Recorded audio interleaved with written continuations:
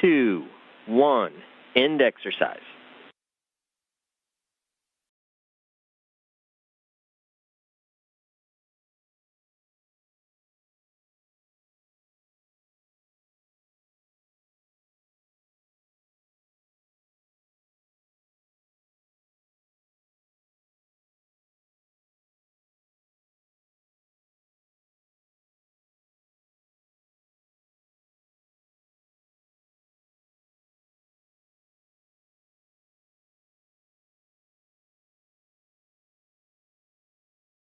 So again, we are bringing you live coverage of a spacewalk today to install a modification kit ahead of upcoming solar array upgrades. Today's flight director will be Diana Trujillo, and she previously narrated an animation of the tasks that we can expect to see today. So let's take a look. The crew will start by removing the C2B2 boom from the base, attaching an extension to the base, and installing the boom at the end of the extension. This action shifts the antenna boom by 1.5 feet, clearing the antennas from structural blockage. These steps conclude the relocation of the C2B2.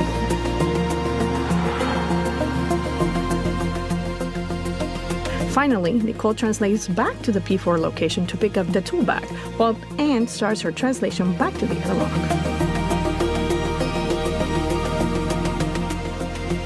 Shortly after, Nicole begins her translation back to the airlock as well. Both crew members will ingress the International Space Station through the airlock, completing their planned 6 hours and 30 minutes spacewalk.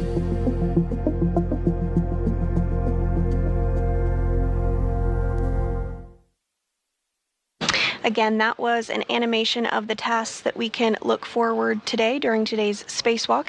And here on your screen, you are getting a view of some of the flight control team.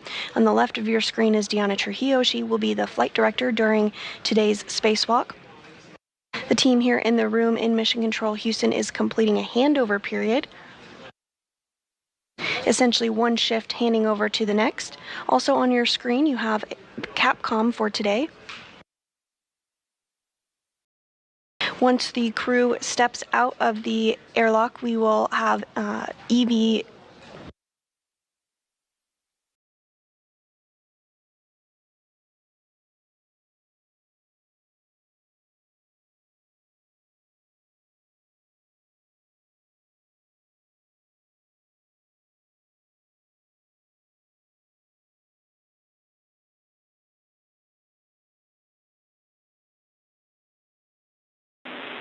Three, 2, 1, end exercise.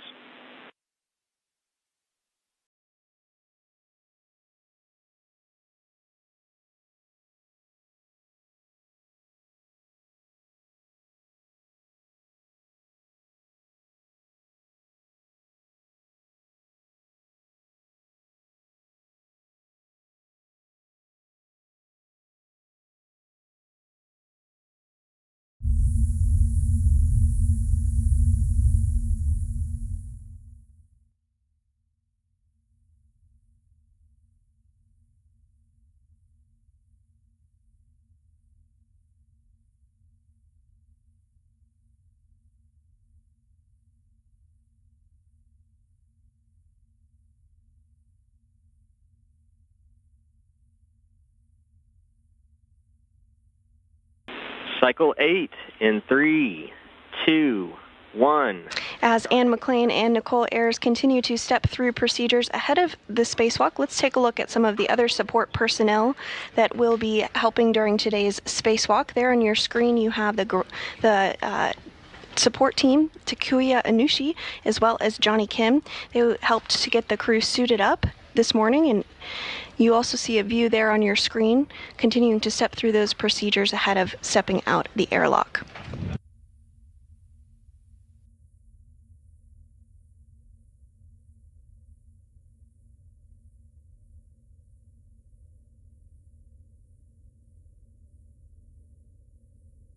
Additionally, there is an entire support team here on the ground helping to ensure today's spacewalk goes smoothly. You see some of the team members there, Diana Trujillo, who we discussed, the spacewalk flight director today, but we'll also be hearing from Marcos Barrios once we do get into today's spacewalk. He will be the individual that will be communicating with Anne McLean and Nicole Ayers.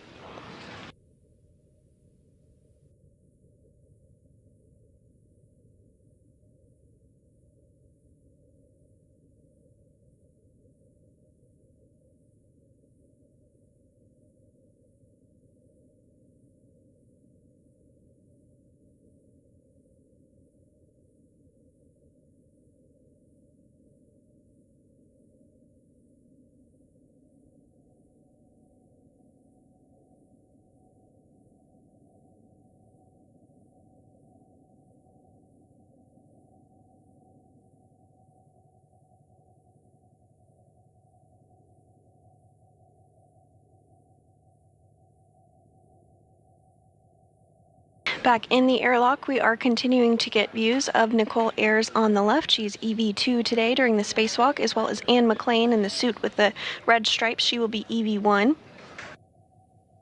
First spacewalk for Ayers and the third for McLean.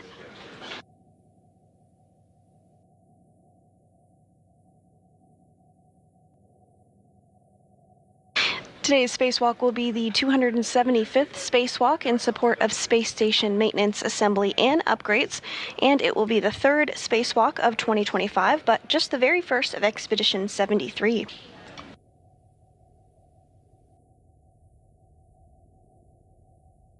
And pre-positioned in the airlock already, you see behind our spacewalkers today that long bag. That's the strut bag where some of the modification kit is housed. The crew will be utilizing that later in today's spacewalk to actually build the modification kit.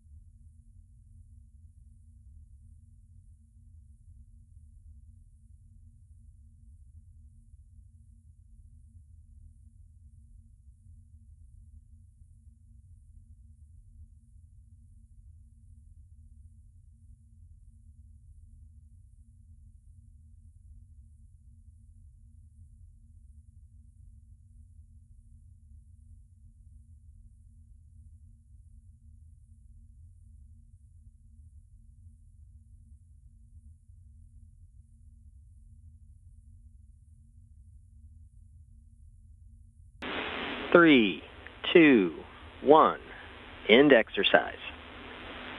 Almost there.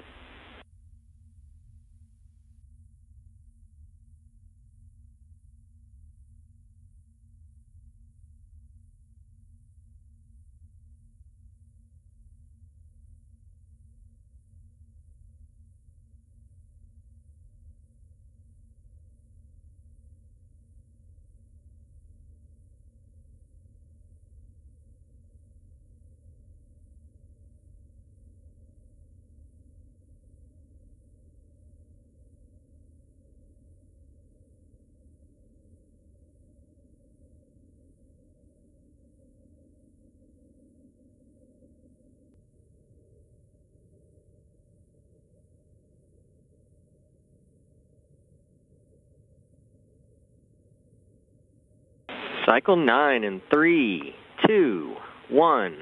Start exercise.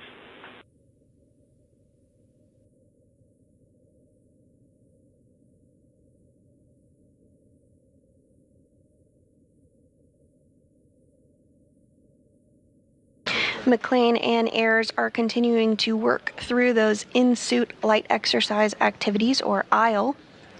Earlier this morning, they worked through procedures to pre-breathe 100% oxygen, which helps to purge nitrogen from their bodies. And then these ISLE activities help to further purge additional nitrogen. These movements help to acclimate their bodies to the lower pressure of the spacesuit and will purge that excess nitrogen to avoid getting the bends or decompression sickness, similar to what divers on Earth might experience.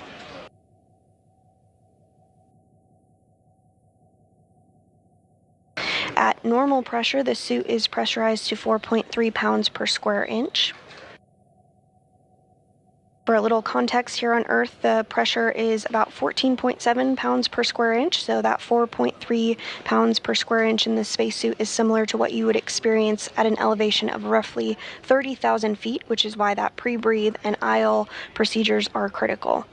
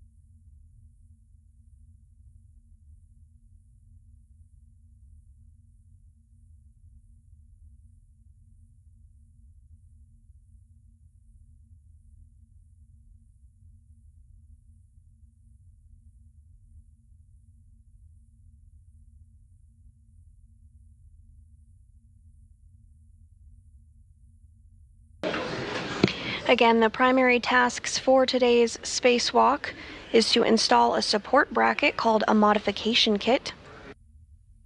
This kit helps to prepare the site for future installation and deployment of the fourth of 6 new International Space Station rollout solar arrays, or IROSAs. Today's installation will take place on the 2A location of the International Space Station, and McLean and Ayres will install the modification kit to the mass canister at the base of the original solar arrays. Additionally, 3, 2, 1, end exercise. Additionally, the duo will relocate. Oh, so close now.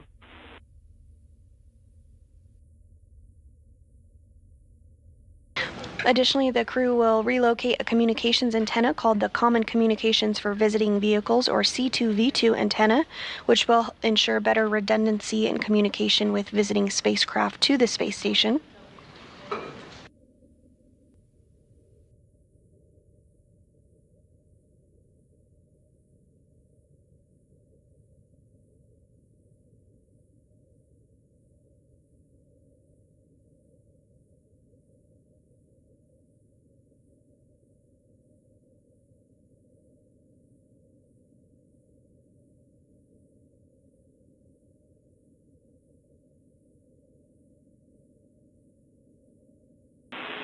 Last cycle in 3, 2, 1, start exercise.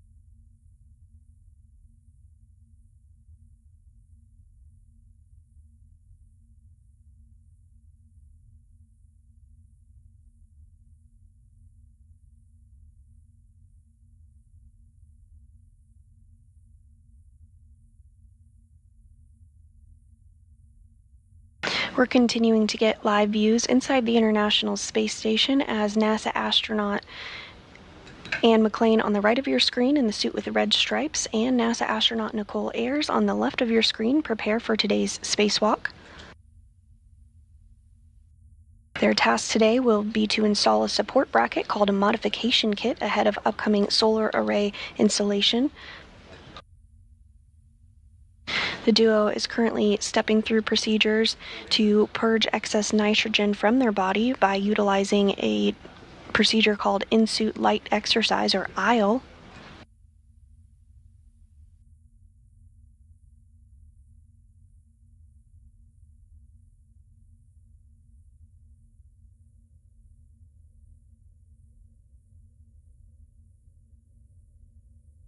Once the ISLE exercises are complete, the duo will be moved into the crew lock portion of the International Space Station, which is where that strut bag is located just directly behind them. At this point, the hatch will be closed and depressurization procedures will take place. But we'll continue to provide live coverage and step through all of those procedures alongside you.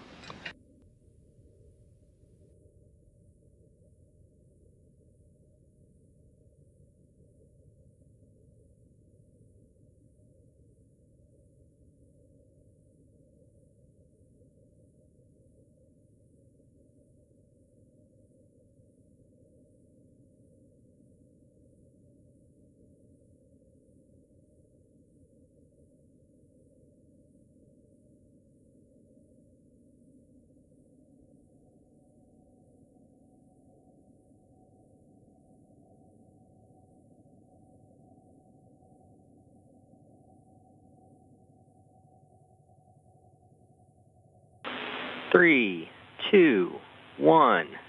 End exercise. You made it. I would say give yourself a pat on the back, but you know.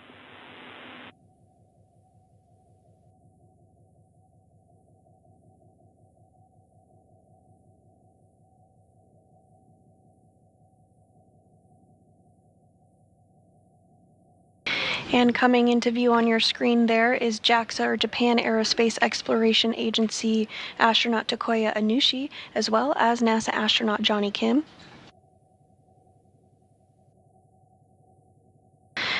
They will be assisting McClain and Ayers this morning.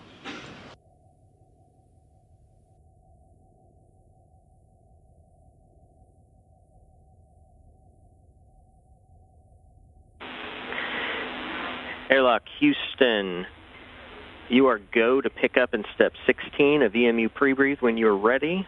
As for step 15, we see that not complete yet. That can be done at any time. Copy, okay.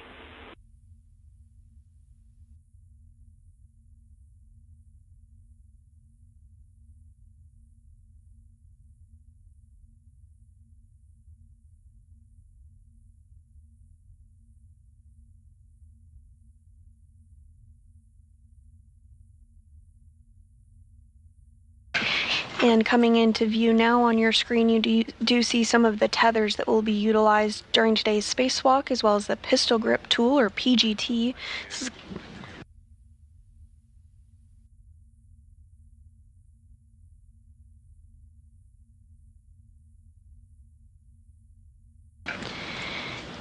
And you see Onishi working to get those tethers secured to NASA astronaut Anne McClain in the suit with the red stripes on the right of your screen.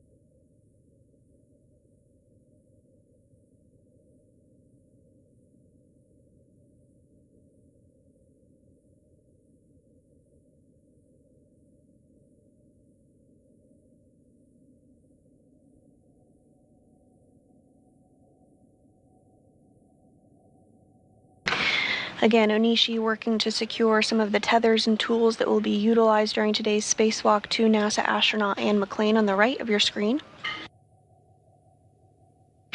And now NASA astronaut Johnny Kim will work to do the same on NASA astronaut Nicole Ayers on the left of your screen, who will be serving as EV2 during today's spacewalk.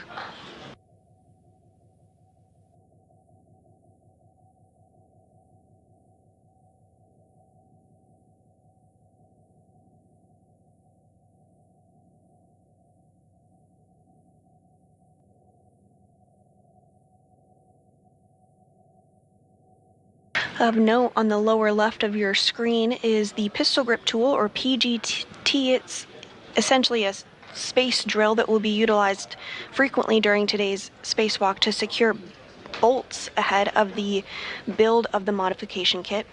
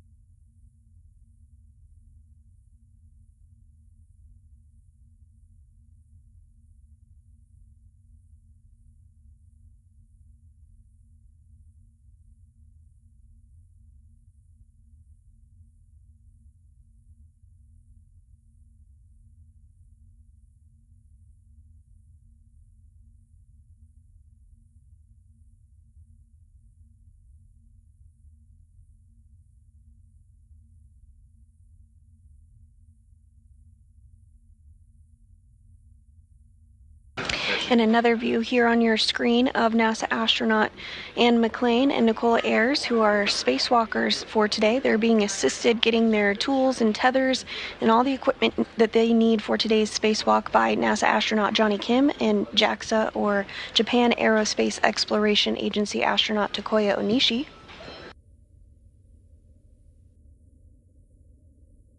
The primary tasks for McClain and Ayers today is to install a support bracket called a modification kit, which will prepare the site for future installation and deployment of the fourth of 6 new International Space Station Rollout Solar Arrays, or IROSAs.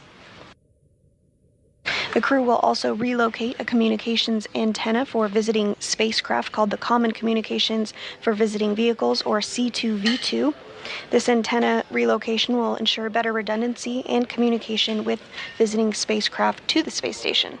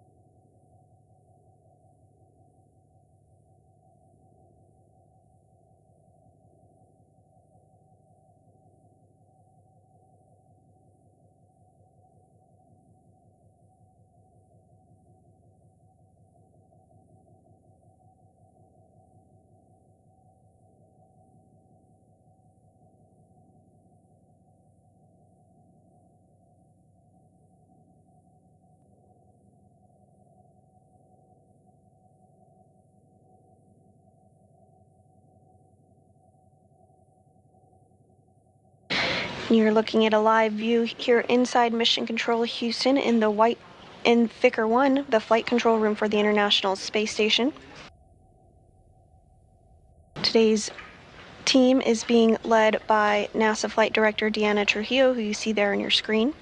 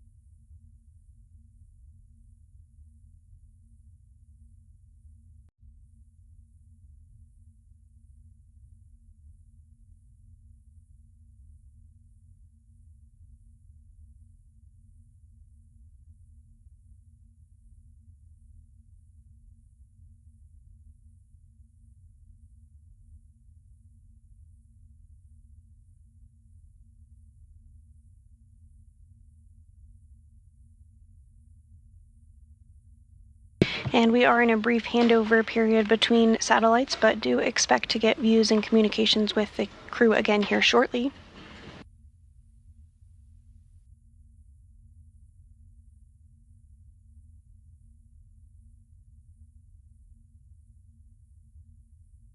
At this time, the International Space Station is flying 270 statute miles over the North Pacific Ocean, approaching the coast of Oregon.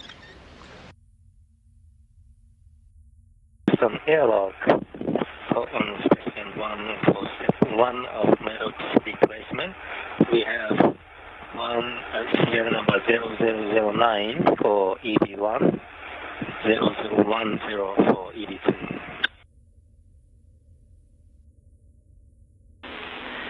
Copy that. Those are good numbers, Tuck. You are go in Step 1. Go.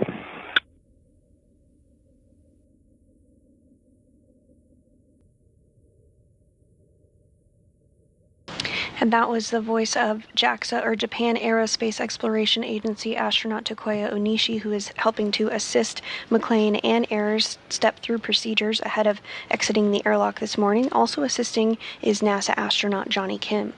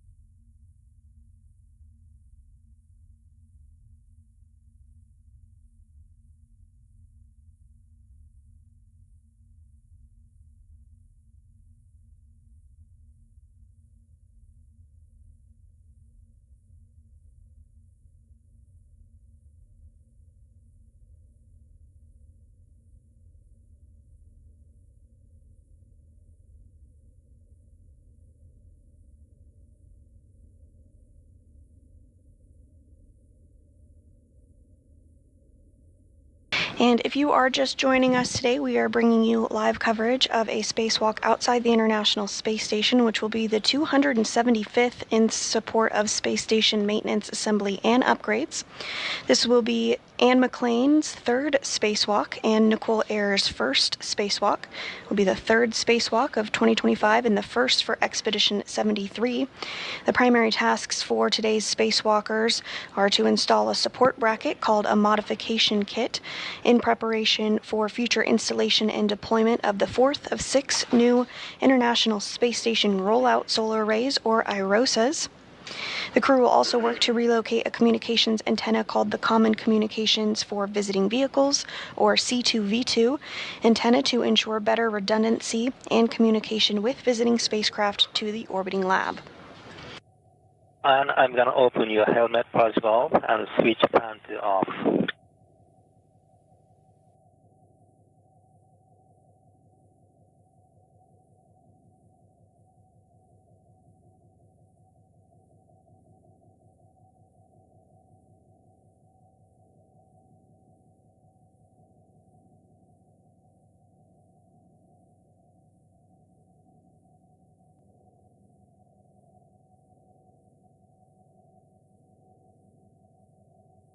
And here on your screen, we are continuing to get views of NASA astronaut Anne McClain on the right hand of your screen and NASA astronaut Nicole Ayers, who will be our spacewalkers today.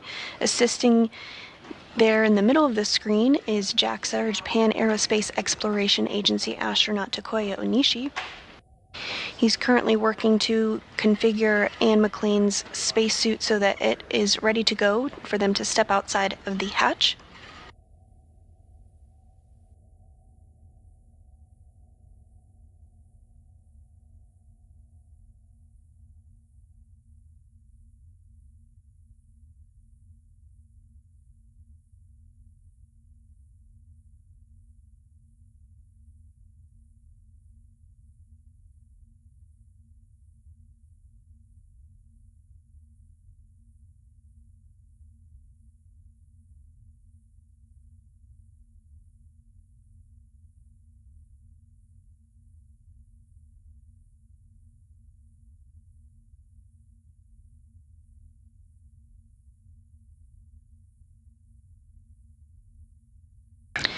The spacewalkers today are wearing the Extravehicular Mobility Unit, or EMU, spacesuit, which is essentially an individual human-sized spacecraft containing its own portable life support system.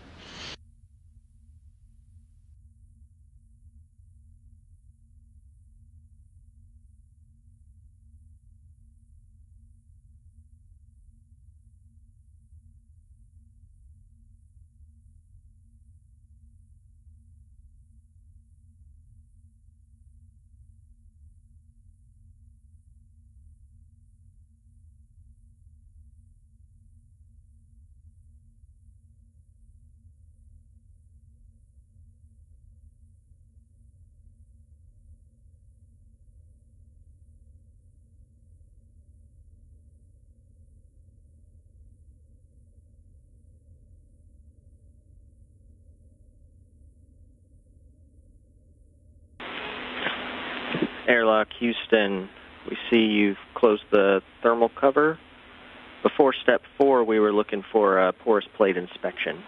Could you get one of that? Could you get that for us, please?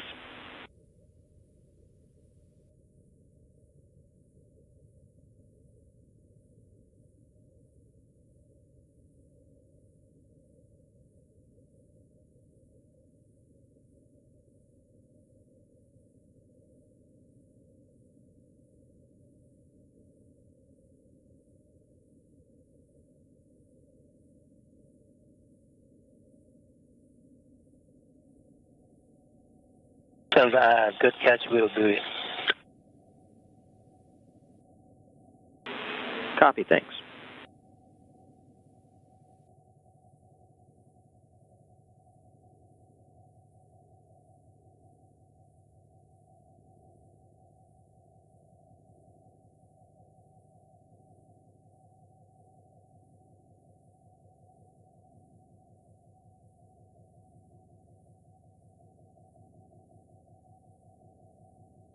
Again, you are seeing JAXA, or Japan Aerospace Exploration Agency astronaut Takuya Onishi, Step through procedures to configure NASA astronaut Anne McClain's spacesuit. There on the right hand of your screen. Assisting is NASA astronaut Johnny Kim.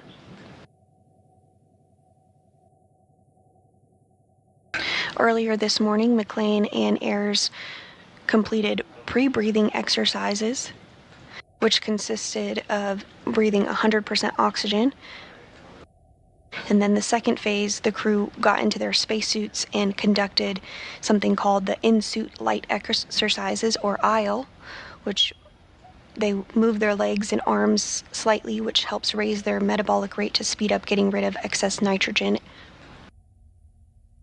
These are precautionary measures that are done before spacewalks to ensure that the spacewalkers do not suffer from decompression sickness.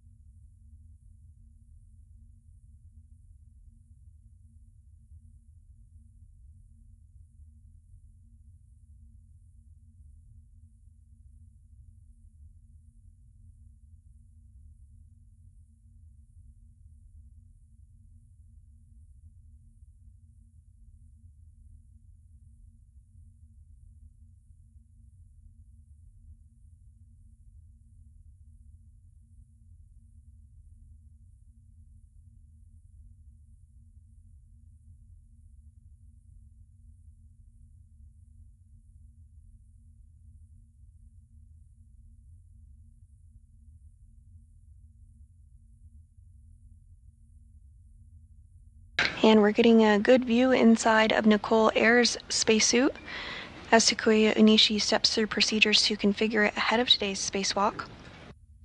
The spacewalk will officially begin when the crew switches their suits to internal battery power.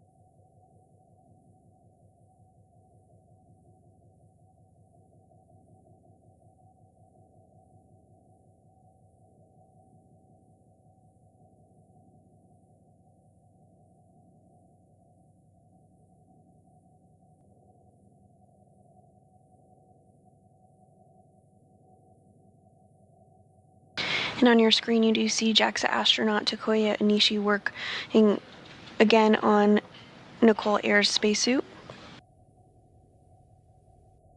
He's installing Medox canisters onto her spacesuit because the crew will be in the vacuum of space. They rely on the spacesuit. It's their primary life support system, essentially a mini spacecraft that has everything that they need to keep them safe in the vacuum of space.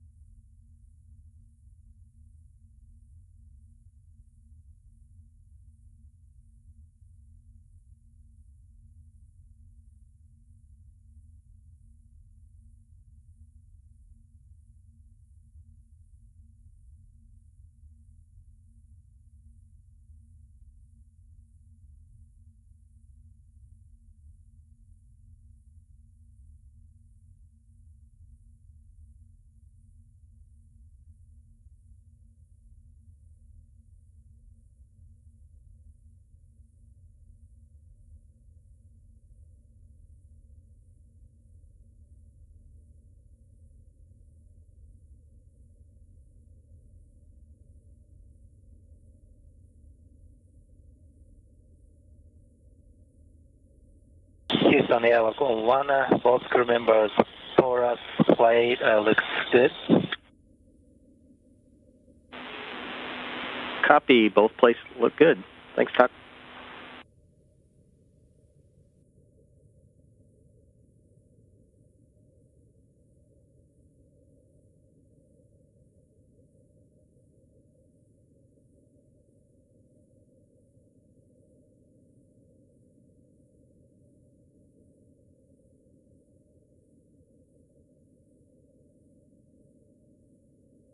Houston Airlock on 1, step 11, recorded GMT 1119. 1119, copy.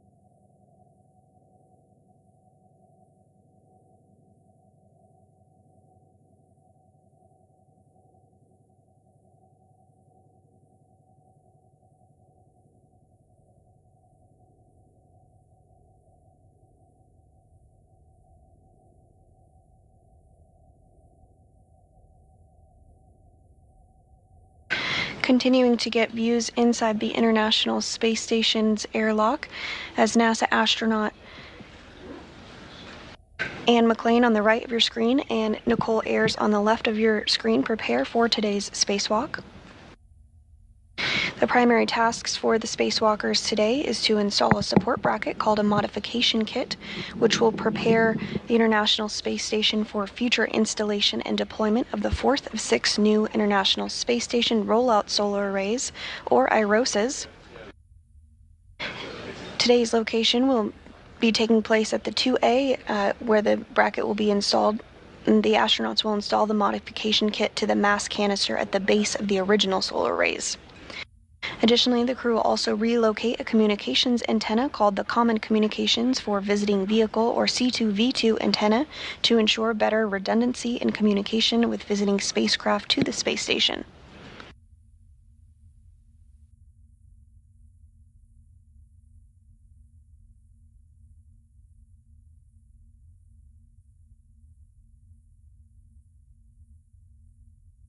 Assisting inside the airlock,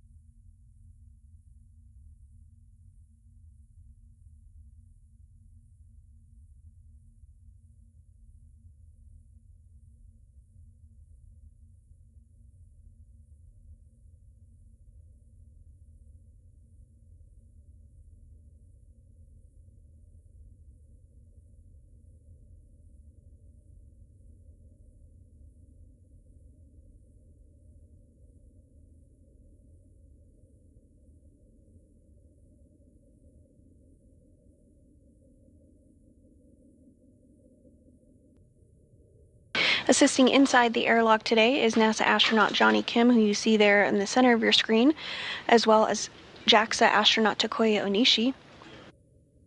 Next up, they're going to work together to get the safer or simplified aid for EVA rescue installed onto today's spacewalkers.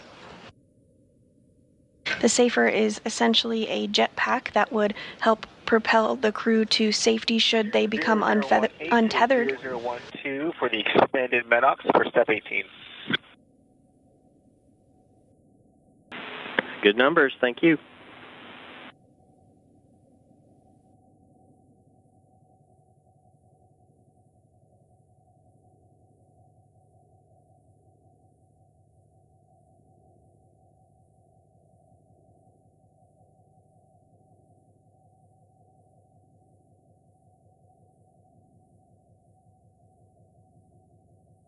Once the safers are installed, the duo will complete some additional checks of their spacesuits to make sure everything is configured properly, including some communications checks with the team here on the ground. And then they'll get the go to move into the crew airlock for depressurization.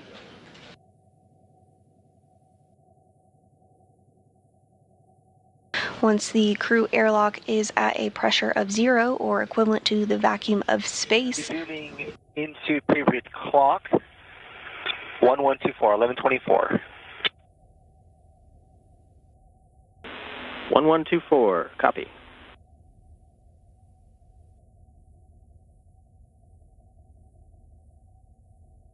Again, once the crew airlock is depressurized down to vacuum, the crew will get the go to open up the hatch and step outside the International Space Station to begin work for today's spacewalk to install an additional install a mounting bracket ahead of the installation of an additional set of International Space Station rollout arrays, as well as to relocate a communications antenna for visiting spacecraft to the International Space Station.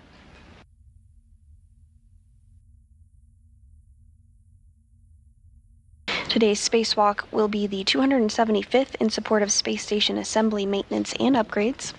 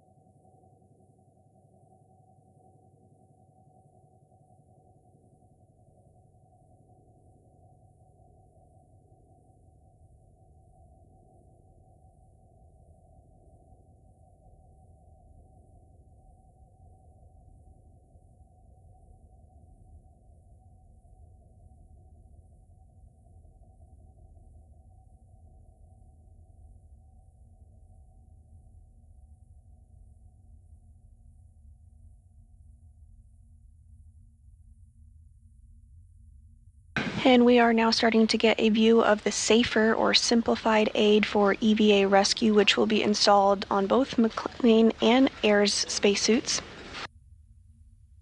The Safer is essentially a jetpack that the astronauts wear when they perform spacewalks as a precautionary measure in the unlikely event that they were to become untethered from the space station. Safer, or simplified aid for EVA rescue, would allow the crew member to safely propel back to the International Space Station.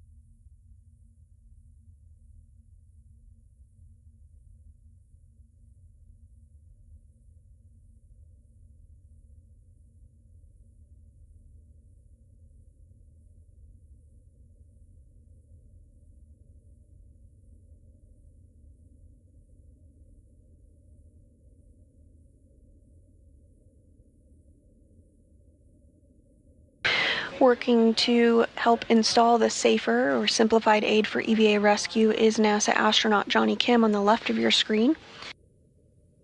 Also assisting is JAXA, or Japan Aerospace Exploration Agency astronaut Takuya Onishi. They'll work together to get that installed on NASA astronaut Anne McClain's spacesuit first. She will be serving as EV1 during today's spacewalk. She's wearing the spacesuit with the red stripes. Following this, they'll work together to get Nicole Ayers' space Safer installed on her spacesuit. She's wearing the spacesuit with the unmarked. She's wearing the spacesuit that is unmarked today and is serving as EV2.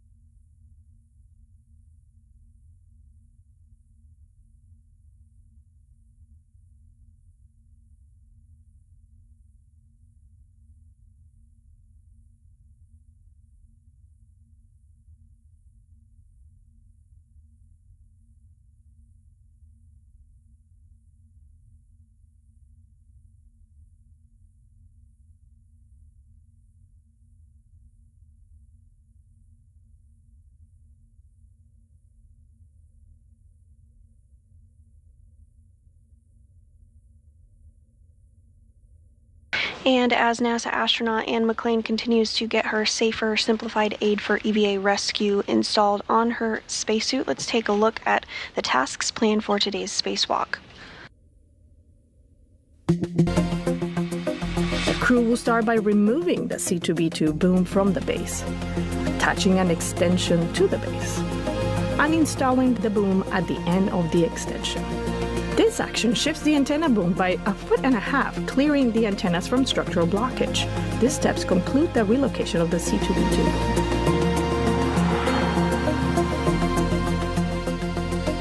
Finally, Nicole translates back to the P4 location to pick up the tool bag, while Anne starts her translation back to the airlock.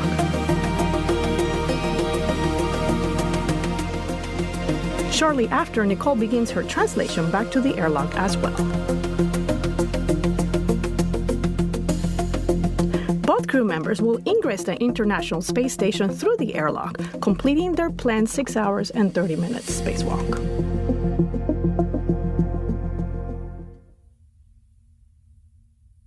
And that is an overview of the tasks we can expect during today's spacewalk. We are getting views back inside the International Space Station. Here on your screen, on the right-hand side of your screen, is JAXA, or Japan Aerospace Exploration Agency astronaut Takuya Onishi.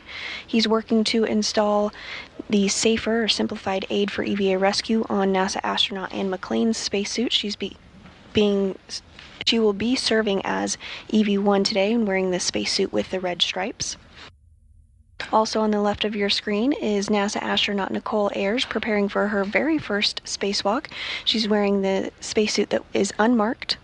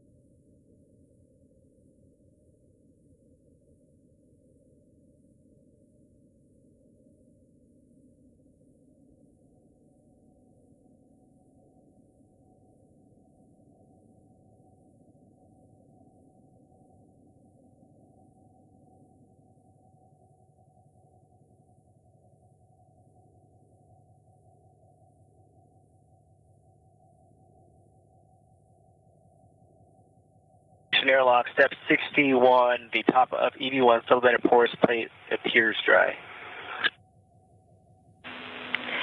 We copy.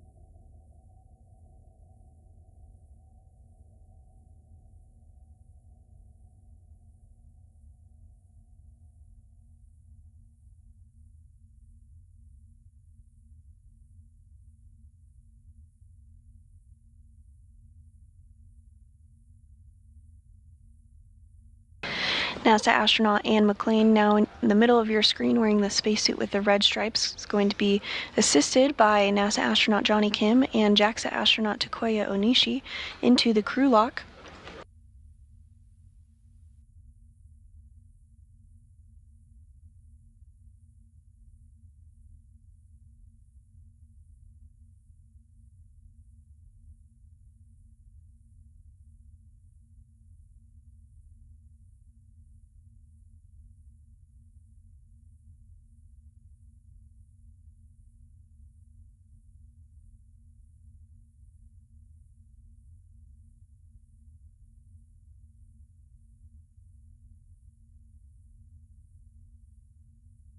Once both McLean and Ayres are in the crew lock, the hatch will be closed, and some communications checks will take place ahead of depressurization.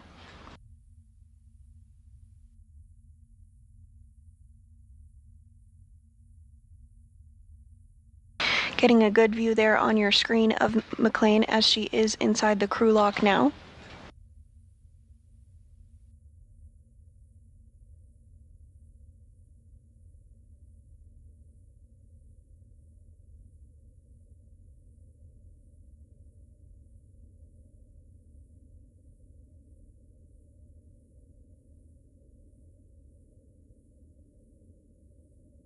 McLean in the spacesuit with the red stripes, now in the crew lock portion of the International Space Station.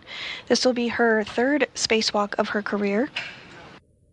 Next up to join her in the crew lock will be NASA astronaut Nicole Ayres, preparing for her very first spacewalk of her career. Today's spacewalk will be the 275th in support of space station maintenance, assembly, and upgrades.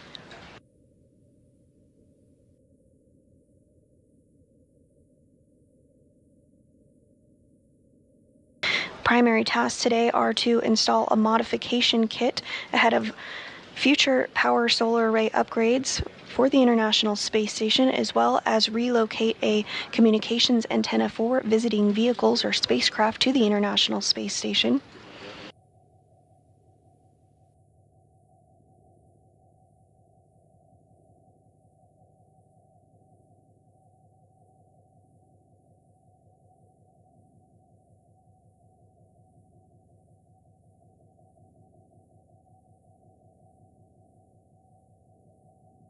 And now coming into your view, you see the SAFER again. That's that simplified aid for EVA rescue. NASA astronaut Johnny Kim and JAXA astronaut Takuya Onishi are going to work to install that on Nicole Ayres. That SAFER is worn as a precautionary measure in the unlikely event that a crew member should become untethered from the International Space Station. The SAFER is essentially a jetpack that would allow them to get back to the International Space Station to retether themselves.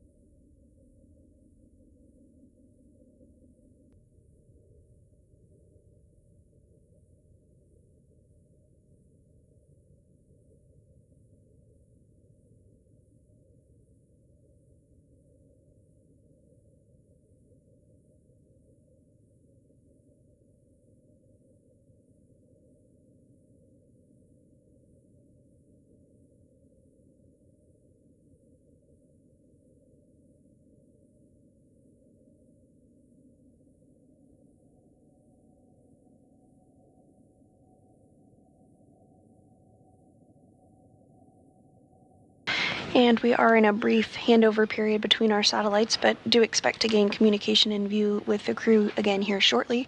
Here in the room, the team of Orbit 2 flight controllers are being led by NASA Flight Director Deanna Trujillo. She just completed a poll of the flight controllers here in the room for a go, no-go for depressurization. Everything looking good and on track for today's spacewalk, the 275th in support of space station maintenance, assembly, and upgrades.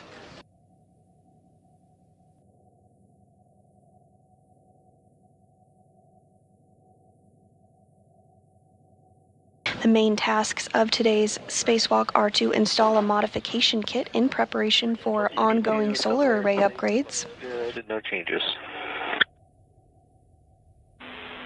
We copy all. Thank you. Additionally, today's spacewalkers will relocate a communications antenna for visiting spacecraft to the orbiting lab.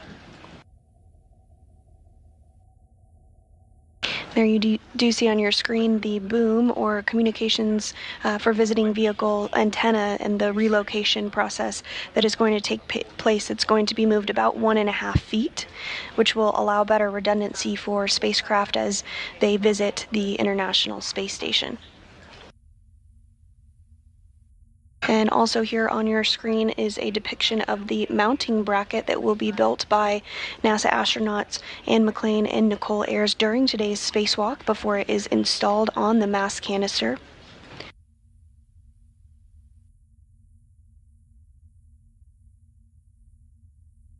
All of this work is done in anticipation of a future spacewalk to install an ISS rollout solar array, or IROSA, on the 2A power channel of the International Space Station there in yellow. Previously, we have completed solar array upgrades on 4 of the other power channels, so we just have 2 more remaining at this time.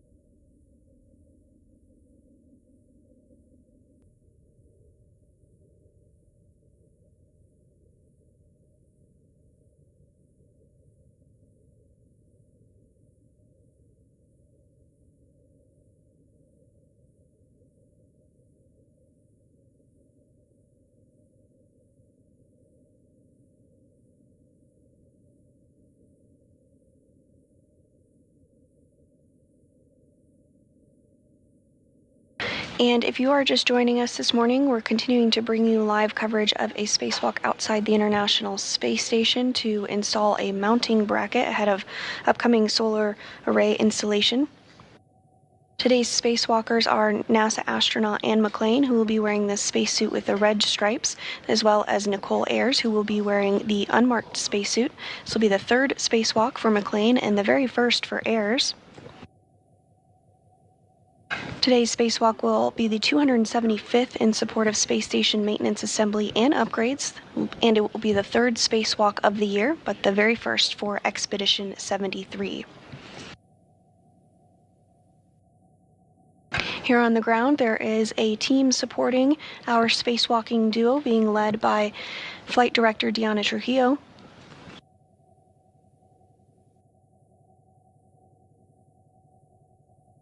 At this time, McClain and Ayers are suited up in their spacesuits and are preparing for depressurization here shortly.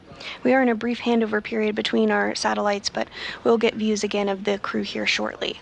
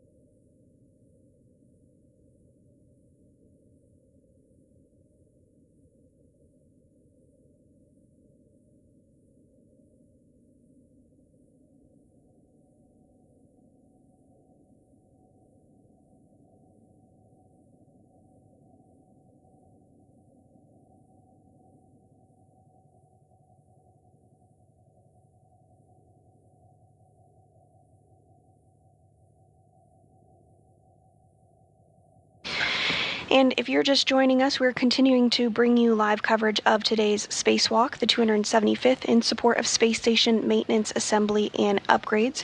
We are in a handover period between our satellites, but we do expect to gain communications with the crew here in a little less than 8 minutes. So let's take a look at some of the tasks for today's Spacewalk.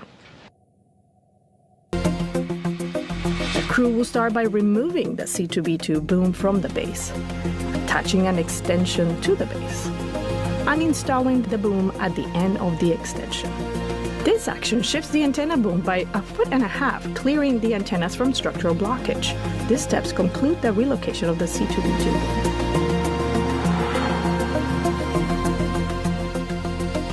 Finally, Nicole translates back to the P4 location to pick up the tool bag, while Anne starts her translation back to the airlock.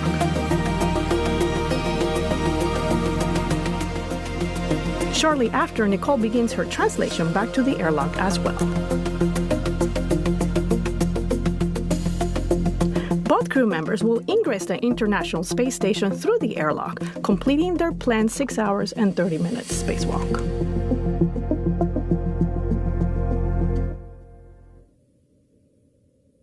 And that was an overview of some of the tasks that we can expect during today's spacewalk. Today's team here in Mission Control Houston is being led by Flight Director Deanna Trujillo.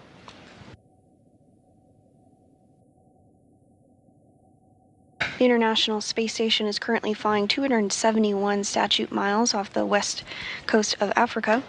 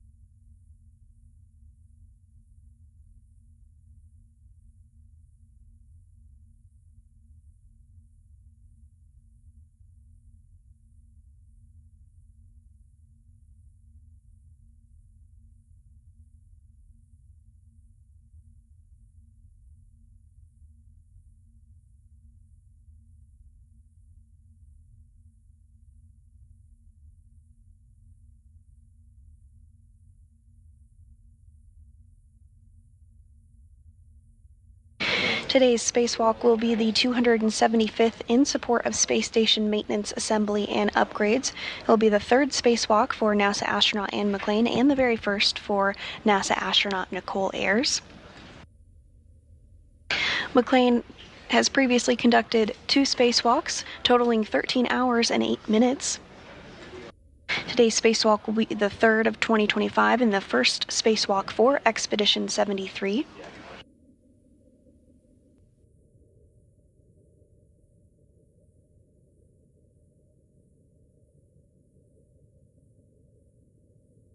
McLean and Ayres arrived to the International Space Station on the SpaceX Crew Dragon Endurance on March 15th, following their launch the day prior. They are currently suited up and stepping through procedures ahead of exiting the airlock today. And there on your screen you do see a graphic of some of the spacecraft that are currently docked to the International Space Station. One of the tasks during today's spacewalk is to relocate a communications antenna, common communications for visiting vehicle antenna, just 1.5 feet over to provide better redundancy for communications for all of those visiting spacecraft that you did just see on your screen.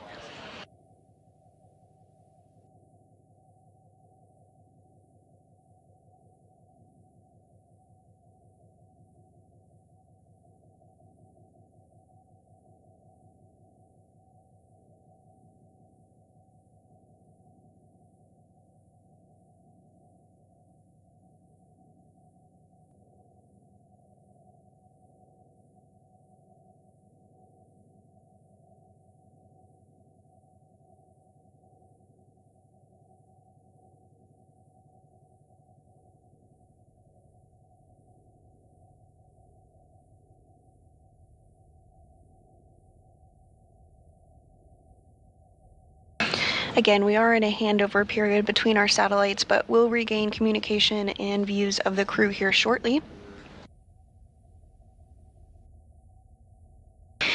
And right on cue, we do have a view inside the International Space Station of our spacewalkers today. NASA astronaut Anne McLean is wearing the spacesuit with red stripes, and NASA astronaut Nicole Ayres will be wearing the unmarked spacesuit today.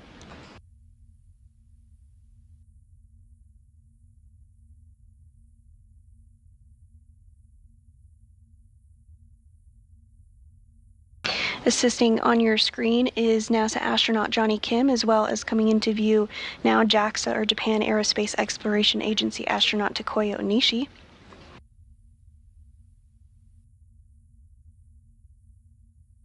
They've helped to get McLean and Ayres suited up and get their SAFERs, or Simplified Aid for EVA Rescue, installed onto their spacesuits, and have performed checks to ensure that everything is as it should be ahead of depressurization.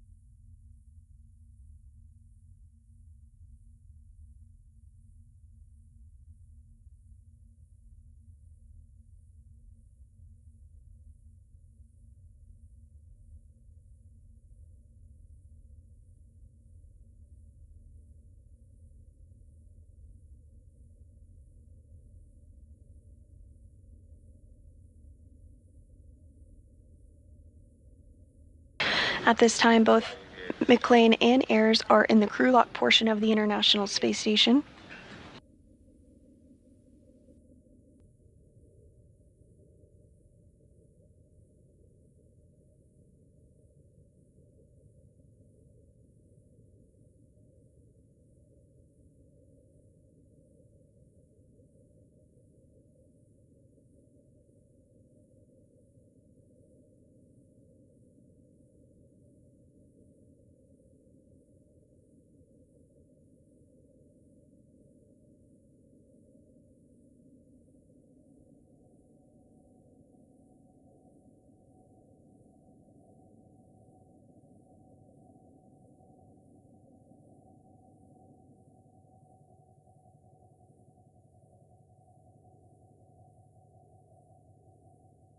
And as Onishi and Kim continue to step through procedures ahead of depressurization, the crew is about 25 minutes down on the timeline today, so we are expecting the spacewalk to begin around 7:40 a.m. Central Time this morning.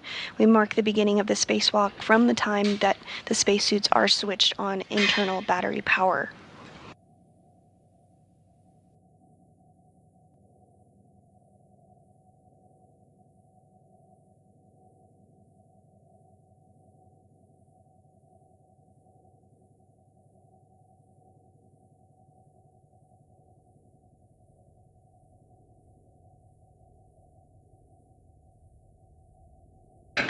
And we are seeing Onishi prepare to close the hatch. Some waves goodbye. See you soon, more like it.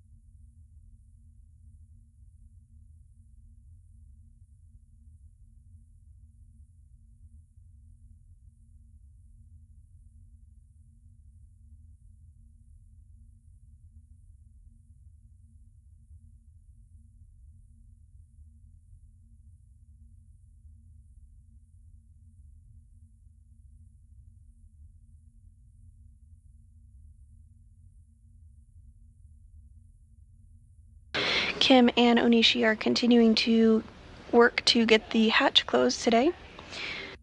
Following this, McLean and Ayers, who are in the crew lock portion of the International Space Station, will complete some communications checks before getting the go for depressurization.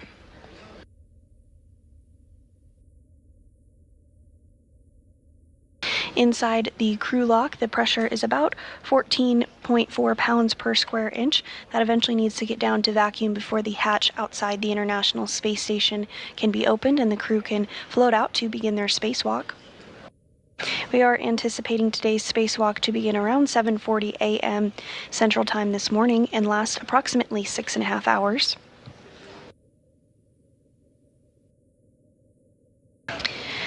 The main tasks for today's spacewalk are to install a modification kit in preparation for ongoing solar array upgrades to the space station, as well as relocate a communications antenna for visiting spacecraft to the orbiting lab.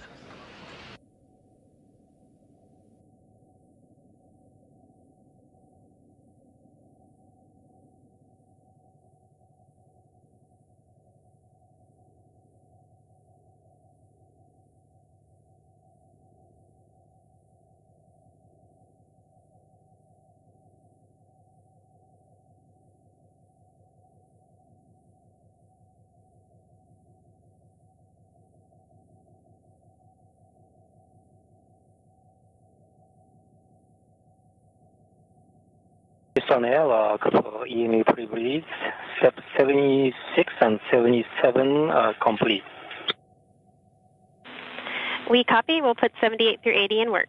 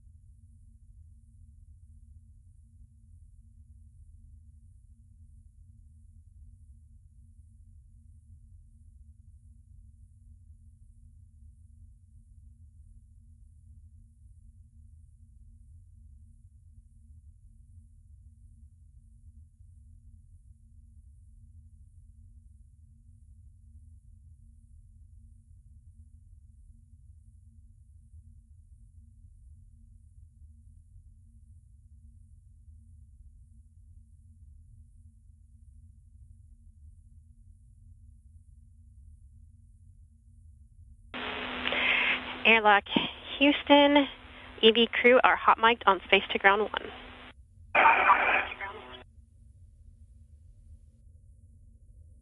Hello, copies.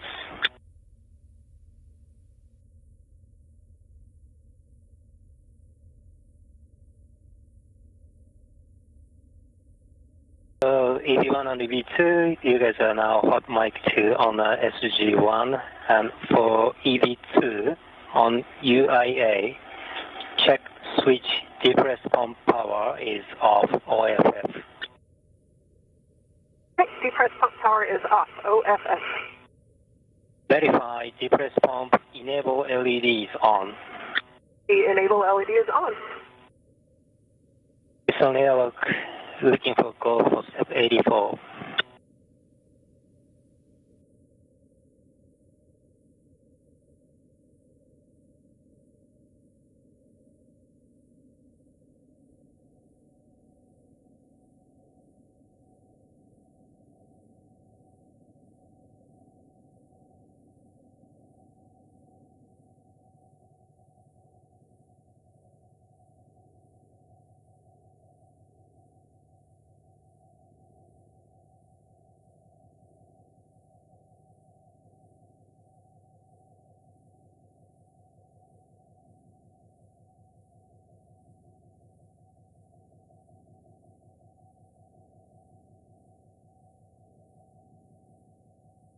Houston airlock on 1 com check.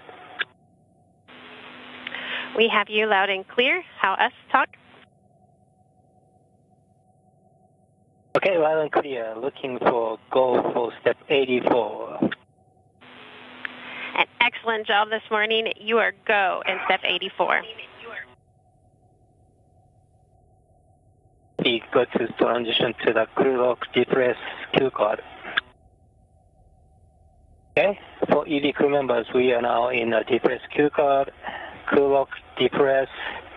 For EV2 on UIA, switch depress pump power to on and wait 10 seconds for complete startup. Right, depress pump power switch is on.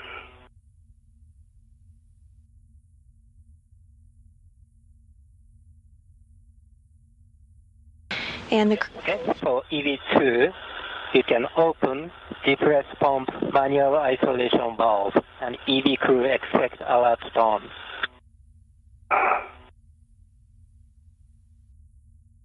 Pump man ISO valve is open. Monitor tutti gauge less than 5.5. EV1 copies. EV2 copies.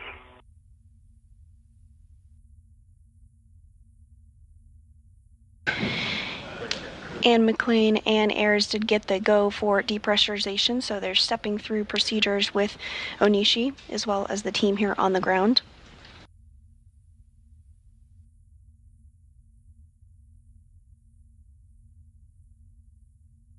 Depressurization is underway.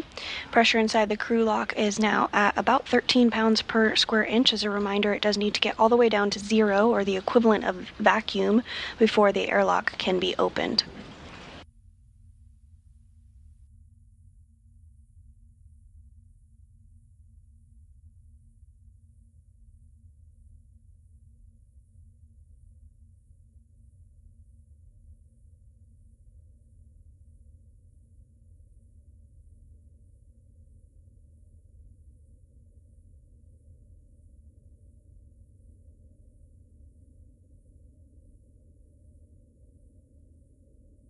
Depressurization does take place in a two-stage fashion. The pressure inside the airlock will get down to 5 pounds per square inch, at which point they'll pause depressurization to do a system check, make sure everything is configured properly before continuing to depress down to 0 or vacuum. Once it does get to vacuum, McLean and Ayers will conduct another suit and communication check with Mission Control Houston before they put their... Houston on 1, can we read the star block in step 2 of the Q card? Copy that. So for both EV crew, if 2P gauge is greater than 5.5, stop, depress, and check MCCH. EV1 copy, suit gauges 5 and steady. EV2 copy and same, 5 and steady.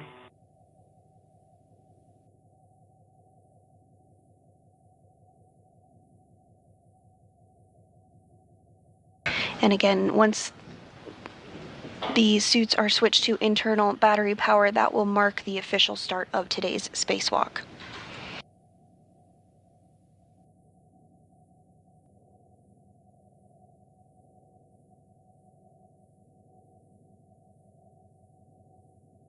Depressurization is continuing as expected inside the airlock. The pressure is now approaching 10 pounds per square inch.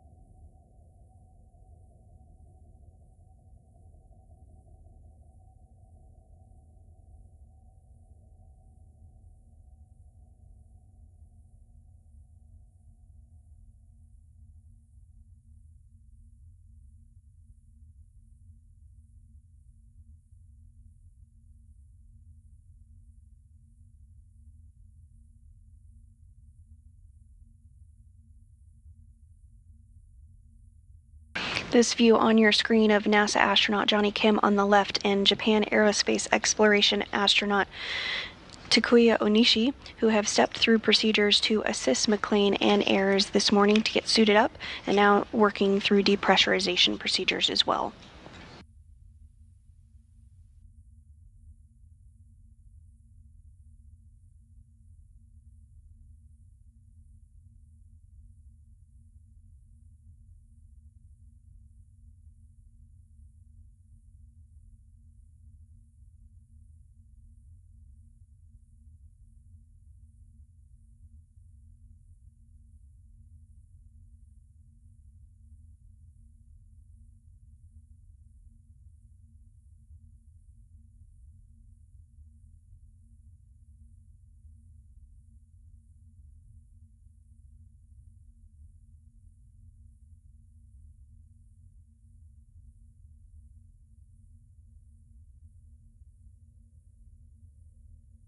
For both crew members, when crew lock at 6.0, EV crew expect alert tone.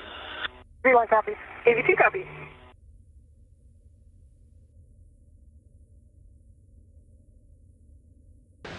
Pressure inside the crew lock now approaching 8 pounds per square inch.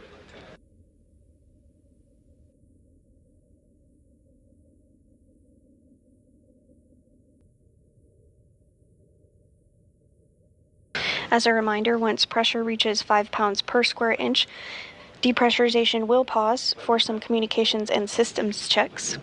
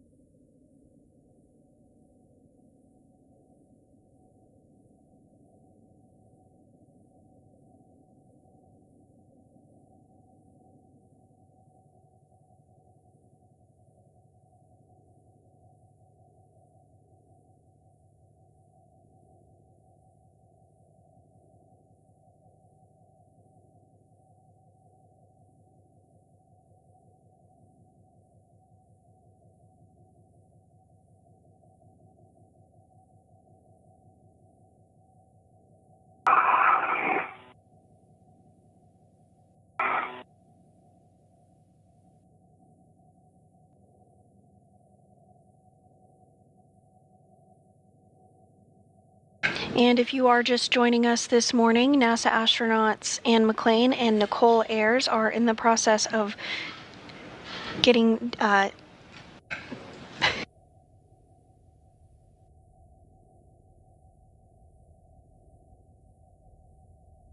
Again, if you're just joining us this morning, NASA astronauts Anne McLean and Nicole Ayres are stepping through procedures to get the crew lock down to vacuum.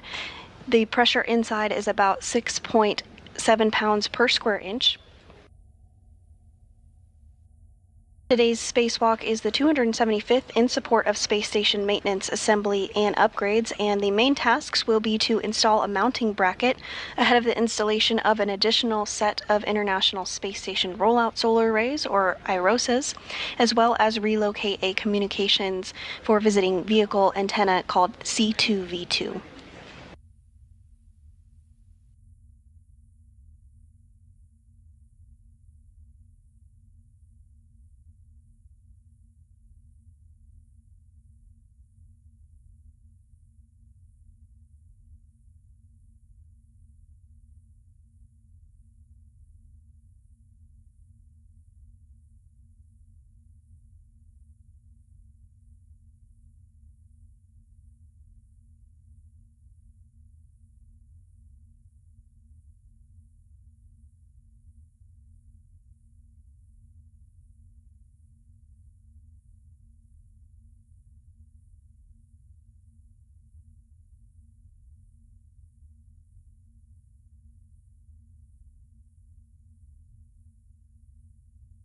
Next step is for EV2.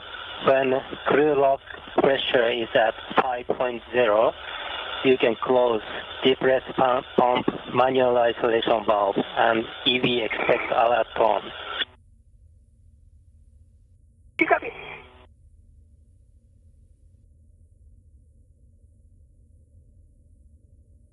Pressure inside the crew lock now approaching 5 pounds per square inch. As a reminder, once 5 pounds per square inch of pressure is reached, there will be a pause in depressurization for some communications and systems checks.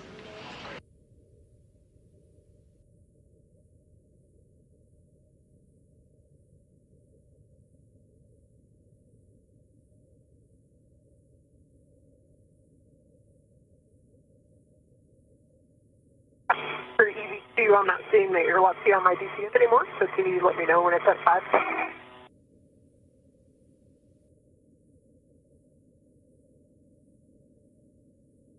Maybe we can switch data switch. We also have data, so we can tell you when to close. We are close. Yep. See it now. It's 5.3. Copy.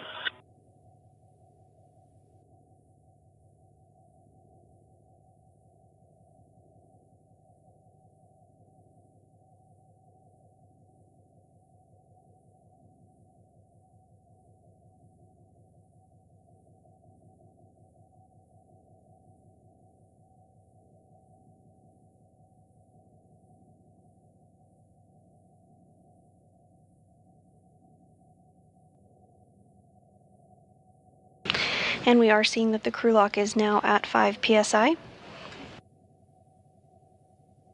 And ISO valve is closed. Copy that.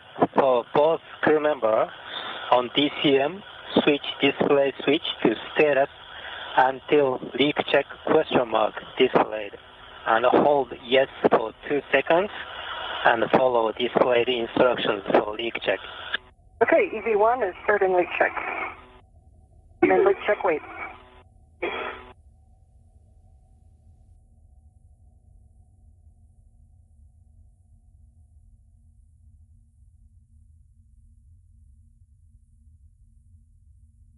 If you see if leakage high should be message, let us know. Okay, copy.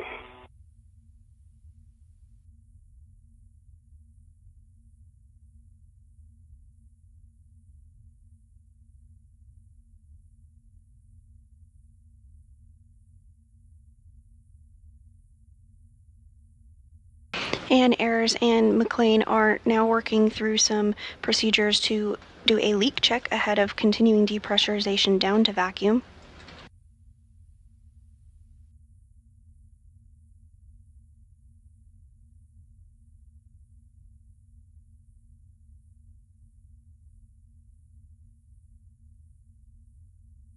EV1 is going to tracks ready to EVA. 2, same. Good call. So for both crew members, set O2 actuator to EVA.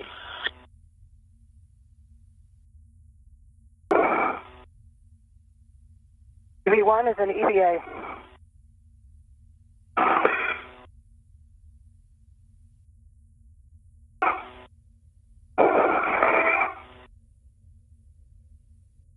So just double check EV2, your auto actuator is also in EVA, right? Standby 1, we're in work.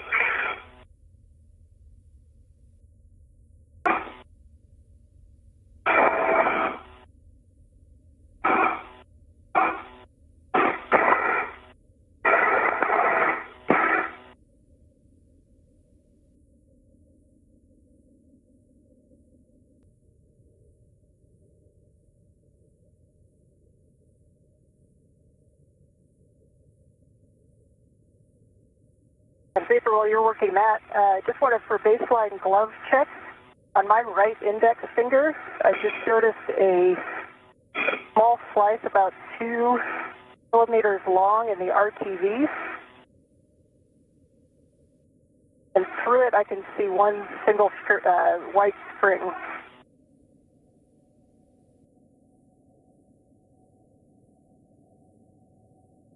Houston Airlock, did you copy that initial baseline glove report from EV1?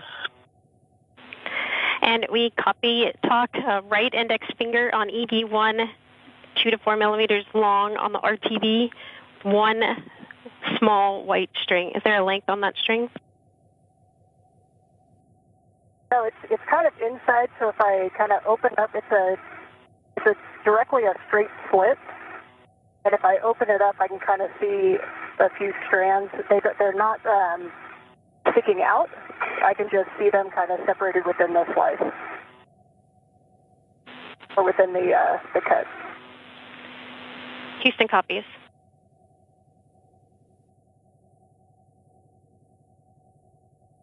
And it was in EVA.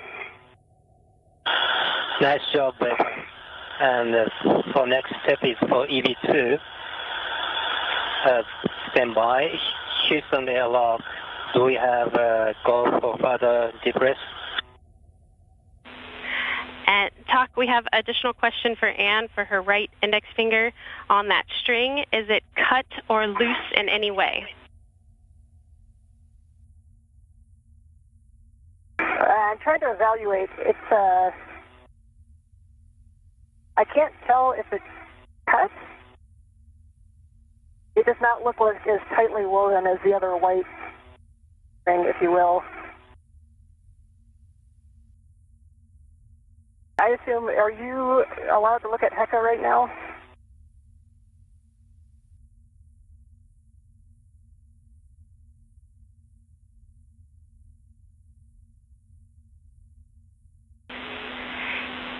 And we copy, we are go for you to turn on your HECA. We would like to take a look at that. I thought so. My HECA is on. I have a green light. Let me know when you're seeing it, and I'll try to give you a good view.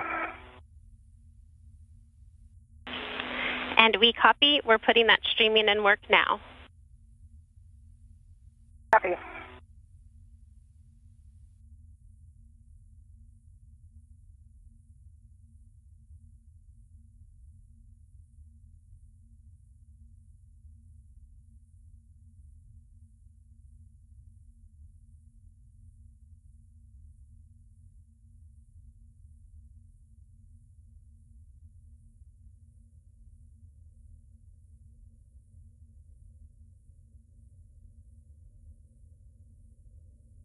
And as part of a baseline glove and HAP check, NASA astronaut Anne McClain did report out some wear on one of her gloves.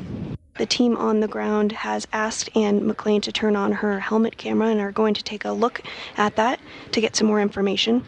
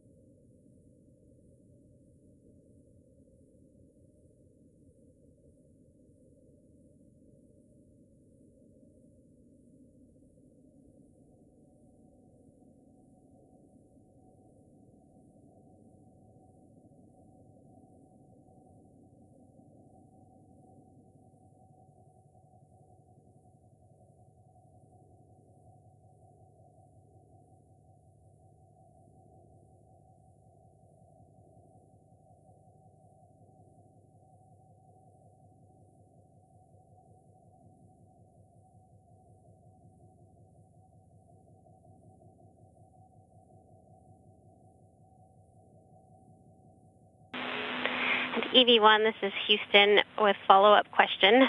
We're still working on the streaming. It'll be about 3 to 5 minutes. While we wait, we're looking for a more clear location of where that string is.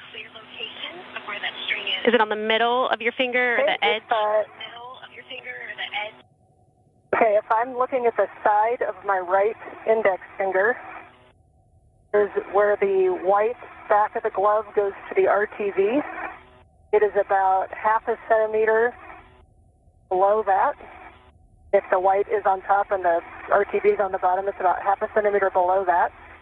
And it is not in the very first gap in the RTV toward the fingertip. It's in the next one down. Right on the, kind of on the edge of where the finger bends. We copy, Ann. Thank you.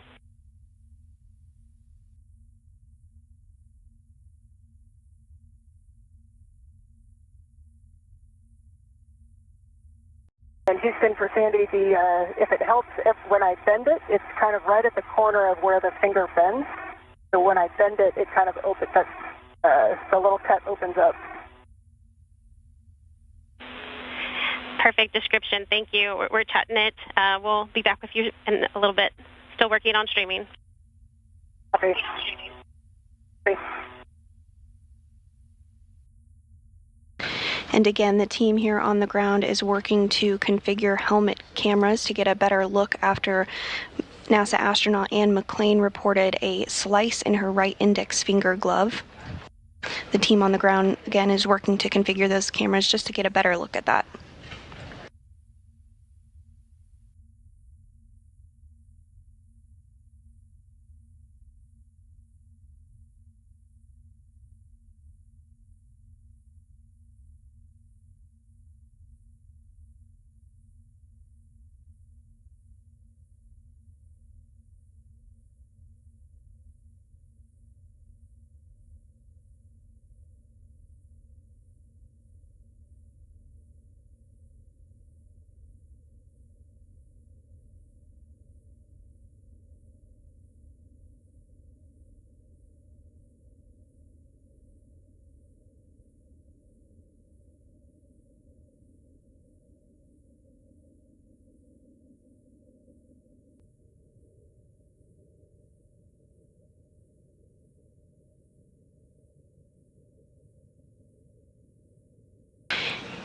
And we are getting views now of NASA astronaut Ann McClain's glove. We are holding pressure at 5 pounds per square inch so the team on the ground can get a better look at that reported slice on her right index finger glove.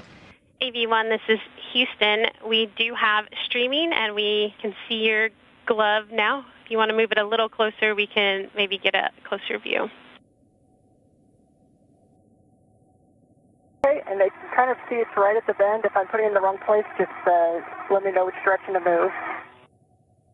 When it's straight, it's... If you could move it away from the light, it's kind of bleaching it out, so more across your body. Perfect, and stand there.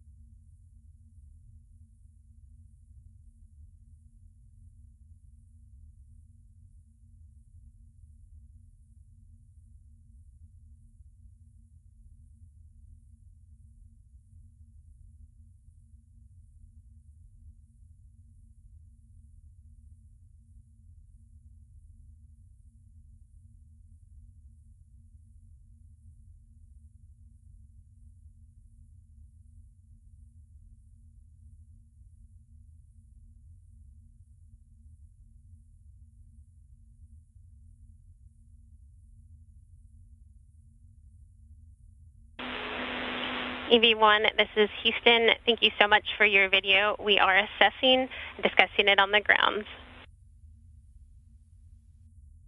Copy, thanks. Let me know if you need any other views.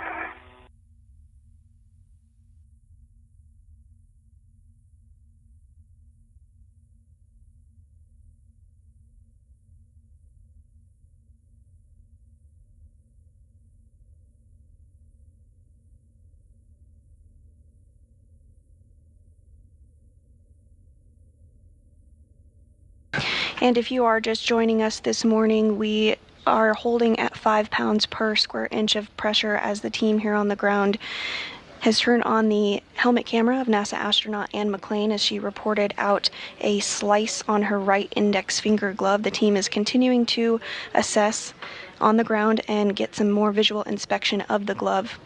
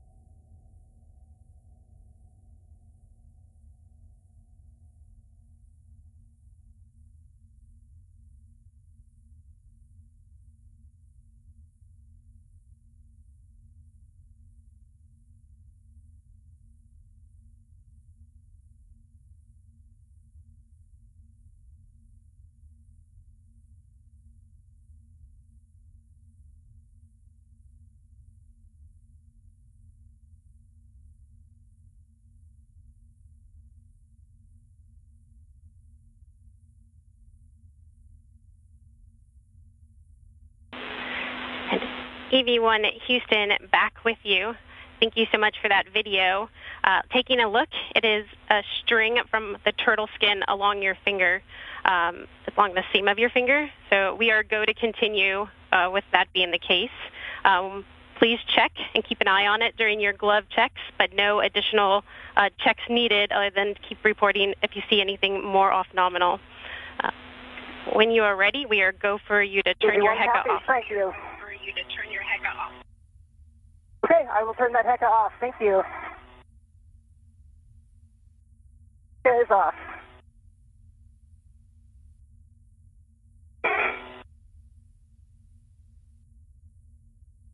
Houston Airlock on 1, we copy that we are still close for picking up.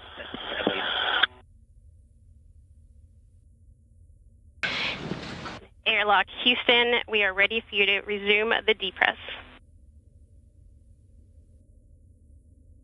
Copy that.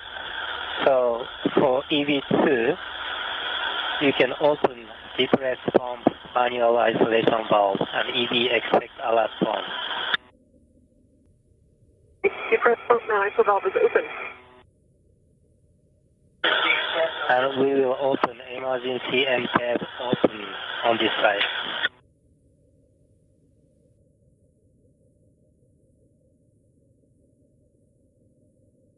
For post crew members, monitor 50 gauge less than 5.5.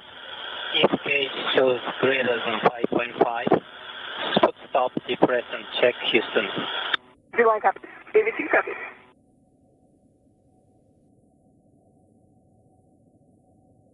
And following visual inspection using the helmet camera on NASA astronaut Anne McClain's spacesuit, the team on the ground is comfortable with proceeding with today's spacewalk following a slice reported by NASA astronaut Anne McClain on her right glove. Depressurization has continued and is now back underway, pressure approaching 4 pounds per square inch.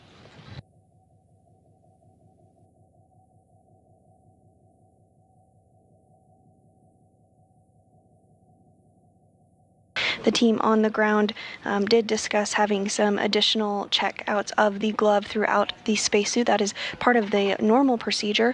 We have glove and what is called HAP, or helmet absorption pad checks, regularly throughout the entire spacewalk.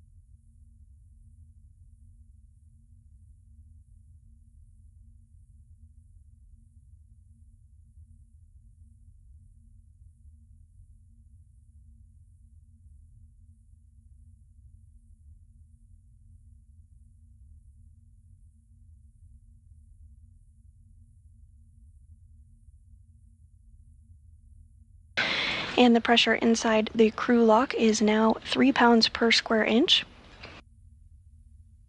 Once we do reach vacuum, or 0 pounds per square inch.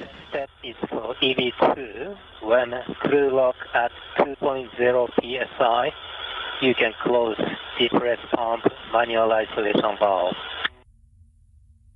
Copy. Once vacuum is reached, some additional checks will take place with the ground before the spacesuits are switched onto internal battery power, which will mark the official start of today's spacewalk.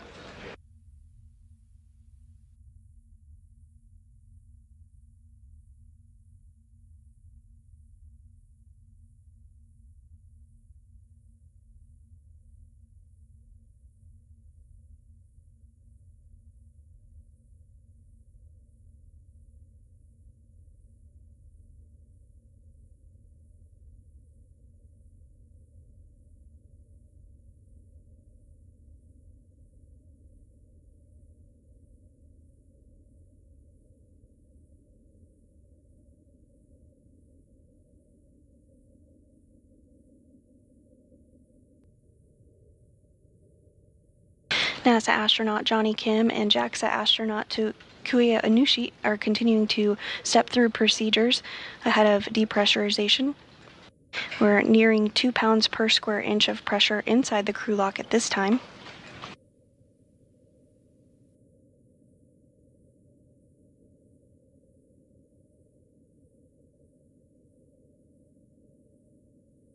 Man, isolation valve is closed. Copy, and the next step is for also EV2. On UIA, switch depress pump power switch power to off OFF. Press pump power is off, OFF. With that, and I will hand you guys over to Marcos on the ground for the data configuration check. Copy. Great job today, Talk, and Johnny, thanks for getting us ready. We'll wait for you guys. Thank you so much. Yeah, thank you guys. That was awesome. And in great vapor, 10 seconds, so I'll hand over. We'll catch you on the other side. See you, Marcus.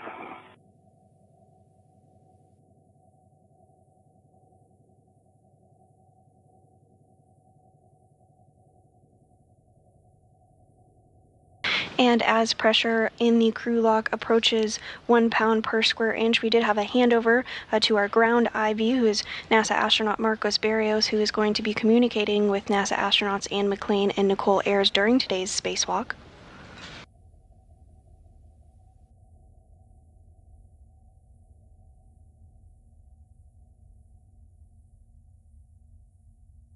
Again, the goal of today's spacewalk is to install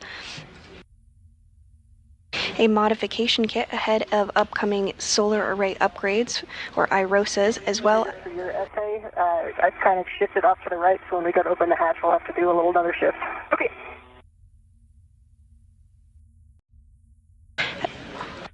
Good morning, Anne and Vapor. The sun is shining outside the airlock right now, and we're ready to continue. So with that, we'll have you report our initial tether configuration. Okay, and good morning, Marcos. This is EV1 Anne. I will start off and then hand off to Vapor. I will start with my right D-ring extender. I have a waist tether, locked, gate closed, slider lock, black on black. That right waist tether is connected to the EV2 safety tether. I see my right waist tether, gate closed, slider lock, black on black. That is hooked to EV2 safety tether anchor hook, gate closed, slider lock, black on black. That goes to her green reel, which is unlocked. See her yellow hook, it's attached to her green reel, gate closed, slider lock, black on black. The green hook of the green reel goes to her red reel, which is unlocked. Green hook is also unlocked. And then I'll pass that on to her for the rest of that tether or that path, and then I'll give you my left side. Okay. I've got my small red hook on my right ring extender. It closed the clock, black on black. My right waist tether is on my right ring extender. It closed the clock, black on black. That goes to the airlock ring extender. It is closed the clock, black on black. And then I've got a left waist tether on my left ring extender. That gate is closed, the clock, black on black. And the large hook of my left waist tether is on my mini workstation.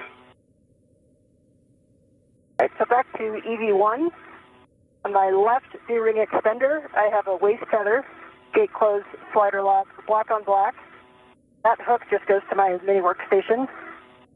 And then my safety tether, red hook, is on my left D-ring extender.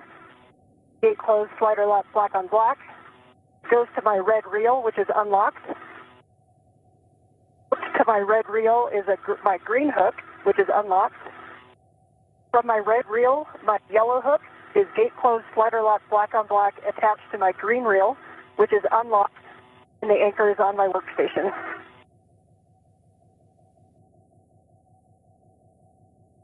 I also have a single waist tether hooked to the airlock D-ring extender, and that's just hooked back to a handrail.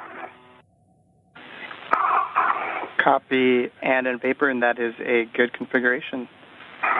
So next, when the change of pressure in the crew lock is approximately 0, expect an alert tone. One copy. Two copies. And just as a reminder, we are going to pause for data review and a go from MCC before proceeding with hatch operations, Anne. One copy. And then as the airlock pressure drops below 0, there are two messages that you might get, just for your awareness. The first one is suit P high. If either of your met rates are very low, that is expected, no action. And the other is H2O is off. If the switch is in the off position for over a certain amount of time, that's also expected, no action needed on your part. One copy. Thanks, Marcos. Two copy.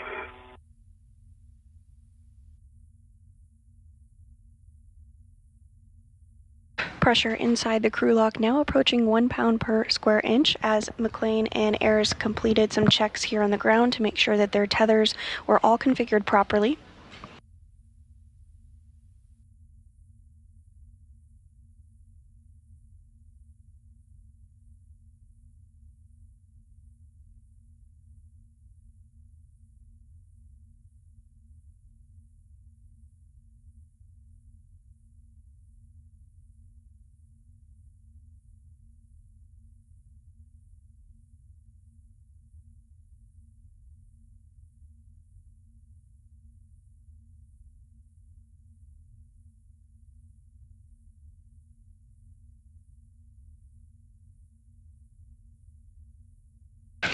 Pressure now less than 1 pound per square inch inside the crew lock with NASA astronauts Anne McClain and Nicole Ayers. Once the crew lock does reach vacuum, the duo will get the go to switch their suits onto battery power, which will mark the official beginning of today's spacewalk.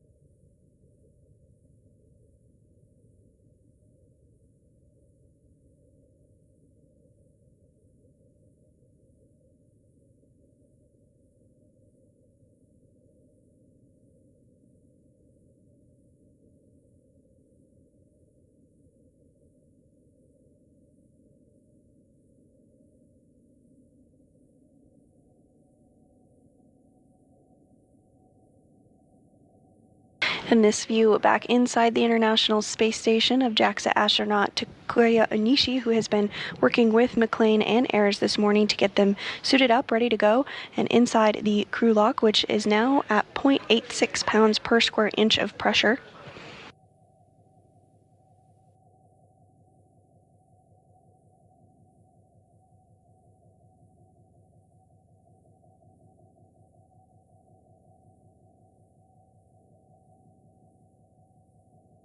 Today's spacewalk will be the third for McClain and the first for Ayers, and the 275th spacewalk in support of space station maintenance, assembly, and upgrades. During today's spacewalk, McClain and Ayers will complete tasks to build and install a mounting bracket on the 2A power channel in preparation for the next delivery of ISS rollout solar arrays, or IROSAs, which will be delivered on a future flight. Additionally, they will relocate a communications antenna for visiting spacecraft to the International Space Station.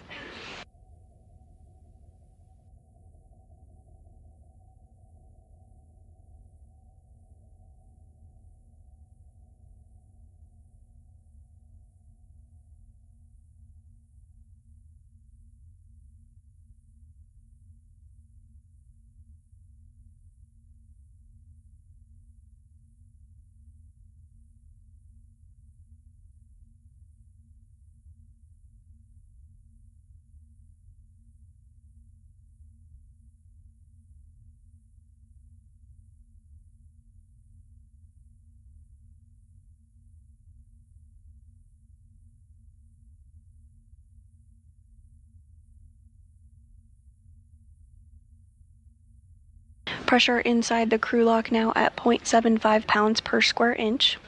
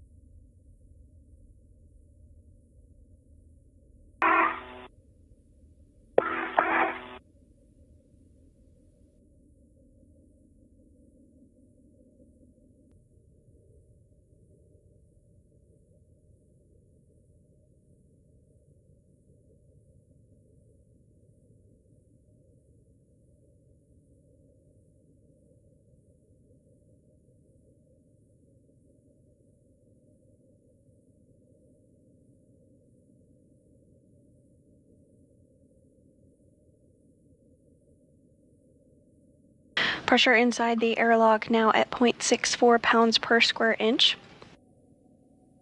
Once pressure does reach a vacuum, which is 0 pounds per square inch, the crew will be able to turn their spacesuits onto battery power, which will mark the official begin of today's spacewalk.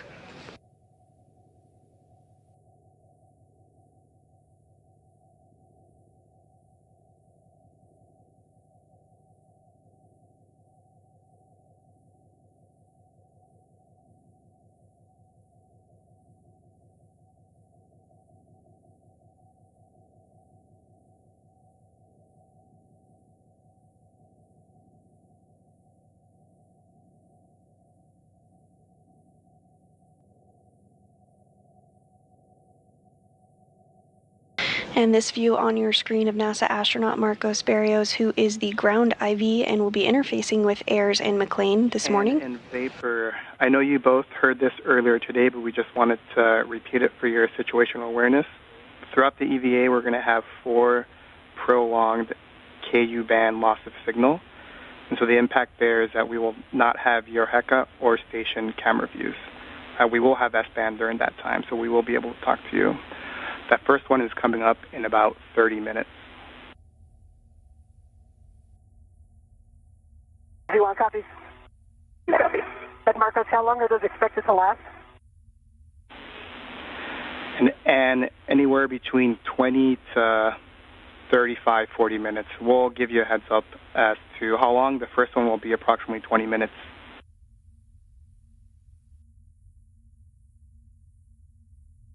Okay, thanks.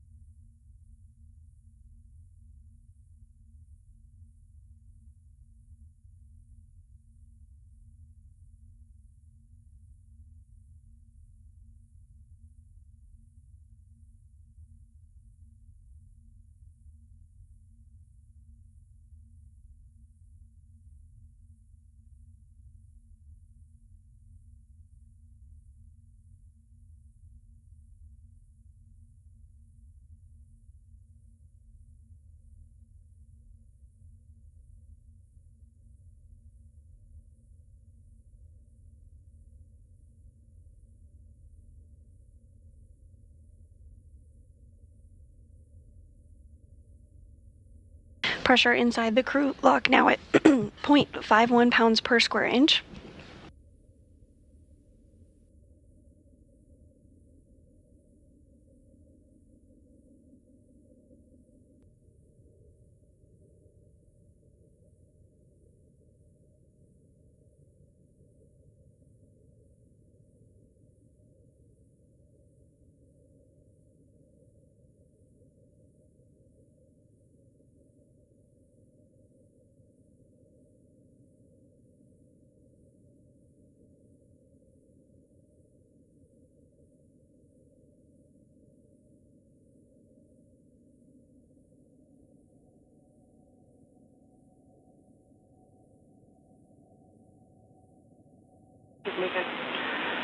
And in Vapor, we're showing the crew lock pressure less than 0.5, and we have a go from MCC to proceed with hatch operations. I see the hatch gauge is reading 0.5. Copy, and hatch gauge is less than 6 psi. You can open the EV hatch and stow it. Copy and work. All right, great. I'm going to shimmy your way a little. Yep, you got room.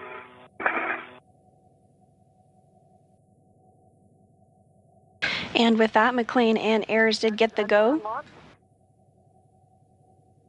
The go to open up the hatch, so we will see them float out here shortly. First, they'll remove the cover of the hatch, and then we'll see them come out from that point.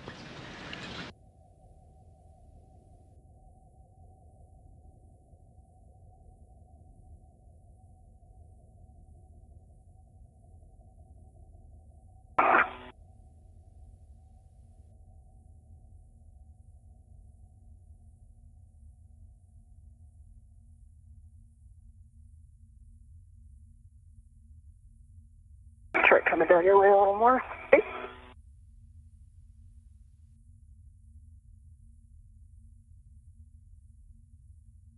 Okay, the EV hatch is open. Hatch is in the hatch key. Copy, and talk, you can close the emergency MPES.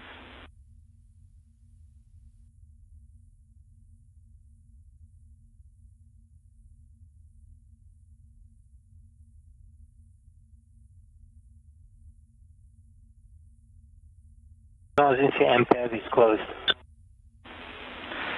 Copy, talk, and then and vapor, we're going to pause again here for another data review before continuing with the post-depress procedures.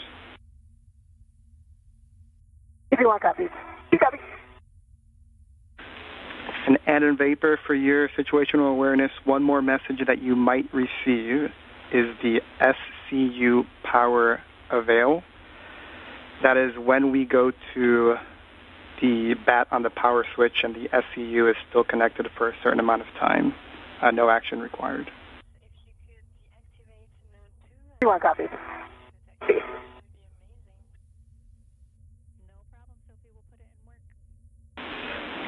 And in vapor data review is complete. We have to go to continue. So on your DCM, we're going to stagger these switch throws, and you will go first. Take your power switch to bat. Expect a warning tone. Expect a warning tone. Power switch to bat. And I got the warning tone.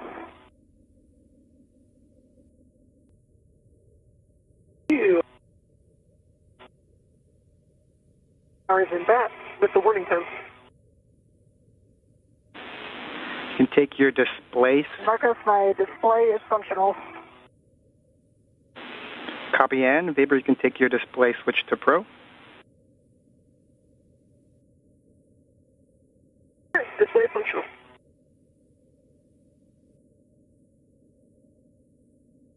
I copy Vapor on the UIA power EV 1 and 2 switch to off OFF, and you will check that the 1 and 2 LEDs are off as well.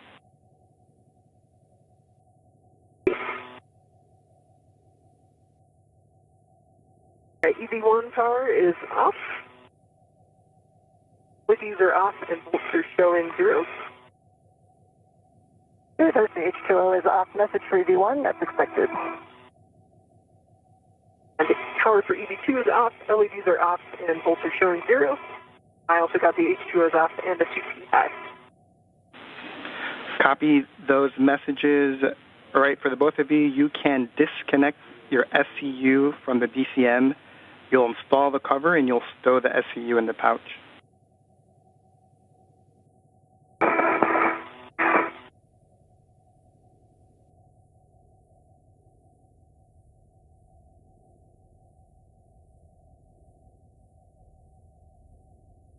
V1, SCU is removed in the pouch.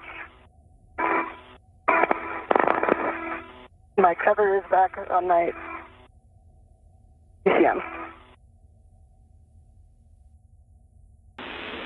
Copy, Ann.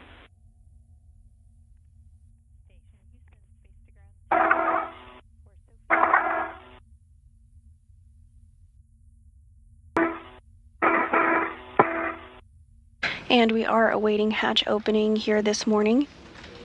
But prior to that, NASA astronauts Anne McClain and Nicole Ayers will switch their suits to battery power, which will mark the official begin of today's spacewalk.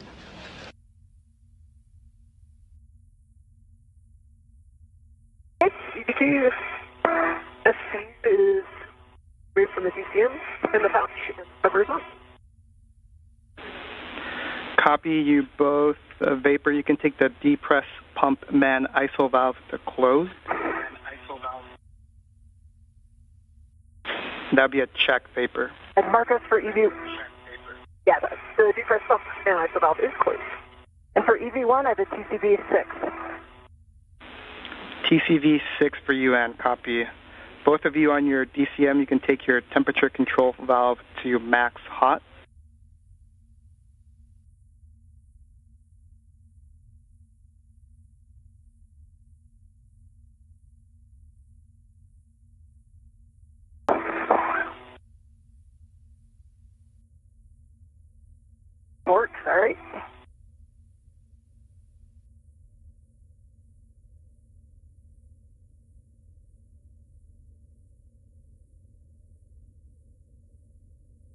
EV1 has temperature control valve and max hot. EV2 safe. Take your water switch to on. EV1, water is on.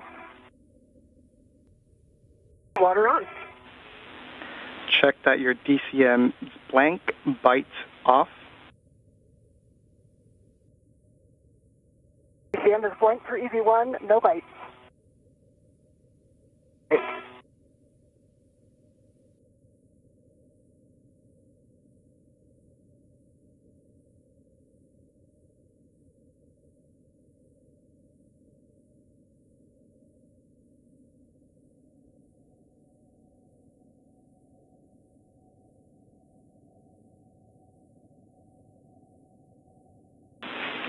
And Vapor, apologies, I may have missed it if you called us with your DCM. I'm sorry, the DCM is blank by lights off. Copy. You can, both of you, take your temperature control valve as desired and let us know what it is, and then please keep us informed if you make those any TCV changes during the EVA.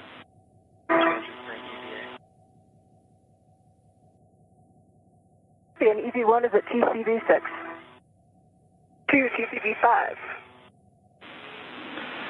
Copy 6 and 5 for EV1, EV2 respectively, and both of you can report your P-suit gauge.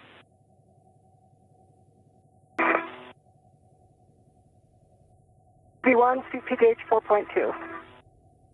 Here's gauge 4.2. Copy 4.2 for the both of you. Visors as required. The sun is out for the next 28 minutes.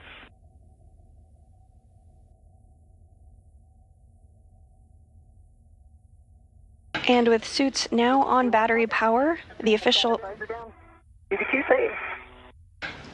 start time of today's spacewalk is 8:05 a.m. Central Time this morning. He's ready.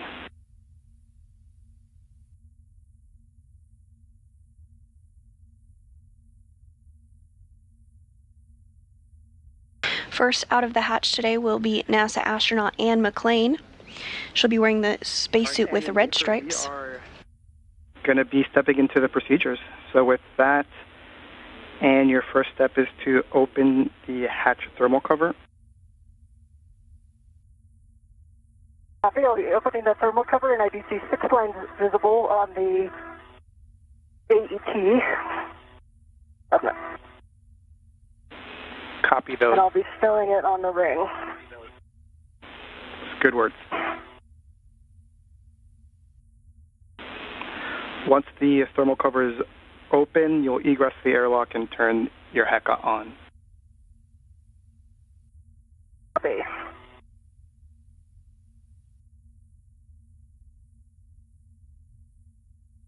Right, it is stowed back onto the ring, and I still see 1, 2, 3, 4, 5, 6.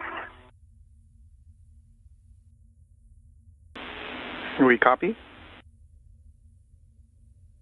And the thermal cover is now open.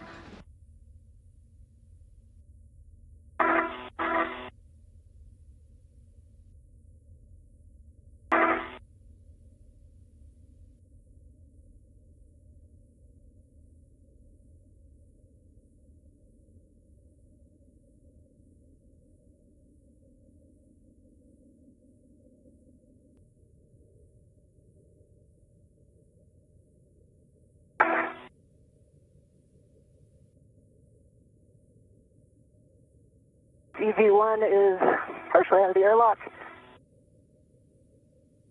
HECA is on. Copy, and HECA is on. You're going to start by attaching your anchor hook to the aft airlock external V-ring.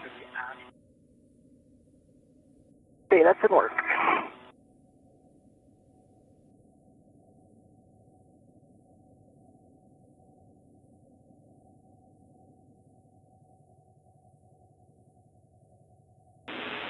And Vapor for you as you wait. Vapor.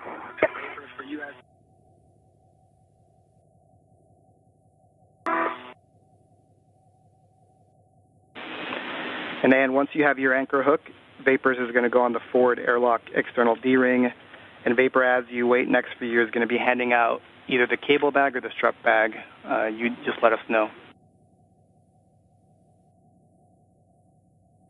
All right, Marcos, my safety tether is attached to the aft gearing extender and gate close slider lock black on black. I'll be working on Vapors. Copy.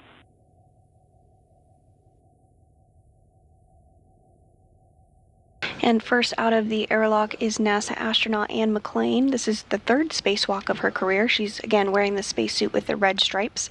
Next up will be Nicole Ayers, her first spacewalk today. She'll be wearing the unmarked spacesuit.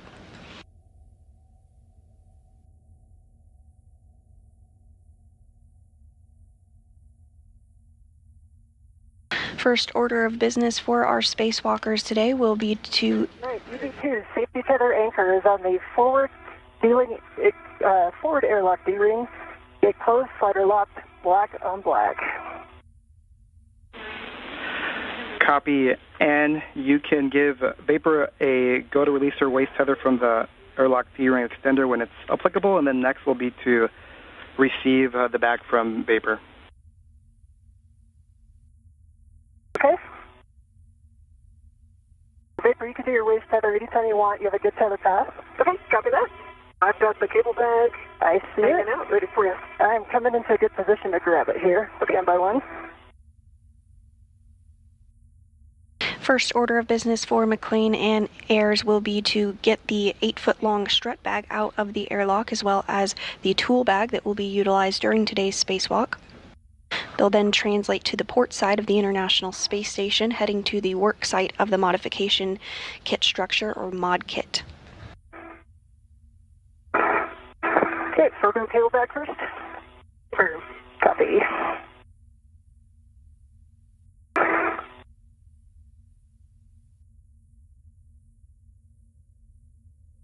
All right, stand by one. I'm about to grab it with my BRT rep. Copy.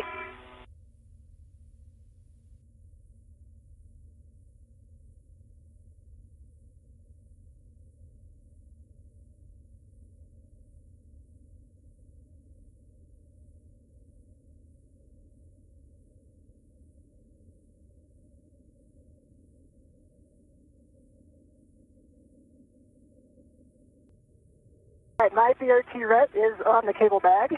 You are going to release the airlock, large, small. And I have my BRT on that as well. Okay, the airlock ret is released. Copy. So this for translation, and then my hand to help you with EV3. And Vapor, you'll put that ret on the airlock D-ring extender. Marcus, I threw it on the airlock D-ring to leave the extender free. That works. Copy that. That works. Thanks. And if you're just joining us, we are now 12 minutes into the 275th spacewalk outside the International Space Station. I kind of need back toward you a little bit. Okay. Today's spacewalk began at 8:05 a.m. Central. NASA astronaut Anne McClain is outside of the airlock. She's wearing the spacesuit with the red stripes. Nicole Ayers is working to get out of the airlock as well. She'll be wearing the unmarked spacesuit today.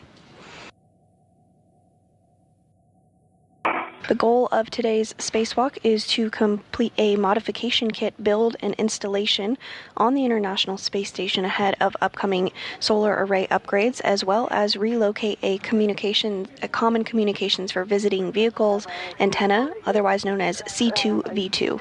And then it kind of got pulled aft. Okay, I do have a hand on it. I'm not ready to it, so let's go.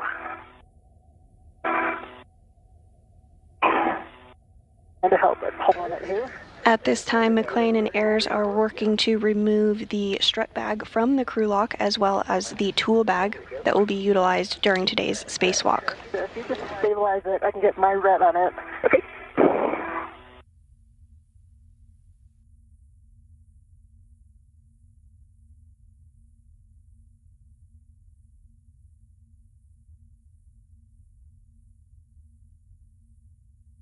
have a ret on it. Copy. We'll release the airlock ret. Okay. Okay, the airlock ret is released, and Marcus, I'm just going to let that send back to the handrail. Copy that, Vapor. We should just need one on the way in. Vapor. Right. So I'm going to position myself around to the aft and give you the forward to mount.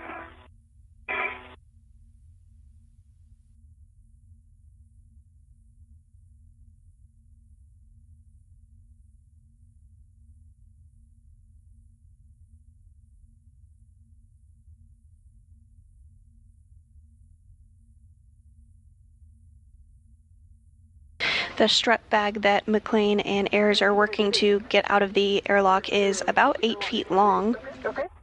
and it contains the pieces of the modification kit that will be assembled during today's spacewalk.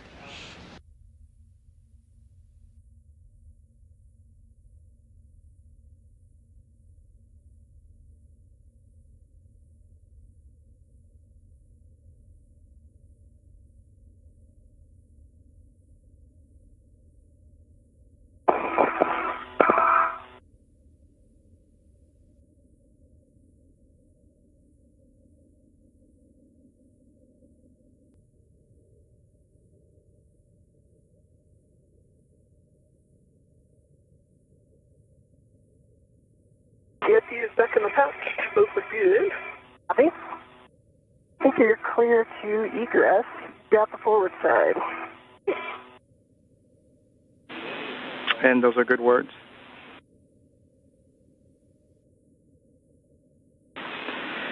And if you have a free hand, it looks like your HECA was turned off, so if you can turn it back on for us, we'd appreciate it. Okay, it's back on. Green light. Copy.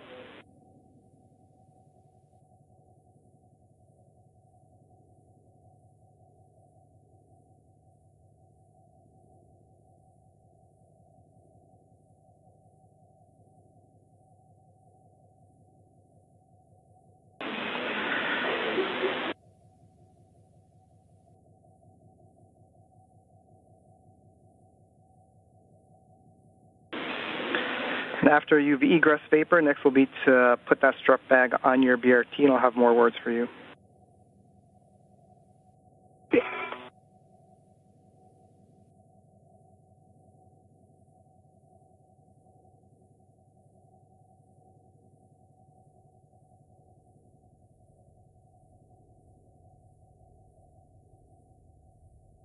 And now out of the hatch is NASA astronaut Nicole Ayres. Again, today is her first spacewalk, and this is the third for NASA astronaut Ann McLean in the suit with the red stripes.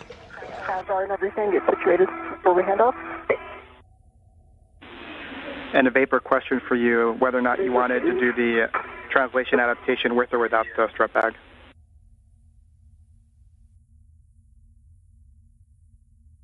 I feel like I did a lot of translation adaptation in the airlock, but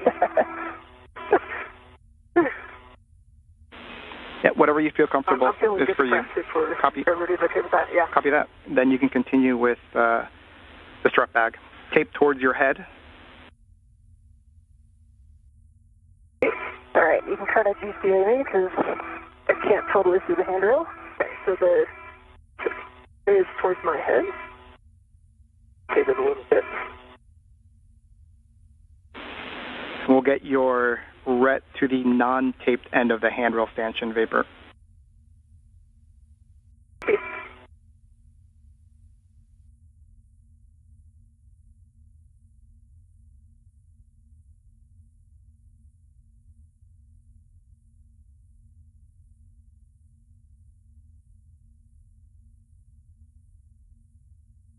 And now move it, hold it right there.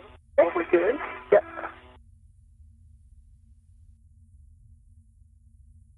The migra is on the non-taped end, the handrail. Okay, you have a ret on it? I do. Okay, before you pull it your way, I'm going to take my ret off. Copy. Okay, my ret's off. Back on my end of yes. All right, how can I help you get this situated here? my dear T on it now.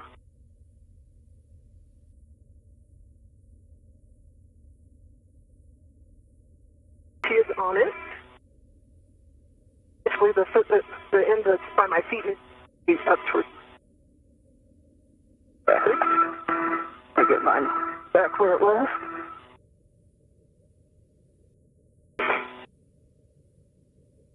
Pause there. I'm going to put this adjustable on my anywhere station.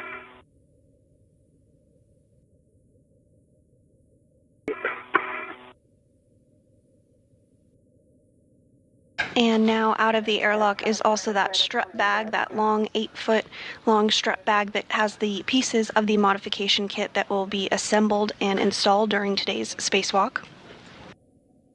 We're done. And we are getting a view from NASA astronaut Ann McClain's helmet camera here. Good.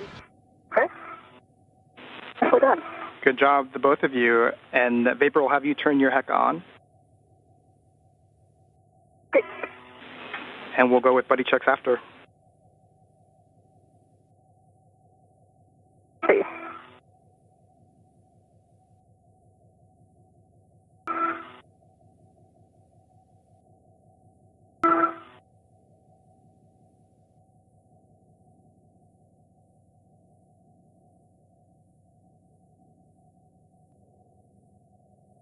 With the strut bag and the tool bag out of the airlock, Vapor, I can see. McClain and Ayers will now work to translate to the port side of the space station. I can see your spacer handles down. I can see your HEC light.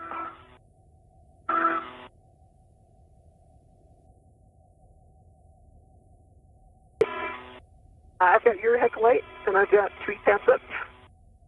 So your left spacer handle is down. Now to your left just a bit, right spacer handle is down, so both spacer handles are down.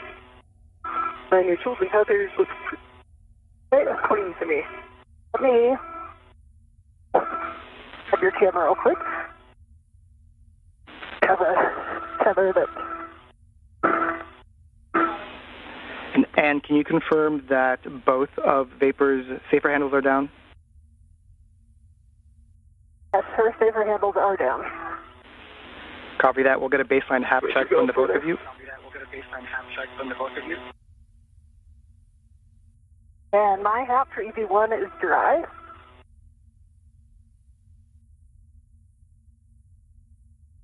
Yep, can you lean forward a little bit?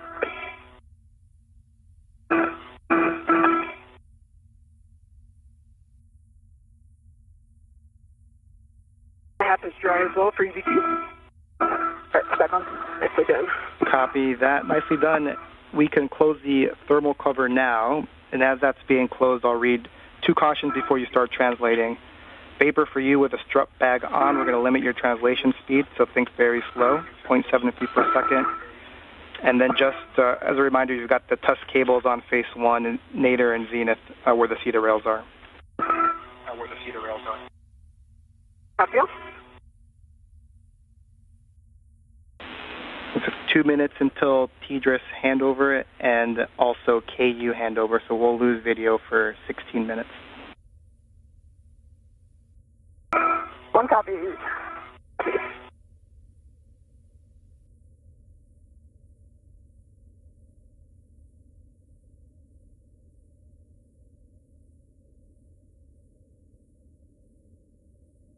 Thermal covers closed. Copy, thermal covers closed. We can start translating port for the both of you. Vapor, you are going to lead. First step is going to be green hook drop-off. Okay. Great. Good work.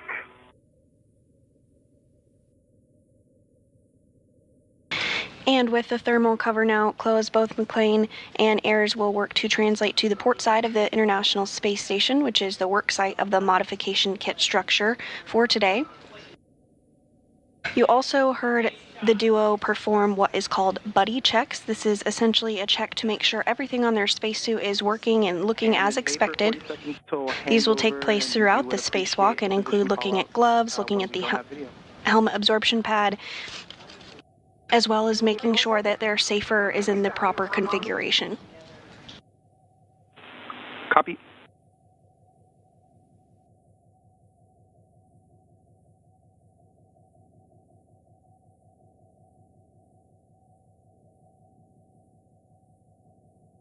We are approaching a period of time where we will not have visual of the crew during a longer handover period. It will last about 16 minutes. However, we will be able to communicate with them still during this handover period. These handover periods are expected and occur due to handover between satellites.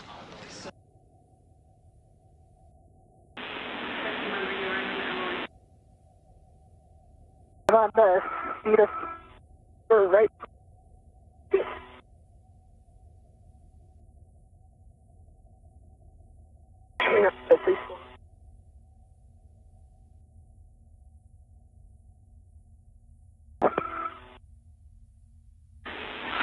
And can we have you pause for a second, take a look back at the airlock and see if the thermal cover is still on? We believe it may have popped open.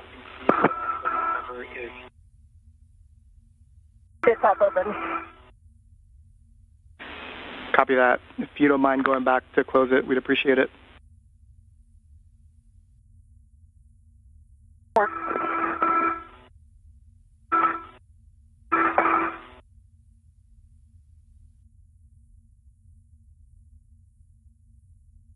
On the feed rail, transiting port.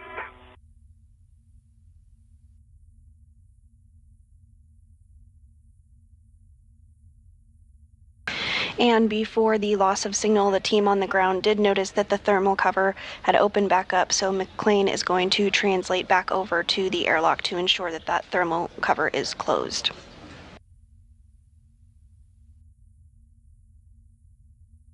Thermal cover is back closed. Copy, yeah, appreciate it.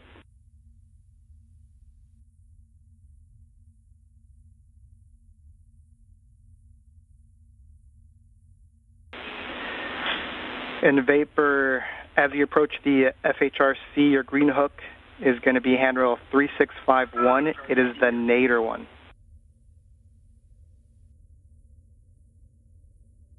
Nadir handrail at the FHRC.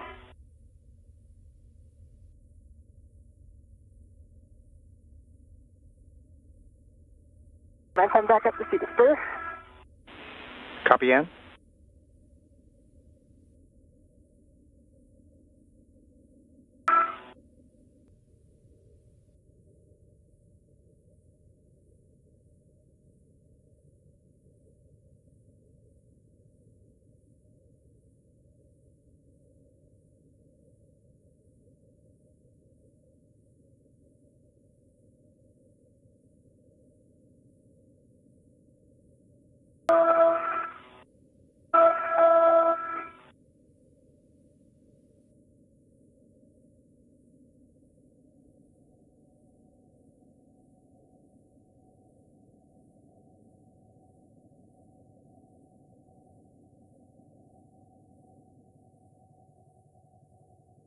EV1's on phase 1. Copy, Ann. You'll continue port to your green hook location. It'll be the Zenith handrail 3652.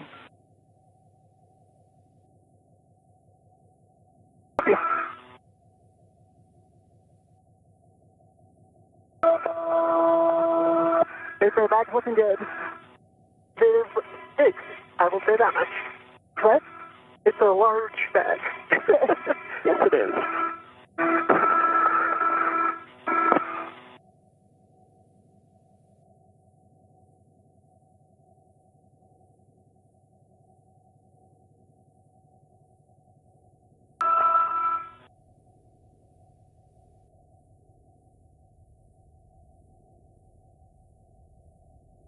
And if you're just joining us today, we are in the midst of a spacewalk. We are now 28 minutes into today's spacewalk to complete a modification kit installation on the 2A location of the International Space Station shown there on your screen.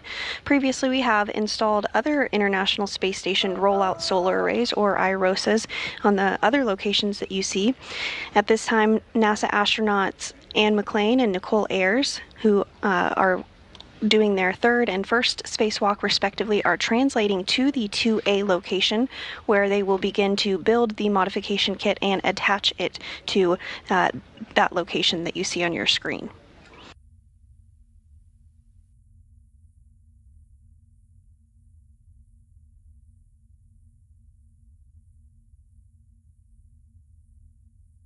And you may recall that over the past couple of years, we've continued to work to upgrade the power channels on the space station.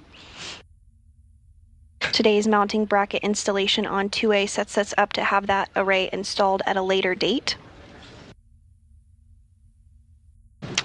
The current solar arrays are functioning well, but have begun to show signs of degradation as expected, as they were designed for a 15-year service life.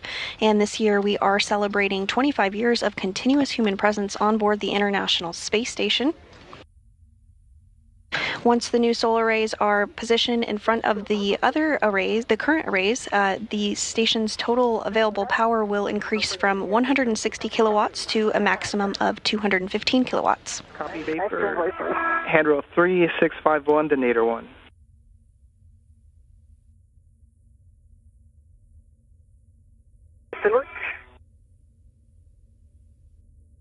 Additionally, during today's spacewalk, McLean and Ayers will work to relocate a common communications for visiting vehicle antenna, or C2V2, 1.5 feet over, to provide better redundancy for visiting spacecraft at the International Space Station.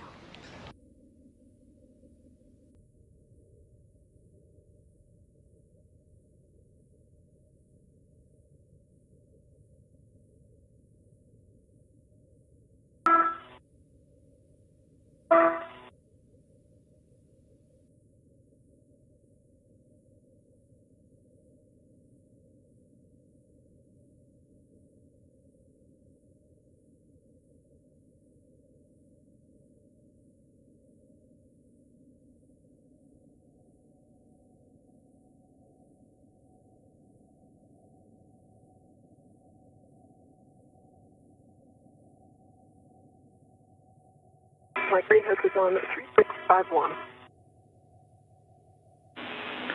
Copy vapor. Once that's complete, you'll continue port to the work site. Just make sure your gauntlets are in place prior to crossing the Sarge.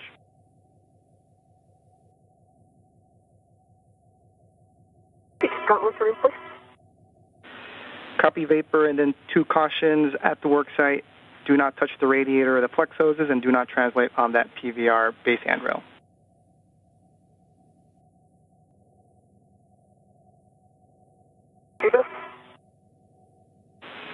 And I'm at 3652 and working on the green hook. We copy, and thanks.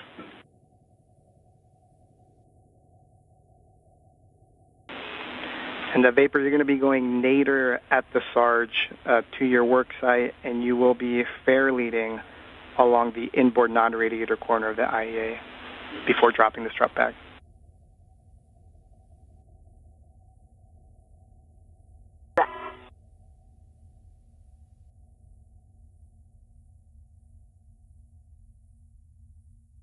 At this time, McLean and Ayers are continuing to translate to the port side of the International Space Station, heading to the work site of the modification kit structure for today.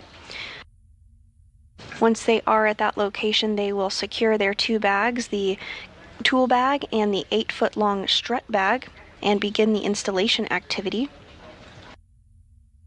Ayers will start the modification activity by removing the strut out of the bag and assembling what is called an upper triangle, consisting of several pieces. It consists of 2 struts and a mounting bracket. Ayers will then hand that assembled triangle to McLean, who will install it on the mass canister of the beta gimbal assembly, or BGA. The duo will be utilizing the pistol grip tool, or PGT, to secure it to the beta gimbal assembly.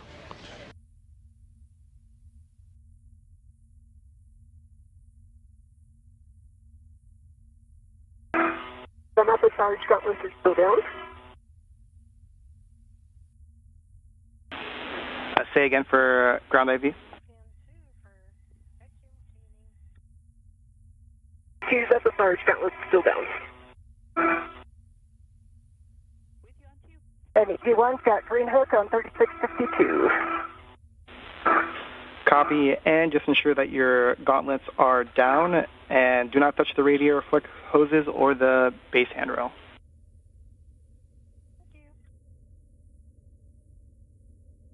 One copy. Gauntlets are down.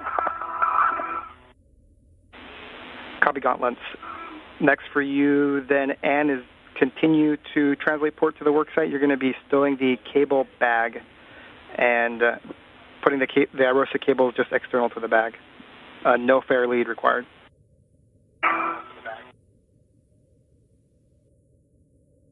EV1 copy. Visiting aft on the IEA. Copy.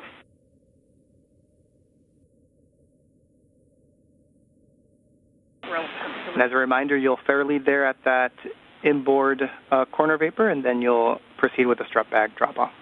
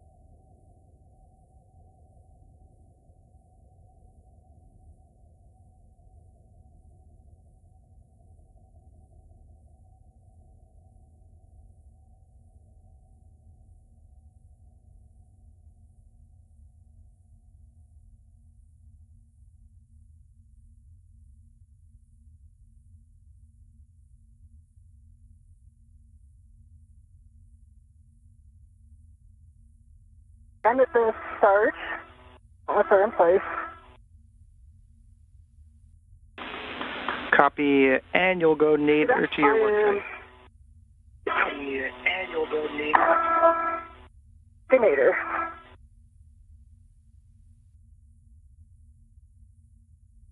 I'm looking at handrail 5136. I tried to put a... and you'll have to take a look at it when you get there. Make sure it's not in your way. Okay. Sounds good.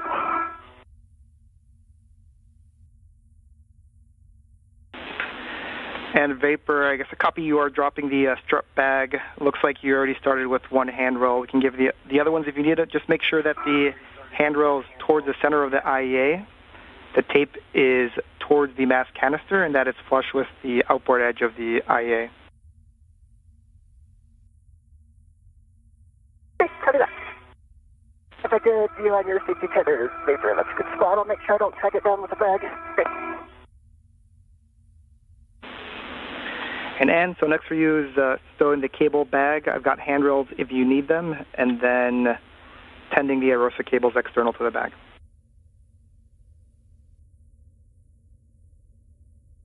See.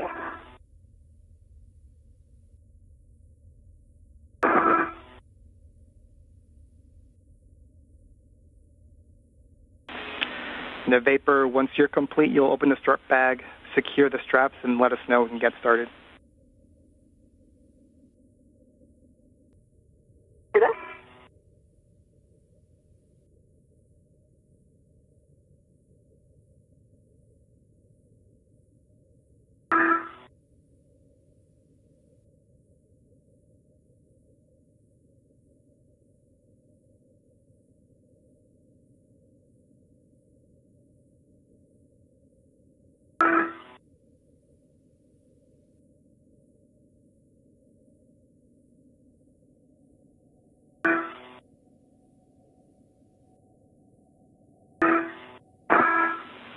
And in vapor, 2 minutes until a TDRS handover.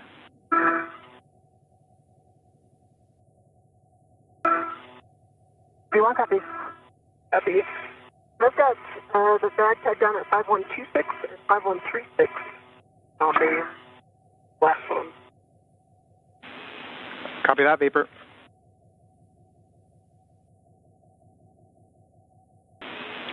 Vapor, after opening the bag, you will retrieve the mounting bracket and the right upper strap.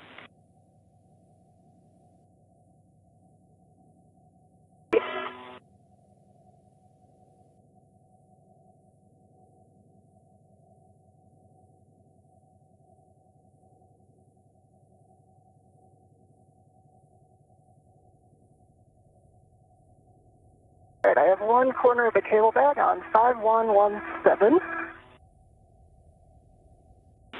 Copy.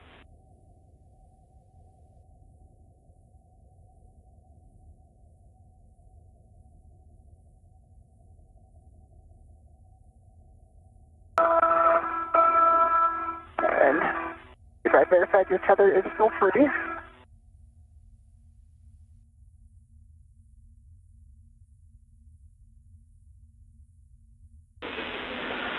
Seconds until TDRS handover, and once you're complete putting the ROSA cables outside of the bag, you're translating starboard to the pseudocart.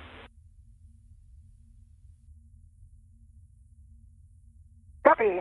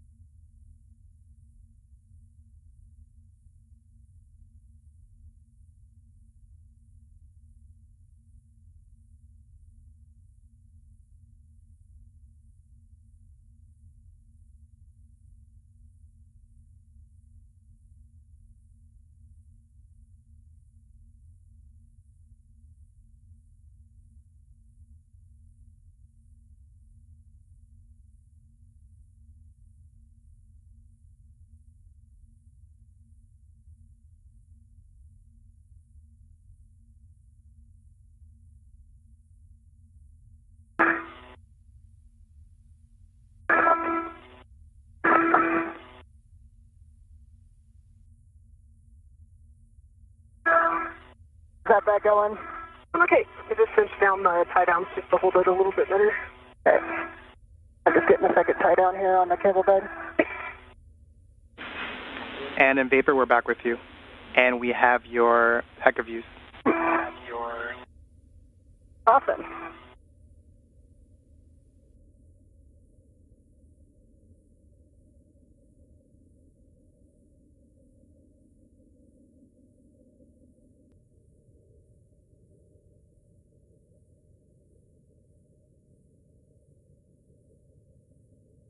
Okay, I have a second corner of the cable bag on 5109. Get the cables out here. And again, Vapor, your tether is free. Okay. The bag open, I'm going for effort. Copy, and after the cables are outside the bag, you'll translate starboard to pick up your green hook prior to going to the starboard pseudocart. Copy.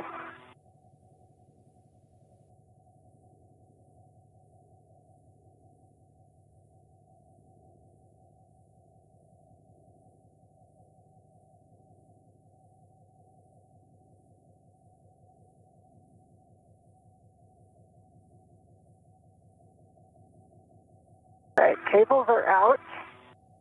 And Vapor, I think that our original plan, these will reach over there.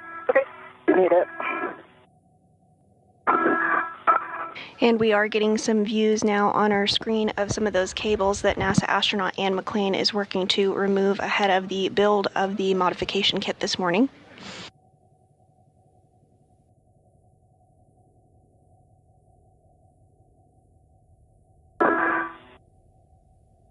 We are 43 minutes into today's spacewalk, which began officially at 8:05 a.m. Central Time. Today is the 275th spacewalk in support of space station maintenance, assembly, and upgrades.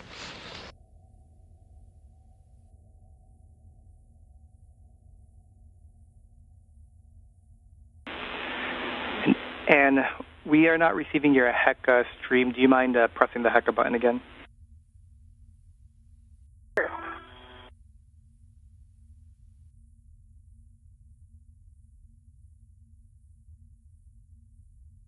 Okay, let me know if you see it. Copy.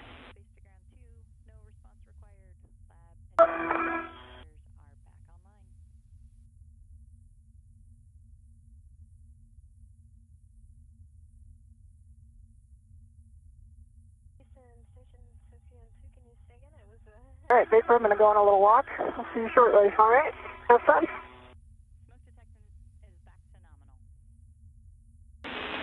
And we copy, and you'll translate starboard, pick up green hook.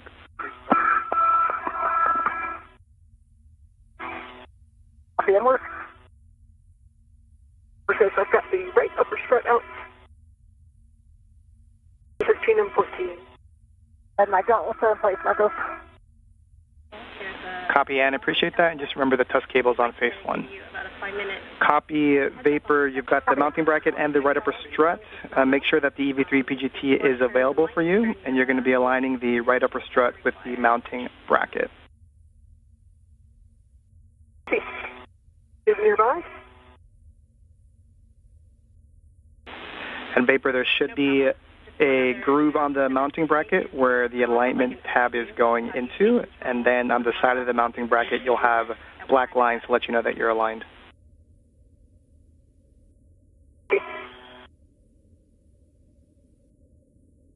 And this view of NASA astronaut Nicole Ayers' helmet cam as she works to prepare and assemble the strut to the mass canister.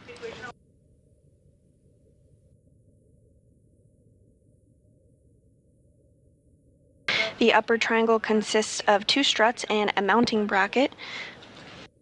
Ayers will use the pistol grip tool, or PGT, to secure these pieces together before installing it onto the mod kit structure.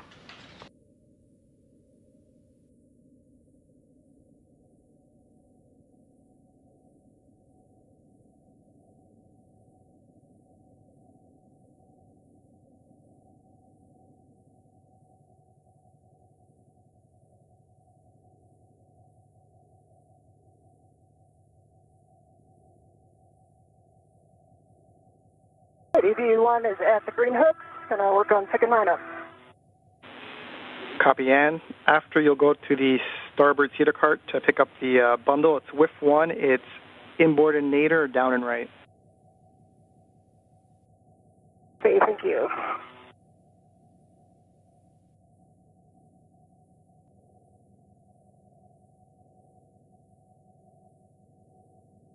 Because I have, for EV2, got 4 turns on M13 and M14.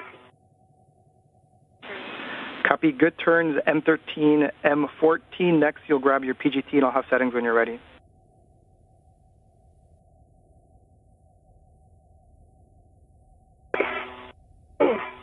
My next bolt is 17.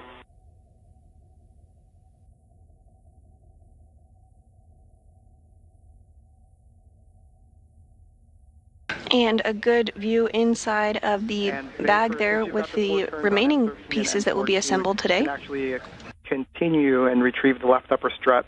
It's a Velcro's straps 1 and 2. That's it. All right, EV1 has my green hook, and I'm going to continue translation. All right, we copy, and starboard cedar cart, WIF 1.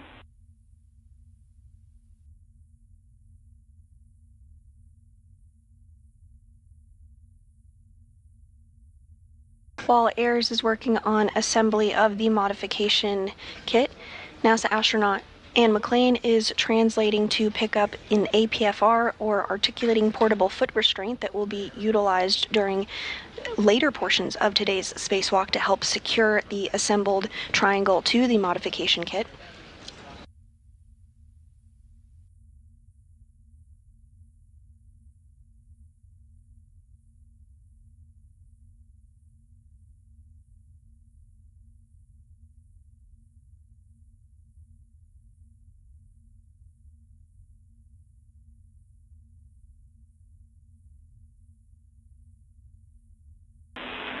And Vapor, with that left upper strut, you are going to align it with the center pad.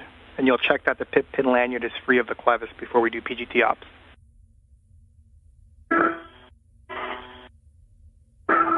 pip pin lanyard is clear of the clevis.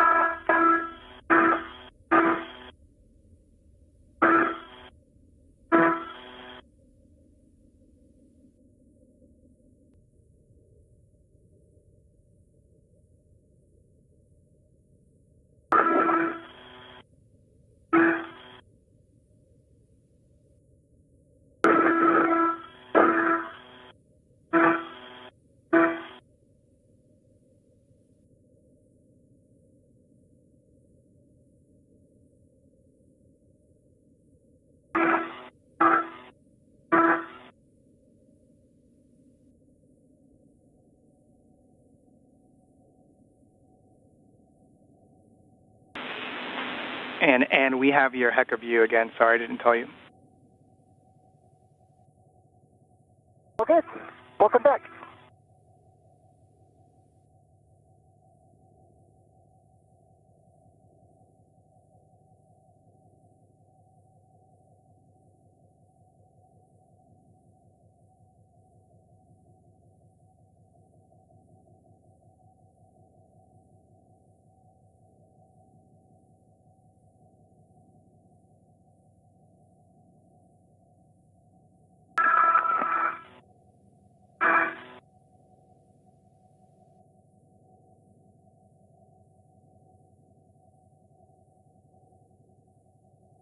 Just passing the seat of spur. Vapor, I watched your tether all the way in. It looks great. Thank you. And we copy.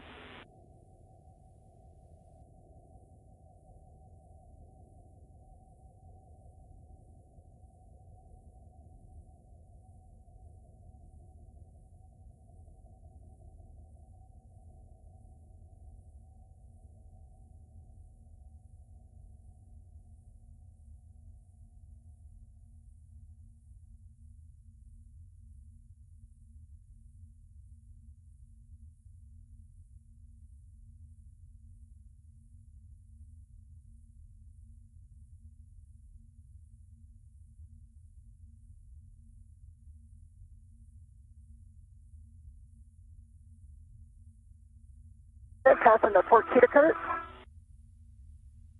And if you're just joining us this morning, we are approaching the 1 hour mark of today's spacewalk with NASA astronauts Anne McClain, who is serving as EV1 wearing a spacesuit with red stripes, as well as NASA astronaut Nicole Ayers, who you see a helmet view on your screen there as she works to use the pistol grip tool to assemble the upper triangle. And looking for WIF 1 bottom right inboard nadir. Today's spacewalk is the third for McClain and the first for Ayers. The hand start on my levis, and Valentina's giving me a little time on the one click. The goal of today's spacewalk is to install a modification kit in preparation for ongoing solar array upgrades to the International Space Station and relocate a communications antenna for visiting spacecraft to the orbiting lab.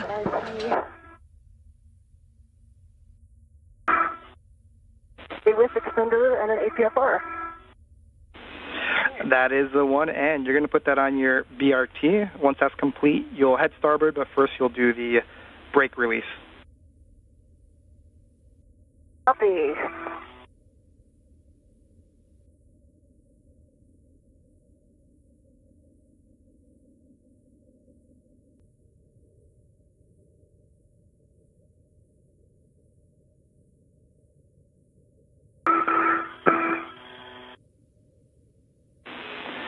And Vapor, from your heck of view, it looks like there may be a ret that is situated in a way that it's making it difficult to hold the upper triangle in place. So a recommendation is for you to lock the ret if you think it's necessary. And on the screen here now, we see views of both NASA astronaut Anne McClain and Nicole Ayers' helmet cameras. AIRS is continuing to, on the right of your screen, is continuing to assemble the upper triangle portion of the modification kit. Meanwhile, NASA astronaut Anne McClain on the left of your screen is working to translate to a SETA cart, where she will install the articulating portable foot restraint that she picked up previously. Copy that, Anne.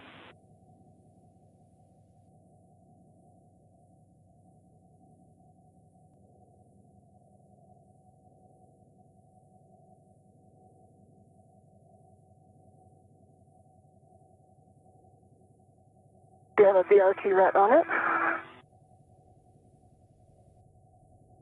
And getting a good view now as Nicole Ayers works to assemble that upper triangle, you can really see it start to take shape.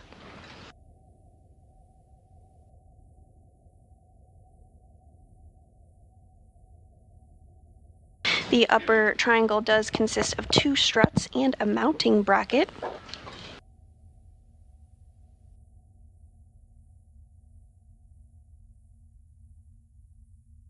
Once McClain joins Ayers, Ayers will hand that upper triangle to McClain, who will install it on the mass canister of the beta gimbal assembly, or BGA structure.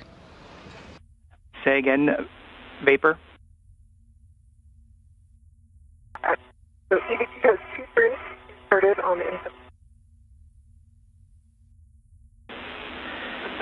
Vapor, we heard 2 turns started on M17. Looks like you have your PGT settings are Bravo 1, clockwise 2.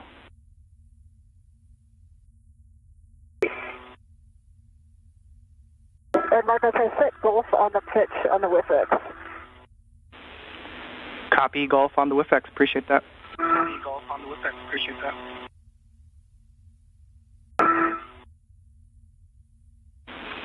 And again, Ann, once that's complete, you'll be headed back to your work site. Green hook, but first SETA brakes. Copy. On my EV, the good count, good LED test, and 41.7. And Vapor, can you say again, you're coming in kind of broken? Got a good cal test on the PG 41.2 volts. A good LED test. I've got Bravo 1, clockwise 2, set. Copy good cal, Bravo 1, clockwise 2. Looking for an additional 5 to 7 turns. You'll drive M17 to torque.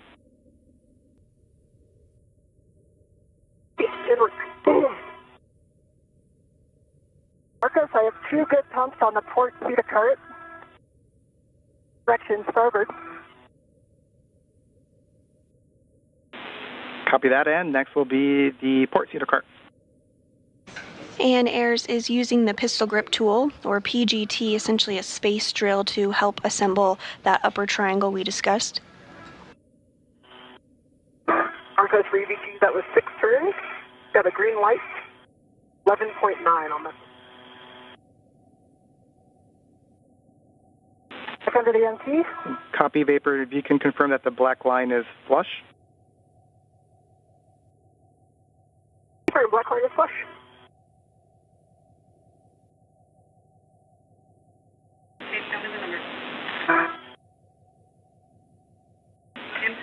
And Vapor, that is a good M17.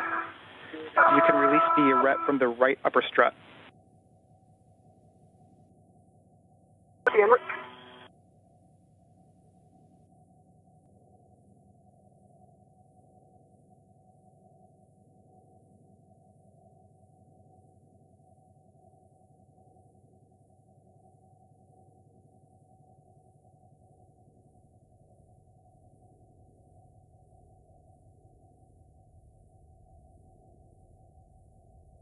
I have 2 good full pumps on the port SETA cart, because you know what they say, pumps a day keeps the murder away. Oh, we agree with that statement. Good job, And next will be to continue translating port to your green hook location, just the nadir of the FHRC. Same place as previous. Okay, copy. I'm going to pause here and get this APFR in a little bit of a different config. Just wanting to jump around a little more than I expected. And we copy. And this is a view of NASA astronaut Anne McClain. She is serving as EV1 during her third spacewalk today, as you can tell by the spacesuit she's wearing with the red stripes. She is working to readjust the APFR, or articulating portable foot restraint. And Vapor, just catching up with come you. Back out your way, Vapor. She will utilize this to help install the upper triangle that AIRS is building as we speak.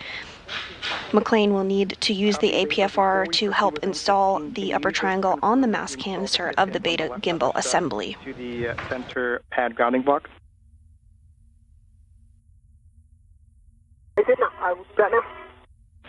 Copy. After the pip pin, I'll have instructions for MLI, so just let me know once that's done. And I'm going back by the seat of spur. Copy, Ann.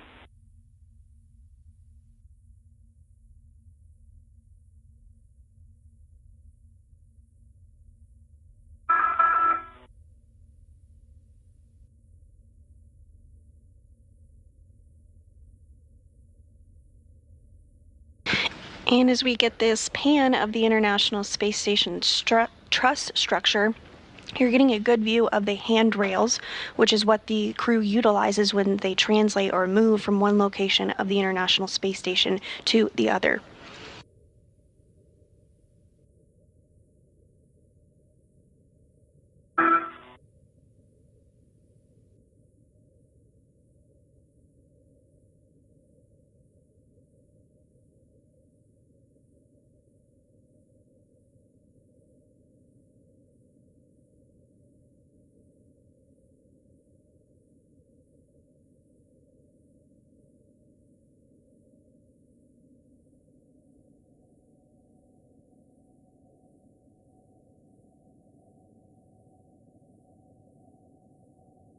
Marcos, the pip pin is installed. Copy, Vapor. Can you verify that the pip pin for the right upper strut is still installed? Yes. Sweet. And then you can install the left upper strut MLI on the center pad, covering the L2 clevis, as well as the right upper strut MLI.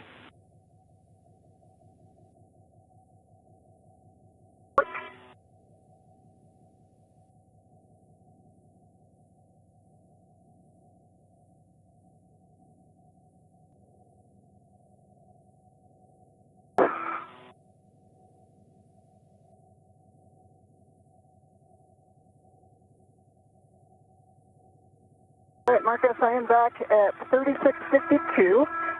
Work on the green hook again. Copy. And after that, you'll be continuing starboard to your work site to install the bundle. In this view of Nicole Ayers' helmet cam of the upper triangle, she has been in the process of installing multi-layer insulation, or MLI, around the upper triangle. It's that white fabric material that you do see. How many turns you started on M15? 4.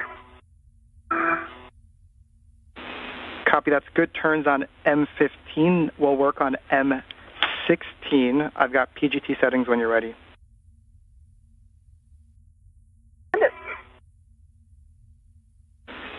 Bravo 3 clockwise 2 on EV3 PGT.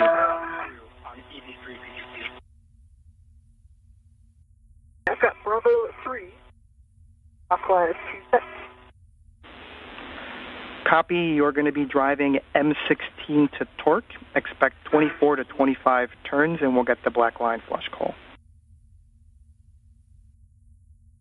Yeah, it looks. Green hook, EV1 on 3652.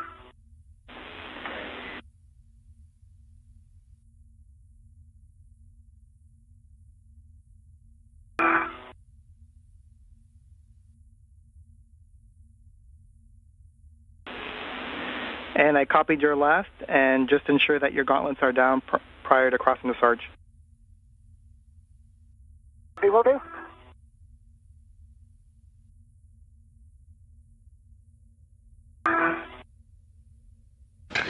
McLean is continuing her translation or movement over to where NASA astronaut Nicole Ayers is. Once there, she will assist her in finishing up the build of the upper triangle portion before they work together to install it on the mass canister.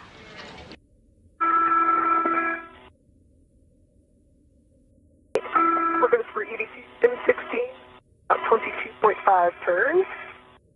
Lights and for the torque. And make black line is push. And Vapor, can you say those numbers again for us, please? 22.5, 22.5 turns. 0.8 on the torque. Right, black line flush.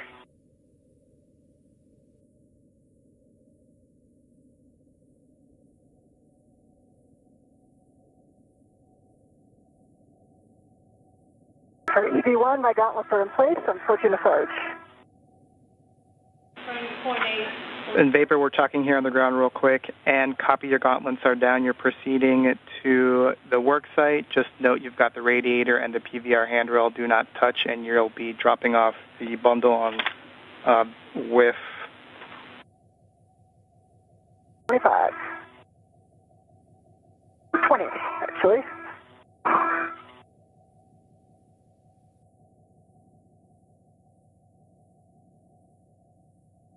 And we are approaching a day pass here, as you can tell on your screen as it is getting brighter. Slowly. We're just having a hard time reading you. It's coming in a little broken. The International Space Station is currently flying 262 statute miles over the North Pacific Ocean off the coast of Alaska. 1.8 green light, black line, big flush.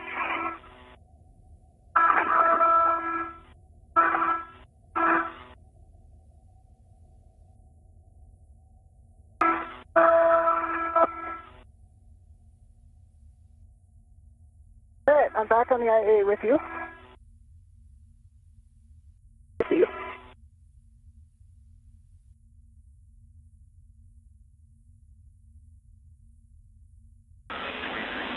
And we're discussing Vapor.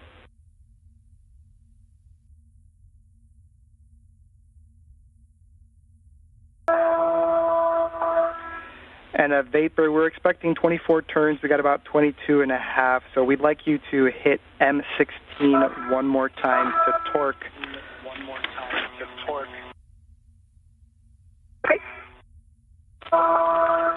And a really great view here of NASA astronaut Anne McLean as well as NASA astronaut Nicole Ayers. Ayers is on the left and building that triangle. McLean is on the right in the spacesuit with the red stripes, and you can see the articulating portable foot restraint that she brought over to assist in the build.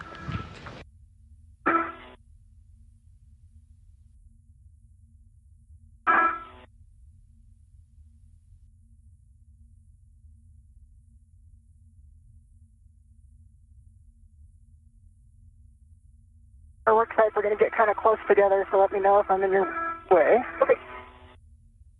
That's for easy. Out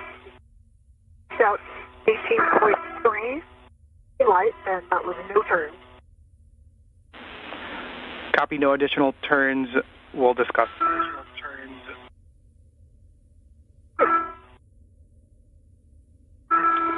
And for you, look like it's in work with 25. The clocking is 6.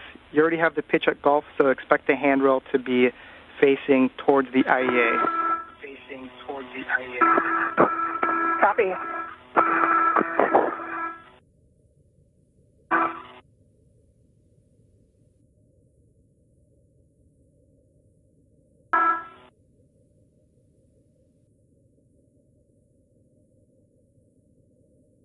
I'm stopping at 5145 to get a rich man's fare lead in. And we copy in, thanks.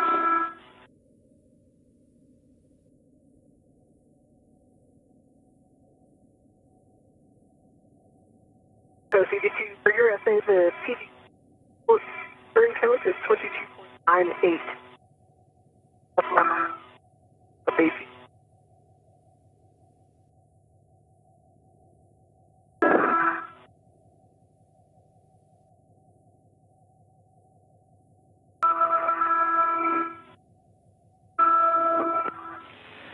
And in Vapor, we're going to proceed driving M15 to torque. So expect an additional 20 turns. It is Bravo 3 clockwise 2. Okay. I have Bravo 3 clockwise 2 set and 15 on 5. Copy.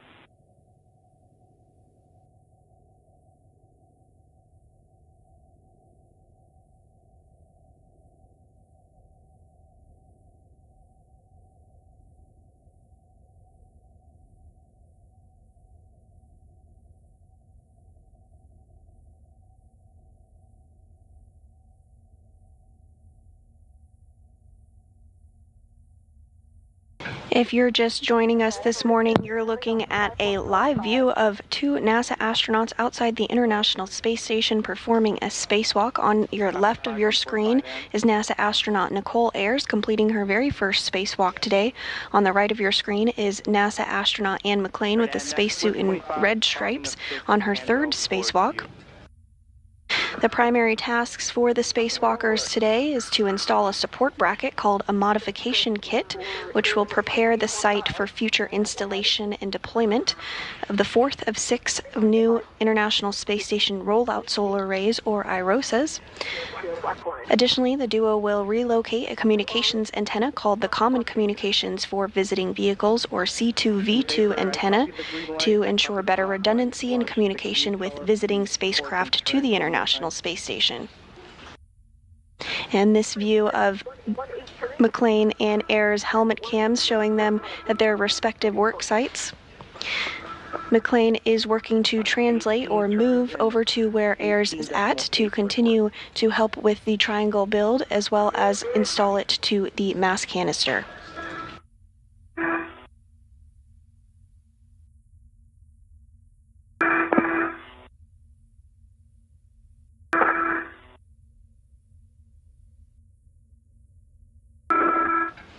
And through McClain's helmet camera on the left of your screen, you do see the Earth as the International Space Station flies 262 statute miles overhead. To torque, same settings, Bravo 3 clockwise 2. Bravo 3 clockwise 2, looking M15 15 again.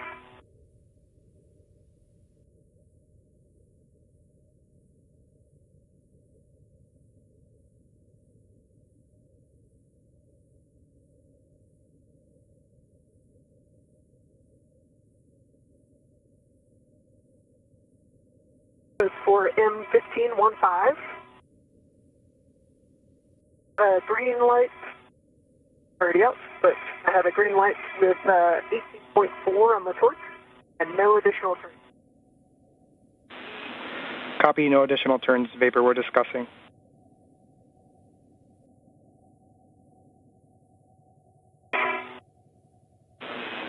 And Vapor, just give us a minute, we're checking.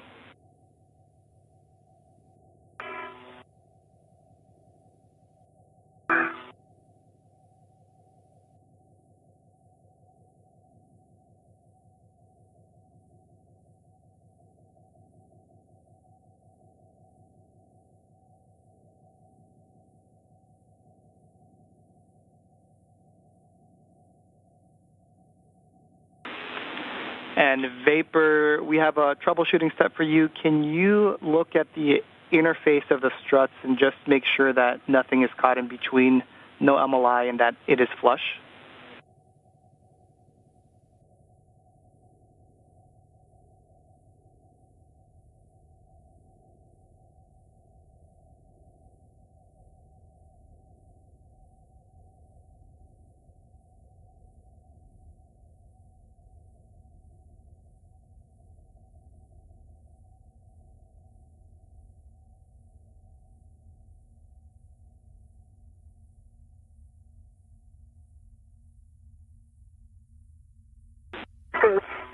MOI is not in between mounting bracket and the upper strut. These black lines are aligned. Oh, it's flush. We copy all vapor, and the reason we're asking, we're just expecting one more turn on each of those bulbs, so we're discussing.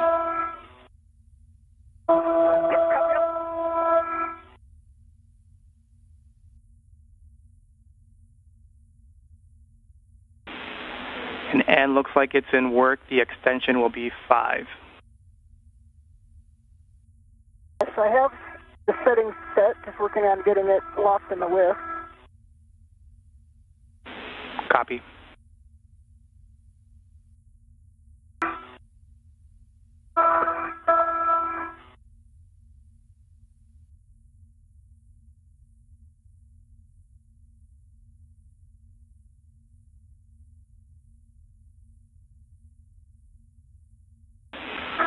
Now, vapor, good news. We are calling both of those bolts, M15 and M16, good. We will proceed. We'll have you release the ret from the left upper strut. Okay. See, good bolts and Marcus, I have 6 set on the whiff extender, good pull and twist test. Got a golf on the pitch and a 5 on the extension. And I've got 12 Tango Fox 12 on the APFR. We copy, and I may have missed it, but can you confirm that the pitch knob of the APFR can be depressed? I will go do that now. And this view from Air's helmet camera as she works to continue the build of the upper triangle.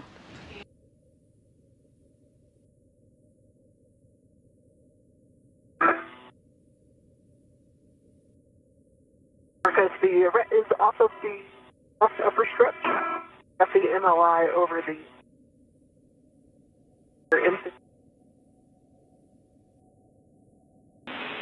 And vapor, I think I heard you say that you released the ret from the left upper strut. And this view from Ann McLean's helmet camera, we're getting a really breathtaking view of Earth. The International Space Station just flew over Grants Pass, Oregon. It's flying 261 statute miles overhead. And I've got PGT settings for you, which should be Bravo 3 clockwise 2, so no change. Let me know when you're ready, and I'll give you more words. Okay, I am ready for your words. Are you going to be driving M13 and M14 to torque, and we expect an additional 20 turns. The M13 and M14 to torque. And for both Ann and vapor, the pitch knob can be depressed. Copy Ann, pitch knob can be depressed. It's about a minute and 40 seconds till Tidra's handover. Okay. And I've got Bravo 3 clockwise 2 steps. Copy Bravo 3 clockwise 2. Drive M13 and M14 to torque. Inward.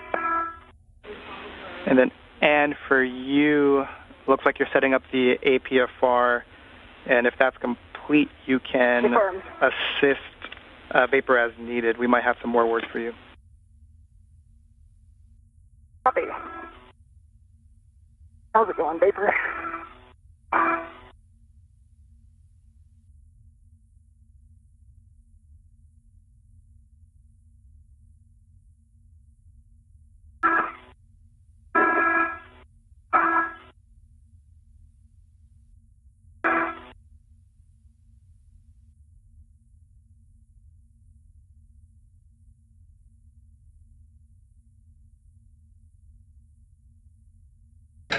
And we are seeing that upper triangle that NASA astronaut Nicole Ayers has been working to build. She's wrapping up that task as we speak.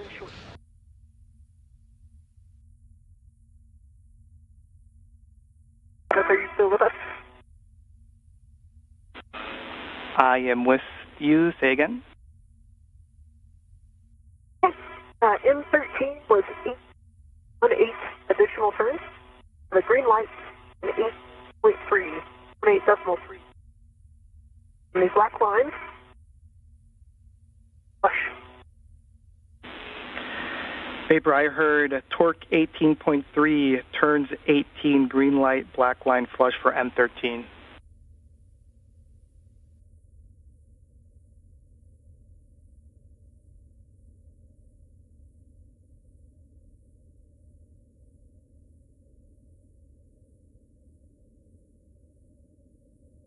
And we are in a brief handover period between our satellites, but we'll regain views here shortly.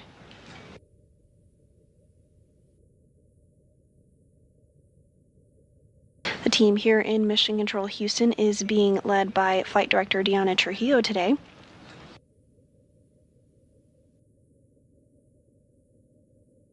You see a view of her there on your screen, as well as the ground IV, NASA astronaut Marcos Berrios. Berrios is interfacing with Ayres and McLean during today's spacewalk. We're now 1 hour and 20 minutes into the spacewalk today. And in Vapor, we're back with you. Vapor, for M13, we copied 18.3 on the torque, 18 turns and a green light. Vapor.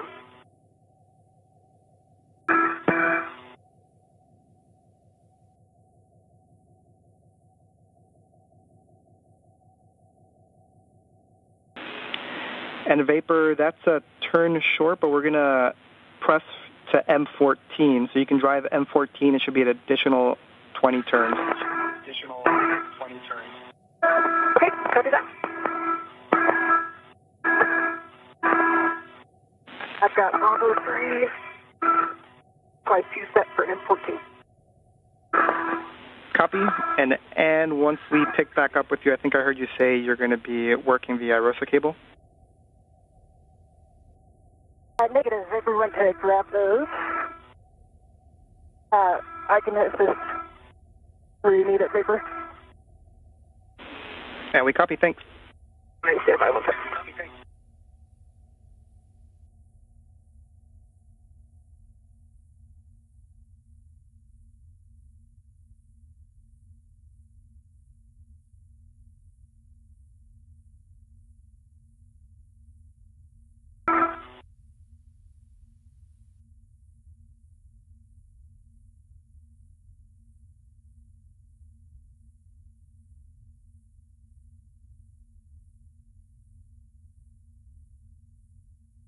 Marcos, for M14, I've got 18 additional turns, 1/8, 8.4 for the actual torque and the green light. The black line is flush. 18.4 on torque, 18 turns, green light, black line is flush. I've rebased this off the whiff extender. Sure. Yeah, I've got the other end of the AET right here. I can take it. I've already read it to it. Okay. And a Vapor, we are assessing. That's also turn short. And just in the meantime, we're trying to figure out good and bad times when we have comm with you. And so that last call was good comms. And so we don't know if when you rotate your head, the mic might get snagged with anything inside the helmet or the airflow, but we'll tell you when we have good comms just so you can gauge what position that is. Yeah, that sounds good. While you guys discuss the bolts, I'm going to pick up the cable. Copy.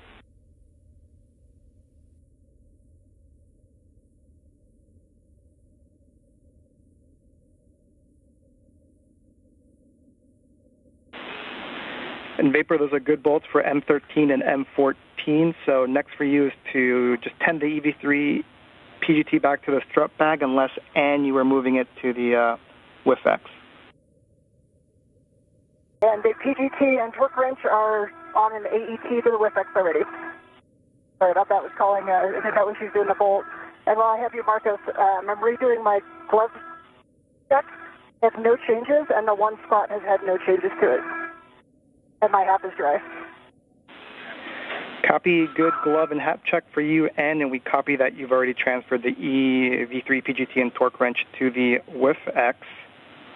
So next will be to copy the ROSA cable. Hey, and Vapor is grabbing those right now.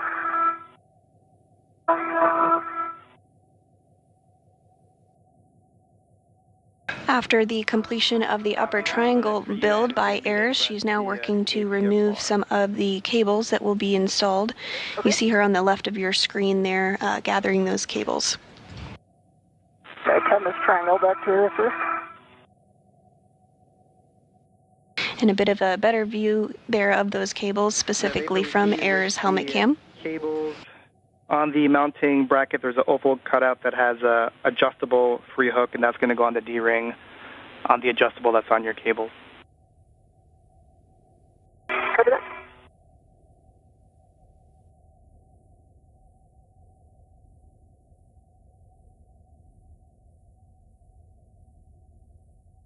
These cables will be routed on the rollout, so will be routed for future installation for the rollout solar array.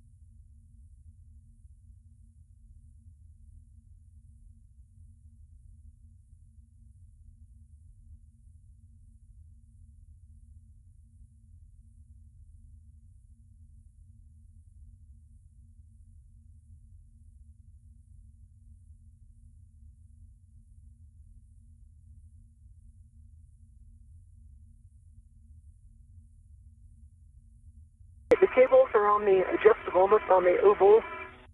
Okay. Copy, Vapor, and if you can, you can get... And we were just getting a view of the solar arrays that the IROSA will eventually be placed over, so we'll stand by and potentially get another good look of that solar array location.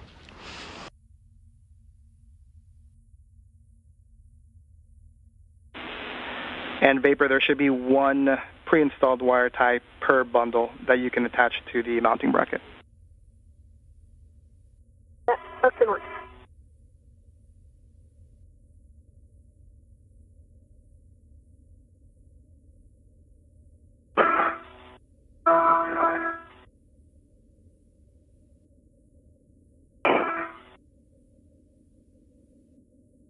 And there we are getting a bit of context there of the solar arrays that are currently installed on board the International Space Station.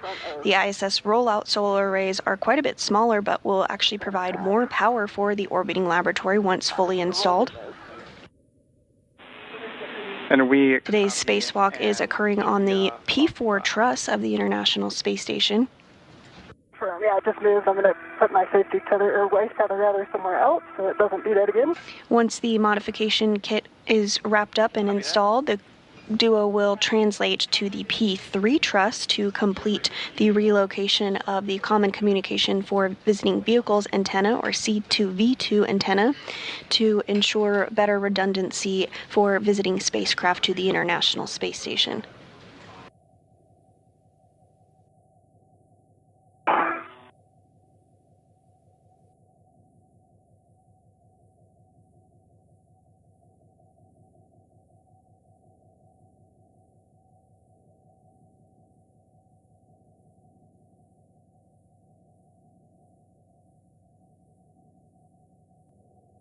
Big.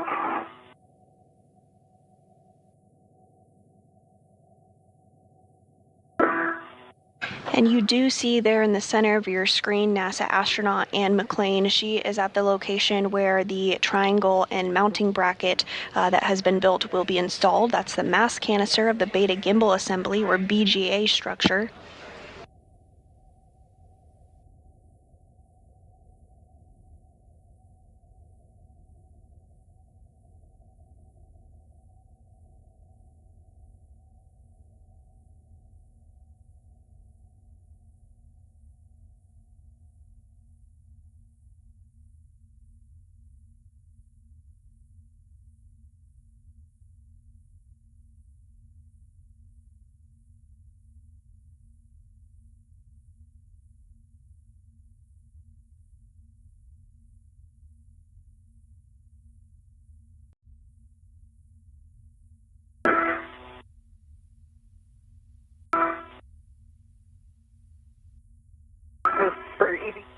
on working, and working the And a bit of a better view there of NASA astronaut Anne McClain in the spacesuit with the red stripes working to get into the articulating portable foot restraint, or APFR.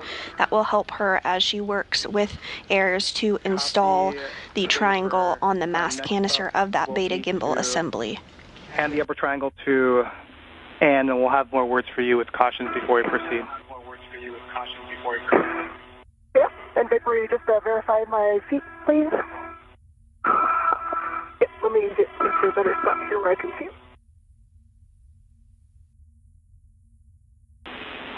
And Anne, let us know when you have ingressed. We have some more words for enhanced glove check. And I'm just having vapor verify my feet. I believe I'm in. Yeah, they both look good from here. Touch to see your left heel, but your right heel is in. I'm sorry? Your left heel is touch to see, but your right heel is in. And I'm sorry, one more time on the left heel. Tough to see? Oh, tough to see. I see. Okay.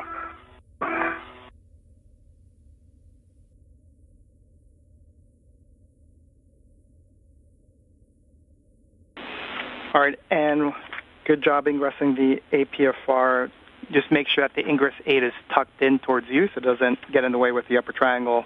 And once that's complete, let me know and I'll have words. Yes, definitely. It's tucked right now, but don't hesitate to remind me over and over again. That thing has a way of moving around. Copy, will do. So, Anne, for you, so right now what we would like you to do on your gloves, we'd like you to take your right glove palm up. We want you to flex your right index finger away, so overextend it, and provide that view to us via the HECA camera. Okay, let me know, is that a good view in the HECA? That is a good view at the HECA. Okay, and you can see the spot. Now I can see it even when I'm not moving it. When I was in the airlock, it was only when I was moving it, but there's flex down, flex back. Copy, Anne. If you can maybe bring it closer to the HECA camera. It's a good relative position, just closer. How's that? That's a good view.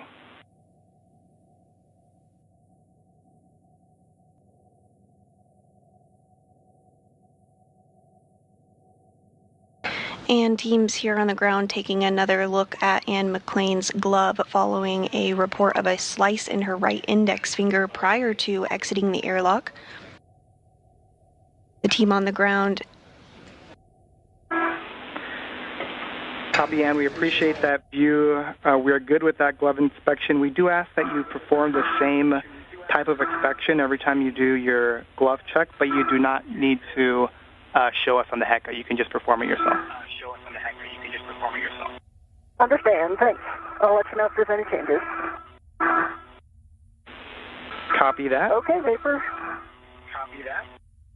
And the team on the ground reports that the glove is looking good. McClain is in the articulating portable foot restraint and will receive the triangle from Ayres next. Thinking very slow, so slower than when you were translating with a strap bag on the BGA. Avoid cyclic loading on the mass canister in BGA. Max lateral loads is 40 pounds. And do not impart any forces into the mod kit struts before they're fully installed. One copy. See. All right, next Vapor, you can present the left or non-tethered end of the upper triangle to Anne. So let me know. I can't really see. We'll go in off here. Yeah, just 1 second. I'm getting my workstation. Okay, out of the way here. Walk up. Okay. Go up about another 12 inches, I think. I have a hand on it. Okay.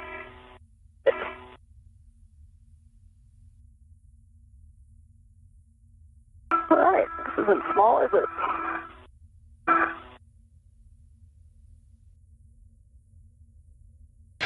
And Ayres has handed the upper triangle to McClain following her build of it. Installing the center pad on the mass canister.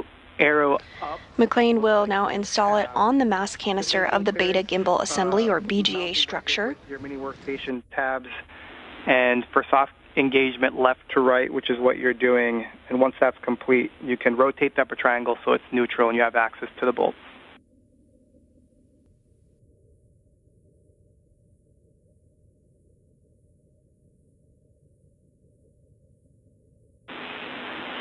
And vapor, since the EV3 PGT and torque wrench is already on the AET, we can have you go to the right saw bracket and get a visual alignment of the bearing. And just as an FYI, we've got that RET series from the bag to the mounting bracket that we want to keep eyes on as you go away and to the strap bag. Yeah. Center pad is soft dock. I'm going for my PGT, I believe. 2 turns on each. It'll be Alpha 2 clockwise 2 and is exactly 2 And this view of Anne McLean's helmet camera as she positions the upper triangle on the beta gimbal assembly. All right, for the Fairchild fasteners. If you're just tuning in with us this morning, we are 1 hour and 35 minutes into the 275th spacewalk in support of space station maintenance, assembly, and upgrades. This morning, the spacewalking duo, which consists of NASA astronaut Anne McLean and Nicole Ayers, worked to build the upper triangle portion that you do see on your screen there that is going to be installed on the mass canister of the beta gimbal assembly.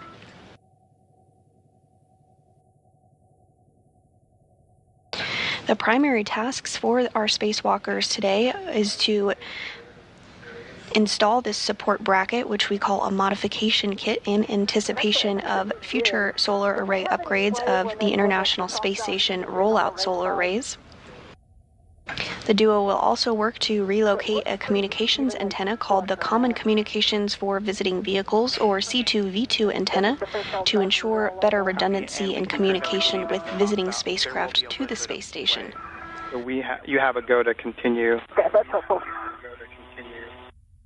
Okay. Alpha 2 clockwise 2, and it's exactly 2 turns on all those bolts. Alpha 2, clockwise 2, 2 turns.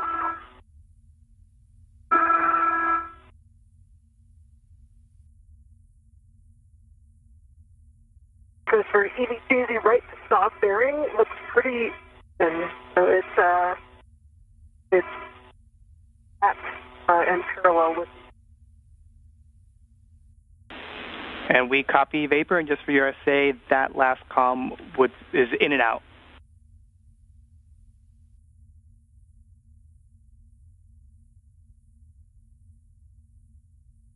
Marcus, I have Alpha 2, clockwise 2 set, and for 2 turns on each. Good words.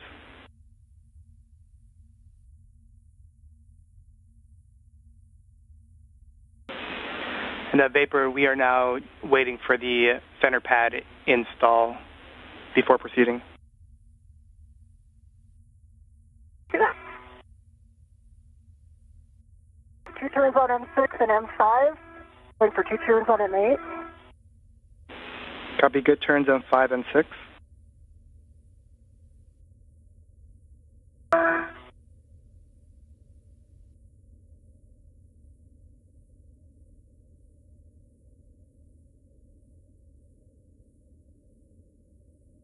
McLean now using the PGT or pistol grip tool to install the upper triangle to the mass canister. Settings on the WIFX and the APFR.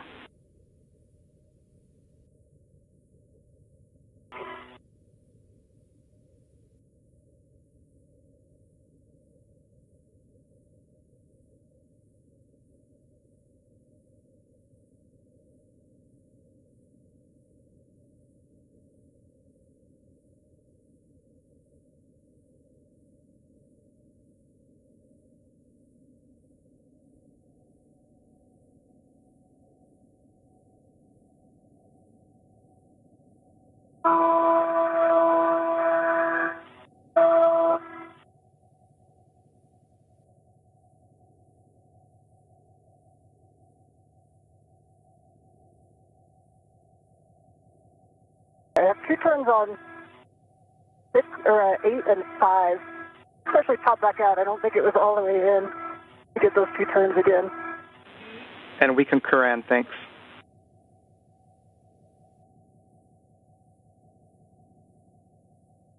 Okay, I believe 6 now has 2 turns.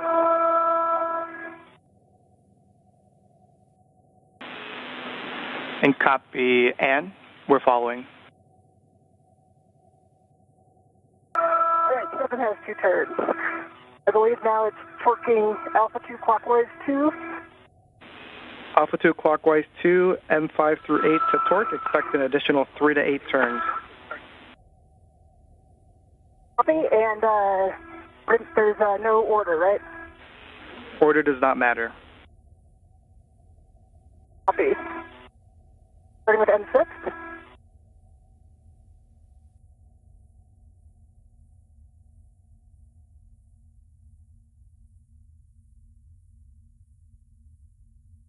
Okay, M6 got 5 turns, 3.6 torque, green light.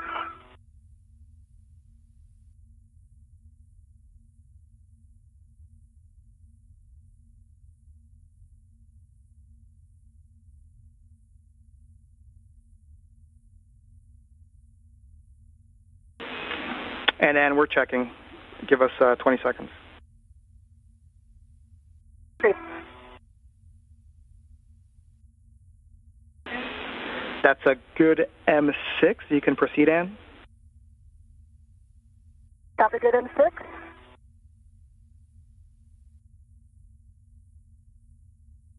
Marcos, I have 3.7 torque, green light, and 5 turns on M5.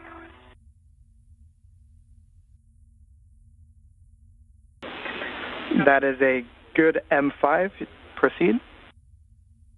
Copy, good M5. Going with M8.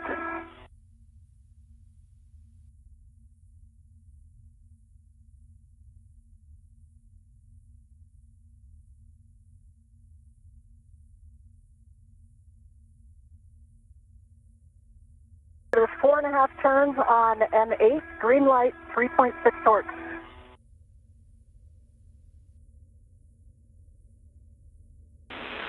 It's a good M8. Copy. Last golden word.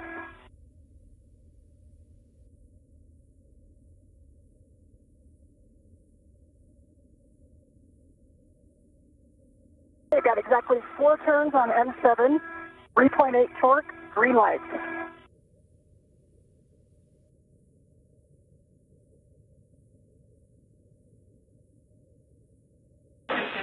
And that's a good M7. And we'll have you check that the center pad MLI and the pit pins, 2 of them are still installed. Copy, in work. All right, I see 2 pit pins in.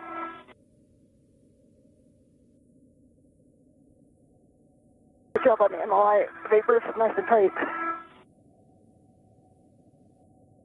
And with those 4 bolts being driven by NASA astronaut Ann McClain on the mass canister, the next steps will be to install the left and right lower and upper struts to continue to attach the triangle to the mass canister.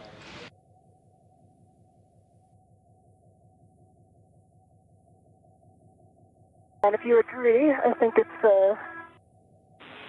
And that's a good upper triangle install. And, yep, you're going to get out of the APFR, and you will be changing the WIFX and APFR settings. First, WIFX is going to be shortened to an extension of 1. Copy. Officially done. There's no workout at the gym that prepares you for that twist.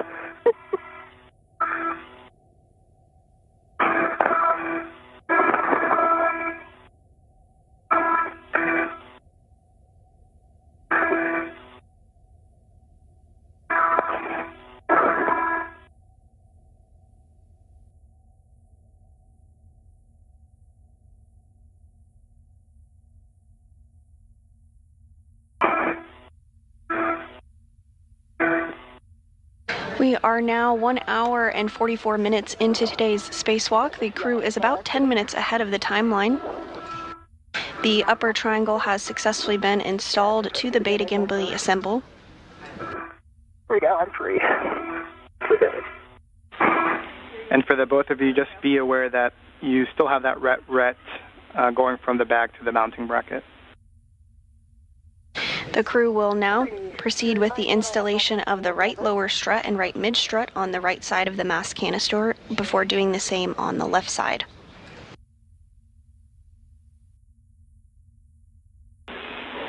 And just for your awareness, we turned your HECA off.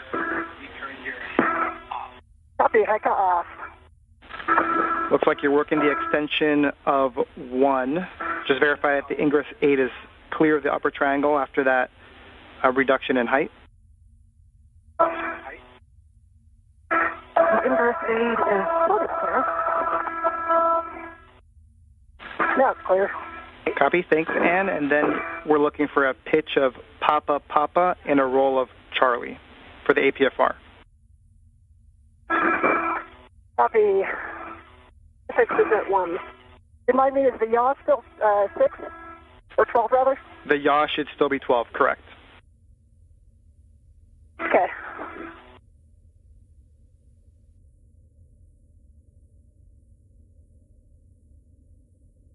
All right, so 12 Papa Papa, Charlie 12. Good words.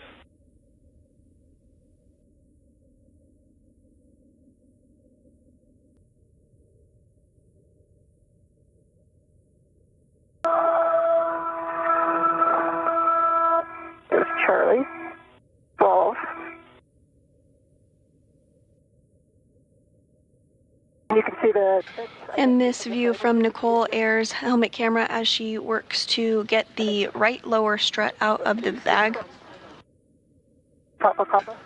There is a right lower strut and a right mid strut which will be attached on the right side of the mass canister to further secure the upper triangle that has previously been installed.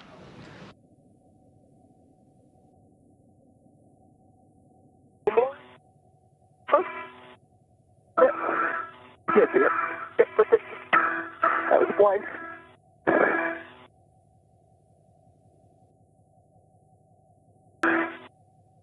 All right, Papa Papa is set on the pitch on the EPSR, and the button can be depressed. Copy, those are good settings. And in Vapor, appreciate that. And next for you is going to be a socket swap. You're going to swap to the 5/8 by 2 inch, which is in your trash bag. Copy that. And then Vapor, we are going to wait until Ann does that socket swap. She's going to ingress the APFR, and then we're going to verify access to certain locations on the mounting bracket before proceeding with the mid-strut and lower strut handoff. Okay.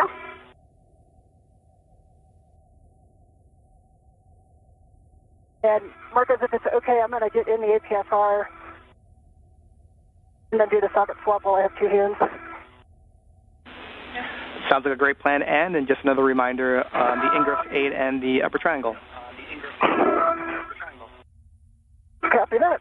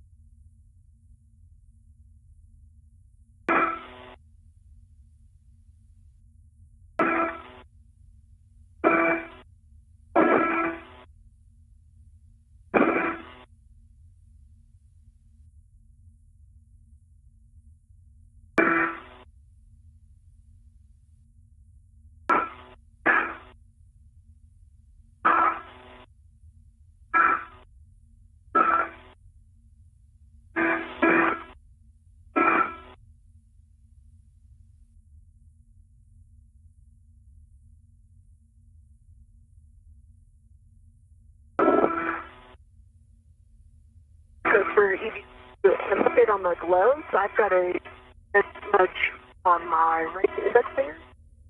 It looks like the shirt marks at the bag. And I've got several other black smudges on the tips of several things. And Vapor, I think I heard you have several smudges, black smudges, on your gloves that you think came from the strap bag. Is that accurate? Mostly black and one red. One black and one red. All right, we'll discuss you on the ground. Marcus, it's several black smudges, not just one. Copy. Several black smudges, and if you don't mind, if you can, one hand at a time, just put it over your heka.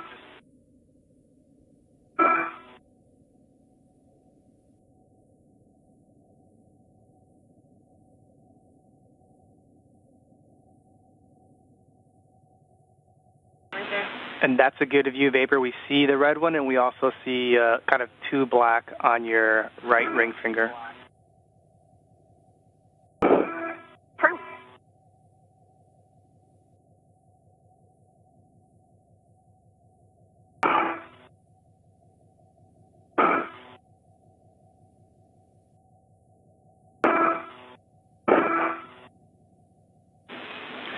And Vapor, appreciate those views. We are good to press it. We're being told that it's not uncommon to get smudges at the IEA. We'll keep you updated.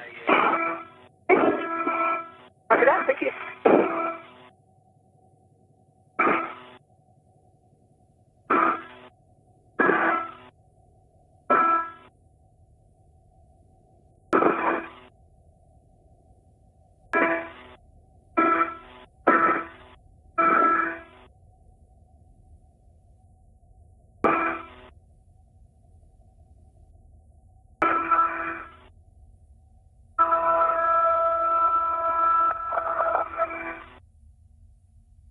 Just to the right of the two loop, like you might have yachted a little bit. Okay. And Vapor, just as a reminder for you, we're just waiting on the ingress and socket swap, but if you have the bandwidth, you can help Ann with the ingress. Copy. Work. There we go. The ret series is clear. And did you say you think it yawed? I think it did, yeah. And we're seeing that your met rates are high, so we would like you to take a break. We'll let you know for how long. Okay. Not surprised. And the yaw's the same. Now it's back at 12. Right? Yeah, it's at 12. Okay. And Vapor looks like you're already doing it, but while Ann's taking a break, you can redo the APFR settings. So if you need those, I'll let you know. Copy. I think the APFR set correctly. I think so too. Disregard. Now approaching the 2-hour mark of today's spacewalk. NASA astronauts Nicole Ayers and Ann McLean are working to install the right lower strut and right mid strut on the right side of the mass canister. Ayers has completed the build of the upper triangle and McLean installed it following her build.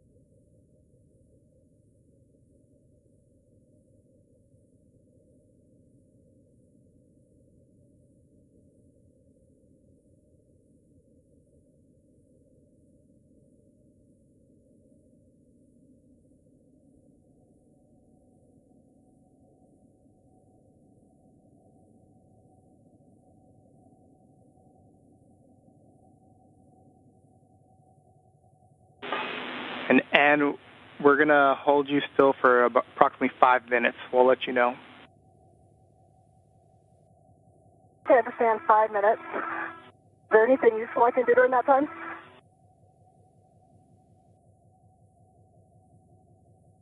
I think that's vapor. Pictures, whatever minimizes your movement. Copy and Smile, understand. yeah. Laugh. So take in the views.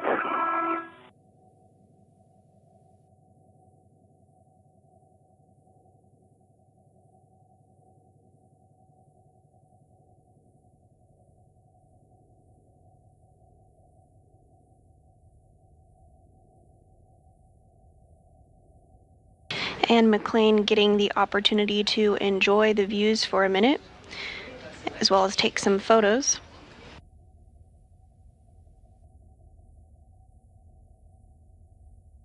The International Space Station is currently flying 272 statute miles off the southern tip of Africa.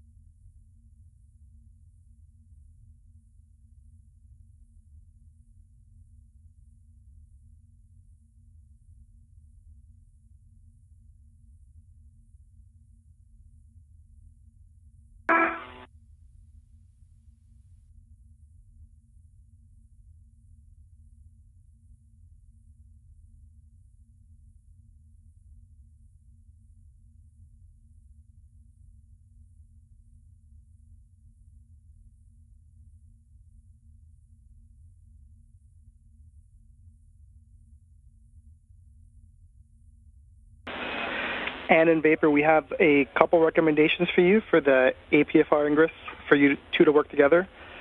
The first one is to lock out your safety tether in case that is creating moments and pulling you over. The second is for Vapor to, at a minimum, get eyes to guide you in and or physically be there to support if you need it. Okay. Does that mean that we have a green light to go?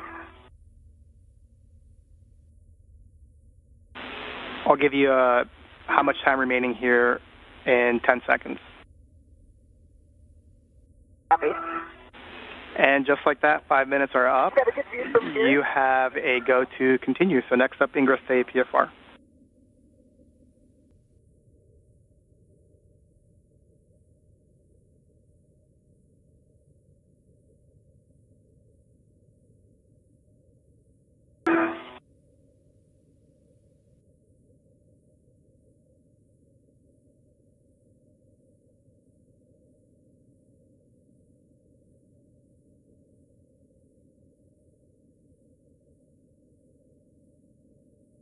NASA astronaut Anne McLean now going to work to get back into the APFR, or articulating portable foot restraint, there in the center of your screen.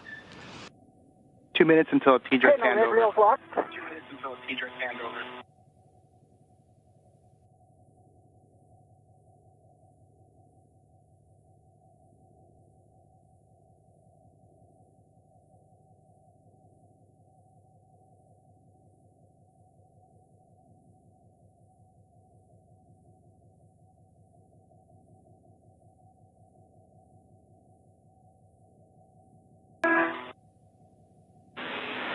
And Anne and Vapor, for your awareness. That must have rolled because it's back in the center.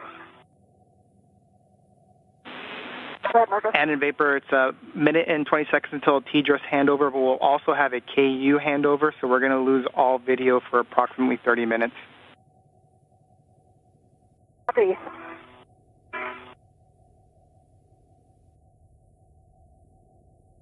Tethers look clear on my legs. Apron. Yep. And before this handover, for the both of you, we'd like Vapor to come over and help out with the APFR ingress. We'll get you on the other side.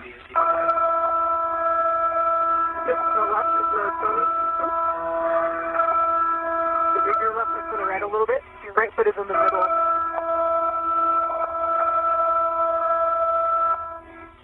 Move your right foot to the right a little bit.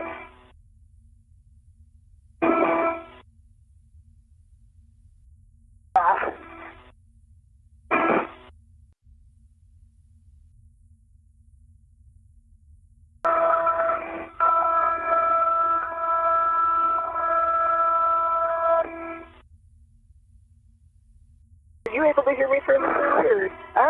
You come in a little broken. It kind of like takes a minute for your voice to break. Okay. I'll try yelling.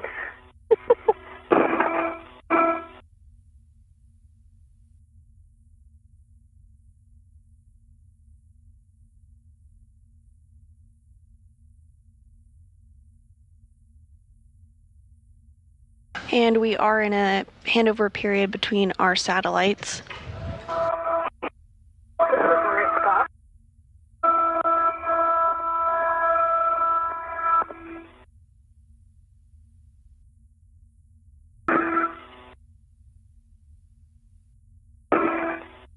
The team here in Mission Control Houston today is being led by Flight Director Deanna Trujillo.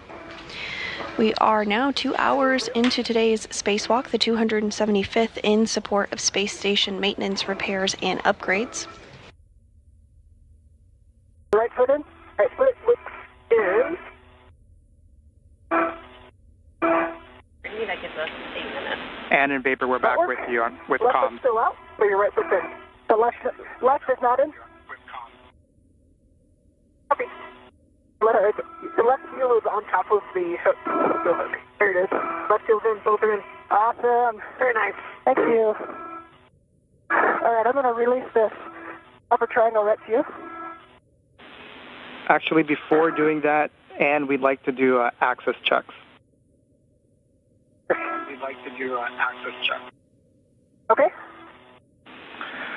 All right, and so... I can access L6. Sorry, go ahead. Yeah, we're looking for you to be able to access the RET, which looks like you were about to do. On the mounting bracket, you've got a clevis where the lower strut is, access to that, as well as the grounding block, as well as the mid-strut clevis that goes on the upper strut. Yes, I can touch all four of those. I see the L6, L7, bolts 20 and 24 where those go, and I see the sit-in and the red. Copy, that's great. And you can perform the socket swap as well as release the mounting bracket red. Okay, it's for the red. Ready. It's coming back.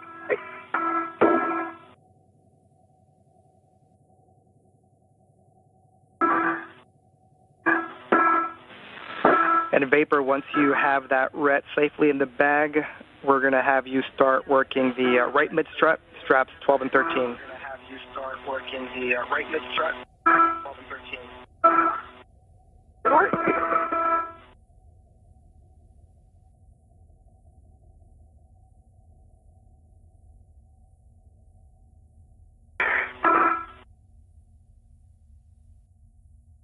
Are you working the socket swap right now?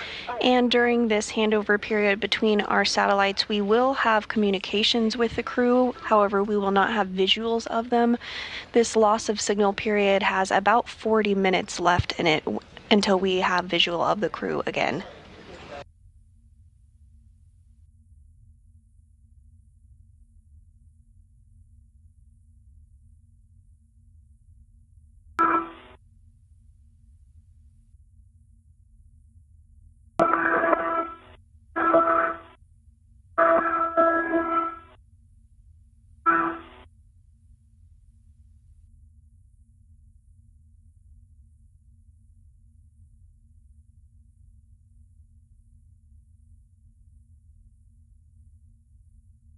At this time, NASA astronaut Anne McLean, who is serving as EV1 today, has ingressed the APFR, or articulating portable foot restraint. They will now work alongside each other to retrieve the right mid struts from the bag and install them. Yep, right mid-strut, and you'll receive that from away, so it's not foiling. vapor. You'll put that on your BRT ret.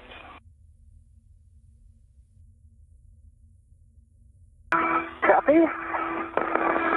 And that will be to the handrail stanchion that's closest to the side of that. Cleaned up from the socket top. Copy that, and.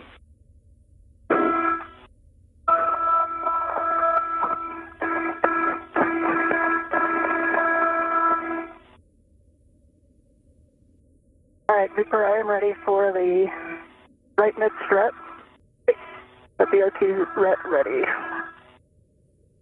A little further, yeah, and you said a ret furthest or closest to the mid-pad, is that right?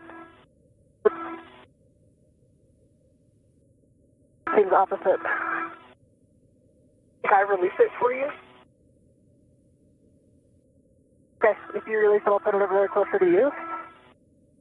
And here comes the large soak back. Okay. And while Ann is putting that on her BRT vapor, you can go ahead and grab the right lower strut. Is on my BRT. BRT vapor, you can go ahead and grab the right lower strut. Okay.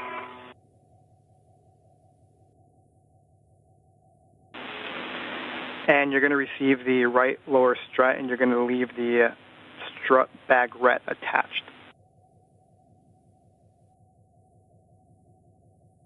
Okay, strut bag ret attached.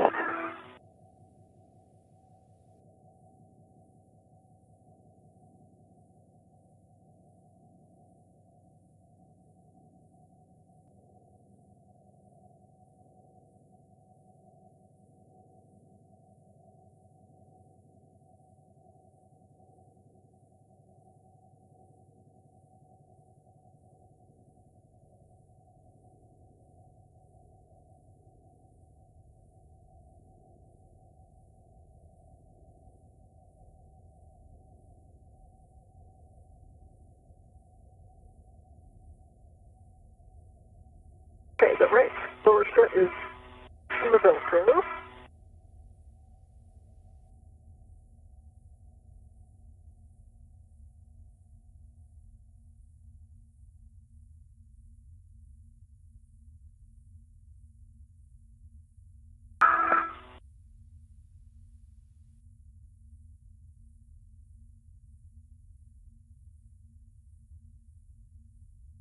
Pivot the. It looks like that red swapped out. And if you're just joining us today, we are 2 hours and 7 minutes into a spacewalk where NASA astronauts Ann McClain and Nicole Ayers are working to install a modification kit ahead of upcoming deployment of the fourth of the 6 new International Space Station Rollout Solar Arrays, or IROSAs. Additionally, the duo will relocate a communications antenna called the Common Communications for Visiting Vehicles, or C2V2 antenna, which will ensure better redundancy in communication with visiting spacecraft to the space station. I think I have the saw bolt in my hand. So far this morning, NASA astronaut Nicole Ayers worked to start the modification activity by building the upper triangle portion of the modification kit, which consists of 2 struts and a mounting bracket. McClain then installed the upper triangle on the mass canister of the beta gimbal assembly, or BGA structure. And the crew is now working to install the right lower strut, and then we'll move on to the right mid strut on the right side of the mass canister before doing the same on the left side. Once the handoff is complete, we are in a handover period where we do not have views of the crew. We have about 35 minutes left in this loss of signal, but we do have communications with the crew at this time.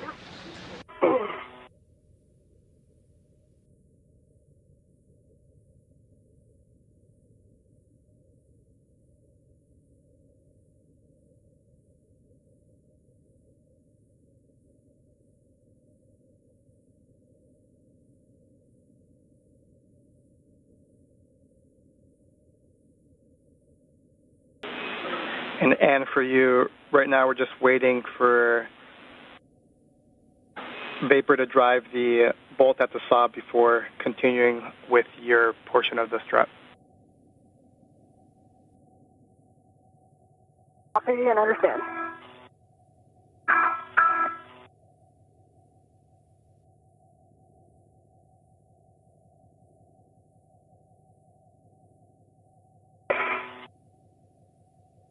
Back here.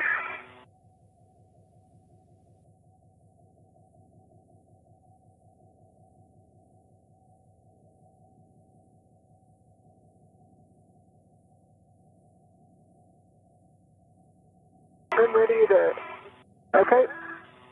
I'm going to try to be real light on it, but let me know if I can help you out at all. Okay.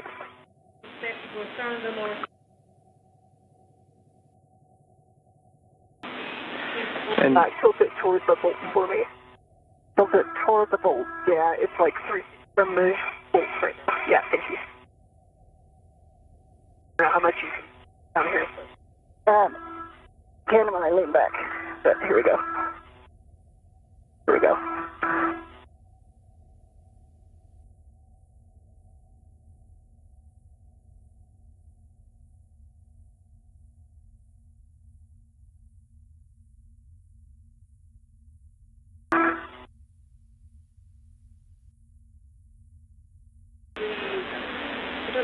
And in Vapor, just as a reminder, I misspoke that we will not have video for 30 minutes. It's actually 50 minutes. And so we won't have any video for the next about 30 minutes. Okay. Vapor's working the sob right now. Copy that. I'll have a warning to read before we start doing any bolt operations.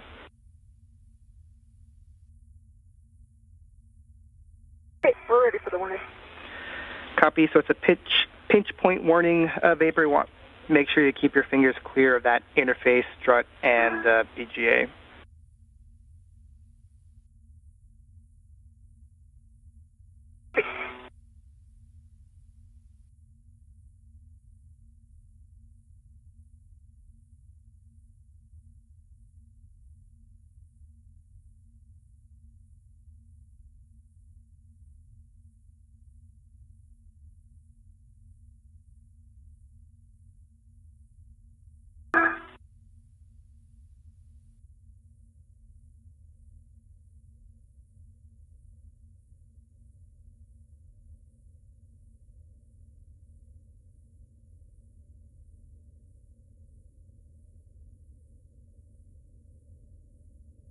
Yeah, that's a hard angle. Yeah.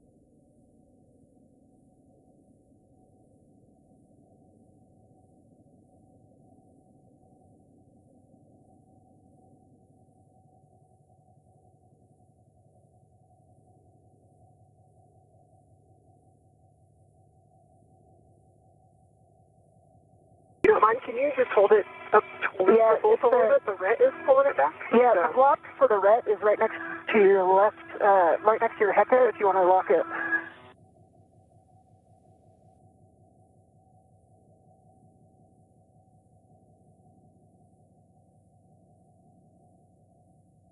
There we go. Now it's staying in place.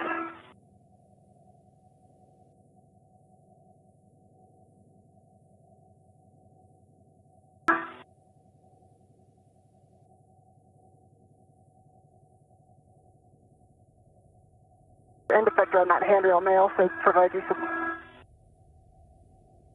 leverage.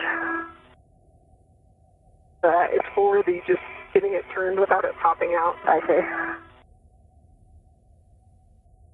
If you're just joining us today, we are 2 hours and 14 minutes into the 275th spacewalk in support of space station maintenance, assembly, and upgrades. This is the third spacewalk of the year, and also the third spacewalk for NASA astronaut Anne McClain, and the very first for Nicole Ayers. This is the first spacewalk of Expedition 73.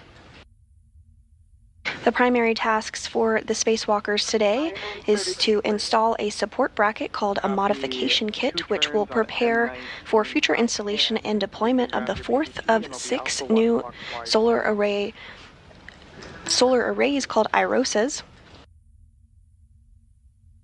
The crew will also work to relocate a communications antenna called the Common Communications for Visiting Vehicles, which will provide better redundancy in communication with visiting spacecraft to the International Space Station. Once Vapor is done finishing with the turns, you'll be driving M20 exactly 2 turns. Okay, exactly 2 turns on M20 until 6.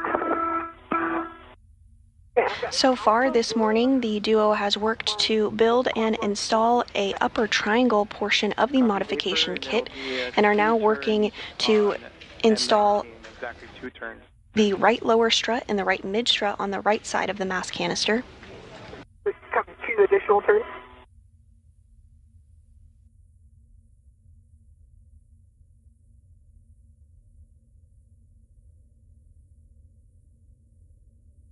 Four turns, right?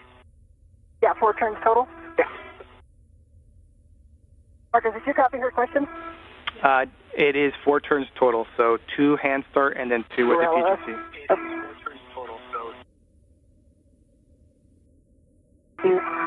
Okay, there's your 4 turns total.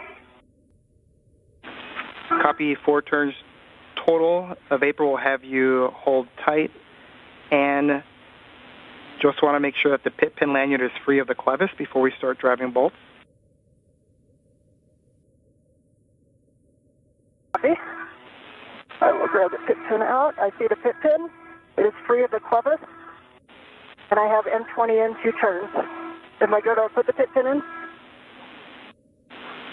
Can you repeat, Vapor? And did you say you've already driven M20 2 turns? No, so the pit pin is free of the clevis, and I've driven M20, not driven, hand-started 2 turns. Copy. You hand-started M20 2 turns. Is that correct? That's correct. All right, copy, Vapor, with that. PGT settings for you, Bravo 7, clockwise 2. Let me know when you have that. I'm set. Bravo 7, clockwise 2. And you're going to be driving M19 to torque. Expect an additional 10 to 11 turns, Vapor. Okay, driving a torque 10 to 11 turns. So, Marcos, can I put the pit pin in? Negative, not yet, but you can take your PGT to Bravo 1, clockwise 2. Okay. But you can take your PGT to Bravo 1, clockwise. Bravo 1, clockwise 2.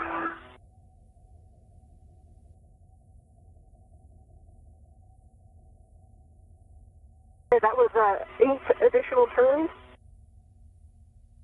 on the stop bolt. Got the green light. 55.5 on the torque. I copied 8 additional turns.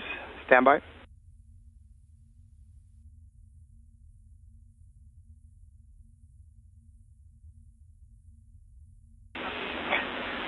Vapor, that's a good PGT. We'll go for the torque wrench. And those words from the ground IV there on the center of your screen, NASA astronaut Marcos Barrios, relaying up to Nicole Ayers, who is working to install the right lower struts. Well, last check, I've got a torque wrench. Ayers is using the PGT or pistol grip tool to secure the strut. And I'm ready to drive when you guys are. Copy. Thanks, Ann. We'll wait until we're done with Vapor's bolts and we've done all the checks. See, I'm And a bye.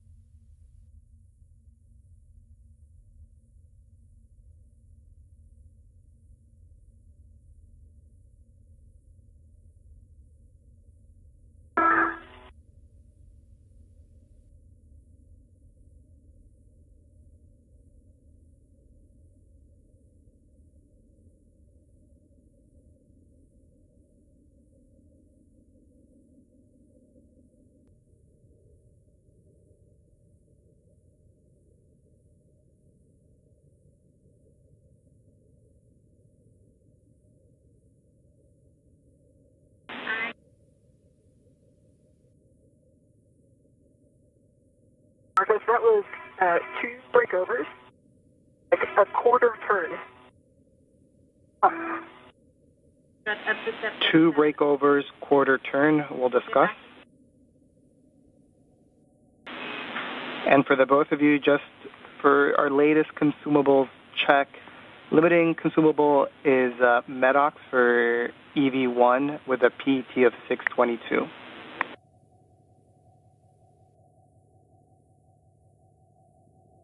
You want copies? Copy. And what total time are we at right now, Marcos?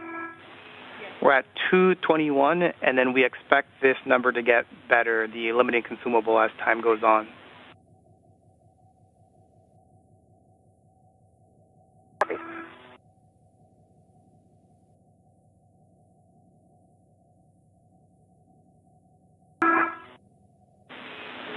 And Vapor, we're still talking the torque wrench.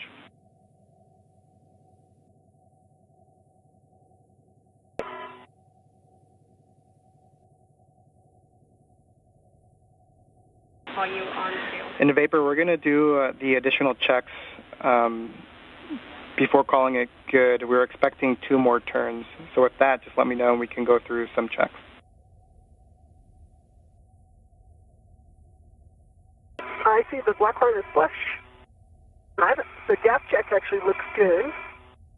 And can you give it a wiggle? Yep. Again. And the wiggle test is good too. Copy, black line, no gap, good wiggle test, just looking for the lower strut MLIs covering the strut pad.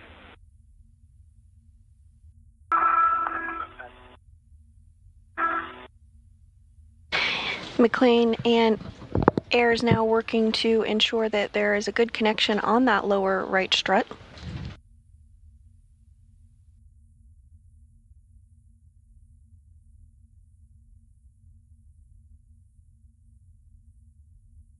The lower MLI is covering the strut pad. Copy about the MLI, and we were just told that that is a good M19, and so, and you have a go to drive M20 to torque. Expect an additional 5 to 7 turns. Bravo 1 clockwise 2. Copy, Bravo 1 clockwise 2 set M20.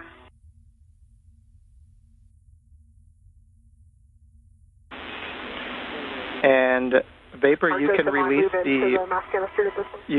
the rep from the lower strut. McLean now using the pistol grip tool to secure the lower strut to the mounting bracket. 12.1 torque, green lights on M20.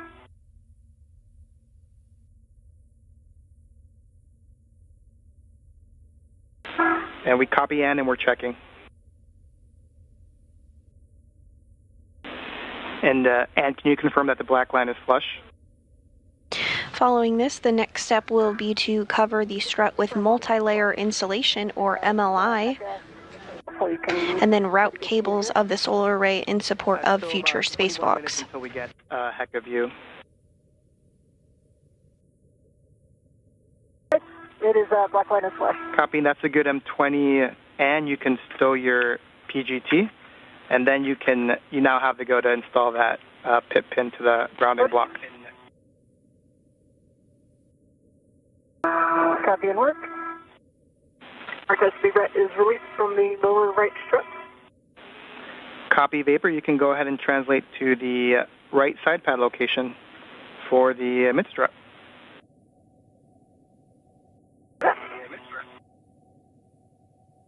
Just the pit pin is installed, and I'll work on the MLI around.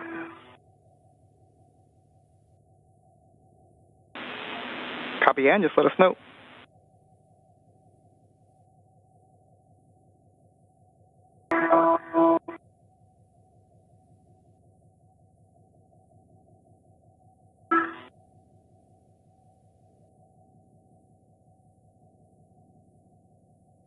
If you're just joining us this morning, we are approaching the 2-hour and 30-minute mark into today's spacewalk to install a support bracket called a modification kit in preparation for future installation and deployment of International Space Station Rollout Solar Arrays, or IROSAs.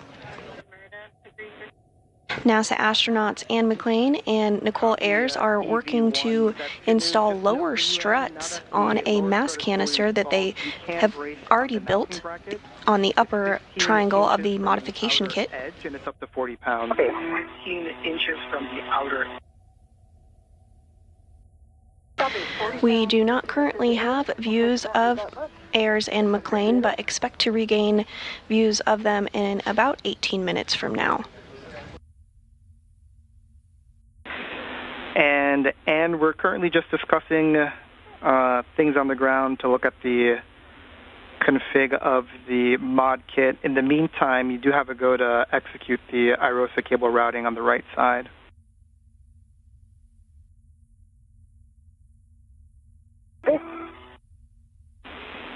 And Vapor once. And I do have the IROSAs wire tied with 3 wire ties. Go ahead. Nope, just going to give Vapor more words that once she's on that right kind of mid-strut location, just to hold still.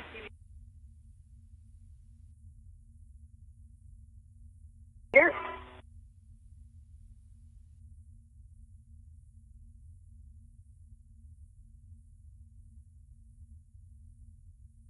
Marcus, the wires, IROSA wires, released 1 coil turn. So the black mark is now wire tied with 3 twists and set to low profile on the LR handrail at the lower strut. That's great, Ann. Appreciate it.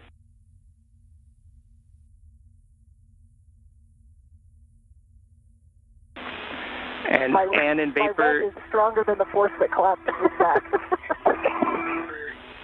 Ann and Vapor, just wanted to give you an update for the day. We have reached min config. The target was 2:30 PET, and we're at 2:27, so we're about 3 minutes ahead of the timeline, and so we're going to proceed. Proceed with the day, and we'll get you more words on what we're doing next. Good news. Copy all. And just to be extra clear, we're going to pause right now to give you further words, but stand by. Okay, pausing.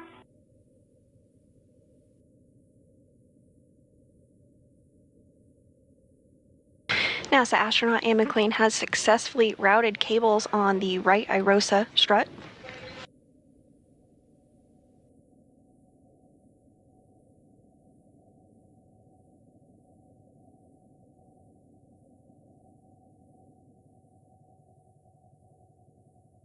The crew is about 3 minutes ahead of the expected timeline for today.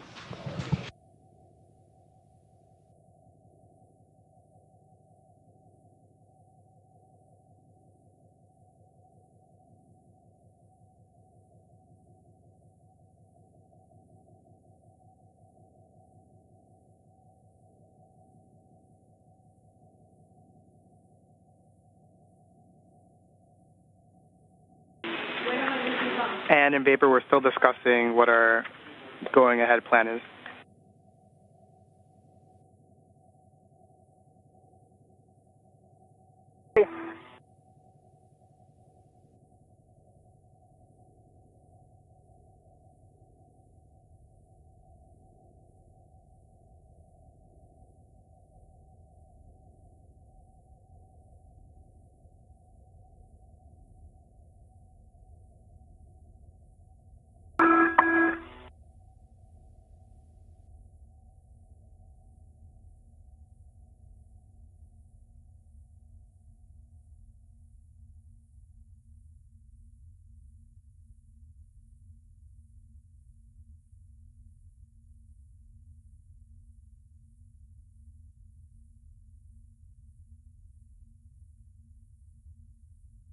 Look this way.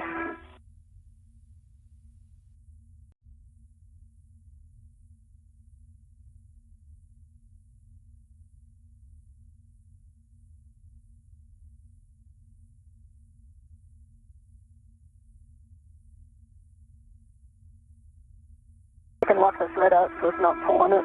Okay.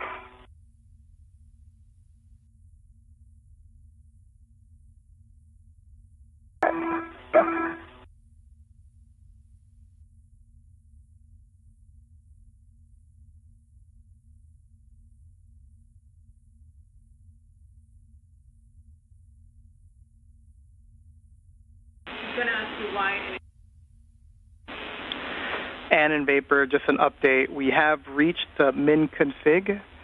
We have decided to clean up and prioritize the C2 V2, and we're going to get additional words to you soon.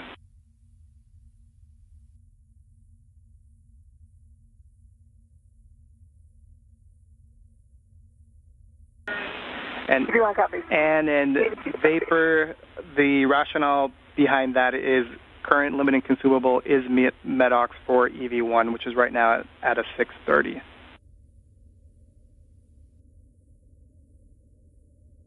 Understand.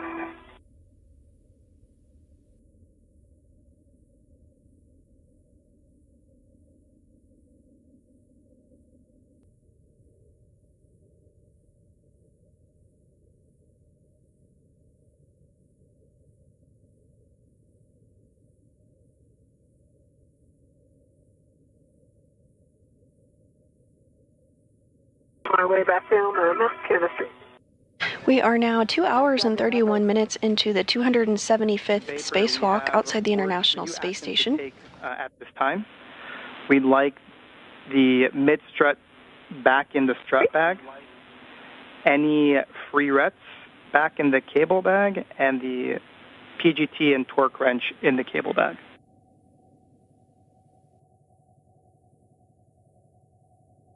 Okay, copy. So mid-strut is going back to the bag, and then the wrench going to the cable bag. And I've got the mid-strut when you want it cut off your right hand. Okay. Good words, Vapor.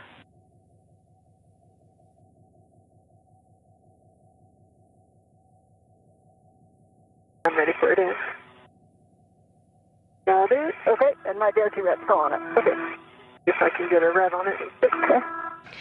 And those words from the ground IV up to NASA astronaut Nicole Ayers, walking through some procedures to get the mid-strut cables and PGT put back in the cable bag ahead of the next steps in today's spacewalk. Got a bag ret on the mid-strut. Okay, I'm ready to send it back. I can just let go of it. Okay, I'll let it go.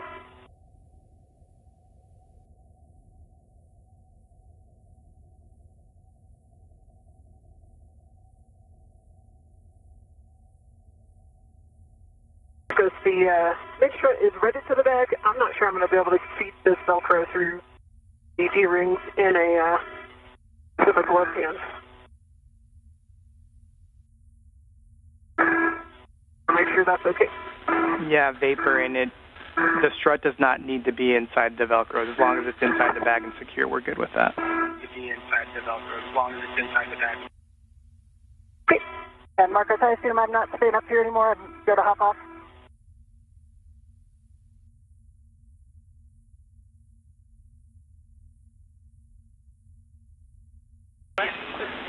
Stand down, Vapor, or correction, stand down. And you can go ahead and get out of the APFR. Okay, I'm pausing.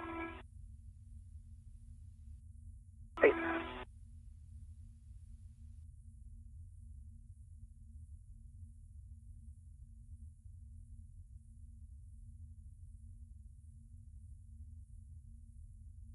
I'm out of the APFR. Nice. Only took 1 calorie to get out.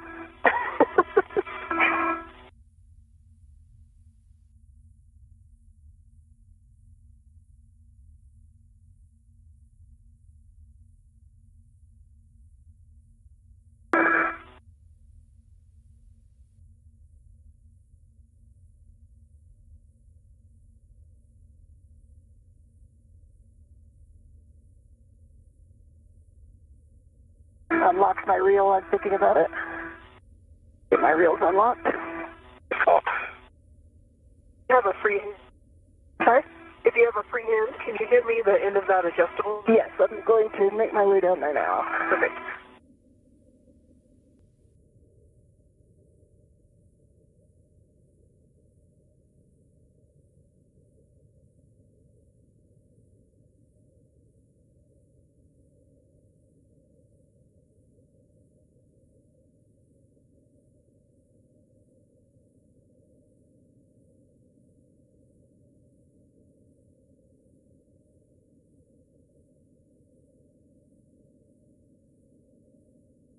And here it comes.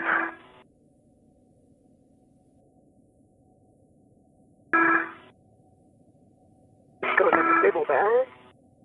And we are now 2 hours and 36 minutes into today's spacewalk.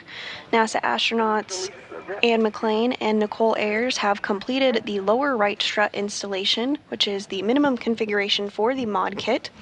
Given the high priority of the common communications for visiting vehicles antenna relocation, the team has been directed to stop working on the mod kit, clean up the IROSA work site, and move on to the C2V2 relocation task. Copy. Copy. And Marcus, I'm sure you're discussing what's going to go out and what's going to stay out and go in. We know we're putting the torque wrench and the PGT back in the strut bag. Those are going into the cable bag. So the PGT and the torque wrench into the cable bag. Going into the cable bag. So the PGT and the... Copy cable bag. I think it'll be more helpful if I come around to the cable bag. What do you think? Sure. Yeah, so all I have to do is close the bag and then get these in the cable bag. Okay. Yeah.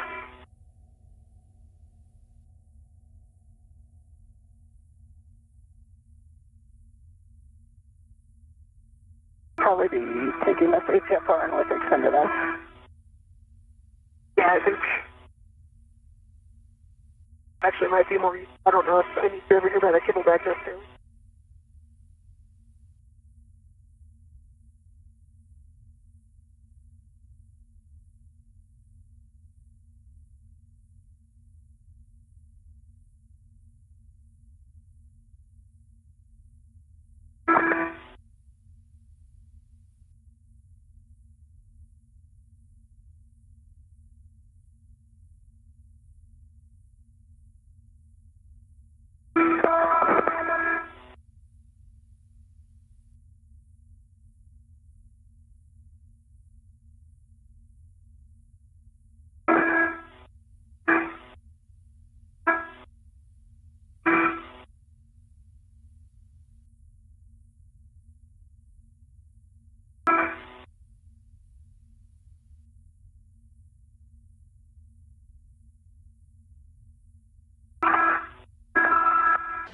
At this time, NASA astronauts Anne McClain and Nicole Ayers are working to reconfigure the work site, including adding the mid-struts, cables, and PGTs back in the cable bag as they clean up this work site and prepare for the common communications for visiting vehicle antenna relocation task.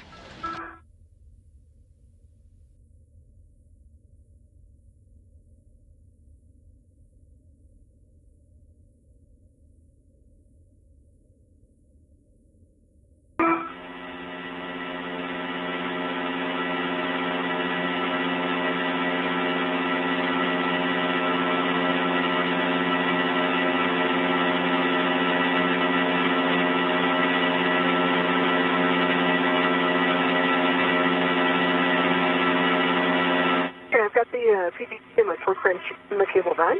Copy.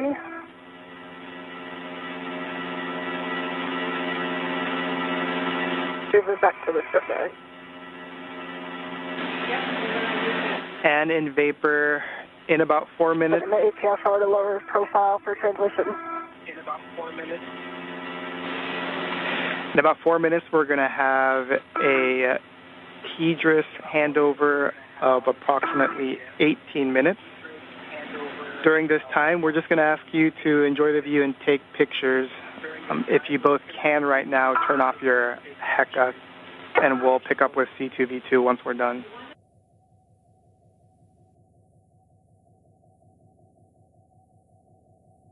Okay, do I understand 18 minutes? 18, 18, confirm.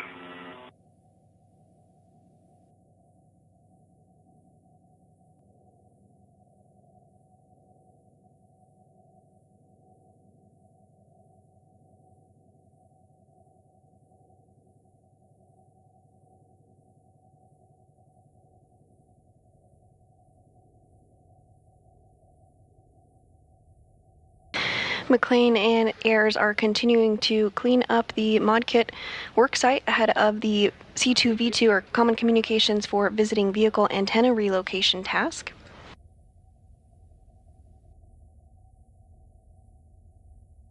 Given the higher priority of the C2V2 relocation task, the team has been directed to stop the work on the modification kit, clean up the IROSA worksite, and move on to the C2V2 relocation task. Tighten it down.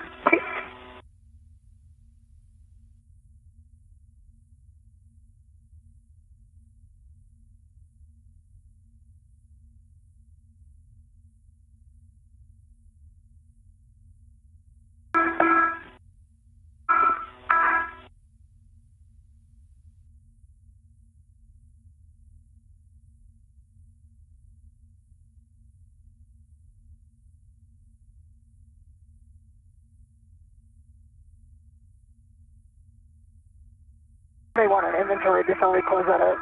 Okay. Marcus, did you want a ret-by-ret inventory at the front back?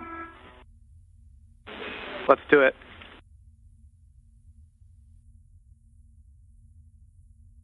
All right, I'll sit on this end. And we've got 2 minutes until that handover. That's going to last 18 minutes.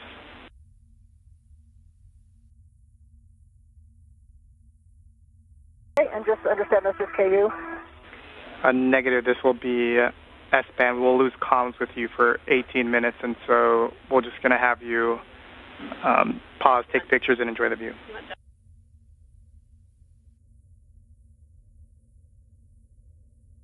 Okay, we have number 14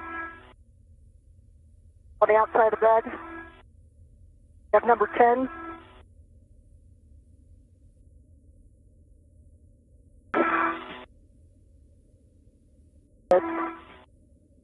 Number 4.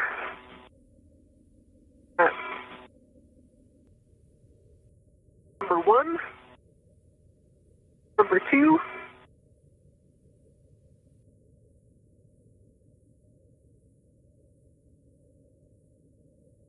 Number 3.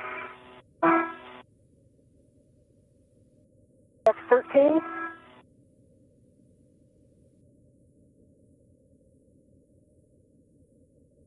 This guy, number 7. Number 11.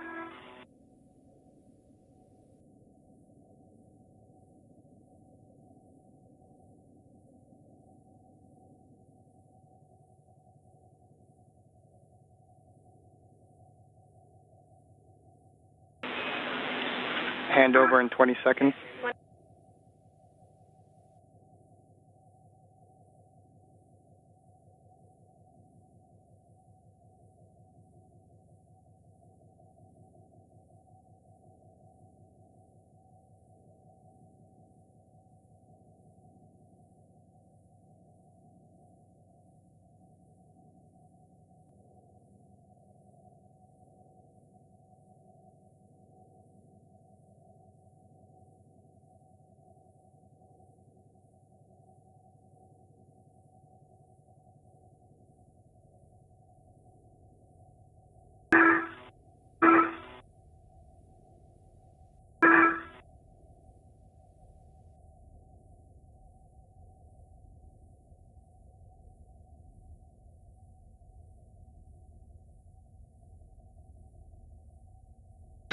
And at this time, we do have a approximately 18-minute long time period where we do not have communications or views of the crew due to a handover period between our satellites.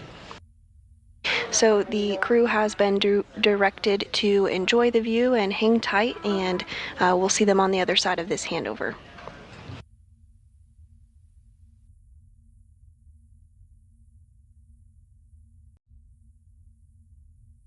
If you are just joining us, we are 2 hours and 45 minutes into today's spacewalk. NASA astronauts Anne McClain and Nicole Ayers worked to install a support bracket called a modification kit on the International Space Station. As part of this, they installed and built the upper triangle and attached it to the mass canister and installed the right lower struts and upper struts as well. This is what is considered the minimum configuration for the mod kit. Given the higher priority of the Common Communications for Visiting Vehicles relocation task, the team was directed to stop working on the mod kit, clean up the IROSA work site in this configuration, and move on to the C2V2 relocation task.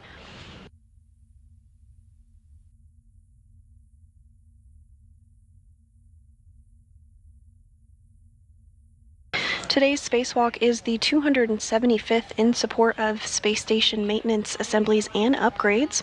It's the third spacewalk for NASA astronaut Anne McClain, who previously has conducted 2 spacewalks totaling 13 hours and 8 minutes.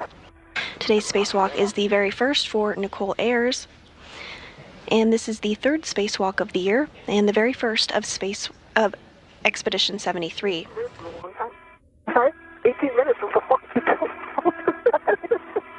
It's a really long time. What? The airport's really cool right now.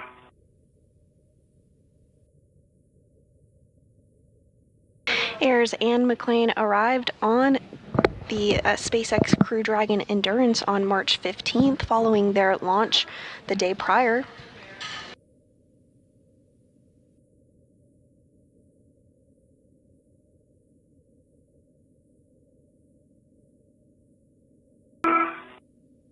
Are doing it with your visor up? Yeah.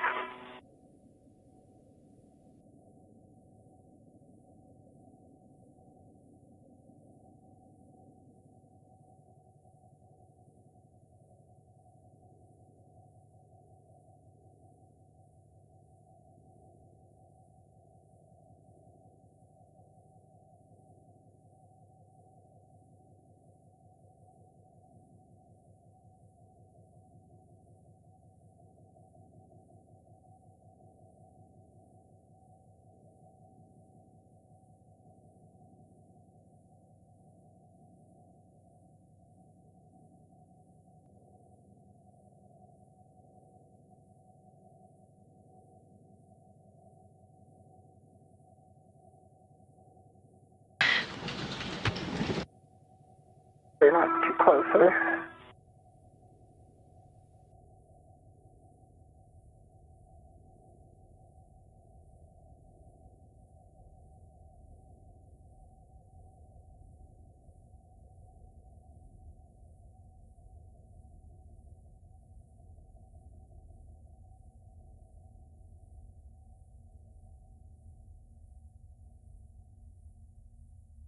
While NASA astronauts Anne McClain and Nicole Ayers are enjoying a break between a handover and our satellite communications, let's take a look at the crew that is on board the International Space Station. Seated in the front row from left are, of course, NASA astronaut Nicole Ayers and Anne McClain, who are our spacewalkers for the day. In the back row from left are Roscosmos cosmonauts Kirill Peskov, NASA astronaut Johnny Kim, Roscosmos cosmonauts Sergei Ryzhikov and Alexei Zubritsky, and JAXA, or Japan Aerospace Exploration Agency astronaut Takuya Onishi. Onishi and Kim helped assist Ayers and McClain this morning as they got suited up and stepped through procedures for depressurization.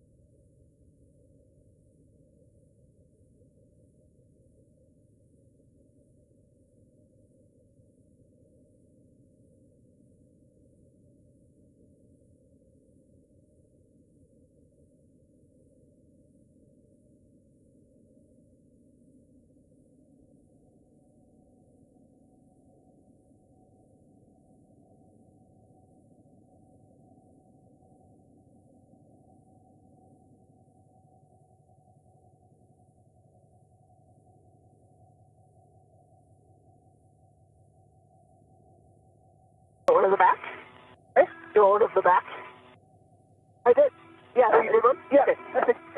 Well, as long as you get the game up, but...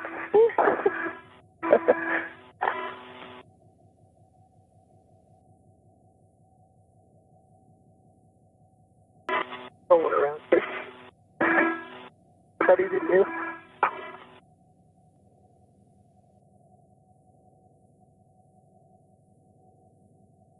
And we are getting a view there on our screen of NASA astronaut Anne McClain in the spacesuit with the red stripes, as well as NASA astronaut Nicole Ayers on the left, wearing the unmarked spacesuit and that strut bag that they were working to reconfigure ahead of moving on to the relocation of the Common Communications for Visiting Vehicles antenna.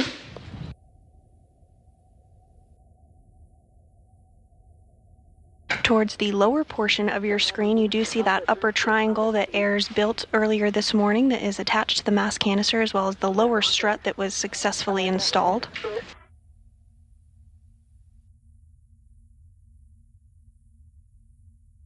Again, this is considered to be the minimum configuration for the mod kit, and given the higher priority of the C2V2 relocation task, the team has been directed to stop work on the mod kit, clean up the IROSA work site, and move on to the relocation antenna task. Tried to get a bunch of pictures of the bombs of the solar arrays. They're showing their age.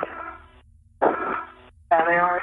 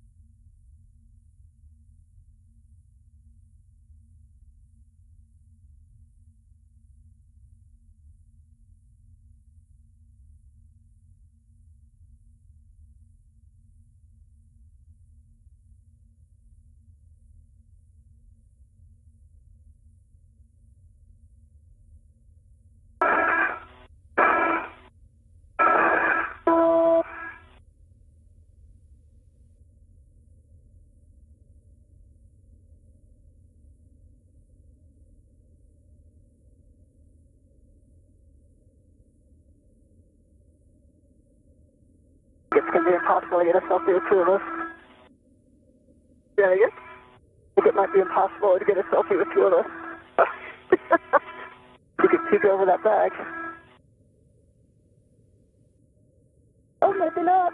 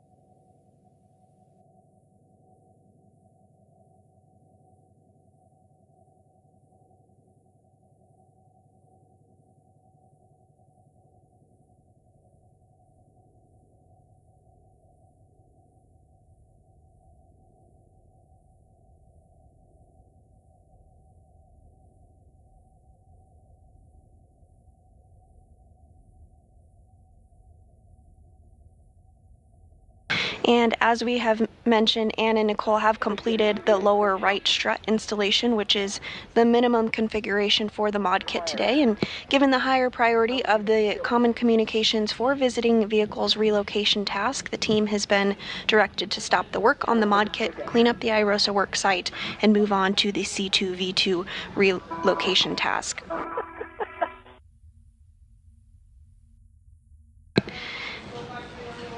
When spacecraft visit the International Space Station, they rely on a communication antenna, the C2V2, to communicate. Relocating this antenna will ensure better redundancy and communication with visiting spacecraft to the International Space Station. And there on your screen, you do see a glimpse of the spacecraft that are currently docked to the International Space Station. We have the Crew 10 spacecraft, which Anne and Nicole arrived on, as well as a cargo flight, a Cargo Dragon CRS-32, which just recently arrived, and we also have 2 Progress spacecraft stocks, as well as the Soyuz MS-27, which brought up NASA astronaut Johnny Kim. I can hear you really quietly, Marcos.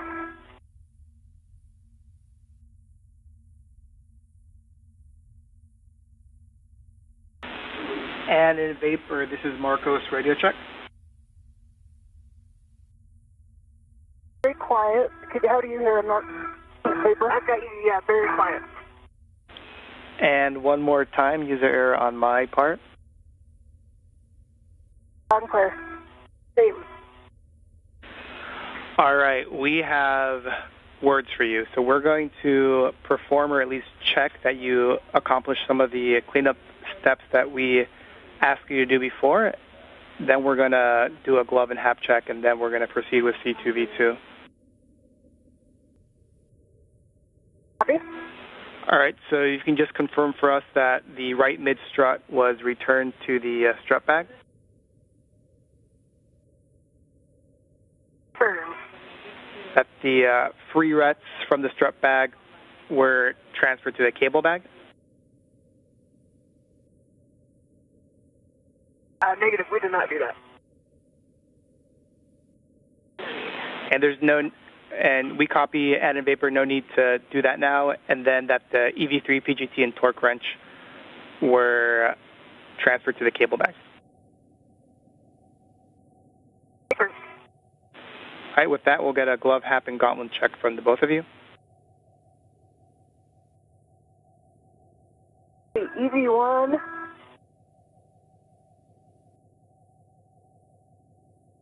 Change to the glove, and I did the extra check on that finger spot, and no change to it. And my gauntlets are in place. And half is dry. No change to the glove. Half is dry. Both are down. Copy that from the both of you.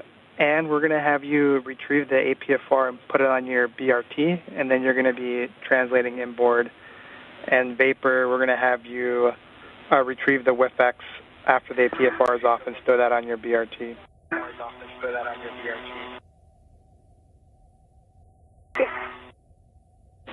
And so just for your situational awareness, we're essentially executing C2V2 as written, and we'll come back for more cleanup. Copy.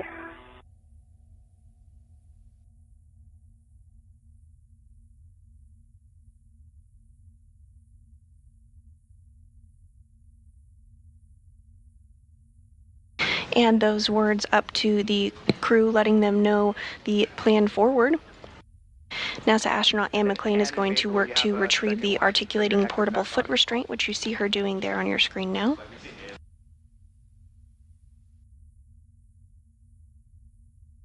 Meanwhile, AIRS is reconfiguring the tool bag and ensuring things are in a good place before they move on to the C2V2 antenna relocation.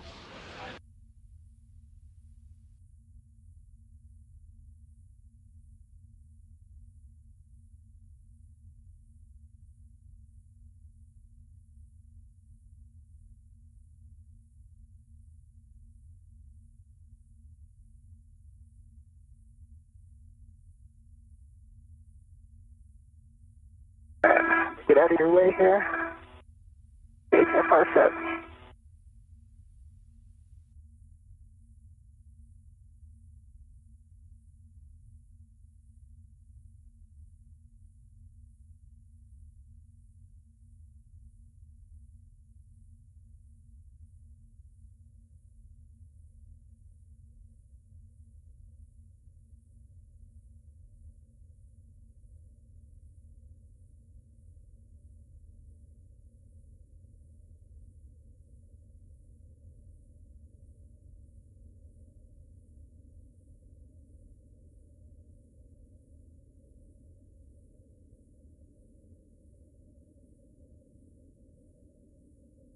And it looks like Anne McLean has successfully uninstalled that articulating portable foot restraint.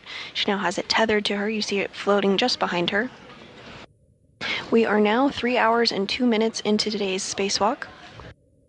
Today's spacewalk is the 275th in support of space station maintenance, assembly, and upgrades.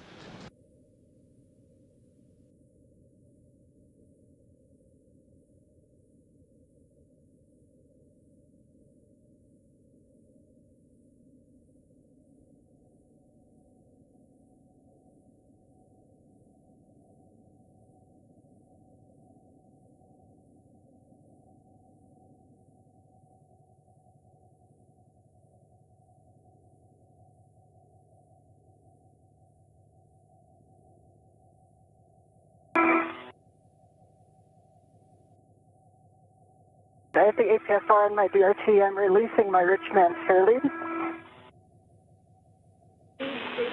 Copy, Ann. I've got the WIFX on my DRT. And we copy Vapor.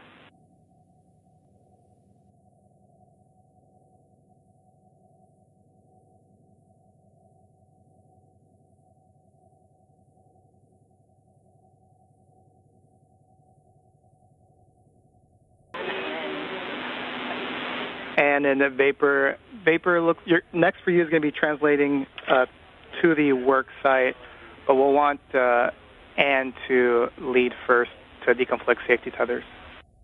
Yep, copy that. Copy. Let me get the HFR in a better out here.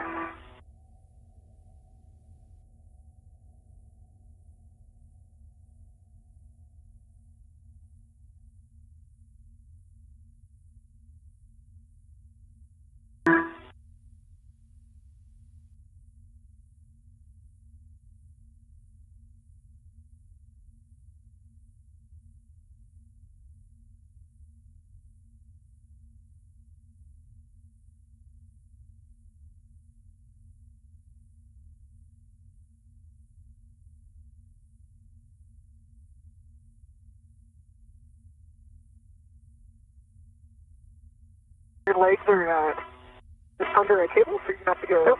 Oh, okay. Body up first. Okay. They know they're clear. Clear. Well, you're gonna have to go up and around. Yep. Here you go. Okay. Thanks.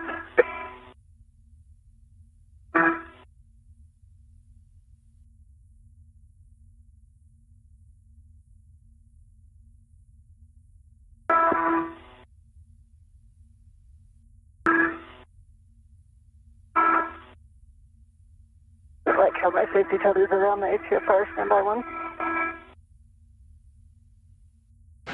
And at this point, NASA astronauts Anne McLean and Nicole Ayers are just working on completing the cleanup tasks ahead of moving into the Common Communications for Visiting Vehicle Antenna Relocation task.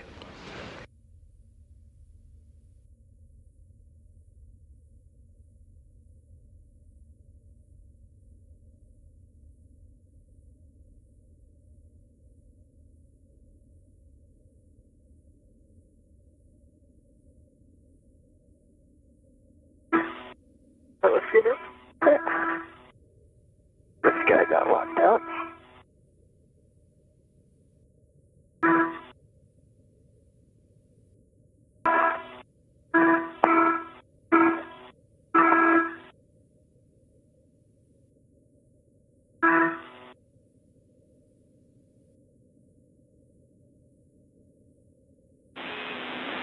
Good job, Anne. With that complete, you'll be headed inboard.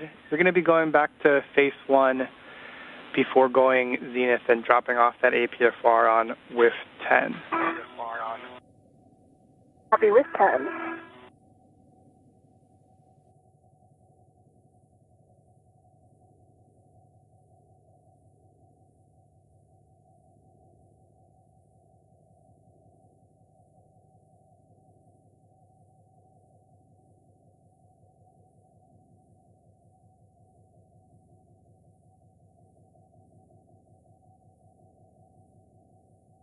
And NASA astronaut Anne McLean is now beginning her translation. It looks like you're already doing it. You're going to follow Anne, but you're going to then continue aft of station to get to the work site. Okay. Yeah, I've got the CC in sight. Anne McLean is continuing her translation process to install the articulating portable foot restraint at the new location. Meanwhile, NASA astronaut Nicole Ayers is also beginning her translation process.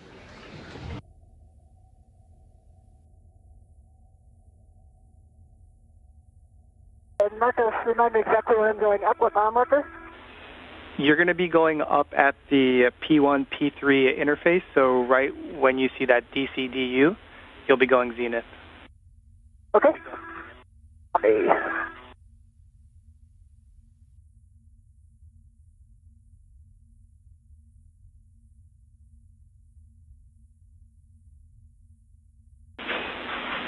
Vapor, looks like you're making your way to the work site. Just real quick for you, since it's on your way, do not translate on the CAS, the Common Attachment System. That should be just outboard of the C2V2.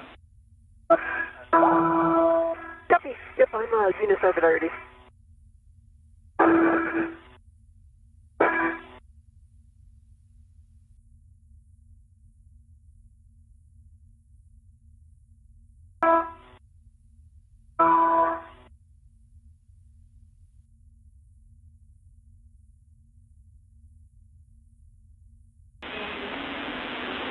And we see you, and that is the correct translation. Okay.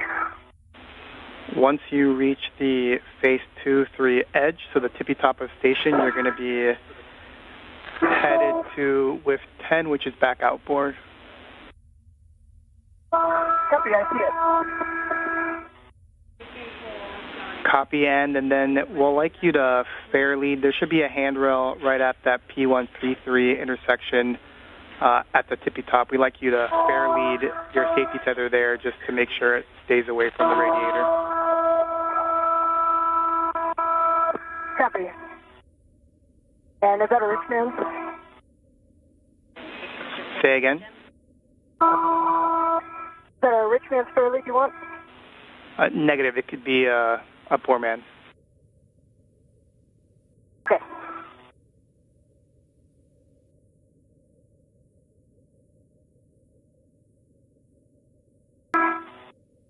Marcos, while EV1 is putting the GFR in, taking a look at these cables. Actually, so they're wire tied to this, or also wire tied to this. This if I just release the width wire tie, be able to move the antenna out of the way.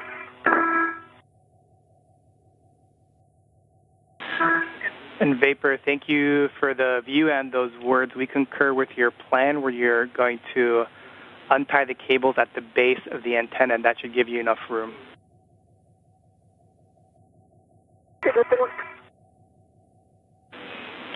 And Vapor, just because you're working near the antenna, just don't translate on the C2V2 boom. We've got the retro reflectors, and do not touch the glass. Don't touch the radome paint on the actual antennas. And then for the electrical cables, want to ensure that you avoid the radii of less than 6 inches.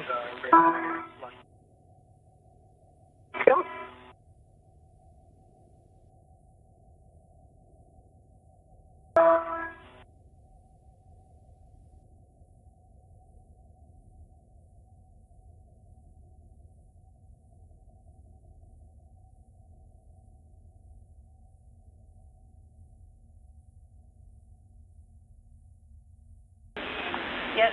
And we see you working the APFR. Once that's secure and you think it's out of the way, you could head aft to the work site. Copy. And does it matter if we just set it low profile? I know we have settings.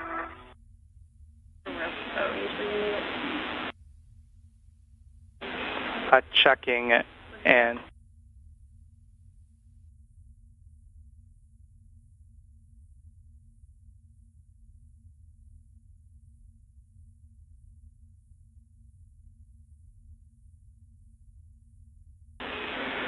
and those were good words. The actual settings don't matter as long as they're out of your way.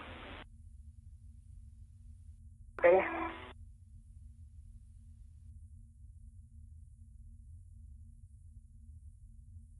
And this view of NASA astronaut Anne McClain as she is working to install that articulating portable foot restraint.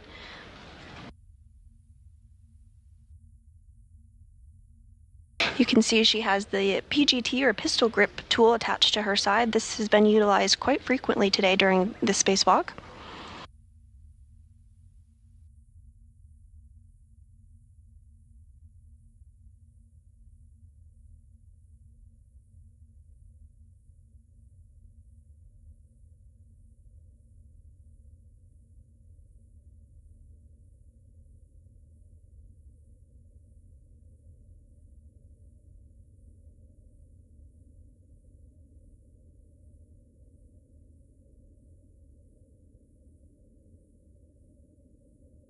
Now I got a good pull twist test on it. And we copy Ann.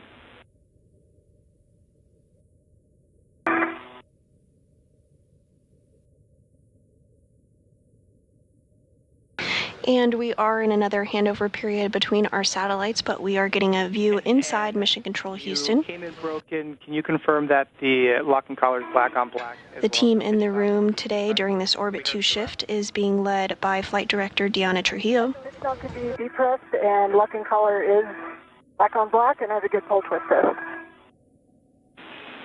And we copy that. So you can head aft to the workstation, and just for both of your essays, we currently don't have a video feed.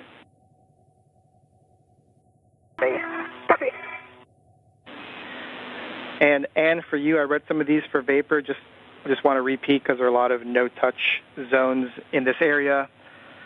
You want to avoid the dry lube that's on the shaft of the grapple fixture. For the C2V2 boom, don't translate on it, don't kick it, don't touch the glass on the reflectors, and don't touch the radome paint.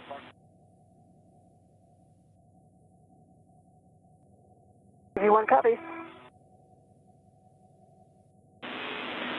And then a warning for you, and you have the radiator just to your back, so you want to avoid contact with the radiator. It's got sharp edges, thermal paint, etc. Copy.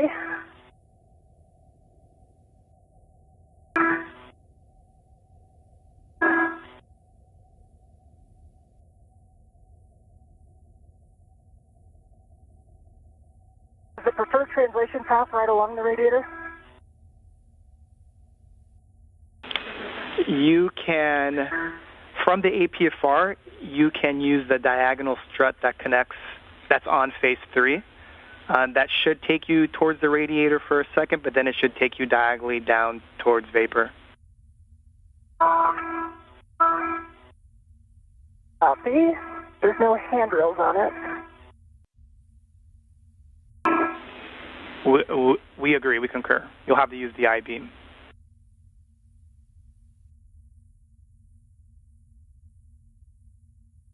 And with NASA astronaut Anne McClain successfully installing that articulating portable foot restraint, she's now working to translate to P3 ahead of the common communication for visiting vehicle relocation task.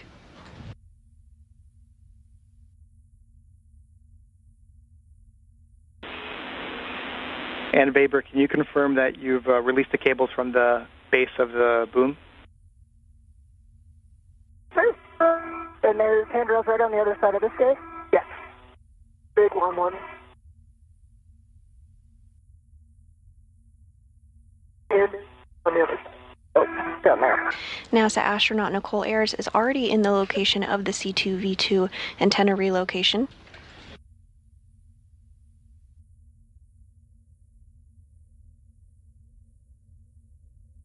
Good one.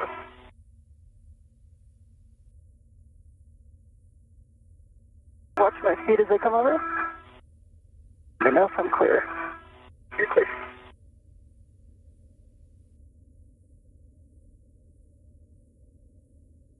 The Common Communications for Visiting Vehicles, or C2V2 antenna, is being relocated 1.5 feet to ensure better redundancy and communication with visiting spacecraft to the International Space Station. And then release it from WIF 17. And if you need to use your BRT, we've got a handrail for you. Yep, I just put one down, so if you can release, I'll be able to hold it. Okay.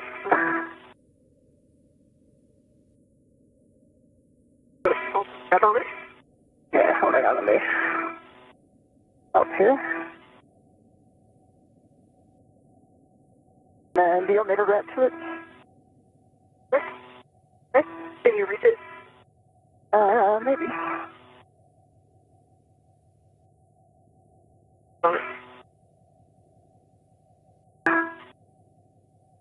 Hand it out.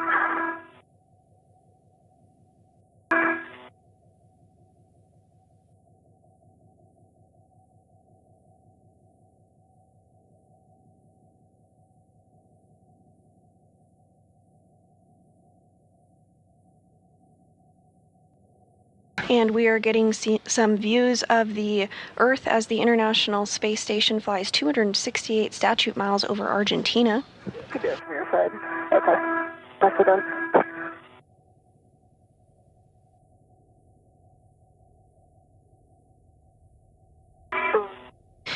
This view showing NASA astronaut Nicole Ayers on the right of your screen and Anne McLean on the left working together to relocate that Common Communications for Visiting Vehicles antenna.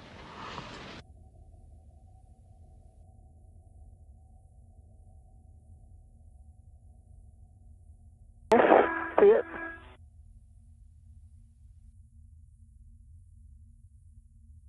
Stop there.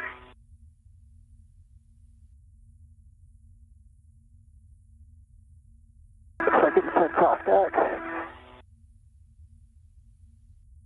Might work better from the other side, or I can try to come in from this side. There you go, nice job. Nicely done, Vapor. And we're going to have you tend the boom and kind of head inboard, and then Vapor, you'll be grabbing the WIF-X from your BRT.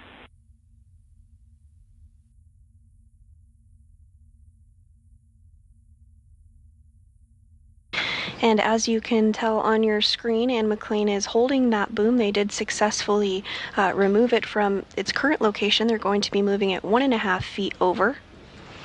In Vapor, it'll be a pitch setting of alpha.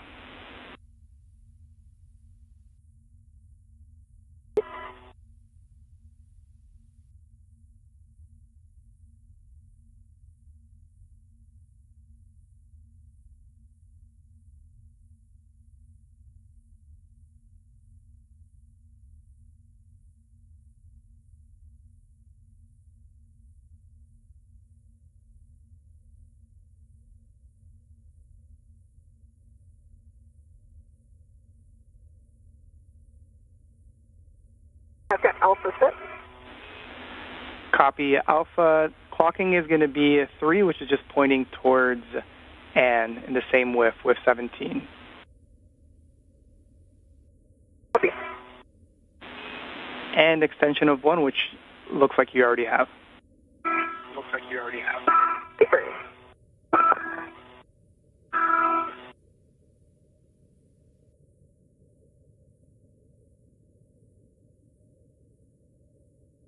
We're clocking of 3. Pixel and foot test. The locking color is lock on black. All right, that's great, Vapor. Next is going to be to install the C2V2 on the WIF-X. Cool. So this, I might need you to help push it. There's, I think some of the cable is pulling it back your way. Yeah, actually, So it's pretty strong. now that we're here, I'm going to have to release. Yeah, it's just stay right one. If you're just joining us this morning, we are 3 hours and 21 minutes into the 275th spacewalk in support of space station maintenance, assembly, and upgrades. NASA astronauts Anne McClain on the left of your screen and Nicole Ayers on the right of your screen are currently working to relocate a common communications for visiting vehicle antenna. Pointed aft, which looks like it is. By moving the antenna over 1.5 feet, it will ensure better redundancy for visiting spacecraft arriving to the International Space Station.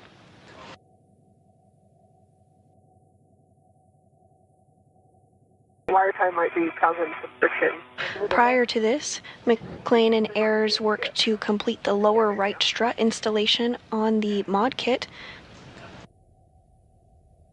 Given the higher priority of the C2V2 relocation task, the team stopped the work on the mod kit, cleaned up the IROSA work site, and is now moving on to the relocation task you see here. All right. I think the black line is facing aft, 90 degrees from the center black line. Concur. Copy orientation, copy pull and twist test, and then I may have missed it, but just the black on black. From black. That was the base of the, this was, or the, Okay. I know it was the wires. We're going to have to get the wires so they're not moving. You had a full twist on the width extender, right? I did, yep. All right, I'm going to release your rat. Ready. And I'm going to release my rat. All right, next will be to recoil the cables and secure them with a wire tie. Right now we have handrail 3829, which is just beneath WIF 17, but Vapor and Ann, if you see a better place, we're open. I could do maybe one coil at 3829. There's also a wire tie right at the base of the antenna that I could put another twist in and get the rest of this coil down. Yeah, that's the original coil that I undid. Oh, okay. Yeah. So I'll just put it back here. Yeah. If you do that, I'll tidy this one up. McClain and Ayers are now working to recoil cables and secure them with wire ties following the relocation of the C2V2 antenna. And then there will be 1 to 2 coils at 3829 as well. Copy that, Vapor, thanks. All right, that's in. Yeah, 2 minutes until handover. Copy.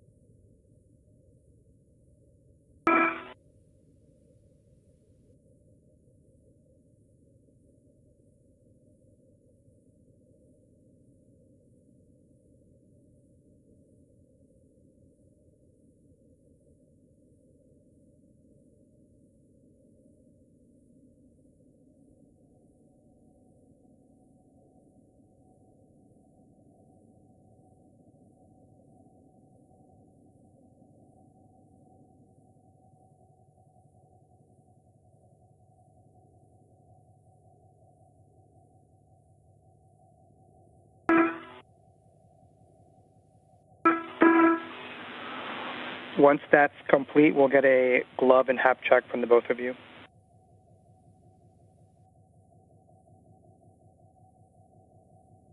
Great, EB1 has a good glove check on the left and a good glove check on the right. The spot's getting worn a little bit, but it doesn't look any more severe than it has been. And I have.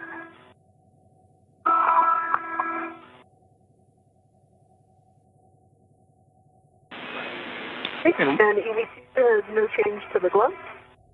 Is your eye hat?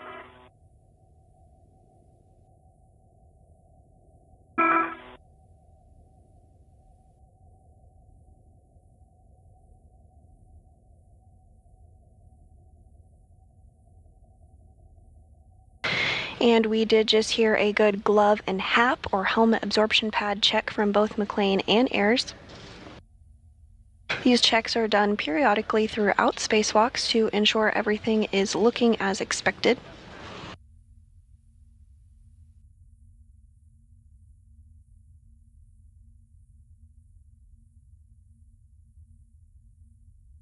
We are in another loss of signal period. While we will have communications with the crew, we will not have video of them again for about 36 minutes. Now approaching the 3-hour and 30-minute mark in today's spacewalk. And we're just back with you after a 20-second handover.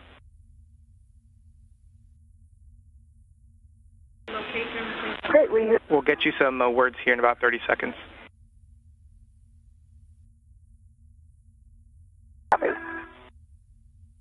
Copy our glove and HAP check.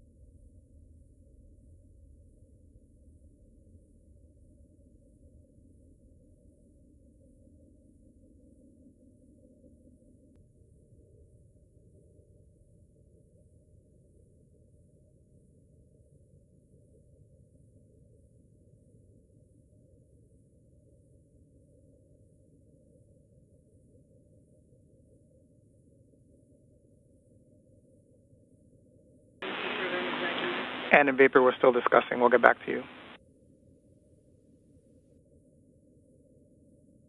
Okay, copy.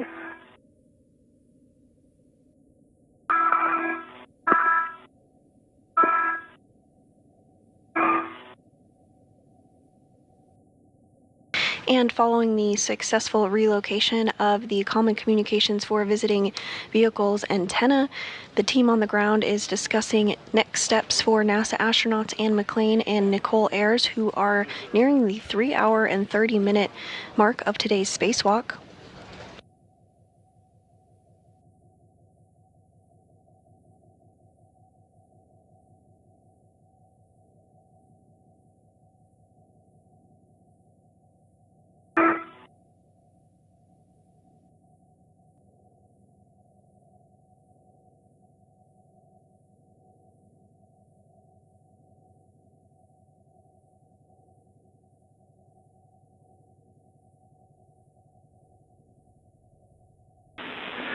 All right, and in vapor, we have some big picture words for you. Vapor, you're going to be going back to the work site, and you're going to be going back to the APFR and then translating inboard to the port feeder cart. And we'll continue to get you more words. We just want to get you moving.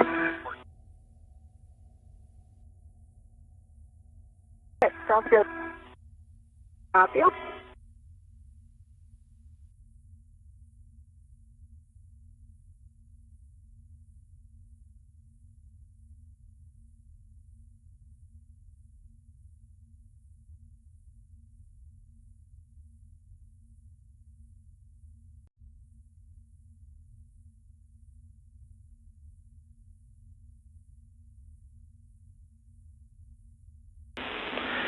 And vapor, you'll be translating to the cable bag, where we will have more words for you. And I'm assuming you've started, but you'll be headed to the APFR and WIF 10, putting that on your BRT, and then picking up your green hook.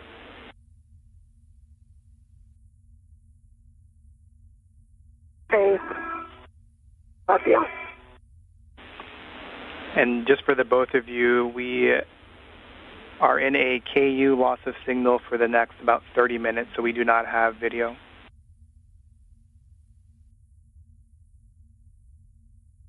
EV1 copies. Okay.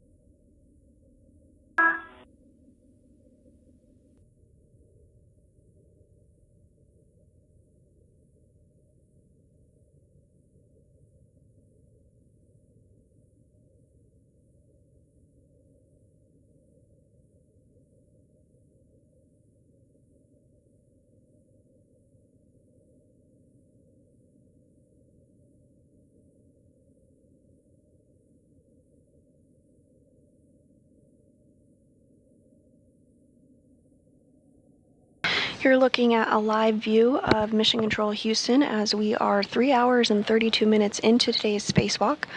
This is the 275th spacewalk in support of space station maintenance, assembly, and upgrades. NASA astronauts Anne McClain and Nicole Ayers have successfully built the upper triangle portion of the modification kit ahead of upcoming future International Space Station rollout solar array installation. Additionally, they have successfully relocated the Common Communications for Visiting Vehicle antenna.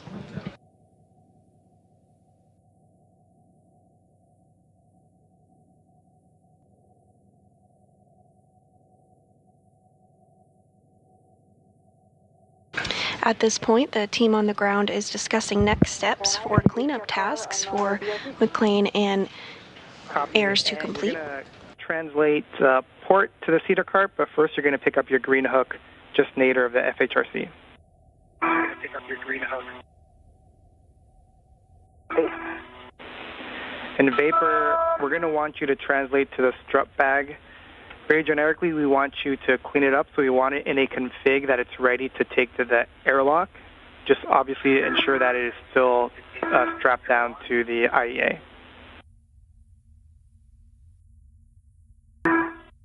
Hey, Tuffy, do you want me to move the three rets to the table bag? Negative Vapor, we'll keep the free rets in the strut bag. Right now, big picture, the intent is to bring both bags into the airlock.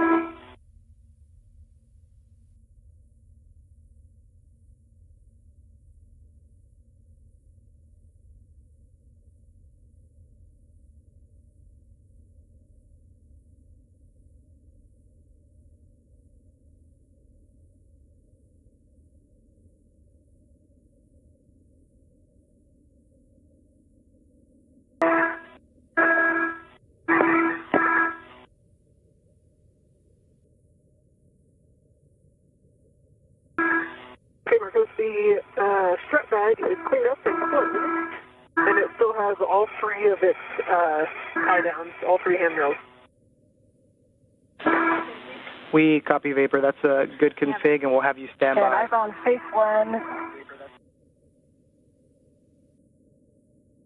I'm on Space 1 heading in toward the port seater cart. Are you worried about the hardware here? Copy that. Port seater cart with 03, upper left-hand corner. Speed.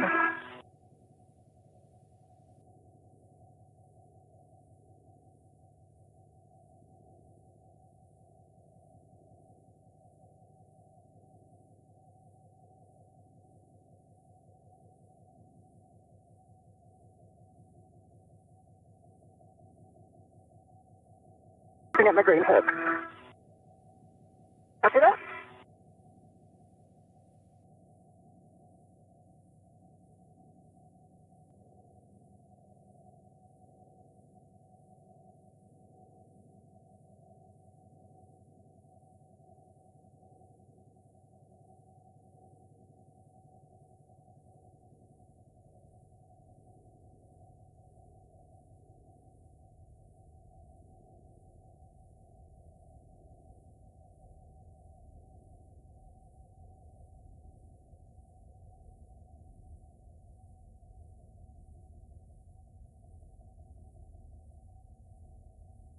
All right, my green hook is on my red reel, and I'm continuing translation.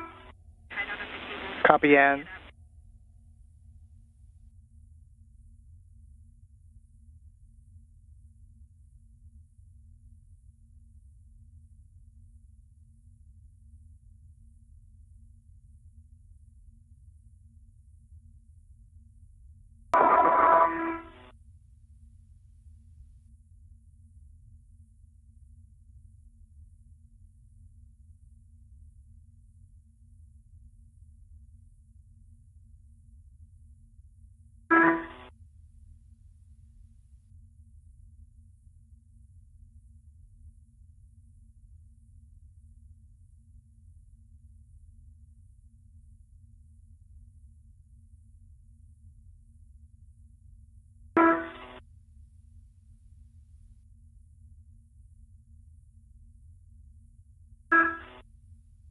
We do have about 24 and a half minutes left in this time period where we will not have visuals of the crew, but we do have communications with them. You're looking at a view inside Mission Control Houston that is currently being led, the Orbit 2 team currently being led by NASA Flight Director Deanna Trujillo. Taking out of the cable bag just in case they want to do a jumper or something. And Vapor, we got words for you. All right, Vapor, if you take a look at the IROSA cables, specifically the bundle that's on the right-hand side, we noticed that the loop is hanging, and we are concerned that if the BGA were to rotate, that loop could get tangled or caught up in that trunnion pin that's on the keel.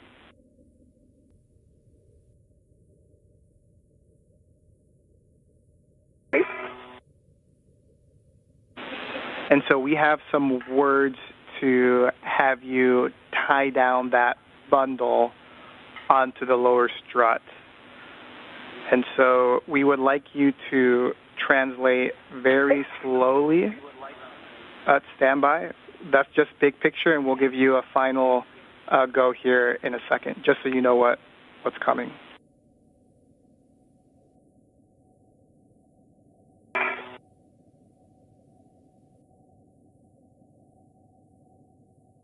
And those words from Ground IV Marcos Barrios up to Nicole Ayers. But just listen. We're going to be having you most likely very slowly translate up the lower strut. We want you to be parallel with the strut, and we also want you to be on the IEA side. We want you to try and avoid slipping your feet, which could cause torsional loads on this strut. The intent is to tie down the hanging bundle as low as possible on the strut away from the upper triangle.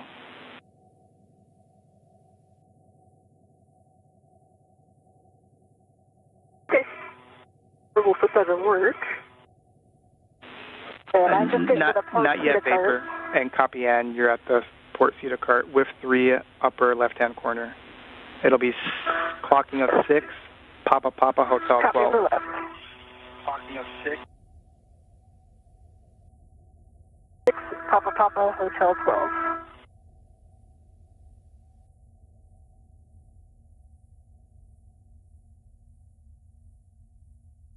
And with those words up to NASA astronaut Nicole Ayers discussing the next steps of today's procedures to clean up the IROSA cables. The handrails on the mod kit are illegal. Ayers will also work to ensure that the bundle is tied down on the lower strut as a precautionary measure. That is affirmative, Vapor, just minimize load. Meanwhile, NASA astronaut Anne McClain is working to install the articulating portable foot restraint in a different location on the International Space Station.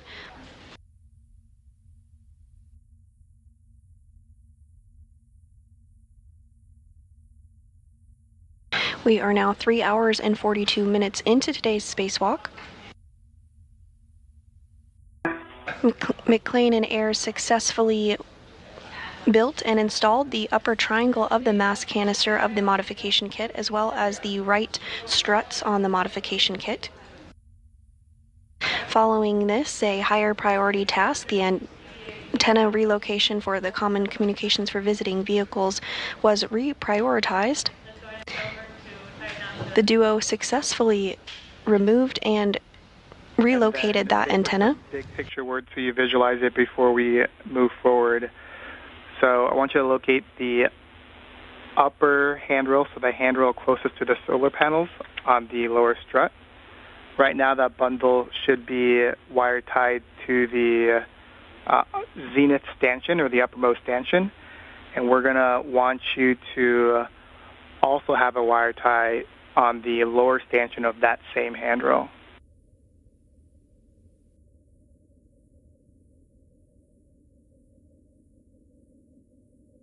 I see that the right upper handrail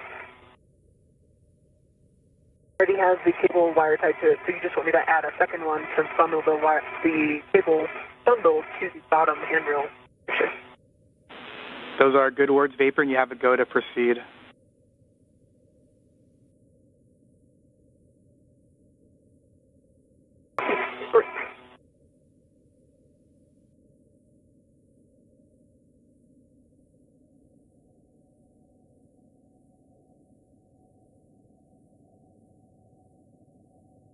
I have Papa Papa Hotel 12 set, and I'll get it in at a clocking of 6. Is that correct? Those are good words, Ann. Base.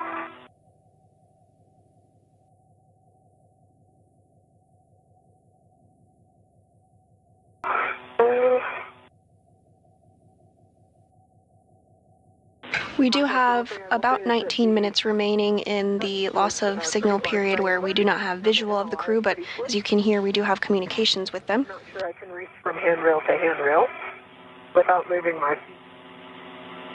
At this time, NASA astronaut Nicole Ayers is back at the modification kit zone, which is the 2A location of the International Space Station.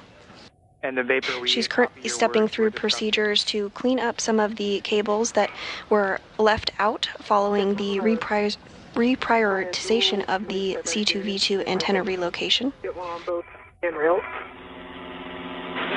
And we copy. By tying down the bundle on the lower strut portion of the modification kit, this is being done as a precautionary measure.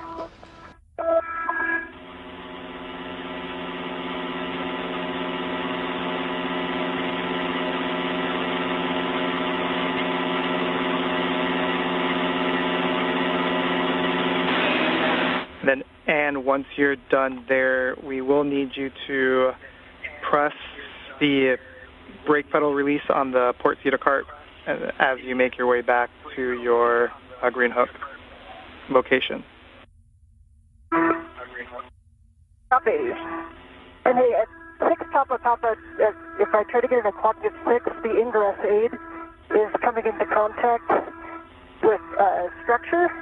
Can I put it at 7 or 8? Checking.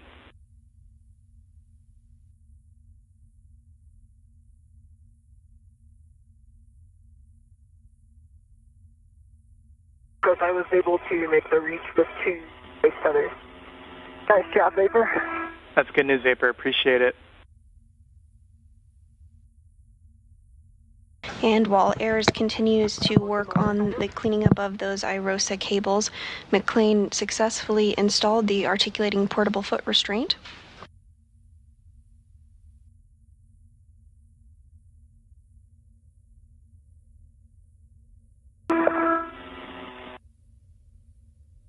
Marcus, there's a trunnion pin structure, and with the ingress aid, it's retracted, but it's laying down. So I can either kind of set it at a clocking of 7, or I could lift the ingress aid so it was sticking out more toward the MT and put it at a clocking of 6. I copy your words, and the team is still discussing.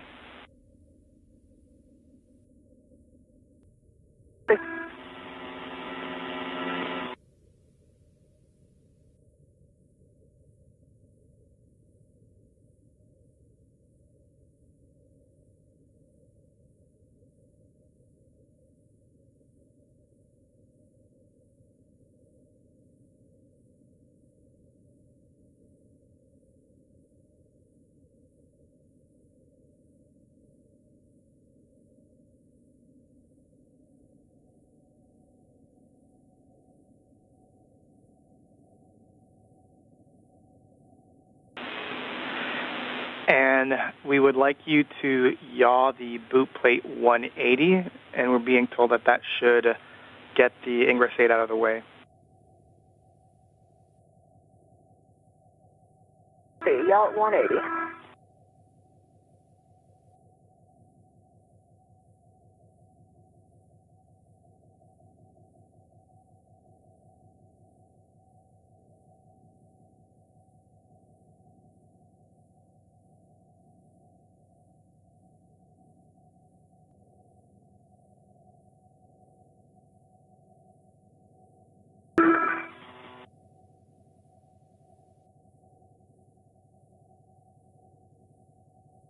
I see what you were talking about with the moon earlier, Ann. Oh, yeah? You can Yeah. see it over the end of the truss, huh? Yeah. Pretty awesome.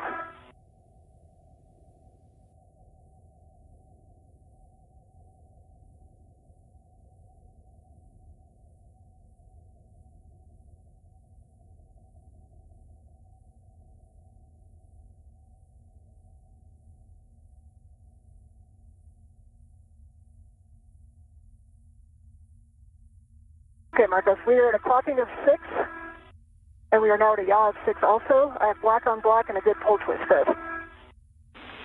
Copy that. And if you actuated the pitch axis, just make sure the knob can be depressed.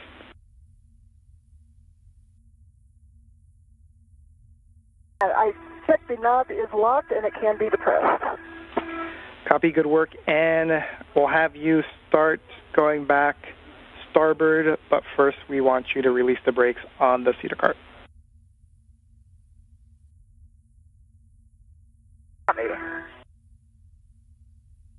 Good.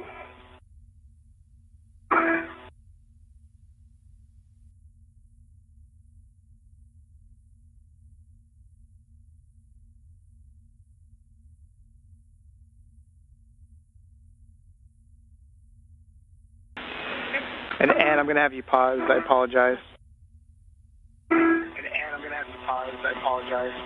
Okay, pausing here.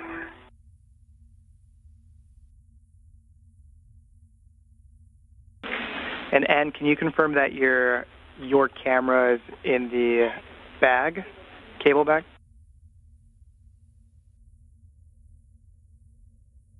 My camera is on me.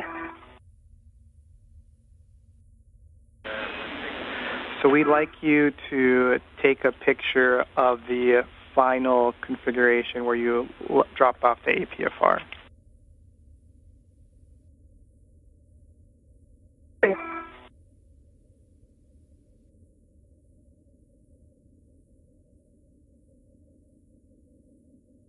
Marcos, I have the cable bundle on the right lower strut, upper handrail. I'll tie down to both skins.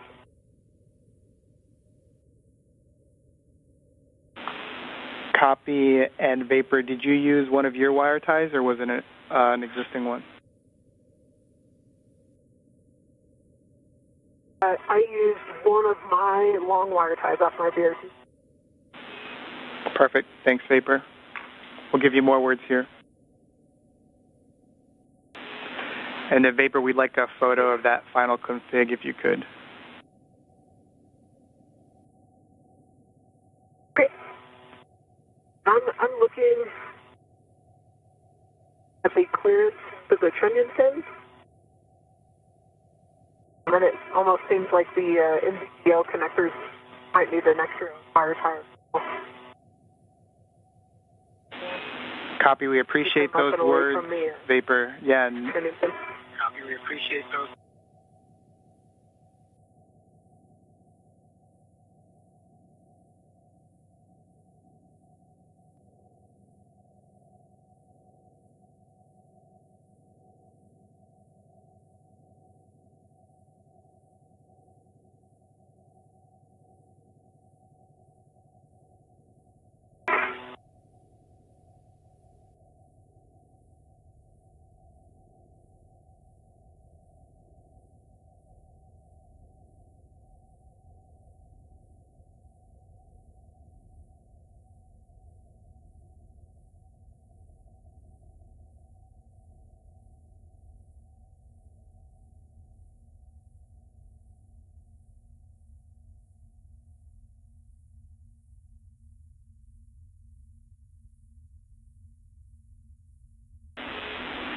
And Vapor, after discussing here on the ground, we don't need you to proceed with tidying up the NZGLs because they're free. We don't believe that they're going to catch with anything, but if you're already complete, that's okay as well.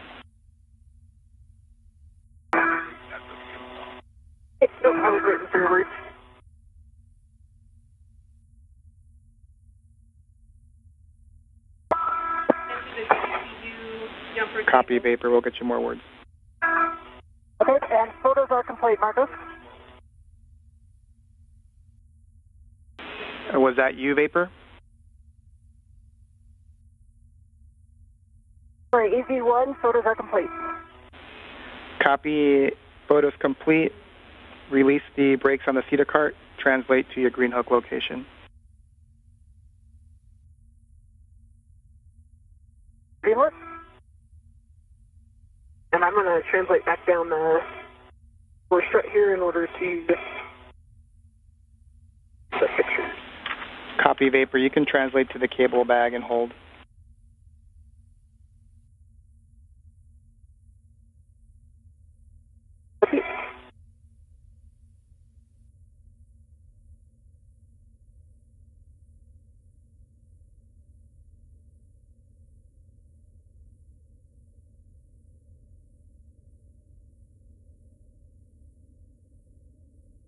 All right, I have two pumps on the cedar brakes, and I'm translating out phase one. Copy. We copy and.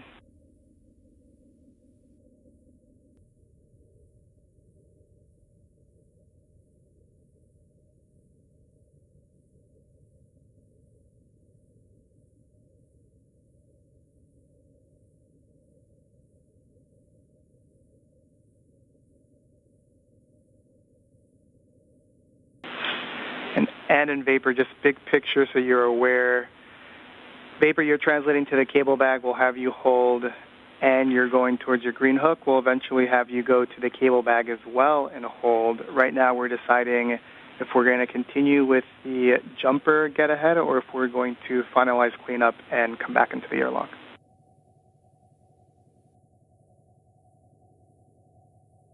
Do one copy. Two copies. Because for your essay, I haven't taken pictures of the lower strut cables yet.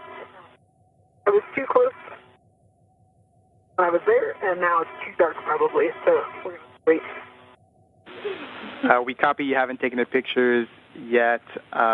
Once sunrise should be in about 14 minutes, and we'll get those done.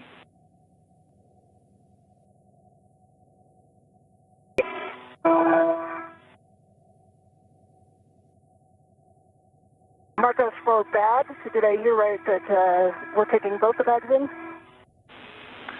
Affirm, right now that is the current plan. Okay.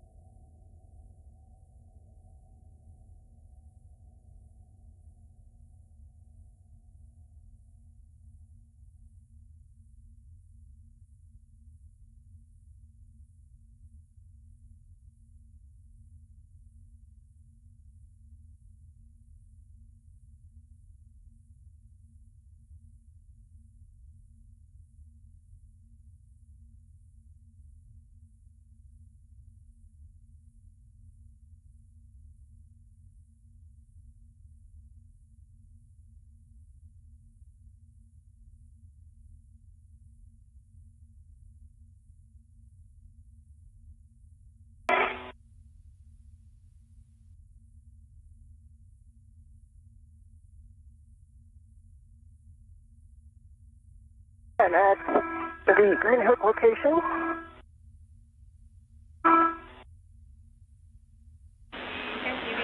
Copy, and you'll drop your green hook, then head towards the cable bag. We'll just make sure your gauntlets are in place. Okay.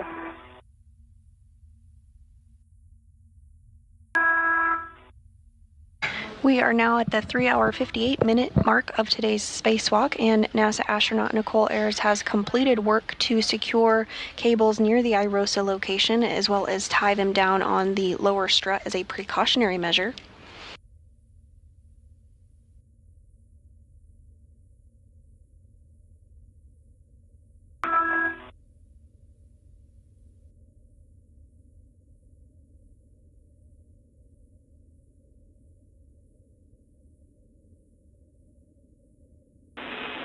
All right, and in Vapor, update on the big picture words.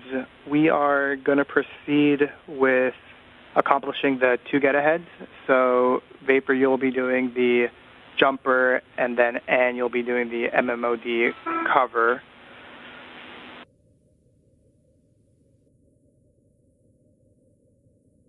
Copy.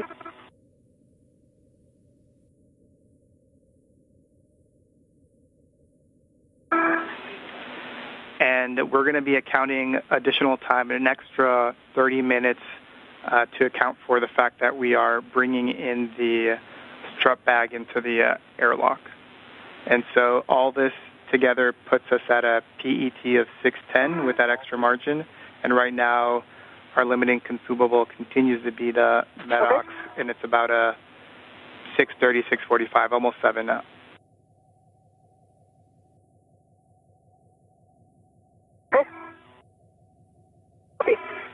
I'm picking up the DD for now. And Ann, I think you should be able to get to the forward side of the IEA before you can. Okay. Or maybe pick a race.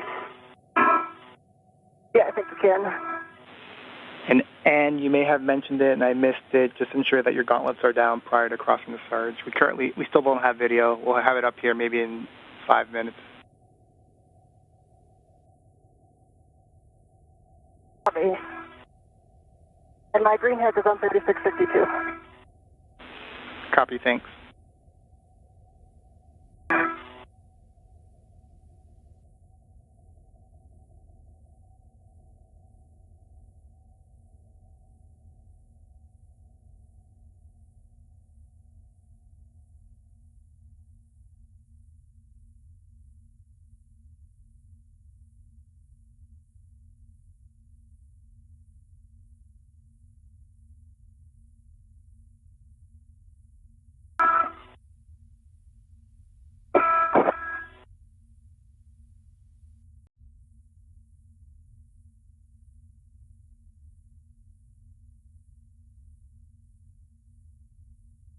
All right, what's your status paper? I am about to start translating. Okay. I will hold at the charge if you haven't translated by. Yeah, let's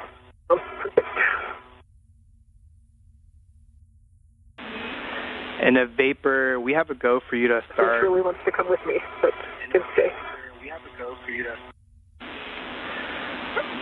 2 minutes until teacher's handover. We have a go Vapor for you to get the jumpers, put them on your mini workstation, and start translating for the get ahead, and we'll get those pictures of the lower strut once you're complete with the get ahead.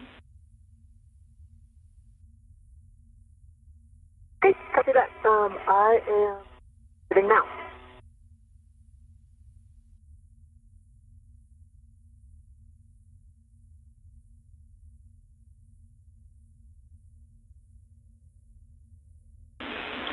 And then Vapor, can you just verify that you have the Canon connector tool with the jumper?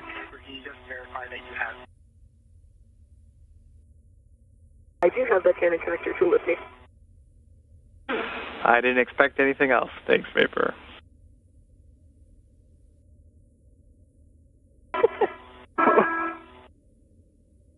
Hello. Hi. Make this corner and then out of your way. Sounds good.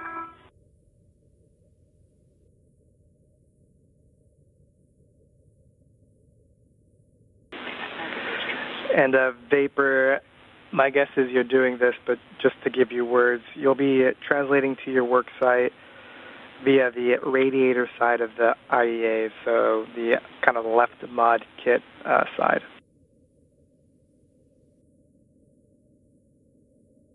Okay, then what? It's better to start on my trust. That way, so it's not quite as deep.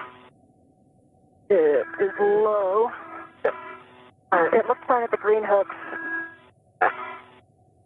I'm going to barely leave it here, so it's like that. Okay?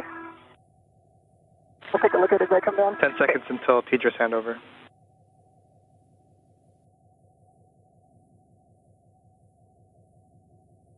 And we do expect to get view of the crew here again shortly. We're 4 hours and 3 minutes into today's spacewalk.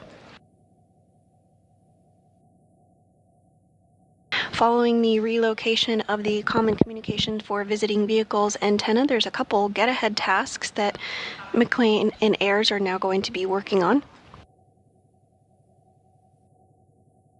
NASA astronaut Anne McLean is going to work to remove a bolt on an MMOD cover.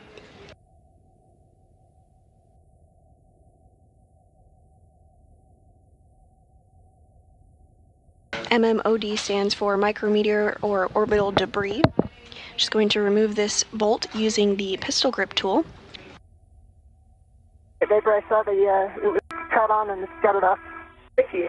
Yep. Meanwhile, NASA astronaut Nicole Ayres is going to work on a jumper cable installation, which is a DC to DC converter, converting power from the P6 truss to the acceptable voltage for the Russian segment of the International Space Station. I am back with you. Give me 10 seconds and I'll give you some more words. See, I'm going to work a socket swap. If they are 7/16, right? A-firm, 7/16 by 6-inch wobble. I will work a socket swap.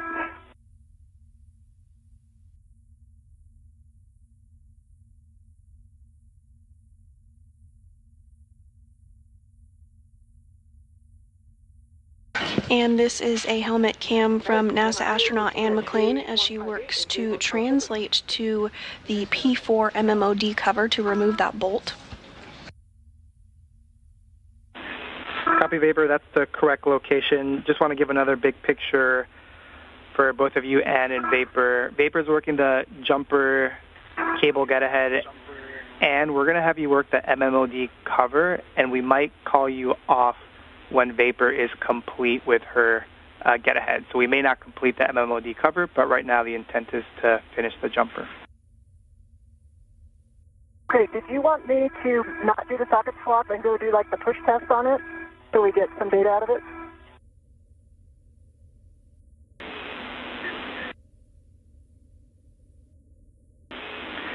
And we prefer the socket swap right now, and then continue to get the data.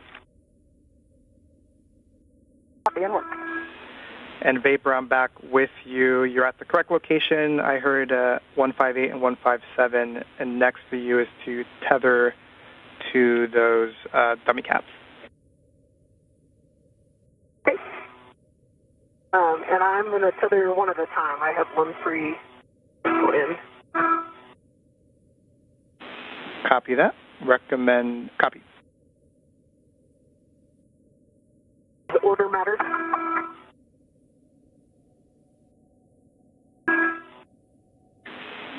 Order matters for ease of install, so we would recommend 158 first.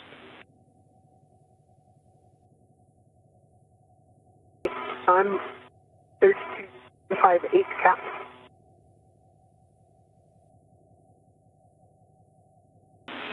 Copy the 158 cap. After that, you'll install the Canon connector tool onto 158.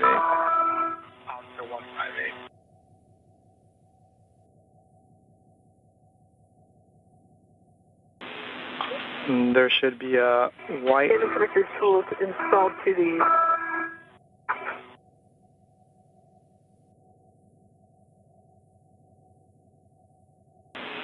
Yeah, and I think I heard that the Canon connector tool is installed to the Canon connector itself.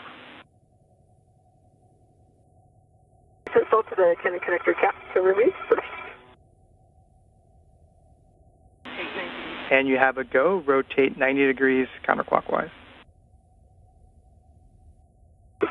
And this view on your screen of NASA astronaut Nicole Ayers' helmet camera as she works to complete a get-ahead task to install a jumper cable, which is a DC to DC converter, converting power from the P6 truss to an acceptable voltage for the Russian segment of the International Space Station. Okay, cap is removed. The tool to 158. Copy. At this time, she is installing a Canon connector tool, which will help mate the new jumper connectors to each other.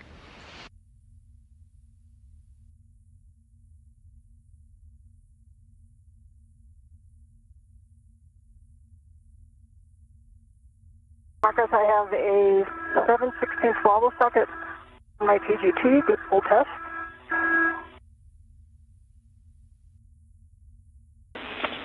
And copy, and next will be to translate to the Bolt 3 location, and let me know if you need words. Okay.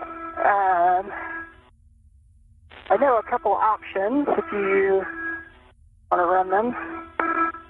I know we can come down the inside and then translate out. And that there's not a lot of handrails, if I remember.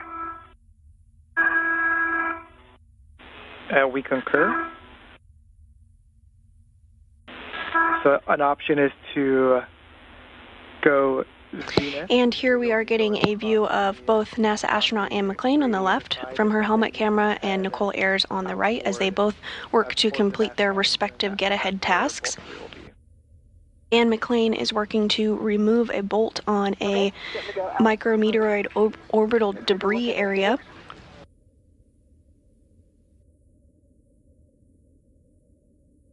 So she does that. I have good pins to be in my bin. She is going to use the PGT or pistol grip tool to complete that task. Copy that.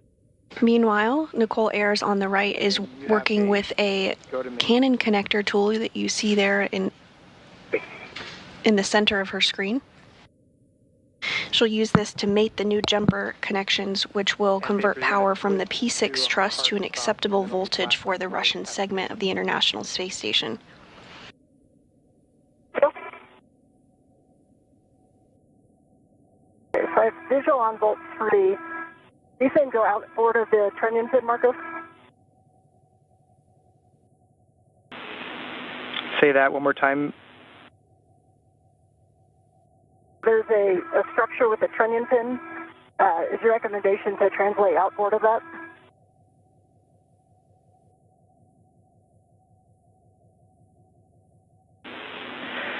And right now, we're being told that the recommendation is to first go inboard along the edge of the IEA, then go zenith, So it's in between the Sarge and the IEA, and then go outboard towards the Bolt 3 location, which is more or less midway.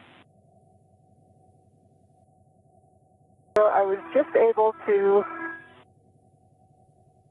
come across shield fingertip to fingertip. Got it. And that works for us, Anne. And we are getting a view there of NASA astronaut Nicole Ayers, who is working on that jumper cable installation.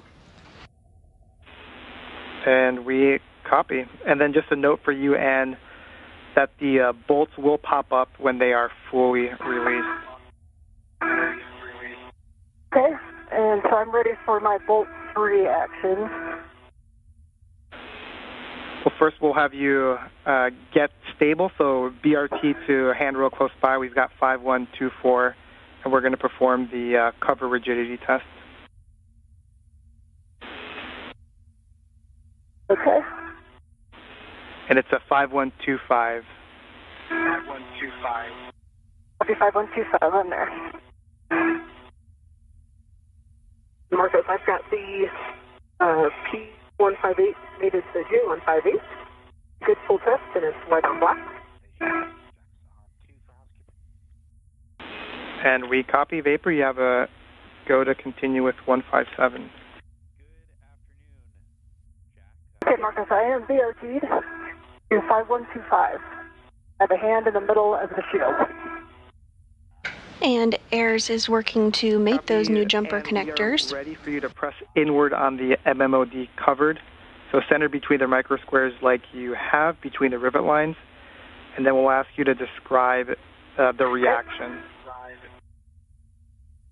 Okay, let me go a little bit more if I'm going to get centered on those rivets. Copy.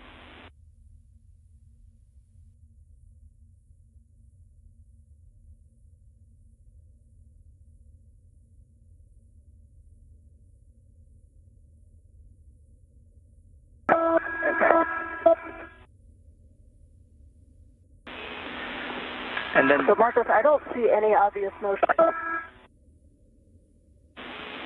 Copy, no obvious motion. I kind of pressed down on it and it didn't move, and then I kind of keep my hand on it and try to import a push force, and there's no noticeable motion to me.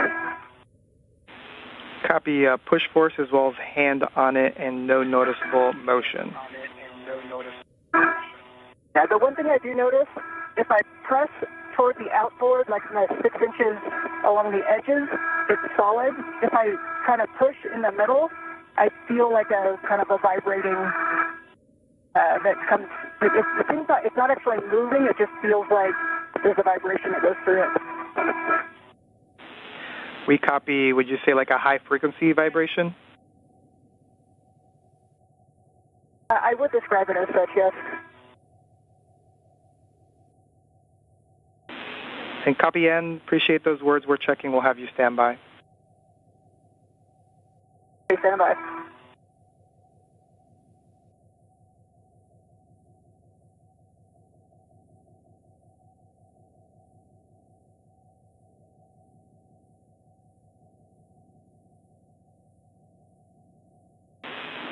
And Vapor, just as a reminder, because I did not give it to you, on the demated Canon connectors, we don't want you to rotate the collar or manipulate the cable or the connector using the collar or the connector tool.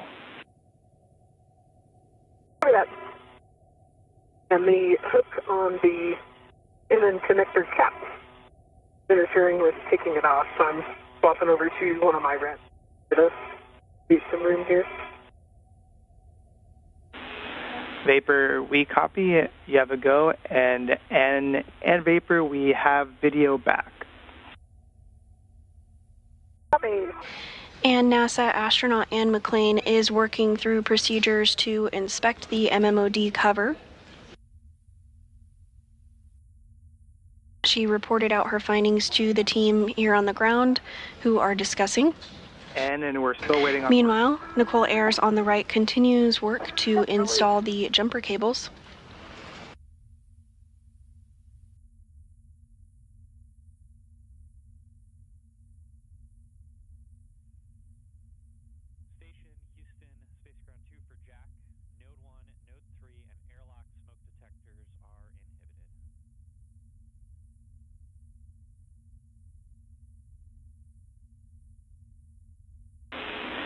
All right, and Marcos, the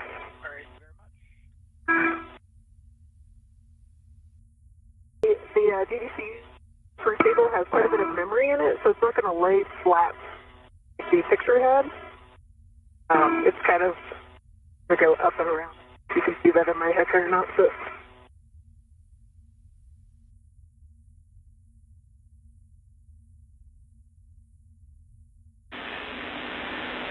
And Vapor, we have a good view on your HECA. We see it, and we might need to use a wire tie to secure that.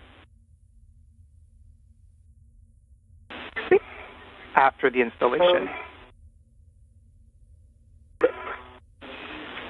And we have a... Kitchen, no CDMI down. Copy, Vapor. You have a go to install. And we have a go to proceed with you. So first is going to be to inspect the base of the Bolt 3 microsquare, and we're going to be inspecting for FOD or debris. Okay, I see no FOD or debris on the inside of that bolt anywhere. And Ayers has successfully mated one set of the jumper connectors. She's now working on the second. Bravo 2, counter 2.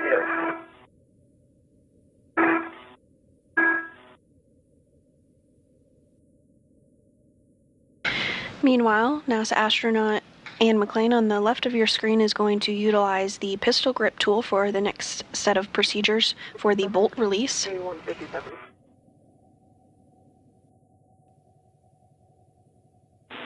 And copy, Vapor.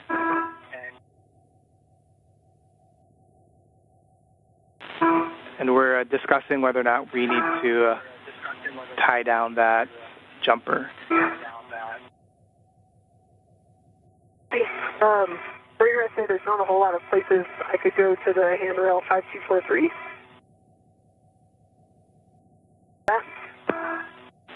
And Vapor, we like that location.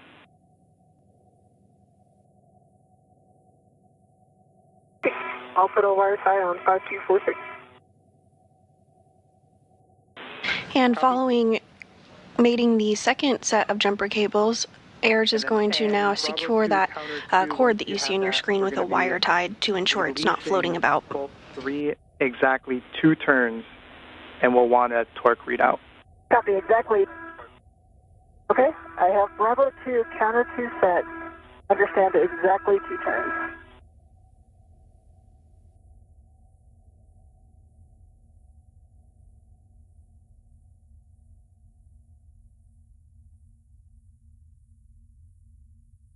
It is exactly 2 turns on Bolt 3. It did not release. Copy 2 turns, and we'll get your torque reading. And Torque was 0.5.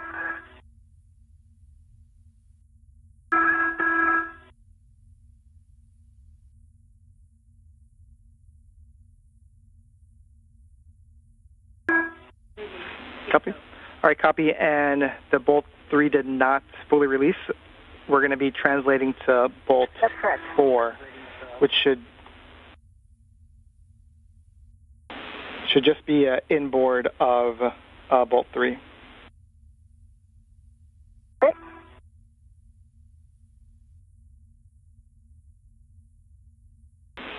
Once you're at Bolt 4, we'll just have you reset either the torque or the speed collar just so that you can clear the torque reading from your PGT. Okay. Good. McLean now translating to another bolt location. The bolt she was previously on, Bolt 3, did not release following the pistol grip tool attempt.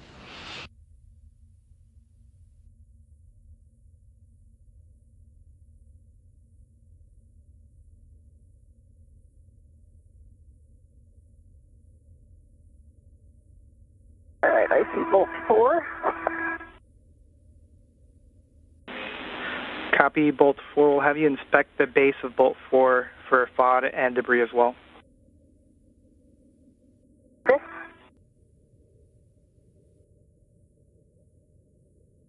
I also see no debris or sod in bolt 4.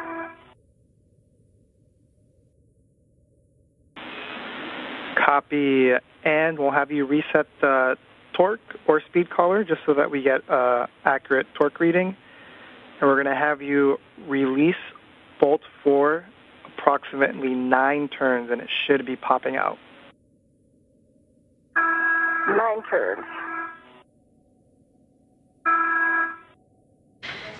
And this view of NASA astronaut Nicole Ayers as she works to secure that cable there with a wire tie following the successful mating and connection of jumper cables to provide power from the P6 truss to an acceptable voltage for the Russian segment of the International Space Station.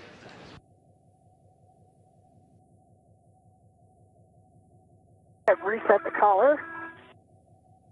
Meanwhile, NASA astronaut Anne McClain is working on removing a bolt on an MMOD cover.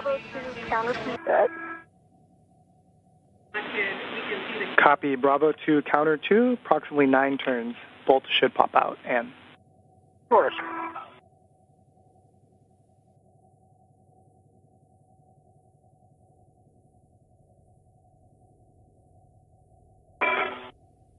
Okay, I've got the for wire time. The 243. Feel free to call Johnny. And Vapor, that looks good. We're going to have you make sure you have your Canon connector tool, the 2 caps, and any tethers from the jumpers on your person, on your mini workstation. Okay. And Marcos, I did exactly 9 turns. It popped out at 8, and it has a 5.0 torque. Copy, the bolt popped out. 8 turns, 5.0 on torque. We'll have you translate to bolt 1. Copy, bolt 1. Which should be just nadir. I see both. Yeah, I need to go back out just to get my safety tether straight. Just for EV2, I've got both adjustables, both Canon connector caps, and the tool all on my mini. Copy, Vapor. You can start translating back towards the cable bag. And with that, NASA astronaut Nicole Ayers is going to make her way back to the cable bag following the successful installation of the DDCU jumper cable, which will provide power from the P6 truss to an acceptable voltage to the Russian segment of the space station.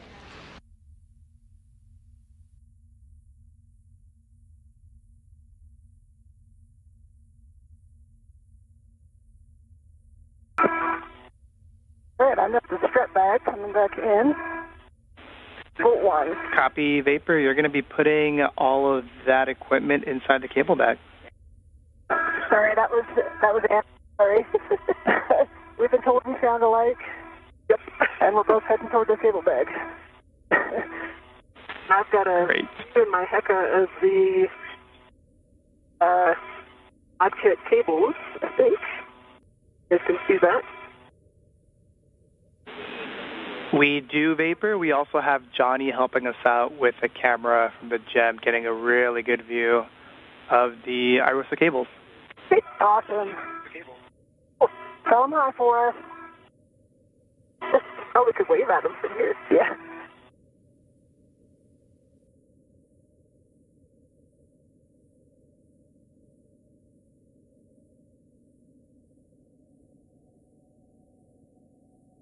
Okay, I'm at bolt 1. And we are getting a view here of the installation that was completed earlier today of the modification kit. You see that upper triangle that was built and successfully attached to the mass canister, as well as the right struts. And you'll be releasing bolt 1 exactly 2 turns. Exactly 2 turns. At this point, NASA astronaut Nicole Ayers is translating back over to that area to pick up a bag that will be going back with them inside of the airlock today.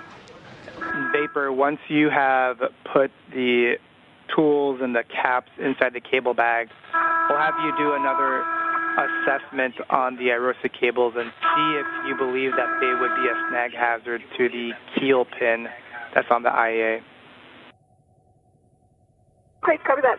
I'm going to hold at the inboard radiator side of the IEA just because our safety tethers already have one up in them, and I don't want to do it.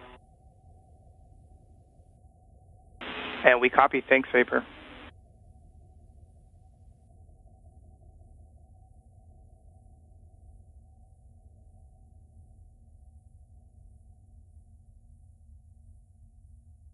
Right, I have counter 2, the Bravo 2, counter 2 set,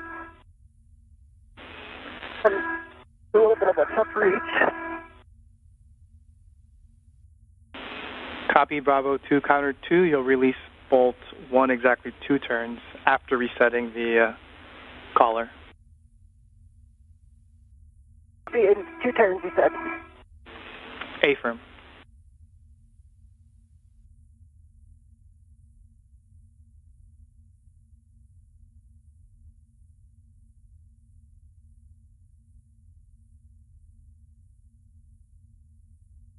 It's easy. So I'm hanging out here, my gloves, there's no change. Pistol set. Download first. Copy. No changes to your glove and hap.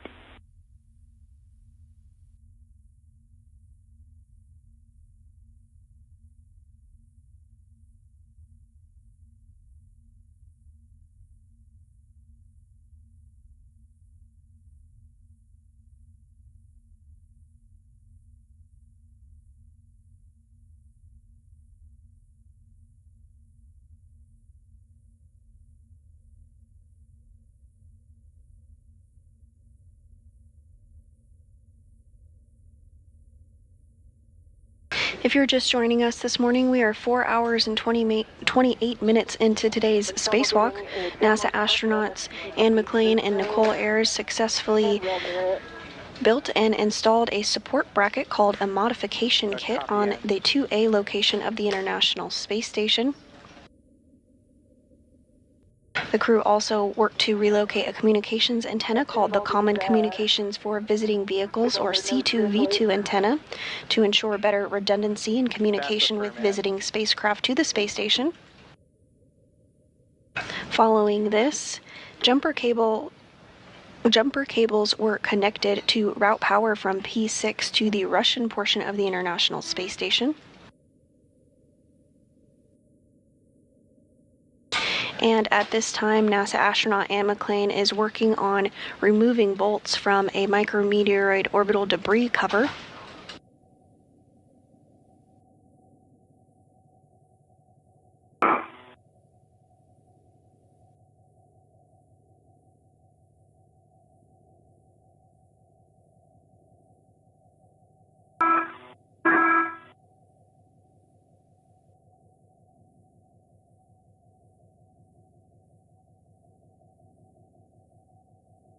But I got 2 turns on it. Bravo 2, counter 2, and you see the torque. Torque was 9.5. It felt higher. Copy. 2 turns, torque of 9.5. We're going to have you translate to bolt 2. And it'll be similar. You'll inspect the microsquare for fodder debris, and then we'll have you reset the collar. Copy.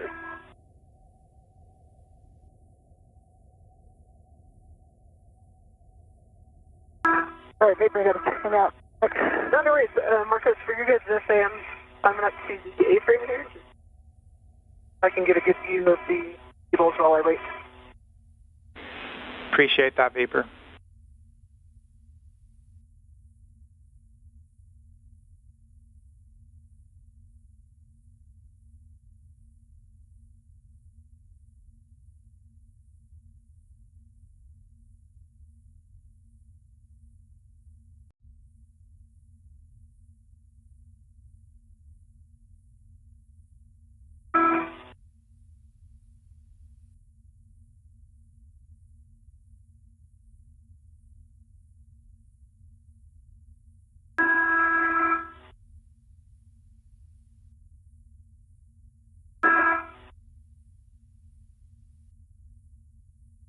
And Marcos, you said bolt 2, right?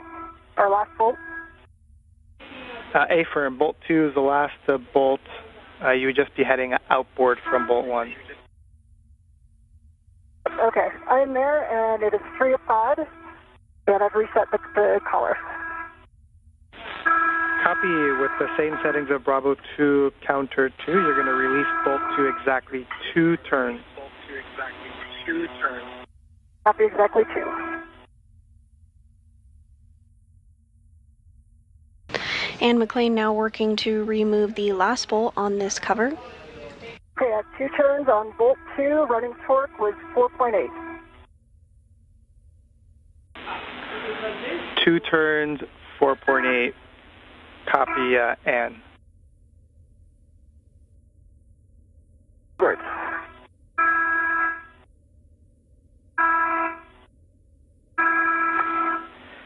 And you can appreciate the work on that get ahead.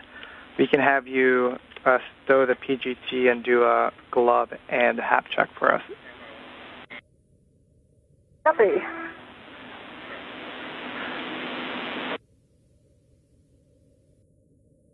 Does appear to be no change. And dry hap.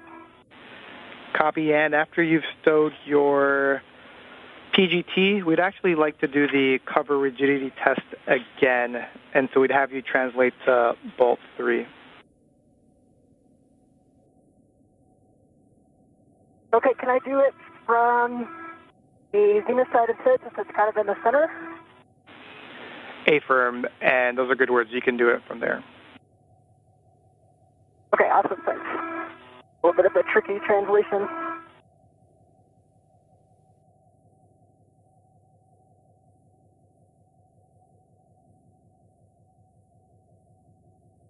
Okay, I am there. Copy, Ann. Let me give Vapor some words here. Vapor, so we have looked at the Arosa cables, and we would like the end configuration to look like the following. We want both bundles as well as where the NZGLs are. We want those in a more flat configuration and more kind of parallel to the mounting bracket. Yeah, I'm saying what you guys are saying. They're all breaking the plane of the keel pin. Affirm. That's exactly our concern. I understand the issue. Yeah. You might be able to just translate from here over there. That way I can...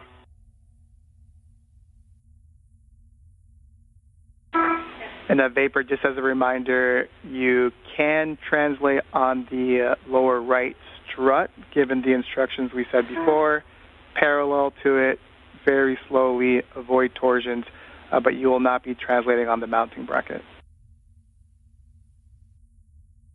Copy. And 2 minutes for Tedra's handover. And we are back with you. And with those words, NASA astronaut Nicole Ayers is going to work to reconfigure cables that were previously secured there to the mounting bracket on the lower left of your screen. They're going to make them just a little bit more flush, not sticking out quite as much. I guess in a little bit of a different spot, I get a little bit of a vibration. Yeah, if I go more inboard, I still get the vibration. If I'm right on where the double sets of rivets are in the center, I do not. And the rivets is where I got it before. Now it's a little bit inboard. Makes sense?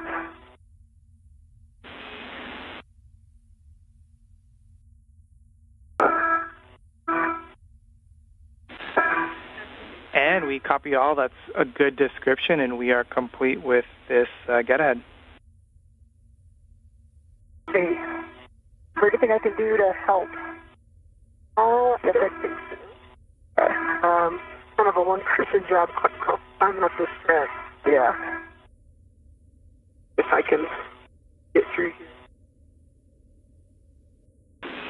here. And we're discussing.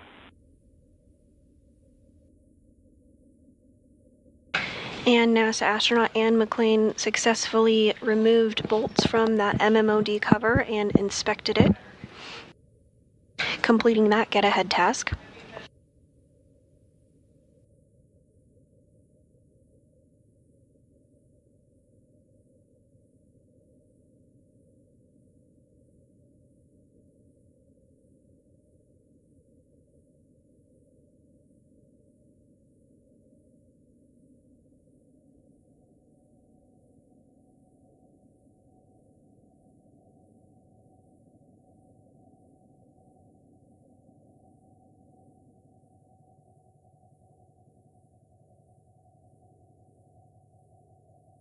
And we are in a brief handover period between our satellites, but we'll regain views here shortly.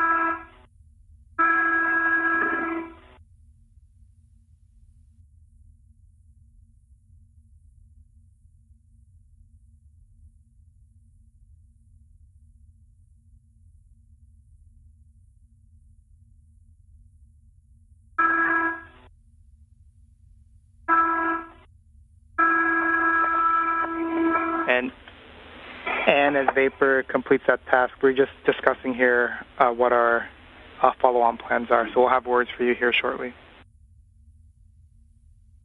Copy. It looks like if you take that bundle that's to your left and just do one more loop on the... Okay. Yeah. Yeah, I'm wondering if one on the bracket looks like they'll be clear. And now, 4 hours and 40 minutes into today's spacewalk, NASA astronauts Anne McLean and Nicole Ayers successfully completed the lower right strut installation and build of the triangle, which was the minimum configuration for the mod kit for today. Following this, they worked to relocate a common communications for visiting vehicles antenna, completed 2 get-ahead tasks, including a P6 DDCU jumper cable connection, as well as removing bolts from an MMOD cover. At this point, NASA astronaut Nicole Ayers is working to reconfigure cables for future IROSA preparation spacewalks. All right. And in Vapor, so big picture words, once Vapor is complete with this tie down, we're going to have her take the Canon connector tool, the caps, etc., to the cable bag. And we're going to have you we know Vapor already did this, we're just going to have you take a look at the strut bag and make sure that it's cinched up and ready to be taken back to the airlock. Once the cleanup is complete, Vapor, we're going to have you bring the strut bag in, and you're going to be bringing the cable bag in, and you're going to be leading the way back, and we're going to keep you two together. Okay. Yeah, I think the cable bag, the strut bag looks good. For your caps, we can either do them in a cable bag or the strap bag. The problem is I need to leave before you come back around with your tether. Yeah. So I think maybe if you're okay with it, Marcos, if you could shove those caps in the strut bag, she doesn't have to wait. We don't have to do kind of the back and forth, if that makes sense. And we're good with that plan, Ann. Thanks. Okay. Because did you happen to hear my question about an adjustable out here for these cables? I think he's just donating another cable to get the cables up against the bracket might be the best. No, Vapor, I did not catch your question. Are you asking if you can use an adjustable to further tidy up the cables and leave it out? Sure. We're checking, and while we're checking, Ann, can we have you turn your HECA back on? Yep. Great. Right.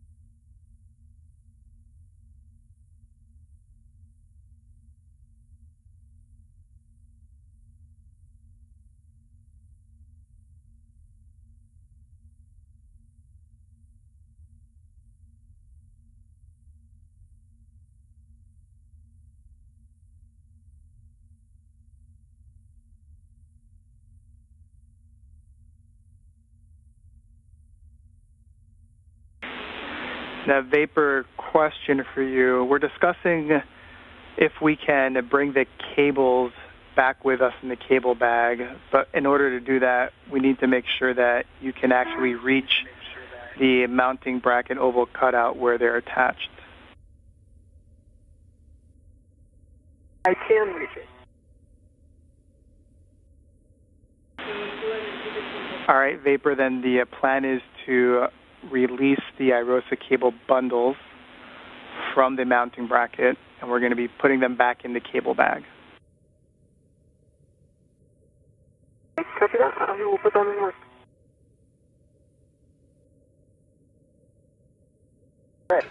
And following discussion here on the ground, the team has decided to bring that cable back inside the crew lock bag, inside the airlock today. And we copy, Ann.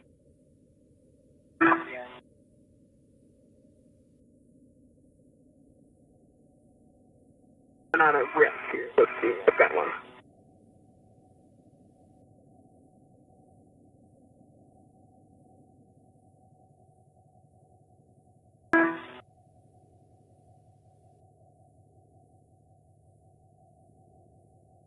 I'm ready to the adjustable that has the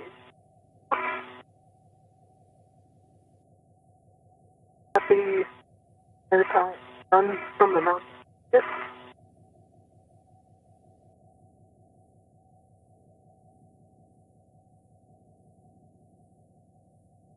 Just talking this out loud, Marcos, so you guys can back me up here.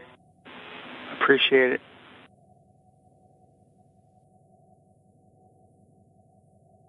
The left cable is released from the undo wire ties on both stanchions. Right.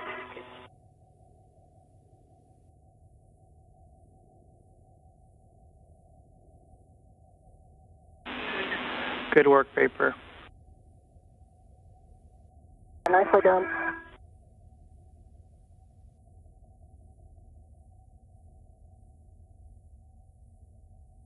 So do you want me to leave the wire ties on the handrail? A-firm. They each have 3 twists on the stanchion. That's correct, Vapor.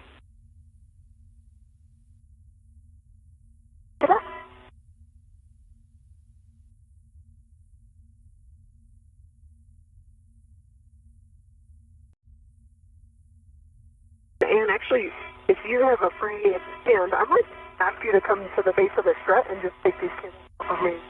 Do what, sorry? And grab these cables from me so I can... Oh, yeah. Hold on, let me come back outward. But I don't want Medusa on me while I'm trying to get that space again. Yeah, for sure.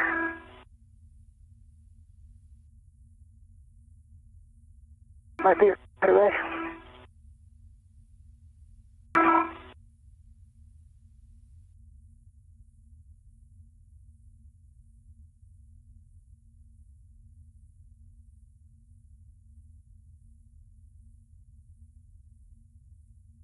On the way.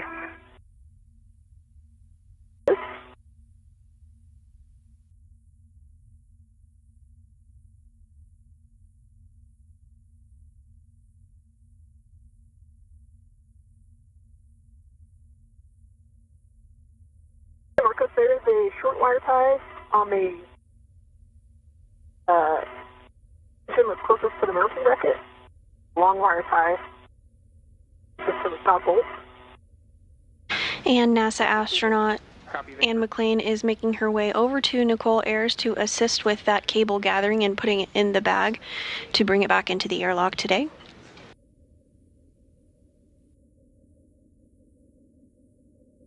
Alright, I'm coming up behind you. Okay. I'm going to try to make real quick and then I'll hit him. Alright, I see him. Also, right above Anne McLean, she is the astronaut with the red stripes. On the left of your screen is that strut bag that will also be going back inside with the duo this afternoon. Right here.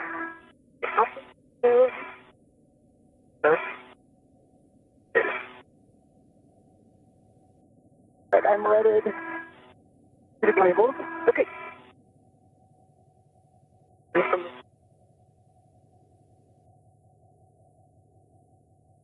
They're not the prettiest, but they're that was a fantastic grab. And Anne and Vapor, just for your awareness, Vapor, it seems like your safety tether is wrapped around that trunnion pin on the keel. Just for awareness. Vapor, yeah. I'm going to go back that way. Copy that. For the heads up, Marcus. Yep, and I'll need to get this bag and go before you come around the corner. Okay. It'll take me a little while to get back, so... Yeah, it'll take me a sec to get these cables in the bag.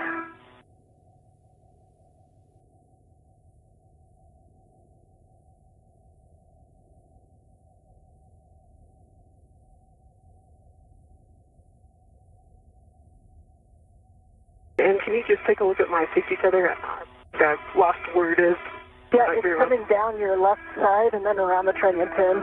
Okay. So I think if you... Oh, left. Yeah.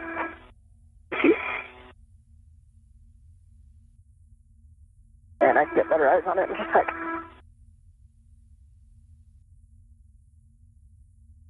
Got it. I got it. Got it? That's good. Thank you.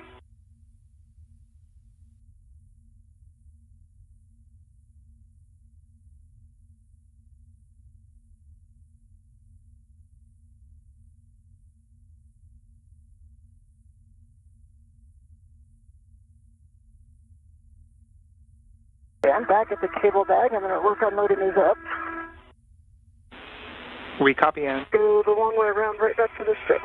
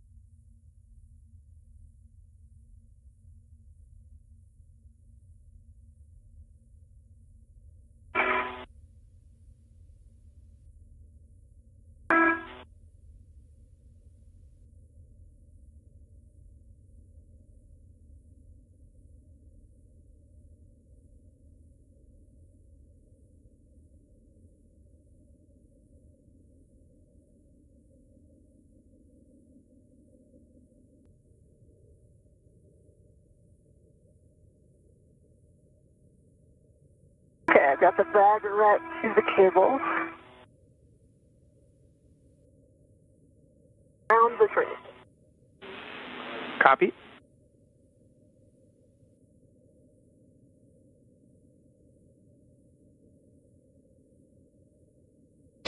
And Anne McLean is now working to put those IROSA cables back into the crew lock bag that will go inside the airlock with the duo.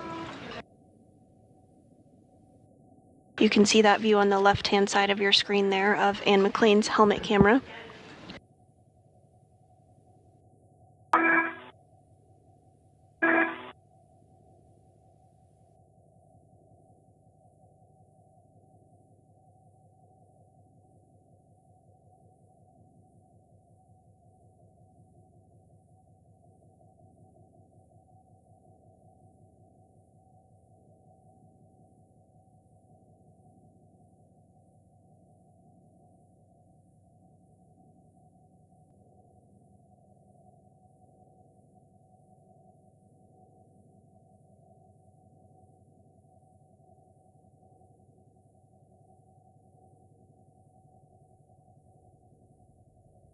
Like it's 3 times more full than when it came out. Oh, we agree with that, Anne.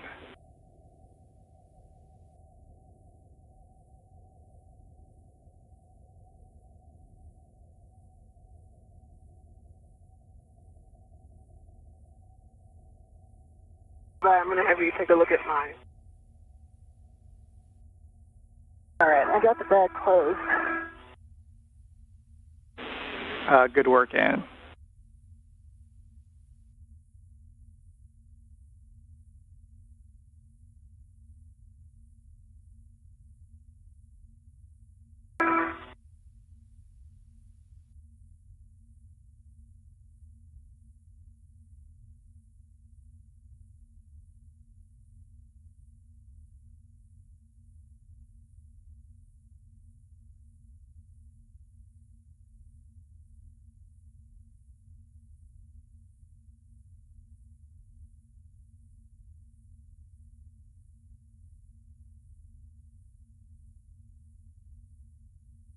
All right, got that tied in. Do you have anything to look at? My right safer handle, I quite feel whether it's down or not. I just want to do a quick check. It is down. Okay, yep. For all that calling around, Marcos, both of my safer handles. If you're just joining us, we are 4 hours and 54 minutes into today's spacewalk. NASA astronauts Anne McLean and Nicole Ayers have worked to build a modification kit that will be used to install an ISS rollout solar array, or IROSA. The duo built and installed the upper triangle on the mass canister and also installed the right lower strut, which is the minimum configuration for the mod kit. Following this, McLean and Ayers relocated a common communication for visiting vehicles antenna, which ensures redundancy for visiting spacecraft to the orbiting lab. The two then completed 2 get-ahead tasks. One was to install a jumper cable to provide power from the P6 truss to the Russian segment of the International Space Station, and another get-ahead to remove bolts from a micrometeoroid cover. Ayers then returned to the modification kit and gathered IROSA cables, which you see on your screen there. NASA astronaut Anne McLean is working to secure them in a crew lock bag.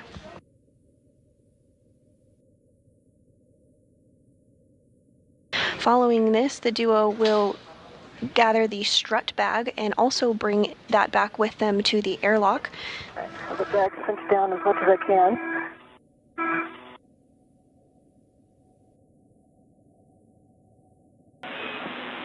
Today's spacewalk is the 275th in support of space station maintenance, assemblies, and upgrades, and is the 3rd for McLean and the very first for Nicole Ayers. I've got 4 of the integral AETs connected to the lid and tightened.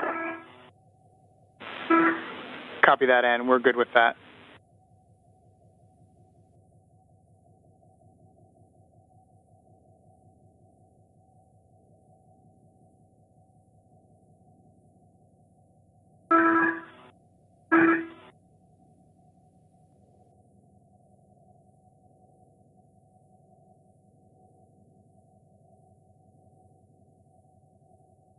right, Vapor.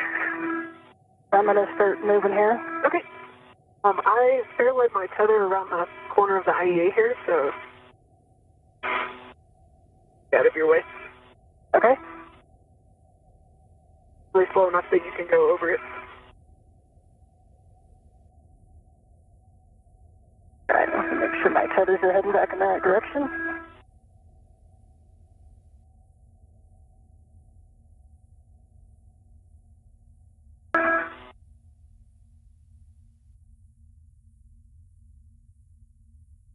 Alright, I see yours.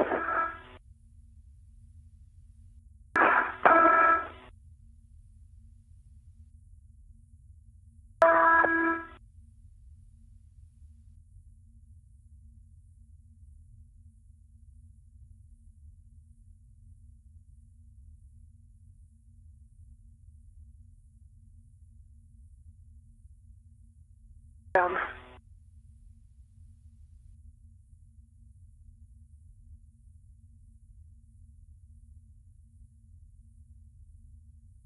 Okay, your tether's free. And as the duo prepares to head back to the airlock, you are getting a view inside the flight control room here at the Johnson Space Center in Houston, Texas. This Orbit 2 team is being led by NASA Flight Director Diana Trujillo. All of the equipment is back into the strut bag. Vapor, that's going on your BRT, and sounds like you have the cable bag on your BRT. We'll be translating inboard, and we're going to be... We are entering a period where we will not have video of the crew for approximately 40 minutes. This is due to a handover period between our satellites. Your tether's clear, but I'm going to pause here before I pick up my green HUD in case I need to come back out. Thank you.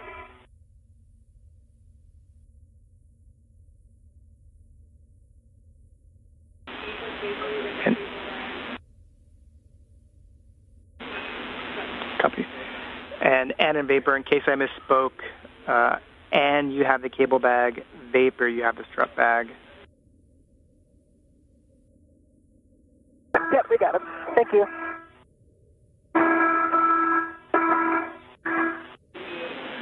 And also for your awareness, we are going to have a 45-minute KU band handover, so we will lose all video streams in 1 minute. Copy. Copy.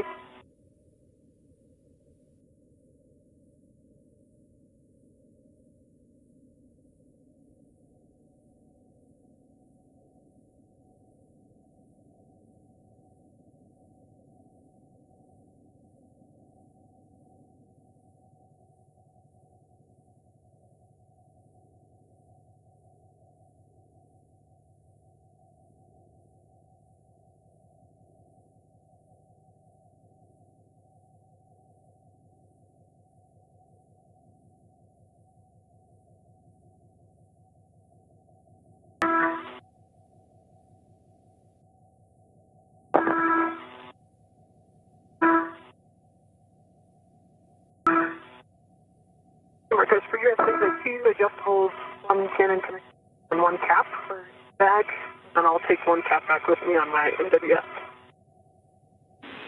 Copy, those are all on your MWS.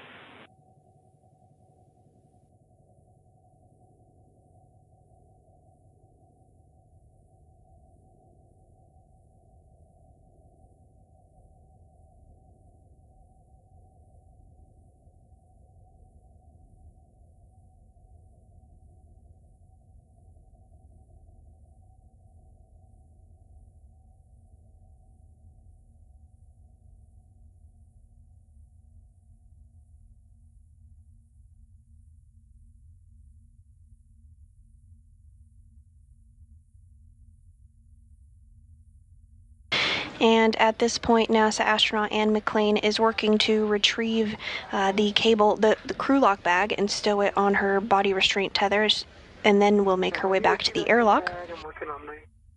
Similarly, Nicole Ayers is working to retrieve the strut bag, which she will stow on her body restraint tether before translating back to the airlock as well.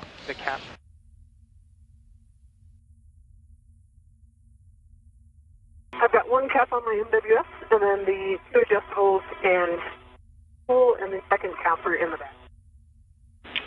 And we copy all. Appreciate it, Vapor.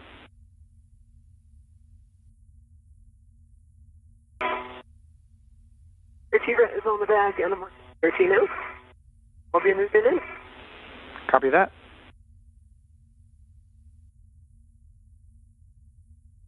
Hey, let me know when you're heading back this way, and I'll continue with my green hook. Okay.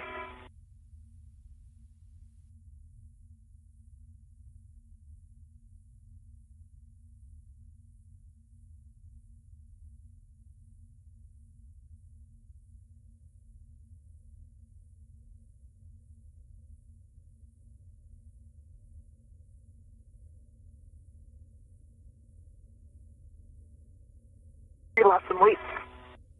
Yeah, good thing. This one gained a little.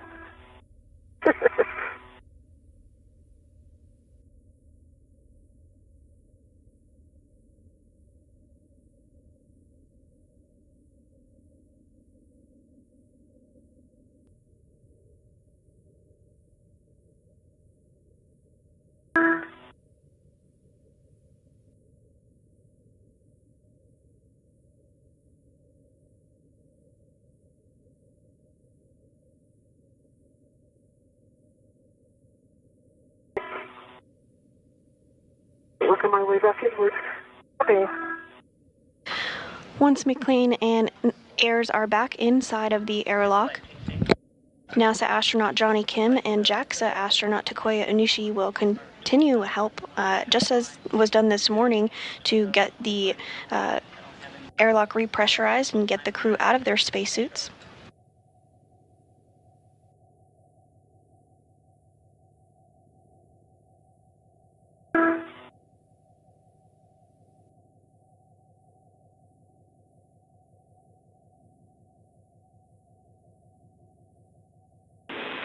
And in Vapor, just let us know once you're inboard of the IEA so we can work some BGA unlatching.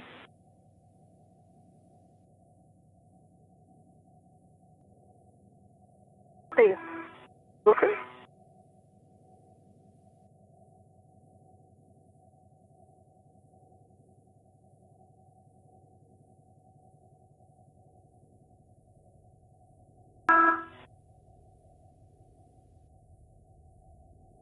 See a cable strip guy coming around. Assume you're with it. Damn. I'm picking up my green hook. Okay. And we copy and picking up your green hook.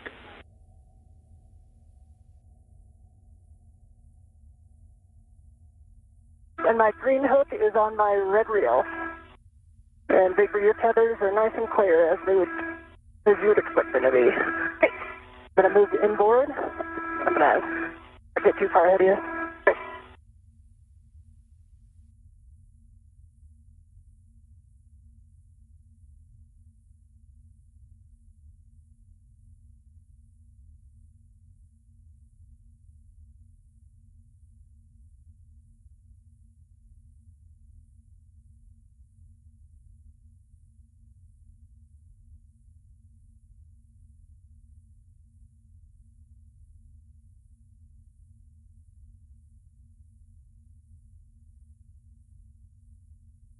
I have a small fair lead on my handrail down there.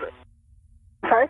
There's a small fair lead on my safety tether on a handrail. It's not inside. It's outboard of the green. Can you kind of send a whip to it, get up? At this time, NASA astronauts Anne McLean and Nicole Ayers are making their way back to the airlock.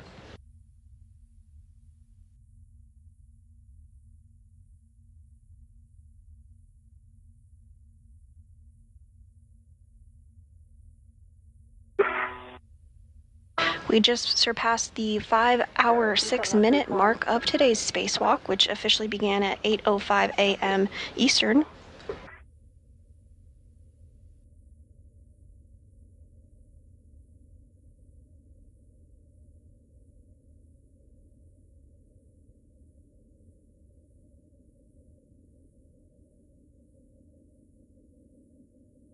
During today's spacewalk, NASA astronauts Anne McClain and Nicole Ayers worked to build a modification kit that will be used to install an ISS rollout solar array, or IROSA, as part of ongoing solar array upgrades. The duo built and installed the upper triangle on the mass canister and also installed the right lower strut, which is the minimum configuration for the modification kit. Following this, McClain and Ayers relocated a common communication for visiting vehicles antenna, which ensures redundancy for visiting spacecraft. The antenna was moved 1.5 feet over, again to provide that redundancy for spacecraft as they visit the orbiting lab. Then 2 get-ahead tasks were completed. One was to install a jumper cable to provide power from the P6 truss to the Russian segment of the space station, and another to remove bolts from a micrometeoroid cover. Following this, Ayers returned to the modification kit location, gathered the IROSA cables, and brought them back in a crew lock bag. And the duo is now translating and making their way back to the airlock as we speak.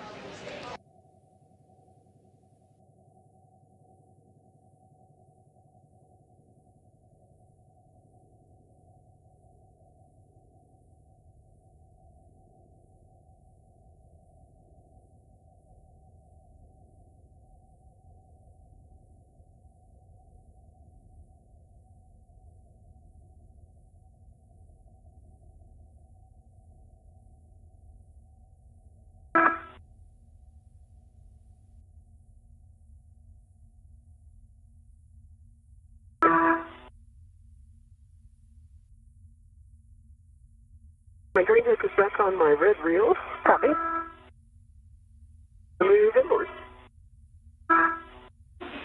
And that sounded like vapor. I guess I think you have a head start on keeping our voices apart. I agree, and I think that high pitch ending for vapor is my key.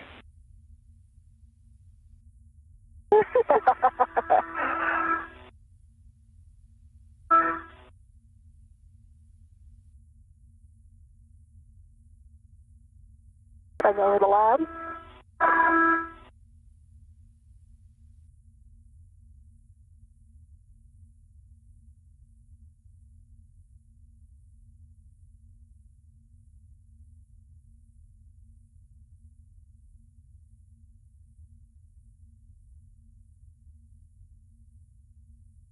Thinking about ingress vapor, I think almost just reverse of what we did. Like throw the cable bag in, I'll get in, pull get the end of the strut bag in, I can pull it in. And for your say, the going to be one ret on the D-ring, and then one ret is still on the hand rail. Okay. They're in 2 different spots. Copy. And in vapor, we can let you know what we thought of, and then you can compare and contrast, and you tell us what might work better. Take it. I'm on the seat handrail going down. Copy seat handrail going down. So first, we're thinking that vapor can hand the strut bag to you, Anne, and then you can put that strut bag into the airlock. Then you'll hand off your cable bag to vapor. You'll ingress. Then vapor will give you the cable bag.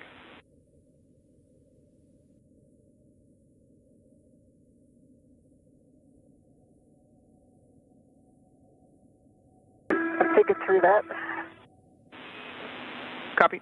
So the cable bag, or the strut bag goes first before either of us? Affirm, that's what we're thinking. So definitely the strut bag first, and then we're thinking put in the bag in before either of you ingress.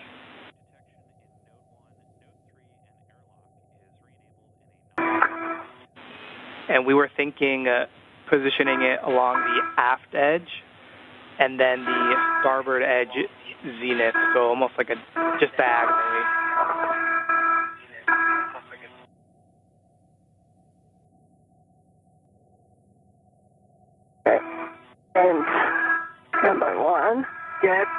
find your PG area. Clear? There we go. Yep.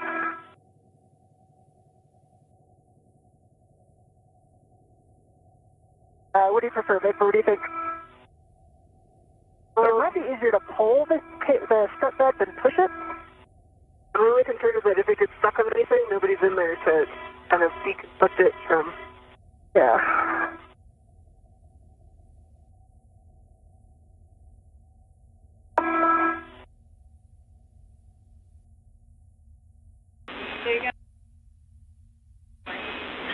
And Ann and Vapor, to be clear, we are okay with Ann, you going in first and pulling the bag in. So if you think that is the best way forward, you have a go. Okay. The thermal cover is open.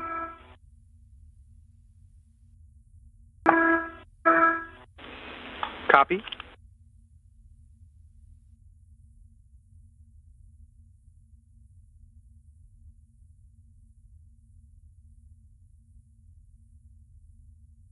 Vapor, I think I could get this one in before you come down. There's one less thing to worry about. Yep.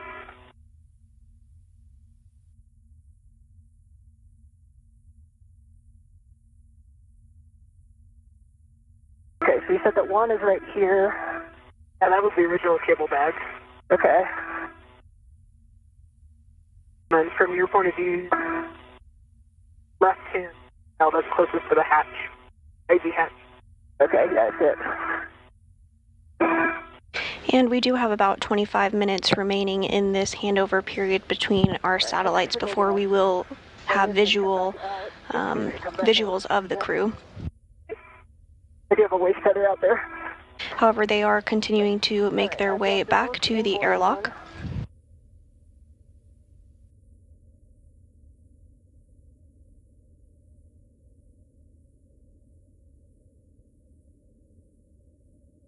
All right, cable bag is secured inside the airlock. My BRT right back. Copy.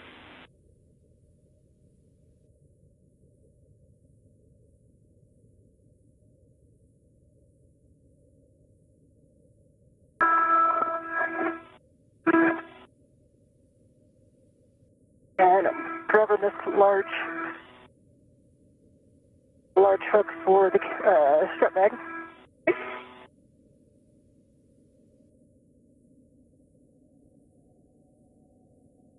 Right. And I'm coming back up.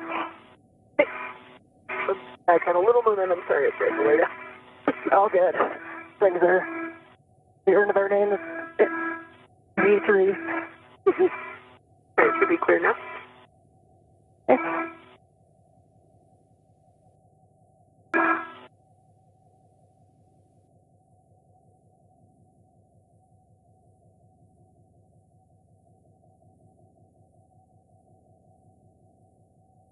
Alright, there it comes. I'm actually wondering if you could ingress from here. What? If you could just ingress from here, and then I could... Yeah, this, at least, here's for the cable bag. Sorry, strut bag. Here's a D-ring coming your way. Right there. Okay, I see the strut bag on this. Okay, strut bag is readied to the airlock. Okay, I'm going to remove my BRT and my RET. Okay. So, I think if I go in, I need to come out and get my waste feather.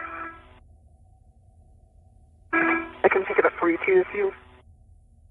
Anne McLean and Nicole Ayres are now back at the airlock and working to get the strut bag inside the Your hand is in that angle. airlock portion of the International Space Station. Following this, they will both enter themselves and repressurization will occur. Around here. The lightning storm below us. It's so awesome. I just caught that flash. Whew.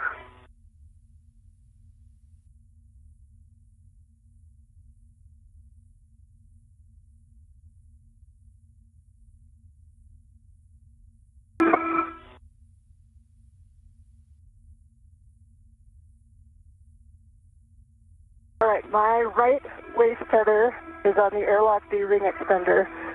8 plus slider lock, black on black. And we copy Ann.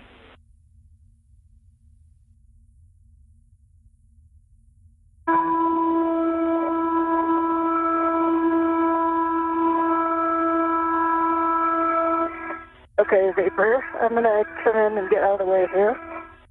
So, you feed it in.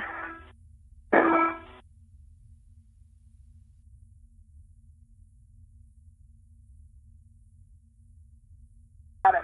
Oh, yeah, that was easy. Oh, yeah. That was way easier without an upper triangle in it. Yeah. All right, if we can get that back part in. All right, and that'll go high. I'll pull it as close as I can to the IV hatch. All right, and you are there to ingress. I'm going to go high and give you low. Okay. Do you have a good load path? Yes, I have my right waist tether on the airlock D-ring extender. I check black on black. Okay.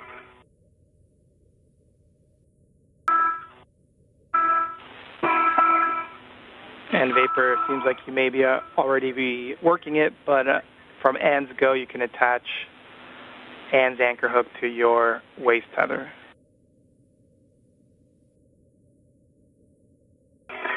Picking up in from the aft thing.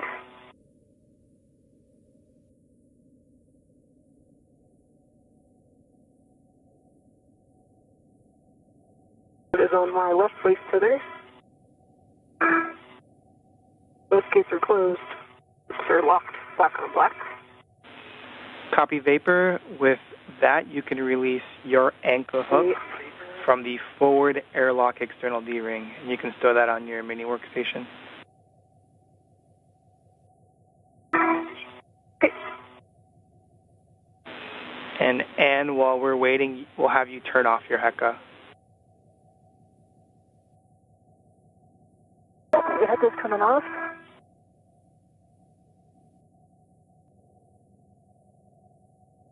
Okay, I'm for ingress at forward.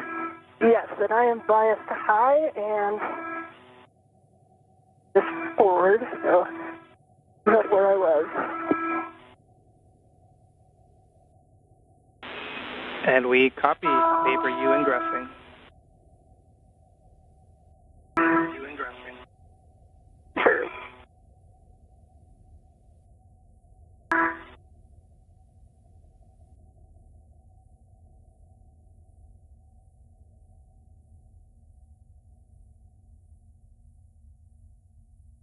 And as you get in, try to pull the tethers so they don't go between your leg and then also to get SCU. Alright, let me get more out of your way. We are now 5 hours and 20 minutes into today's spacewalk. NASA astronauts Ann McClain and Nicole Ayers are back near the airlock and working to ingress or enter back inside of the airlock. Bag, I'll move that. Okay, now you should have seat room. Alright, how's that feel? That feels pretty good. Okay, and I'm going to move this guy even more so you can come down when you do the catch. Yeah, I'm going to grab the thermal cover real quick. And as you two continue to work the ingress, just FYI, just make sure you have access to the SCU.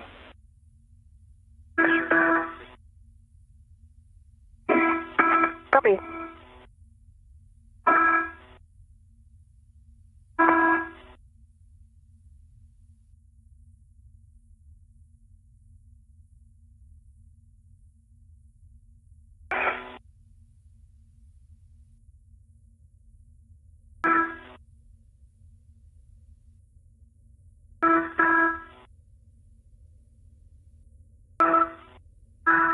Your SCU is nice and clear, and you're clear to come back in there.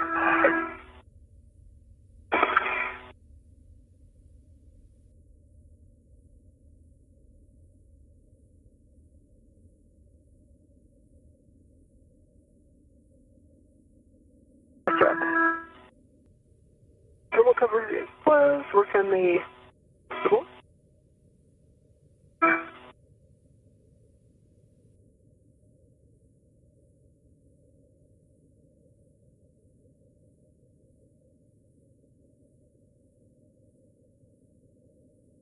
And my right foot feels like it's stuck on the trigger. Yeah, this bag it's actually, I can move it pretty easily, so if you feel something and it's in the hatch, let me know. Okay, should be pretty out of your way, Jeff.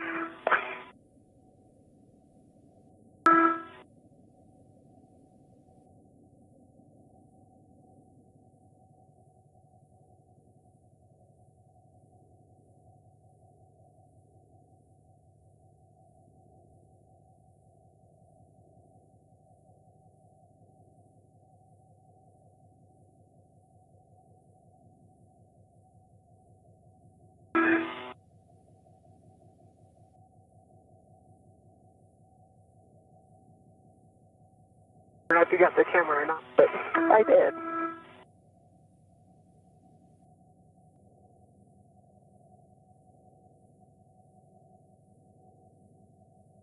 Again, the crew of today's spacewalk, NASA astronaut Anne McClain and NASA astronaut Nicole Ayers, are working to ingress or re-enter the airlock ahead of repressurization following today's spacewalk.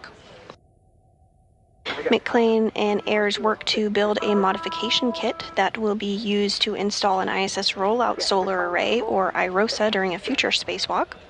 The duo built and installed the upper triangle on the mass canister and also installed the right lower strut, which is considered the minimum configuration for the mod kit.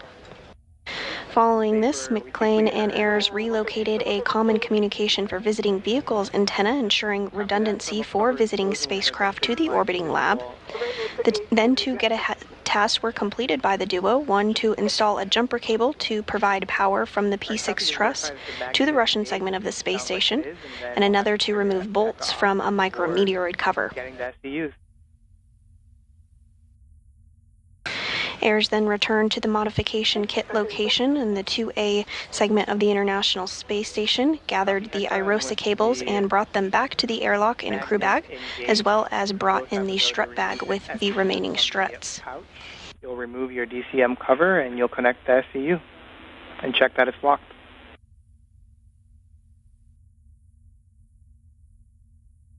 EV would work. EV want to work.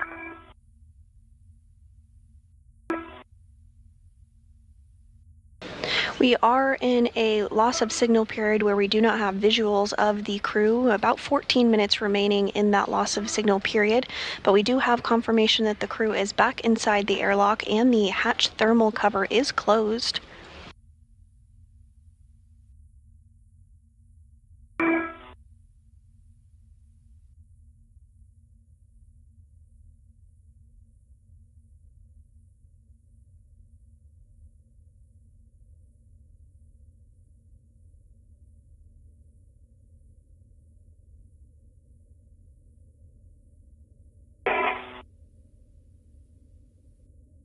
Inside the International Space Station, NASA astronaut Johnny Kim and JAXA, or Japan Aerospace Exploration Agency astronaut Takuya Onishi, will be stepping through procedures to help repressurize the airlock and get the crew out of their spacesuits this afternoon.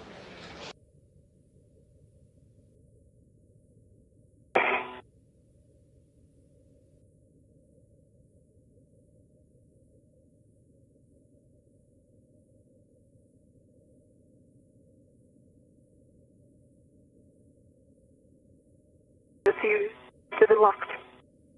EV1, SCU connected and locked. Copy, 2 SCUs locked. And we'll have you both take your water switch to off, and it'll be off for 2 minutes, OFF.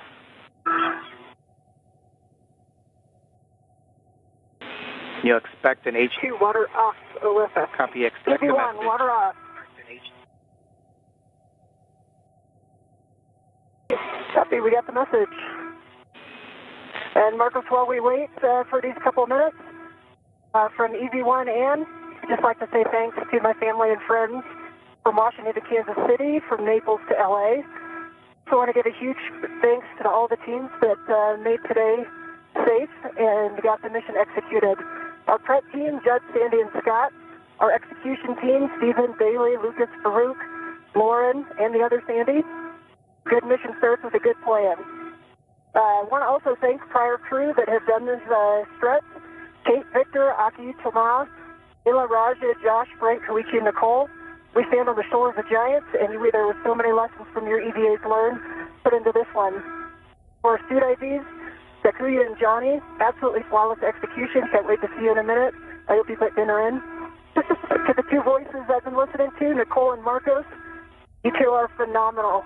These are two, Nicole Ayers and Marcos Barrios. Remember those names. They're going to be our future giants in this office, and they represent the best of us. And most of all, I want to thank our flight director, Diana Trujillo. Behind every major NASA accomplishment in space is a flight director who holds ultimate responsibility for the planning and safe execution. Diana, EV Day 93 belongs to you. Human spaceflight is absolutely the ultimate achievement of our time, whether you work on the ground or if you fly to space for 6 months or 6 minutes. This incredible legacy is yours. Thank you to everyone. And over to you, Nicole. Well said, Anne. I mean, I think that with this year being the 25th anniversary of human presence in space, it seems fitting that we're continuing to upgrade the ISS to preserve the lives through 2030. We're honored to be a small part of a much larger team that facilitates the groundbreaking science that we perform here on the national lab that is the International Space Station. What we accomplish and learn here not only furthers our efforts for the moon and onto Mars, but it informs how we do life on Earth. So huge thank you to the ground team that made this happen. Thank you to our friends and families for supporting us and getting us to this moment. And in Vapor, we really appreciate those words and really appreciate your calm and effective leadership throughout the entire prep as well as today, and it really showed even here on the ground. And Vapor, wow, what a special moment being able to watch you egress the airlock for the first time. You certainly have all the flies, the office, families and friends extremely proud of you.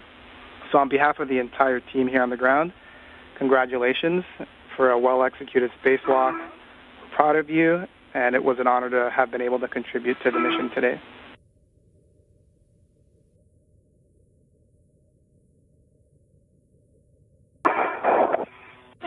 And with that, the 2 minutes are up, so we're going to check that the EV hatch is closed and locked. Hope that works. All right, let me know how you want me to move. Okay. It does take a little more space on its tracks than you think. Yeah. And we'll just... I'm going to get this bag out of your way so your feet can move. Yeah, that'd be awesome. There we go. Now you got the room. Thank you.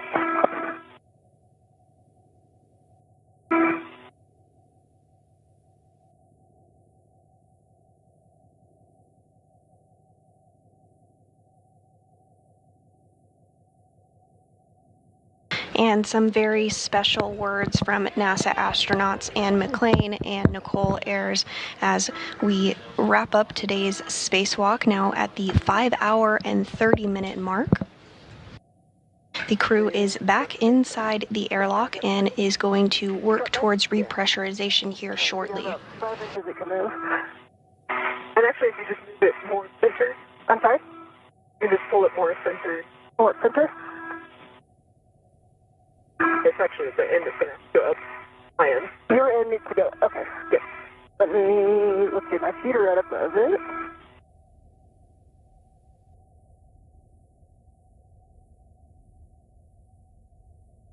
Is that helping at all? I know. Let's see. It is definitely here. Do this. Let's put it up right in between us. Yeah, I agree. Try to get out of its way here. All right, I've moved. Can you try pushing it over your shoulder?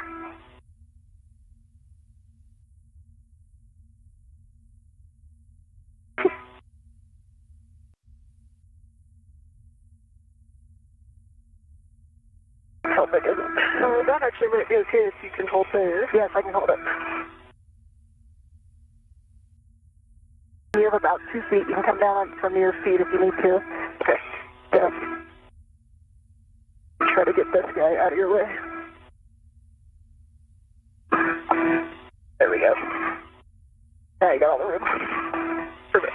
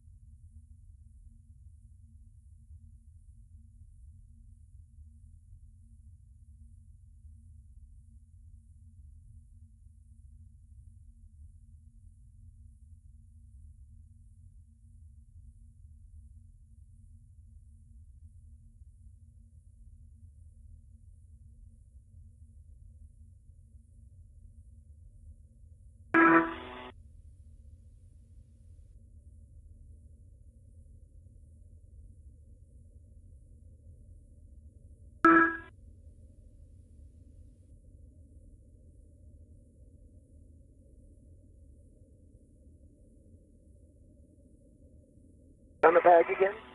Hop on the bed. Yep. It needs to basically go up behind you. That one happens. You can also pull individual pieces and out of the way the entire bag, because I think there's laid end to end, which is making it immovable.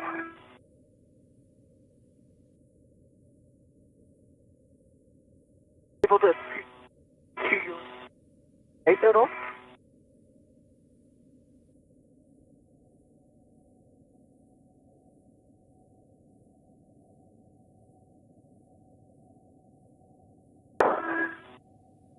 Did that do anything?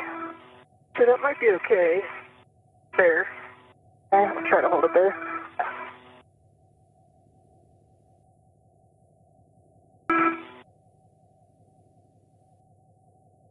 NASA astronauts Anne McClain and Nicole Ayers are back inside the airlock, working to get in a good configuration with the strut bag that is also inside the airlock with them before they can begin the repressurization process.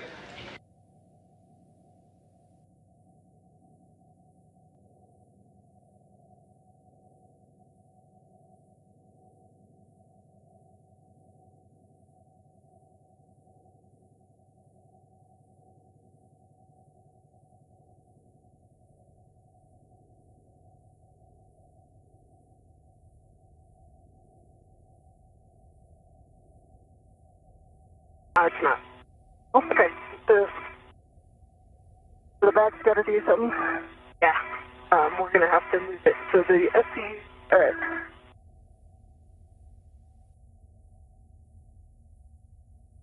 If there's a way for you to get the bag up to your right side, the high end up with you, that should work. All right, let me see if I can swap places with it.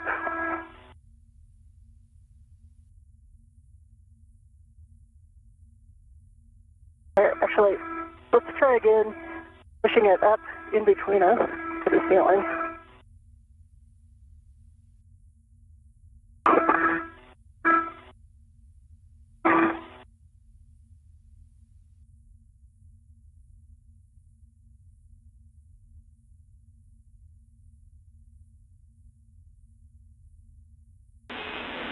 And in Vapor, if you have the bandwidth, you could kind of give us a high-level summary or description of what's preventing you from closing the hatch. Trees. Strut legs are on the hatch. Okay, let's pause there. I think that's a decent spot. Okay. I can actually pull it a little more even like that. Okay. I did open it up and pull one of the strips. Also.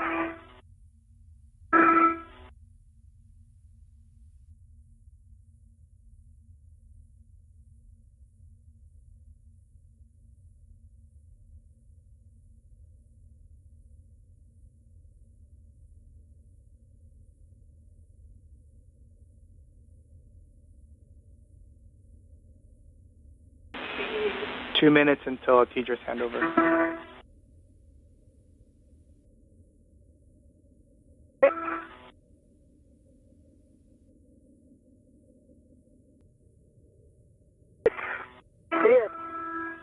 work.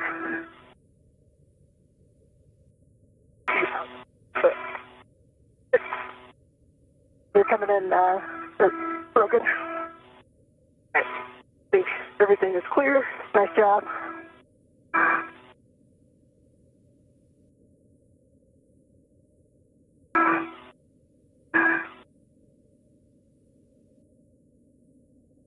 All the tethers clear. Hatches are clear. Okay? We're closing. Copy.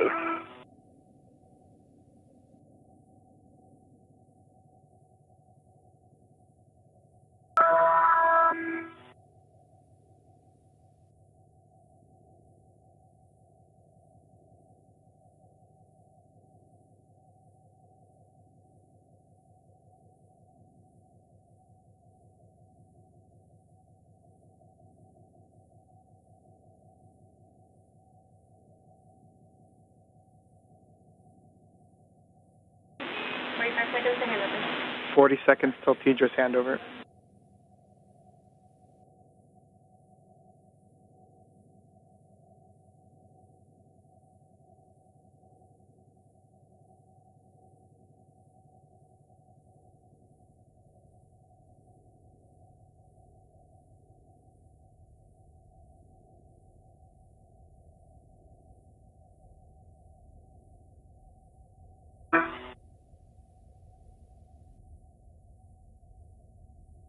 The hatch is closed and locked.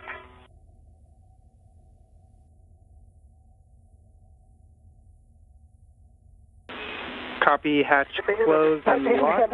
Really good job. We got a handover and...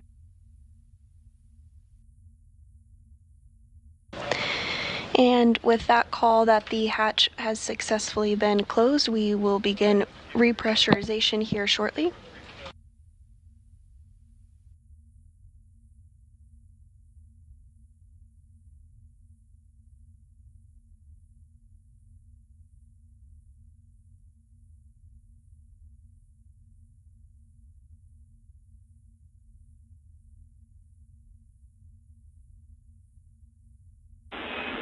And in vapor comp check, I think we're back with you.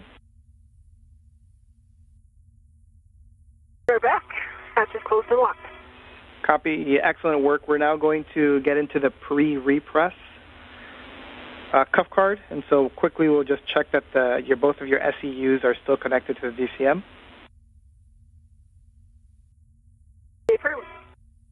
V1, affirmative. Water switch is still OFF. It's been off for 2 minutes, and that the EV hatch is closed and locked. Water switch is off, OFF, and locked. EV1, same thing, water switch is off. Copy, and we're going to have you take the EMU 1 and 2 oxygen valves to open. Okay, EMU 1 and 2 oxygen are open. That's open. Copy. We'll take the power switch for EV1 and 2 on. Be in work. And then you'll be checking that the EV1 and 2 EMU LEDs are on and that volts are 18 to 19. Right, EMU 1 is on, LED 18.6. EMU 2 is on, 18.6, good LED. And we'll have both of you take your power switch to SEU and expect a warning tone.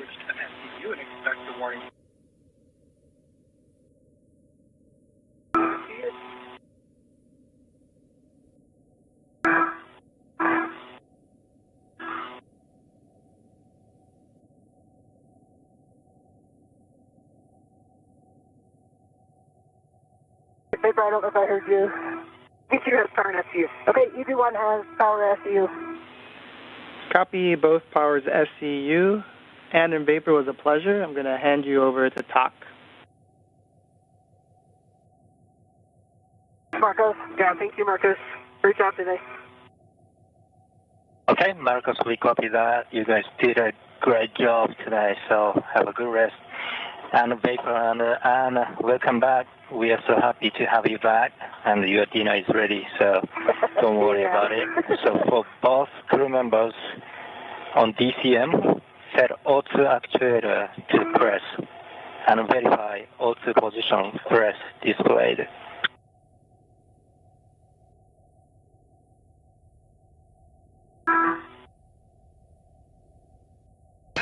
And that was the voice of JAXA, or Japan Aerospace Exploration Agency astronaut Takuya Onishi, who is going to be stepping through procedures alongside NASA astronaut Johnny Kim for repressurization.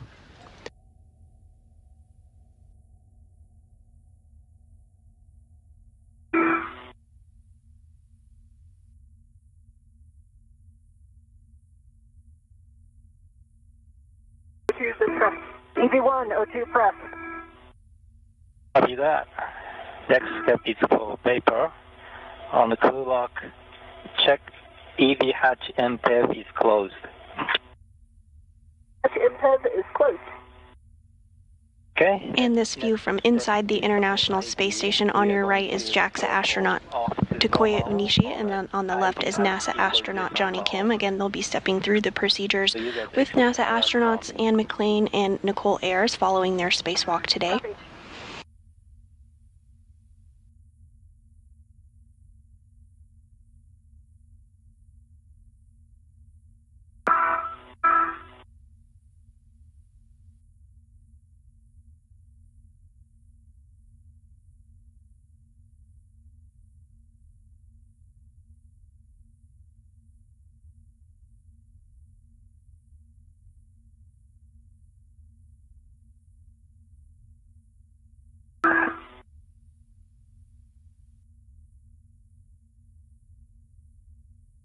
And repressurization is underway.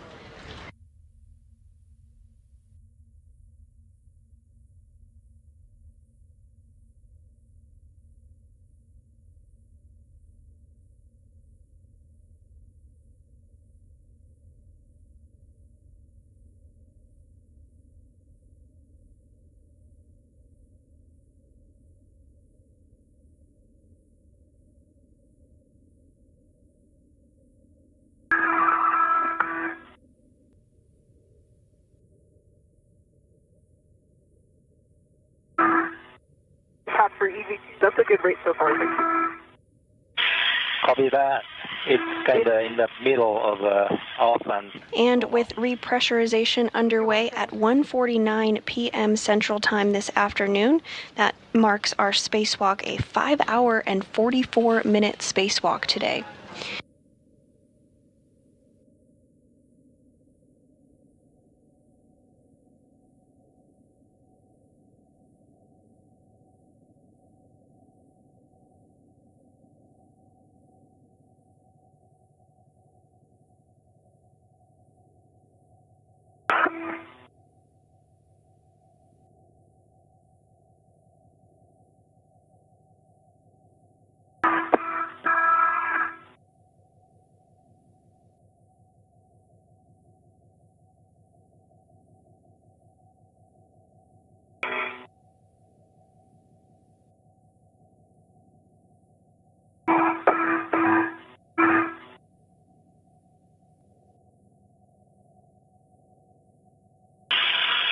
and on DC. Again, with repressurization underway, having begun at 1:49 p.m. Central Time this afternoon, today's spacewalk was 5 hours and 44 minutes. Pressure inside the airlock at 2.3 pounds per square inch and rising. 5.0, we will close the IV hatch equalization valve for a leak check, so please let us know when it gets to 5.0. Copy, Wilco, 0.3 and climbing.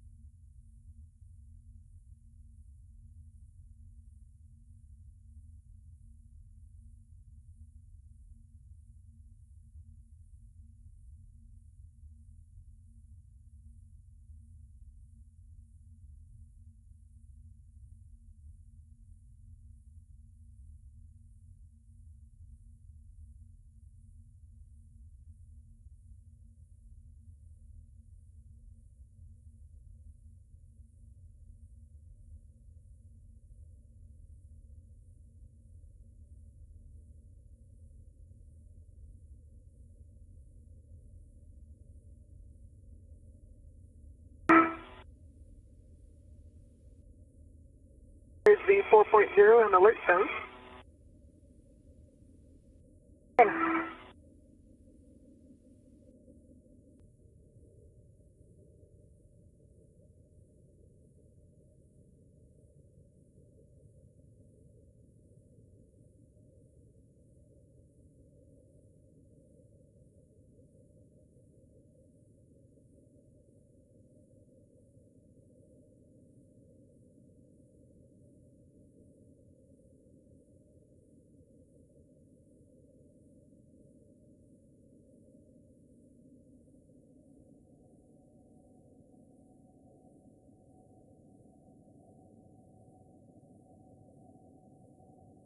And this view from inside the equipment airlock of the International Space Station. JAXA astronaut Takuya Onishi on the left and NASA astronaut Johnny Kim on the right. Pressure inside the crew lock, where NASA astronauts Anne McClain and Nicole Ayers are currently located, continues to rise, now at 5 pounds per square inch. Now, IV hatch equalization valve is now closed off. So we wait here for 2 minutes for crew lock pressure to stabilize. Then we'll do a 1 minute speed check. Yep.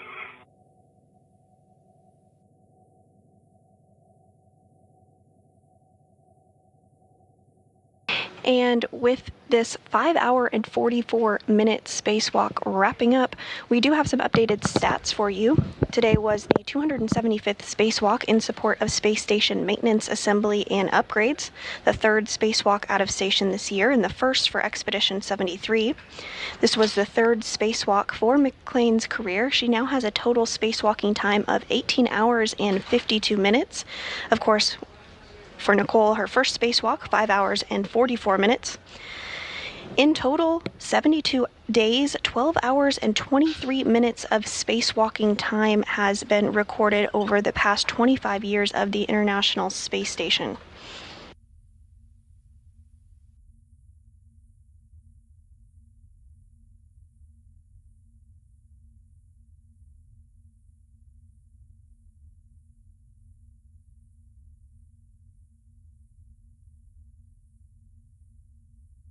During today's spacewalk, NASA astronauts Anne McClain and Nicole Ayers worked to build a modification kit that will be used to install an ISS rollout solar array, or IROSA, during a future spacewalk. The duo built and installed the upper triangle on the mass canister and also installed the right lower strut, which is the minimum configuration for the modification kit. Following this, McClain and Ayers relocated a common communication for visiting vehicles antenna to ensure redundancy for visiting spacecraft. The two then got 2 get-ahead tasks complete. One was to install a jumper cable to provide power from the P6 truss to the Russian segment of the space station, and another was to remove bolts from a micrometeoroid cover. The duo then returned to the airlock and are in the process of repressurization now. We're holding at 5 pounds per square inch to perform a leak check. Once everything checks out as expected, repressurization will continue. Again, we are looking for a repressurization of 14.5 pounds per square inch to be the equivalent of the pressure inside the International Space Station.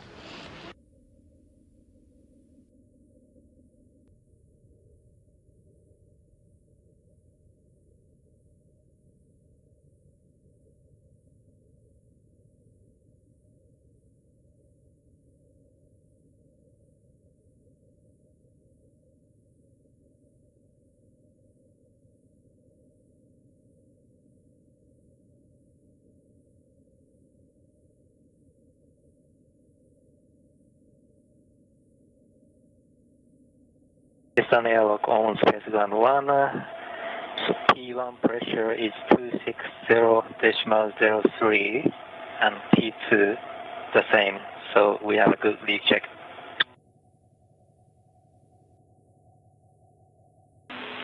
We concur. Good leak check. And with that confirmation that the leak check was good and as expected, repressurization will continue. Two blood feeders are off. OSS. EV1 off. For both members, check gloves for contamination and report back to Houston.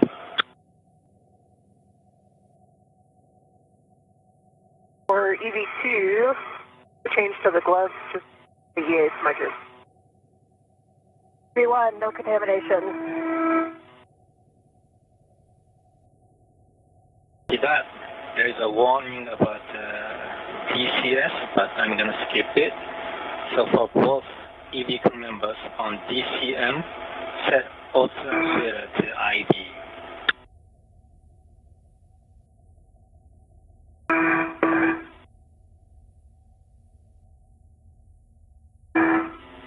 EV2, IV. EV1, IV.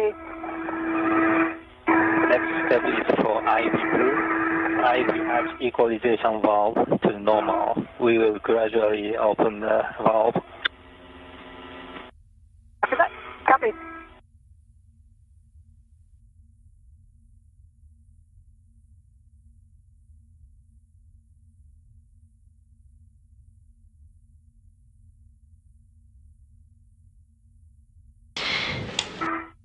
And repressurization has resumed.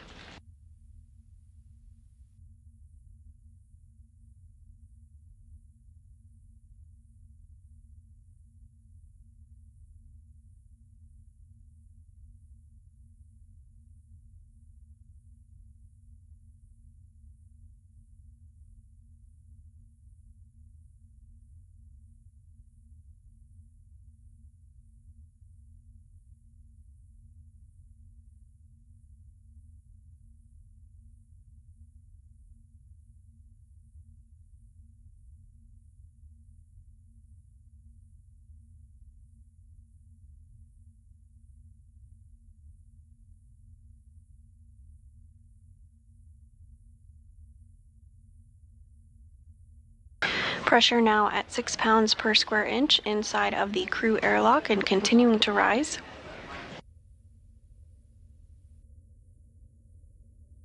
Expecting equalization between the crew lock and the airlock in about 9 minutes from now.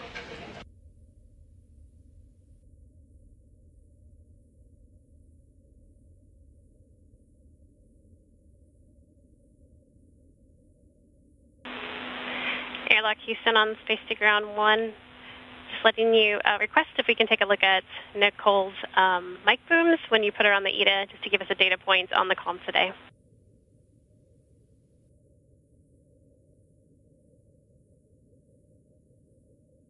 Sorry, can you repeat that? We would like you to take a look and report back on the placement of Vapor's mic booms, just so we have a data point on why some of the comm was cutting in and out. Copy that. We will make sure to take a note before we remove the helmet. That'd be great, and if you could take a photo, we'll give you bonus points. Copy that.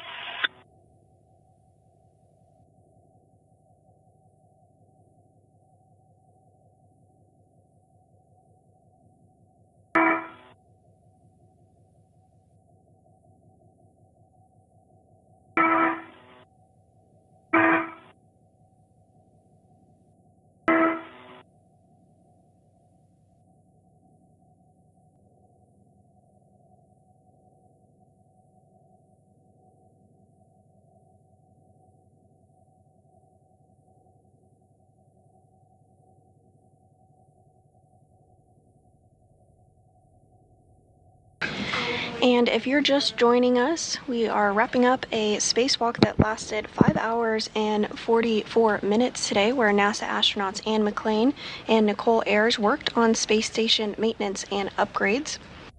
During today's spacewalk, McClain and Ayers worked to build a modification kit that will be used to install an ISS rollout solar array during a future spacewalk. They also worked to relocate a common communication for visiting vehicles antenna to ensure redundancy for visiting spacecraft.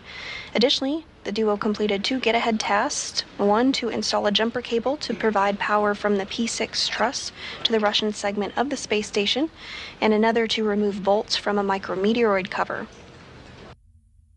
The duo is back in the airlock and repressurization is continuing as expected, now at 8.5 pounds per square inch of pressure.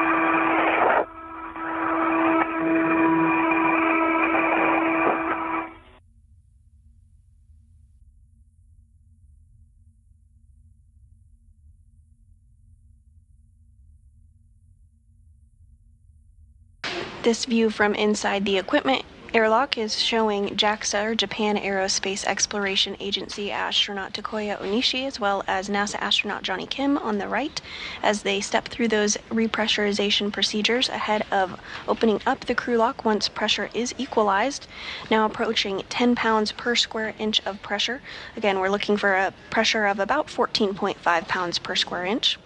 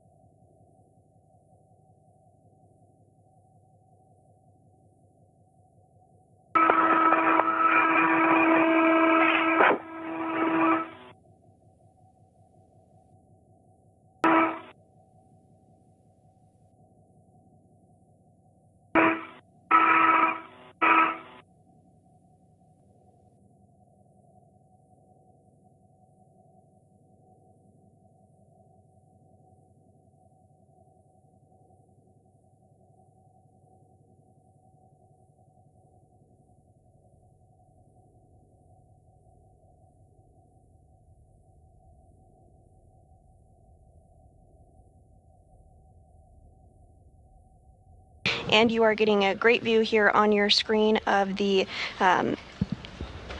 antenna that was relocated, the Common Communications for Visiting Vehicles antenna that Ayers and McLean worked to relocate 1.5 feet to ensure better redundancy for visiting spacecraft to the International Space Station. The International Space Station is currently flying 260 statute miles over the North Pacific Ocean, approaching the coast of Hawaii. Back inside the airlock, pressure is at 11.5 pounds per square inch, continuing to rise as expected.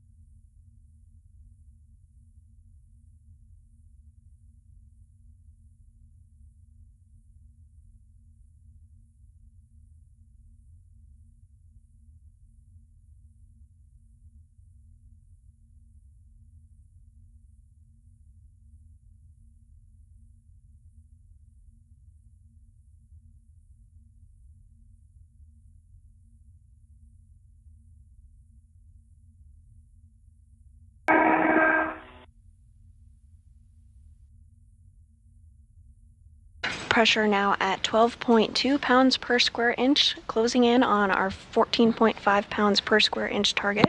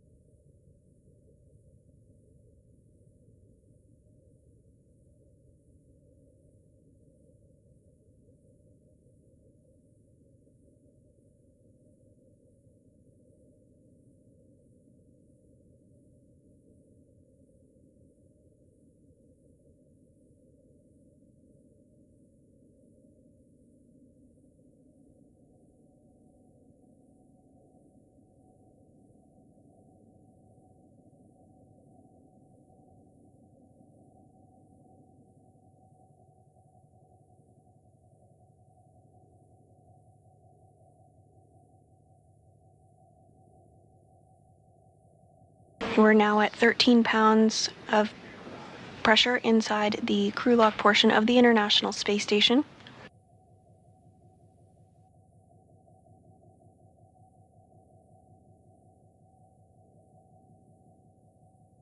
We are getting close to the nominal pressure, and when the dPdt becomes nearly zero, you guys expect alert tone.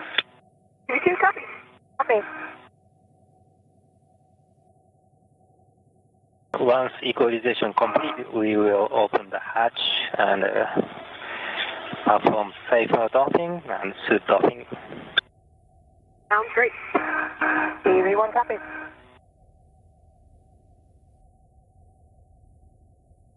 And as you heard there, once pressure is equal between the crew lock and the equipment lock, NASA astronaut Johnny Kim and JAXA astronaut Takuya Onishi will work to open up the hatches between the crew lock and the equipment airlock, at which point they will assist NASA astronauts Anne McClain and Nicole Ayers back into the equipment lock portion of the International Space Station.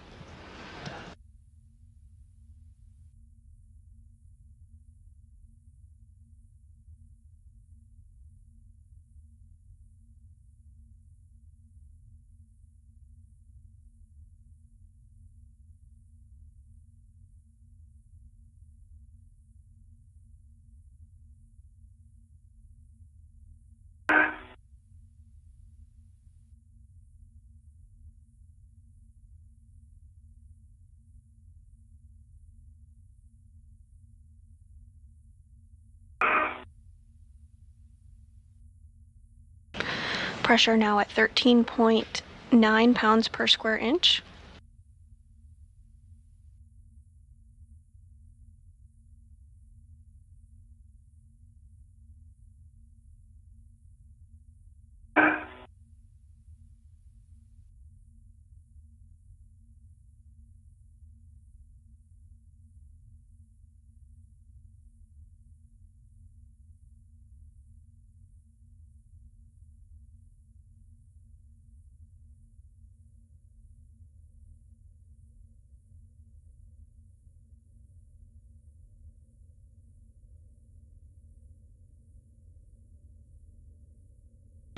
Getting very close to equalization now at 14.1 pounds per square inch.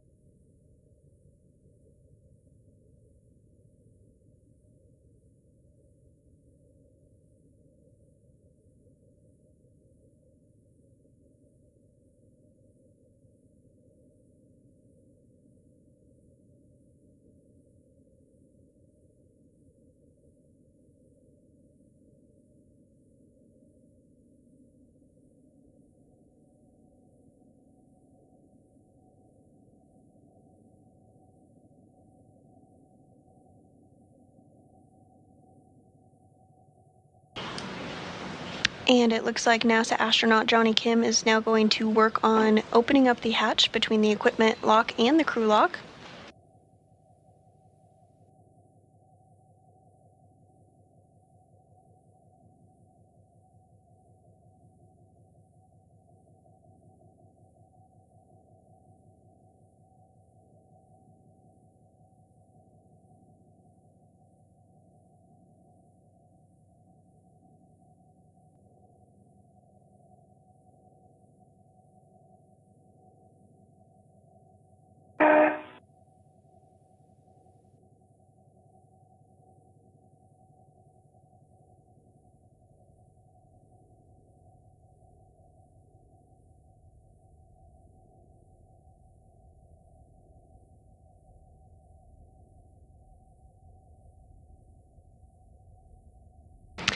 And the equipment airlock and crew lock hatch is now open.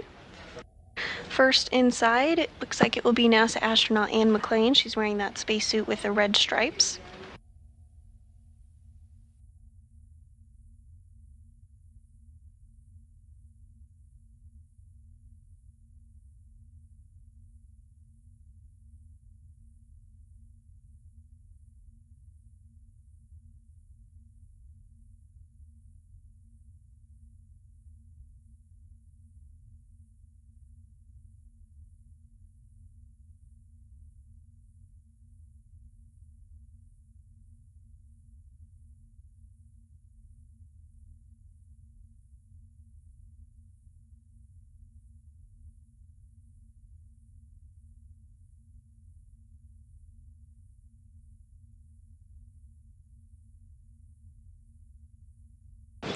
And Onishi and Kim continuing to work together to get NASA astronaut Anne McClain back inside the equipment lock.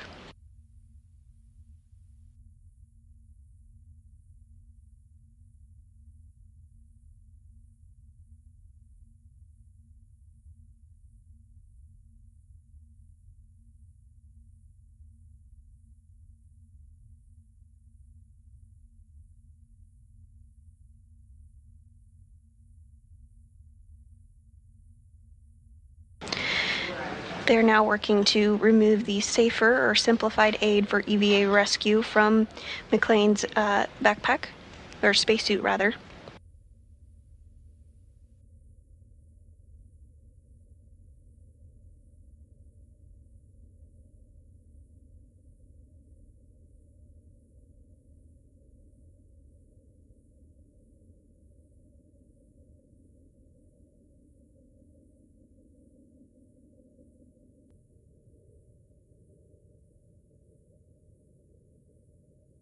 And McClain's safer has been removed.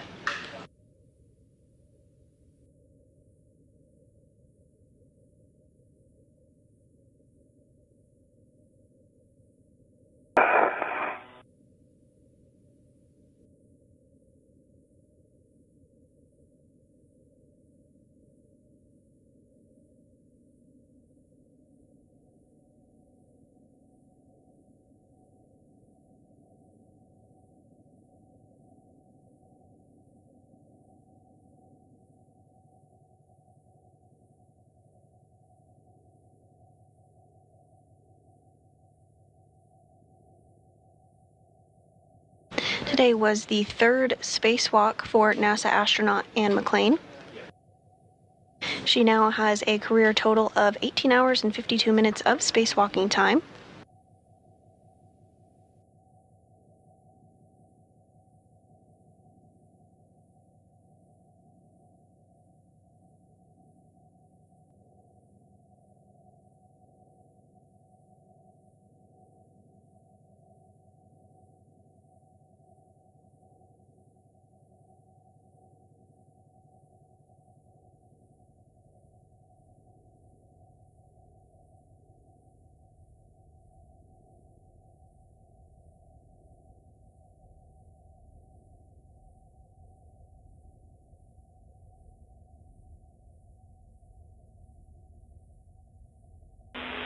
Airlock Houston on 1.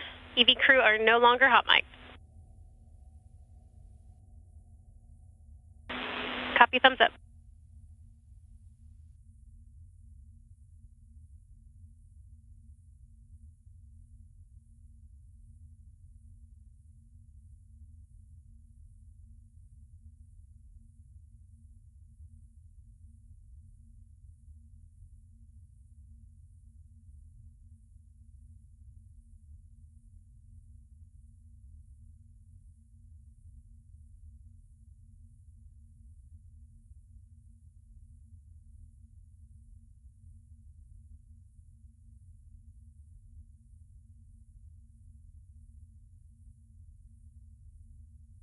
And next up, Johnny Kim is going to help NASA astronaut Nicole Ayers get back inside of the airlock.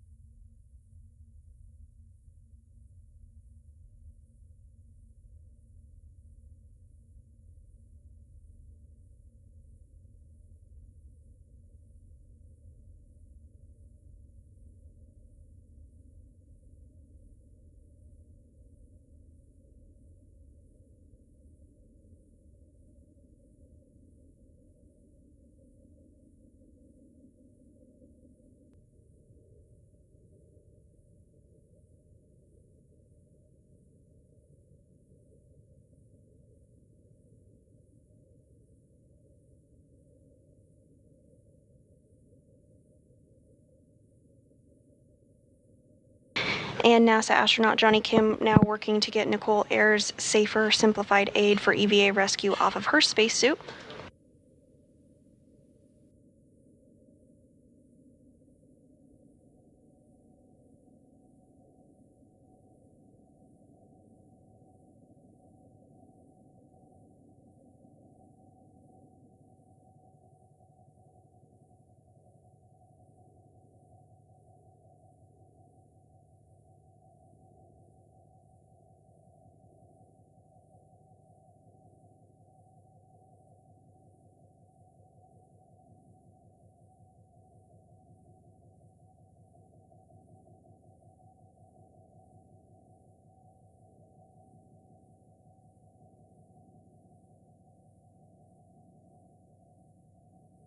And Nicole Ayers' safer is now off of her spacesuit as well.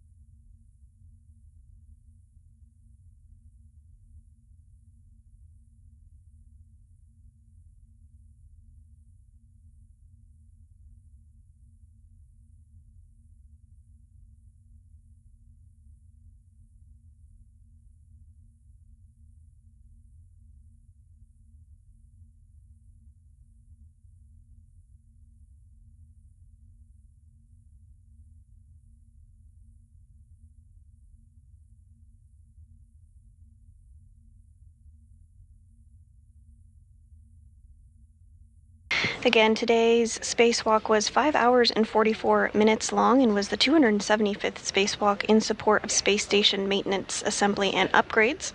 It was the third spacewalk for NASA astronaut Anne McClain and the very first for NASA astronaut Nicole Ayers. The crew is now back inside the airlock, and they are working to get their mini workstations removed from their spacesuits. The mini workstation houses the tools and tethers that are utilized during spacewalks.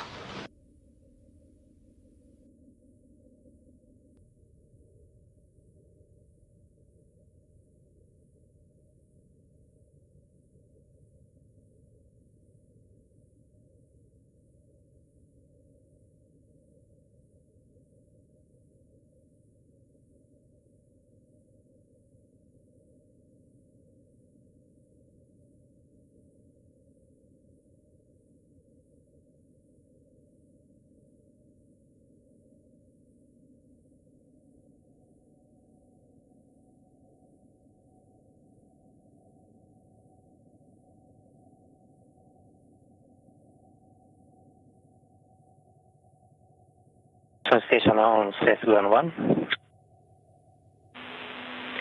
Go ahead and one talk. Sunday, we are hearing a little bit louder noise from EV1, probably from EMU fan. So we are now taking some record on the GoPro camera, then we will continue to the suit docking. We copy, thank you.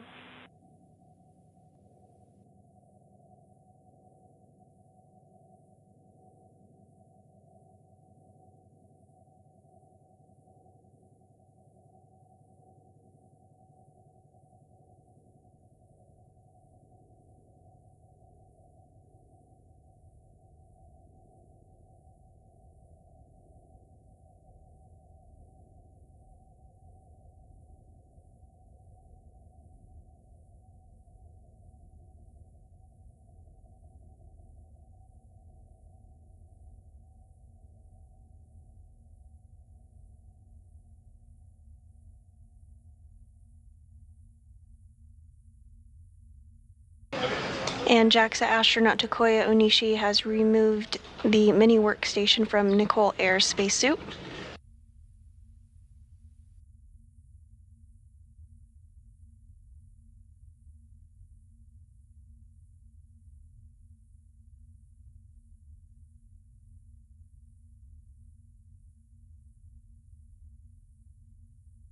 Johnny Kim is working to remove NASA astronaut Anne McClain's mini workstation from her spacesuit.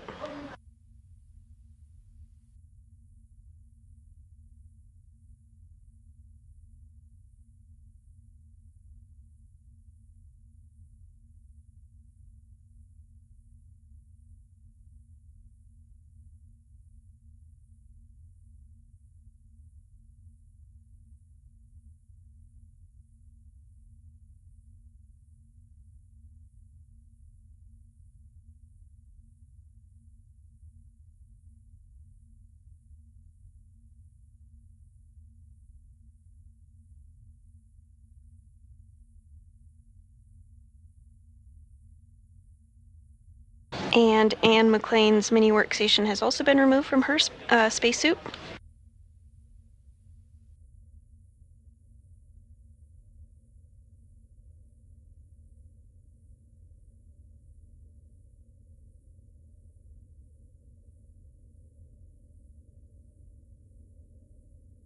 And we are in a brief expected handover period between our satellites, but we'll regain views here shortly.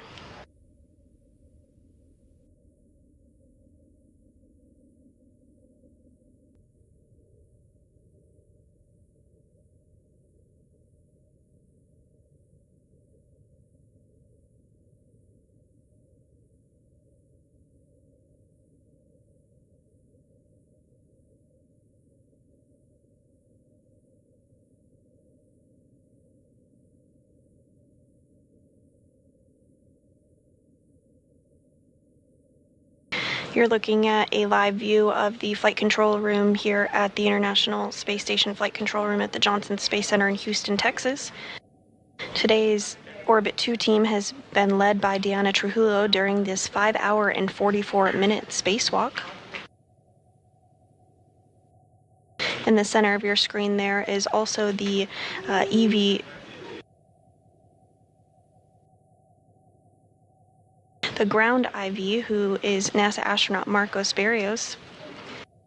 During the spacewalk, he was the individual who was communicating with McClain and Ayres.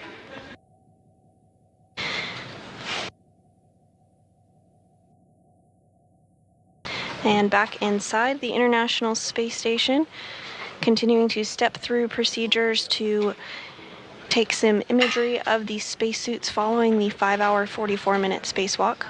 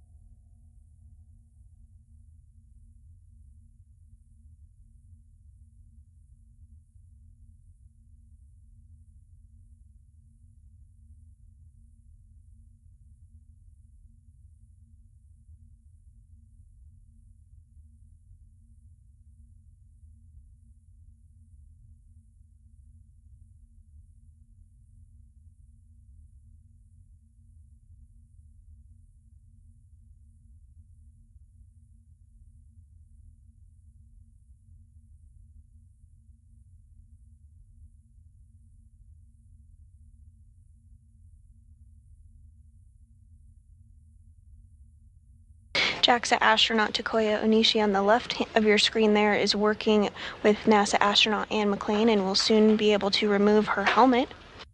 On the right-hand side of your screen is NASA astronaut Johnny Kim, who is working to do the same on Nicole Air's helmet.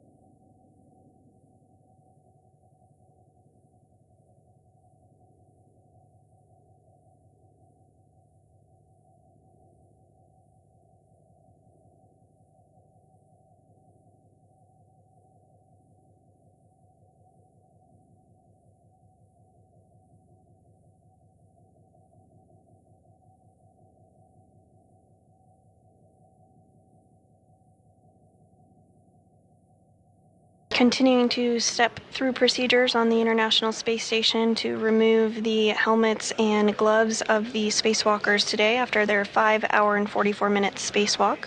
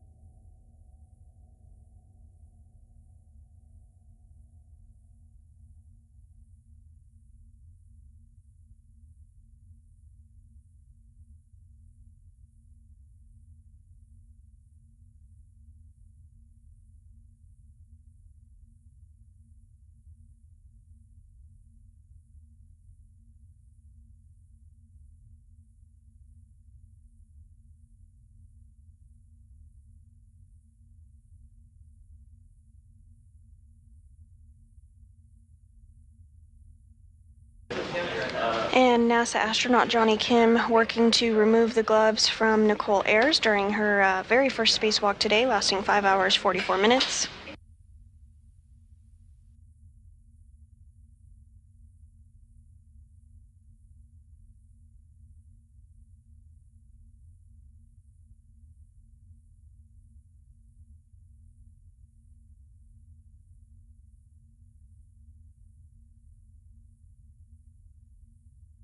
And JAXA astronaut Takoya Nishi doing the same with NASA astronaut Anne McClain, her third spacewalk today. She now has a career total of 18 hours and 52 minutes of spacewalking time.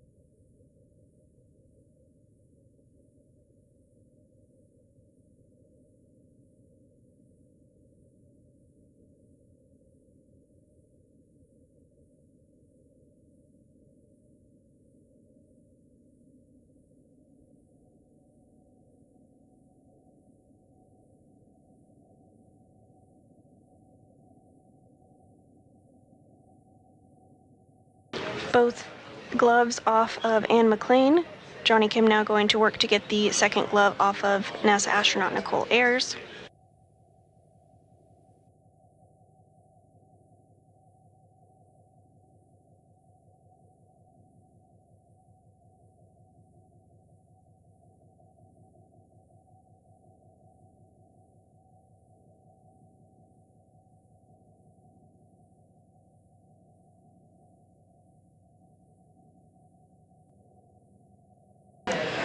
And Anne McClain's helmet is now off.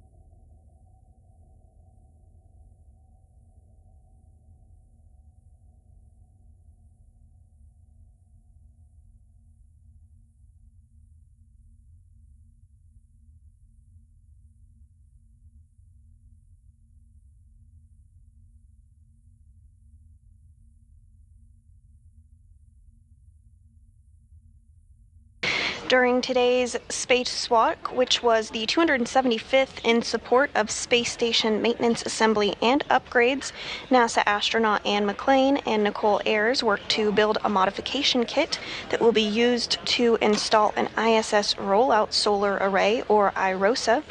The duo built and installed the upper triangle on the mass canister and also installed the right lower strut, which is the minimum configuration for the modification kit. Following this, McClain and Ayers relocated a common communication for visiting vehicles antenna, ensuring redundancy for visiting spacecraft. The two then completed two get-ahead tasks, one to install a jumper cable to provide power from the P6 truss to the Russian segment of the space station, and another to remove bolts from a micrometeoroid cover. The duo then returned to the airlock and completed the repressurization process. With both spacewalkers now back safely inside the International Space Station with their helmets off, that will complete our coverage of today's 5-hour and 44-minute spacewalk. This is Mission Control Houston.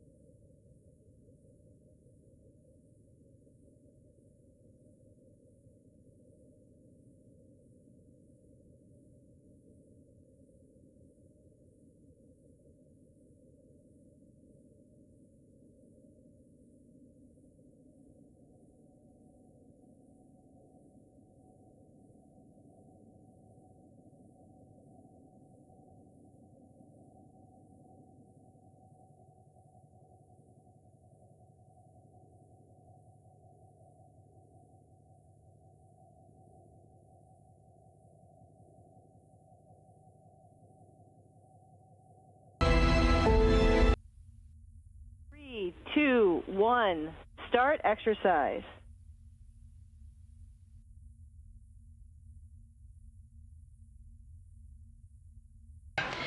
Good morning from the International Space Station Flight Control Room at the Johnson Space Center in Houston, Texas. I'm NASA's Sandra Jones, and we're bringing you live coverage of a spacewalk today to install a modification kit in preparation for ongoing solar array upgrades, as well as to swab the outside of the orbiting lab for possible microorganisms as part of a science research investigation. You're looking live into the International Space Station, where today's spacewalkers, NASA astronauts Jessica Meir and Chris Williams, are working through procedures ahead of today's spacewalk. Meir is wearing the suit with the red stripes this morning. This will be Meir's fourth spacewalk of her career, and Williams will be wearing the unmarked spacesuit on his very first spacewalk of his career. Meir arrived to the International Space Station just last month on February 14th, following launch a day prior on a SpaceX Dragon as part of Crew 12. Williams arrived to the International Space Station in November of last year.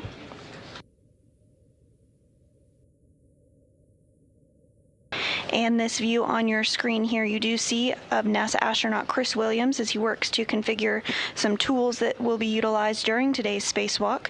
You also will see the crew moving their legs slightly. They are completing what is called ILE, or in-suit light exercise procedures. This helps to purge any excess nitrogen from the bloodstream.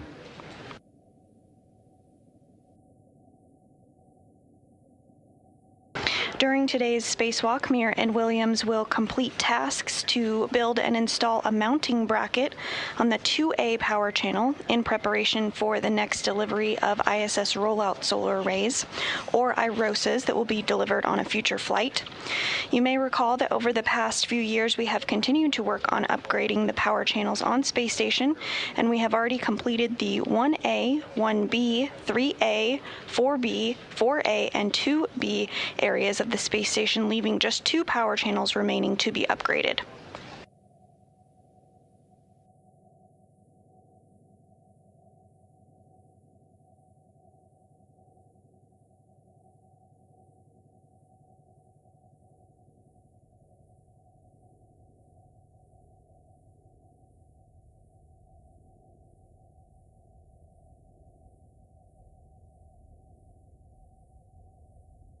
Assisting with Suit Up this morning were two other astronauts, European Space Agency astronaut Sophie Adeno, as well as NASA astronaut Jack Hathaway, who are our spacewalk support team today.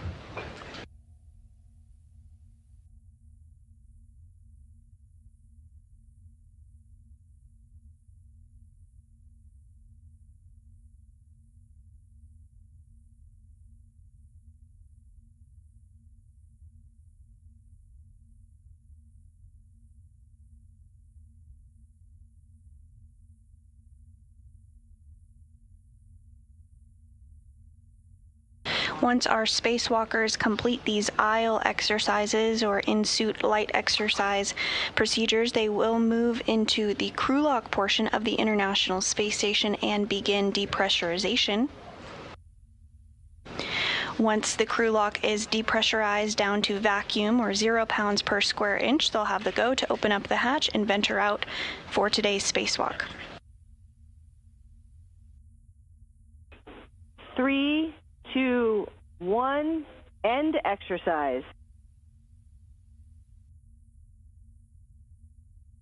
And you did hear some communications there to the crew from the ground here, letting them know to end those exercises. They go through procedures of completing the exercises for a portion of time and then pausing. So currently they are in a pause state, but we will see their legs and arms begin to move slightly once they begin the exercises again here shortly.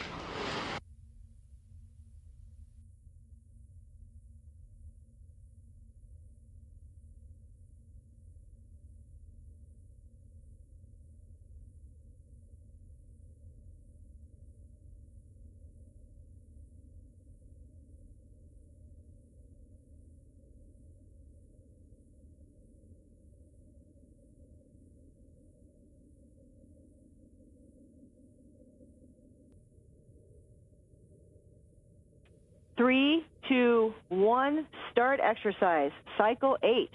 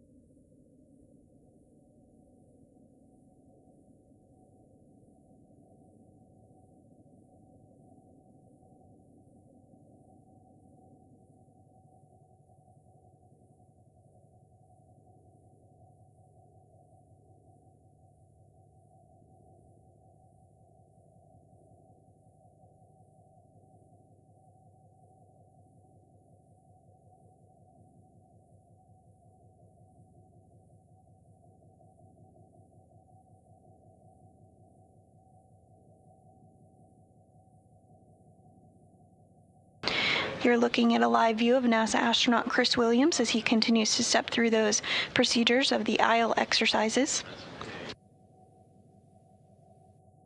And on the left of your screen, you can see NASA astronaut Jessica Meir as she continues to step through those procedures as well.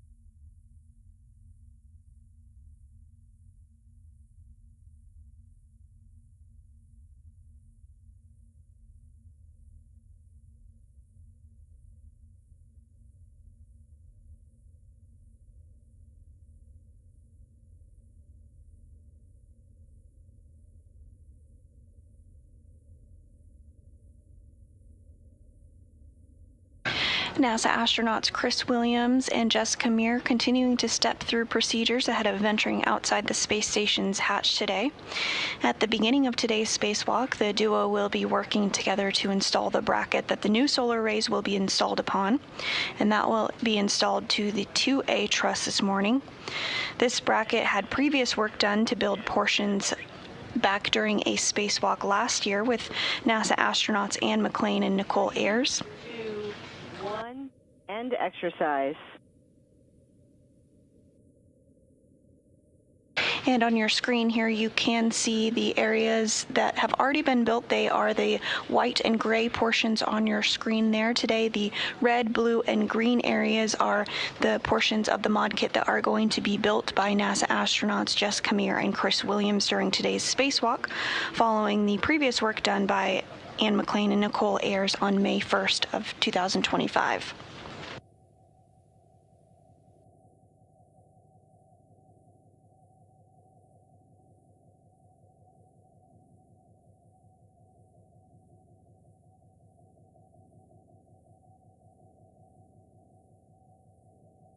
And you can see a portion of NASA astronaut Jack Hathaway there on your screen.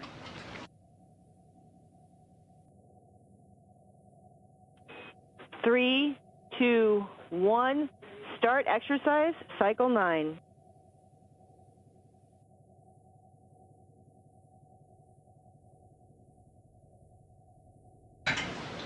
He is assisting NASA astronauts Jessica Meir and Chris Williams this morning, as well as taking some imagery of them currently.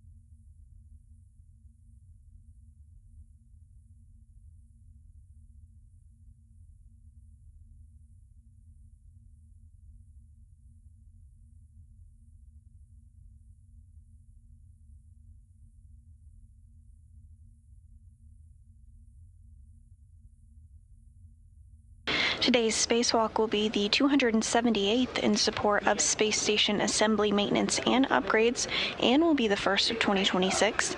Again, this spacewalk will be the fourth for NASA astronaut Jessica Meir, who previously conducted 3 spacewalks totaling over 21 hours, and it will be the very first spacewalk for NASA astronaut Chris Williams.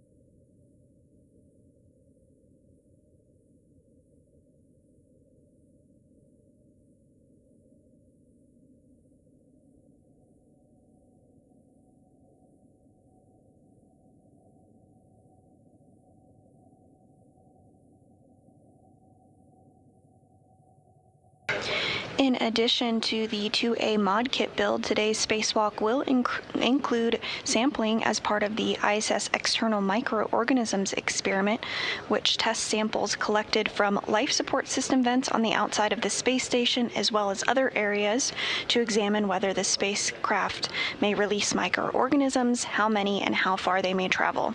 And here on your screen, you do see a location of the 3 areas that will be swabbed today as part of this ongoing investigation. This research could help determine whether changes are needed to crewed spacecraft, including spacesuits used to explore destinations where life may exist now or existed previously, and to limit the spread. 3, 2, 1, end exercise. Again, and to limit the spread of any possible human contamination. This will be the second sample collection for this investigation, following the first sample that was conducted during US EVA 92 in January of 2025.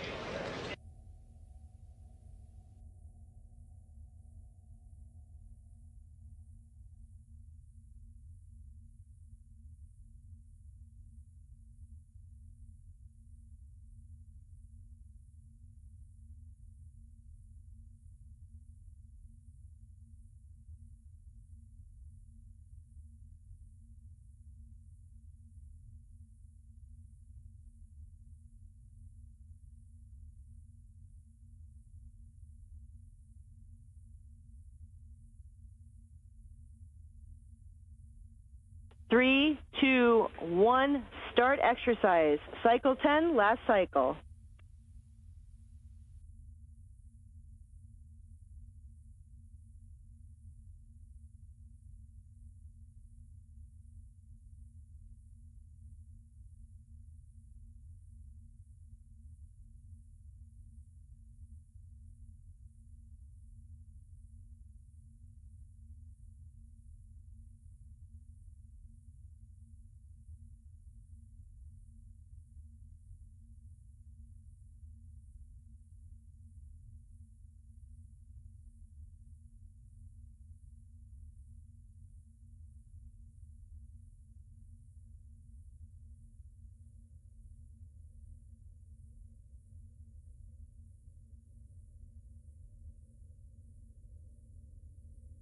You're continuing to get views on your screen of NASA astronaut Chris Williams on the left and NASA astronaut Jessica Meir on the right in the spacesuit with the red stripe on it as they complete their final aisle or in-suit light exercise procedure to help purge any excess nitrogen from their blood following the pre-breathing procedures of 100% oxygen that was completed earlier this morning. And now coming into view is NASA astronaut Jack Hathaway, who's been assisting the crew this morning, taking some photos, it appears.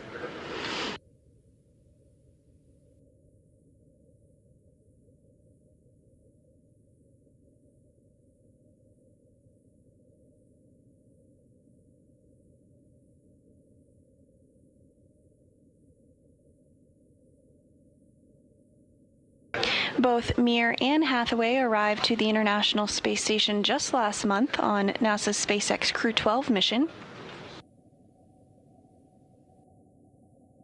And now coming into view is European Space Agency astronaut Sophie Adano, who's also been assisting with suit-up procedures this morning.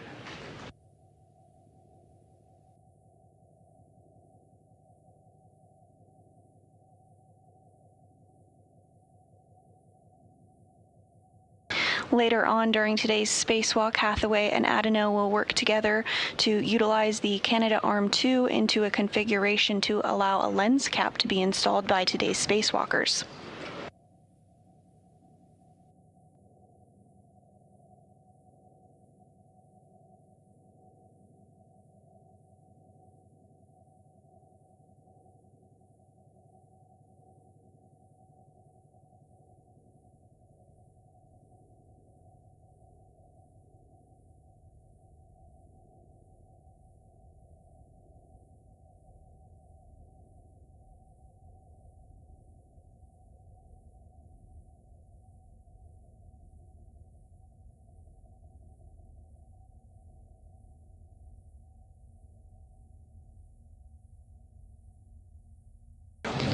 In addition to the 4 crew members you see on your screen here, there are 7 humans living and working aboard the International Space Station as we speak.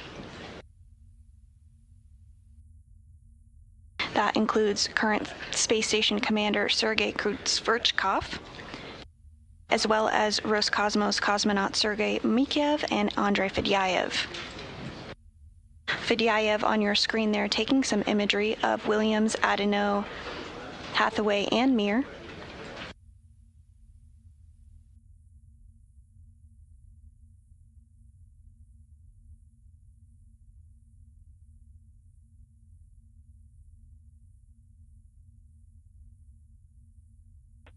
Three, two, one, end exercise. That's the final cycle. Congratulations on completing your pre-breathe exercise protocol in the suit.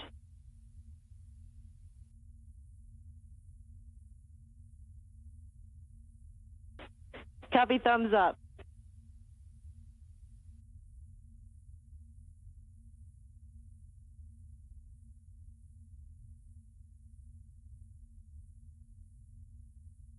And with that, in airlock, we're back with you, and understand we're going to start in step 5 of 1.2. Concur.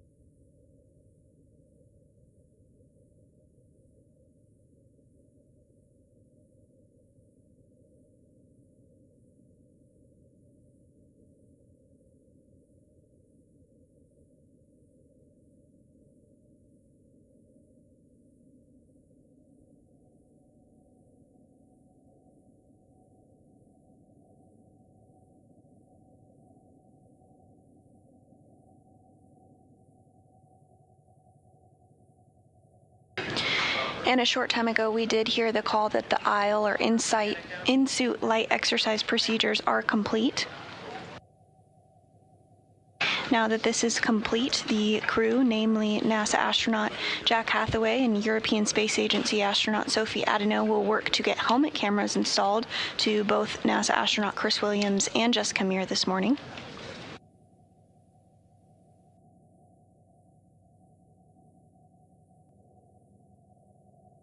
In airlock, EV1 has set amp hours to 29.5, EV2 to 29.0.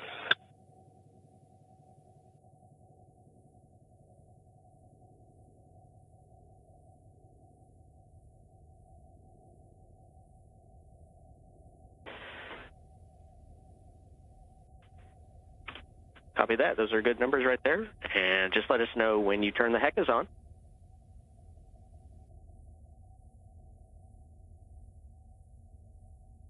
And that communication referring to the HECA, that is the High Definition Extravehicular Mobility Unit Camera Assembly.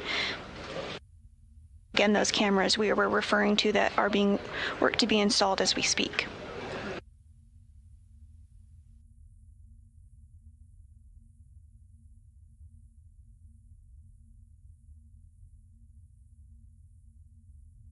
We have 2 green lights, one on each EV1 and EV2 for the HD EMU cameras for your step 7.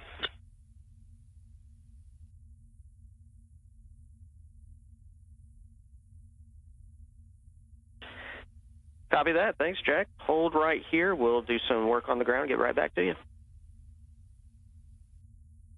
Sounds great.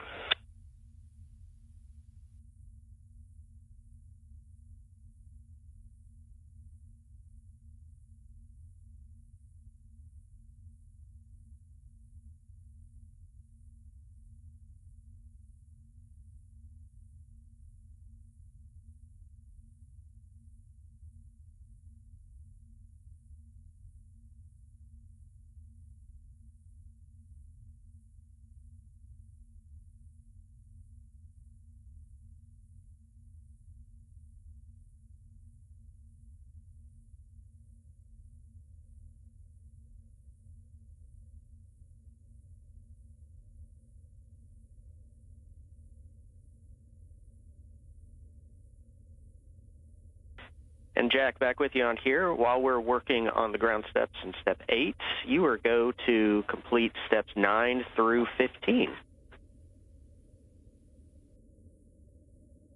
We will put 9 through 15 into work. Thank you.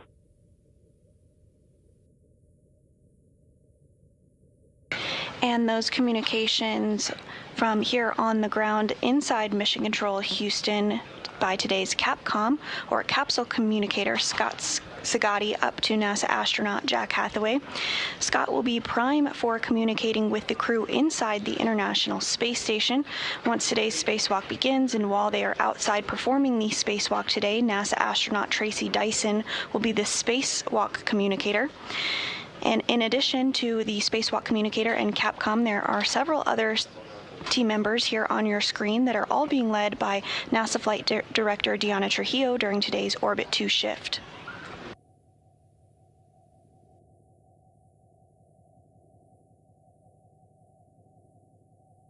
And there you do see on your screen there NASA Flight Director Deanna Trujillo, NASA astronaut and today's ground IV Tracy Dyson, and the Capcom for today, Scott Segui.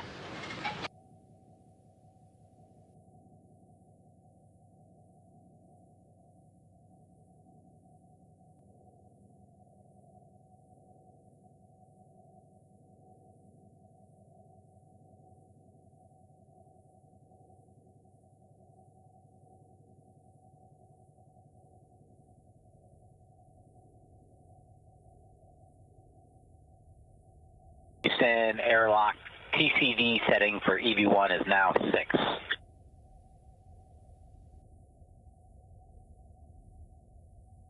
Copy, TCV 6, thank you.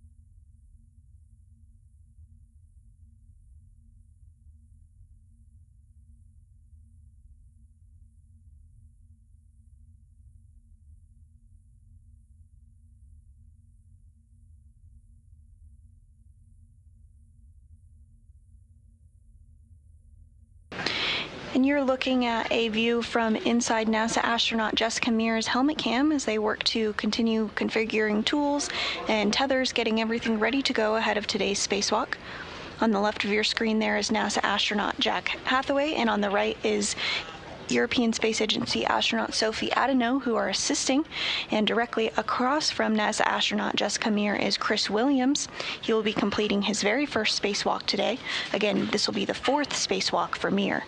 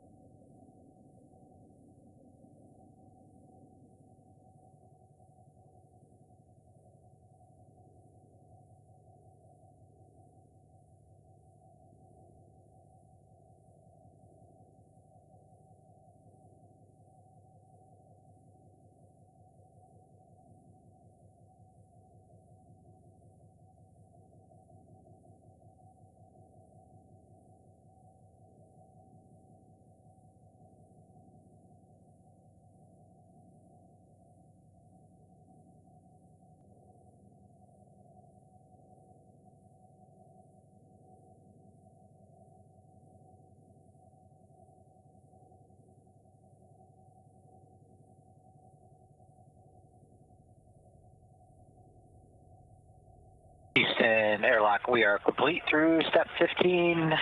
Just waiting for your go for the next couple steps. Great timing, Jack. We are now go on the ground. You have a go in step 16 for MEDOX. We're go for MEDOX replacement.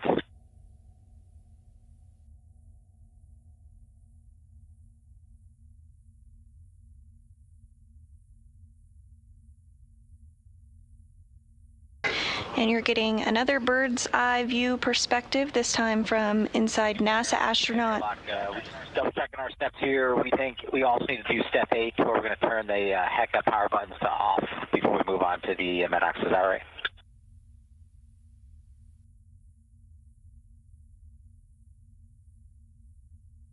Yeah, good catch there, Jack. Absolutely, we are go for you to complete the rest of step 8 as well.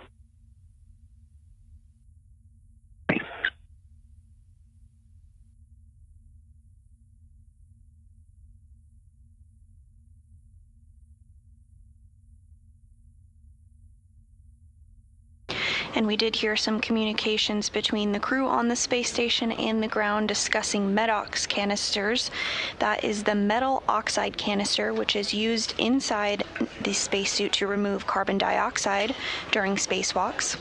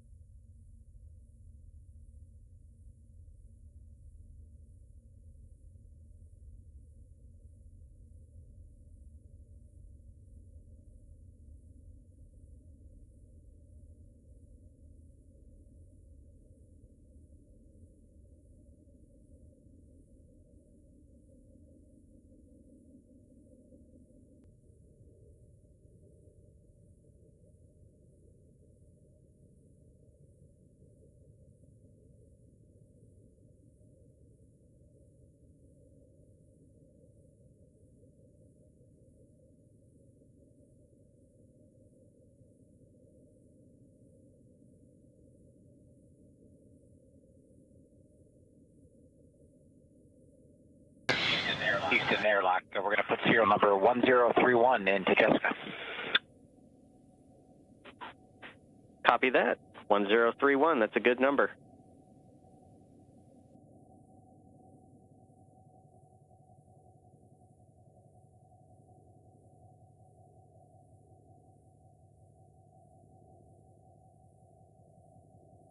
And you are seeing NASA astronaut Jack Hathaway there in the center of your screen holding that MEDOX, or metal oxide canister. This is going to be installed, this MEDOX canister is going to be installed inside of NASA astronaut Jessica Mears' spacesuit. You can see they're turning her to get her into a good config to be able to place that MEDOX canister. This canister does remove carbon dioxide during spacewalks, and can actually be utilized multiple times. Once complete with today's spacewalks, they can recharge the MEDOX canister.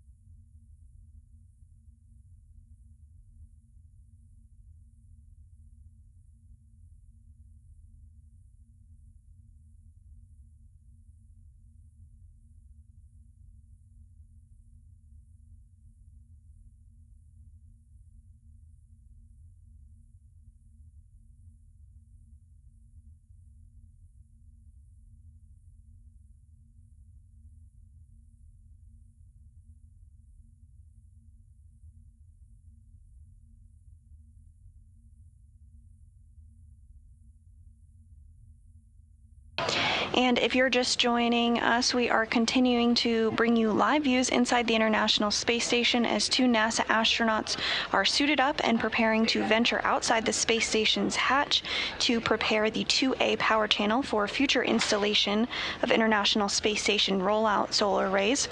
Earlier this week, we did have an EVA preview brief where Flight Director Diana Trujillo walked us through the procedures that will occur during today's spacewalk. Let's take a closer look. Same location where we had cinched down the two bags. He will begin now the torque reset. So open the cable bag, get the tool that he needs, and then he begins.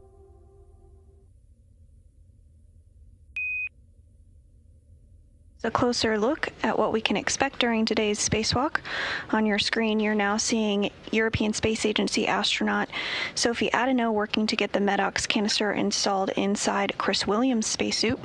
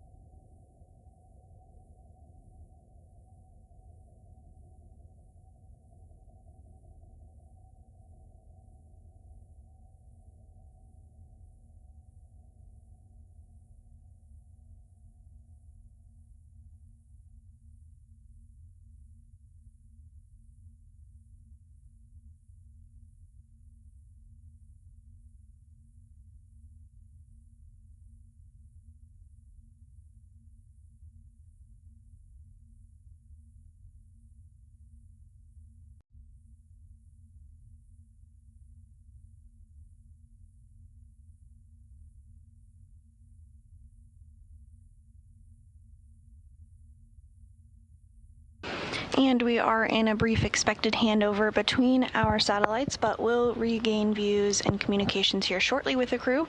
But you're currently looking live inside Mission Control Houston at the flight control team that is being led by NASA Flight Director Diana Trujillo.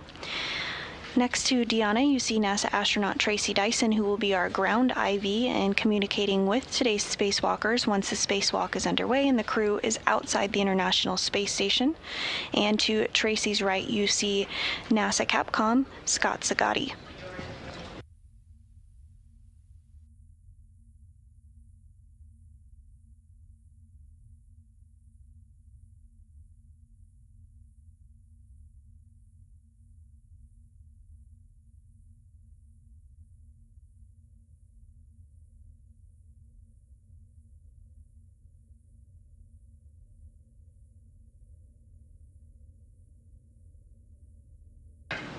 And the flight control team that you do see on your screen here is going to be working through procedures today as part of U.S. Spacewalk 94, where NASA astronauts Jessica Meir and Chris Williams will exit the space station's Quest airlock to prepare the 2A power channel for future installation of International Space Station rollout solar arrays. Once these arrays are installed, they will provide additional power for the orbiting lab including for critical support of its safe and controlled deorbit. Additionally, swabs will be taken outside of the space station. We've installed 1031 into EV1, 1032 into EV2, and we've now paused the pre-breathe clock at GMT 1112 in step 11. So looking for your go to move on to step 12.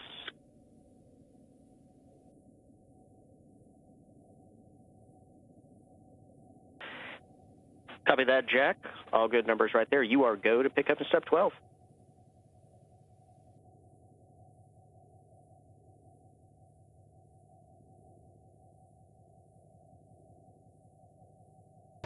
And just to finish up there, in addition to the 2A power channel mod kit installation, the crew will also swab the outside of the space station to test for possible microorganisms as part of an ongoing investigation. And we do have views back inside the International Space Station here. On your left is NASA astronaut Chris Williams, who will be completing his first spacewalk today. And on the right of your screen, suited up, is NASA astronaut Jessica Meir, who will complete her fourth spacewalk of her career today.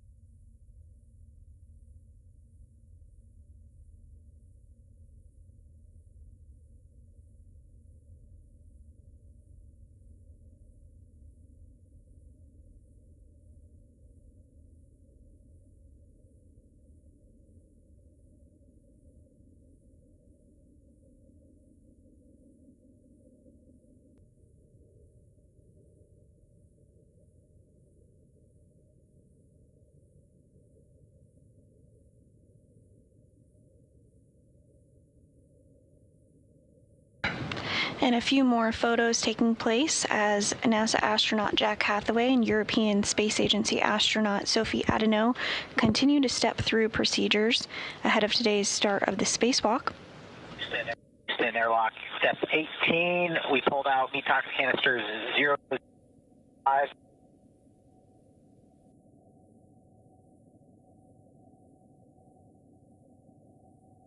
And Jack, we had a little bit of comm dropout right there. Can you repeat those numbers again?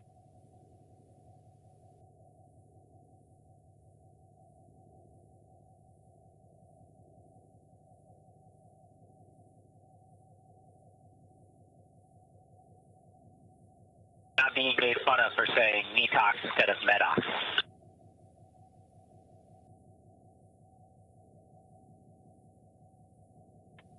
All good, Jack. We'll forgive you on that one. Hey, could you repeat those numbers again? There's a bit of a comm dropout.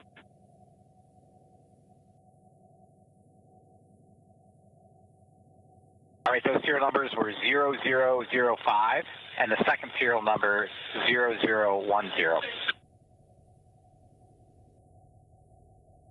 All right, perfect. That's what we were expecting. Thanks, Jack. And with that comm dropout, that conveniently covered your comm, so that worked out.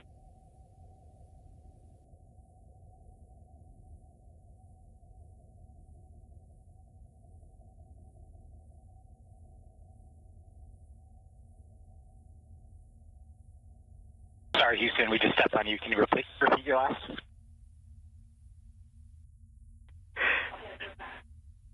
Nothing important right there. We were just letting you know we had that comm dropout, and we missed your ECOC call, which I'm sad for at this point. But everything's going well. Thank you.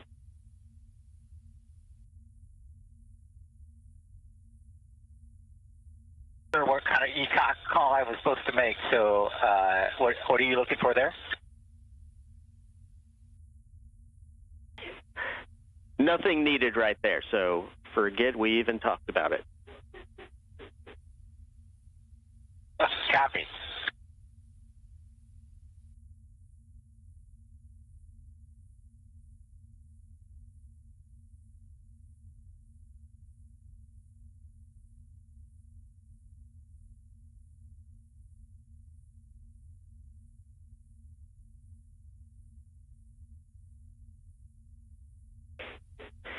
And Jack, FYI, on the ground, we see the purge complete. We're ready for the purge valve close whenever you guys are.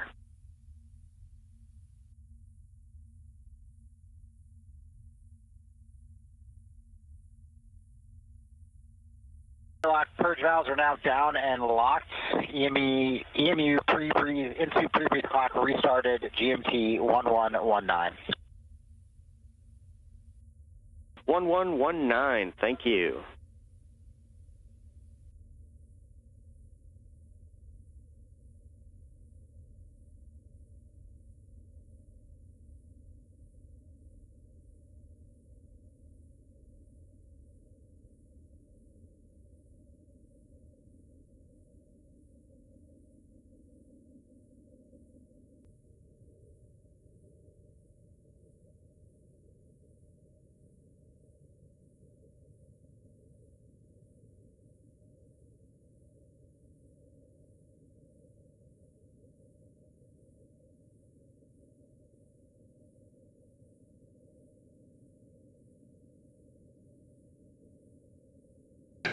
And you're looking at a view of NASA astronaut Chris Williams suited up in his space suit ahead of today's spacewalk. Our other spacewalker today is NASA astronaut Jessica Meir, who has previously completed 3 spacewalks. Prime for assisting today is NASA astronaut Jack Hathaway, as well as European Space Agency astronaut Sophie Adeneau. They recently stepped through procedures to install the MEDOX, or metal oxide canister, into both Meir and Williams' spacesuit. The MEDOX canister does remove excess carbon dioxide during spacewalks.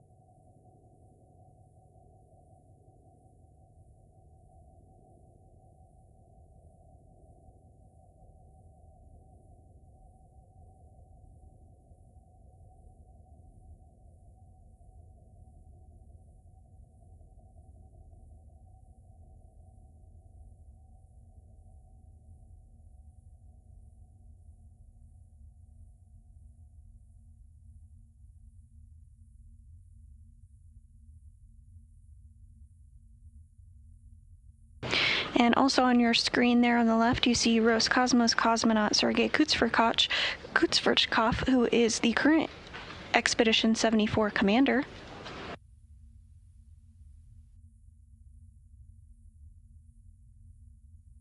Houston, airlock 2, good manual leak checks. We're back into step 17 of 1.225. We're going to start pulling them off ETAs and put the tapers on them.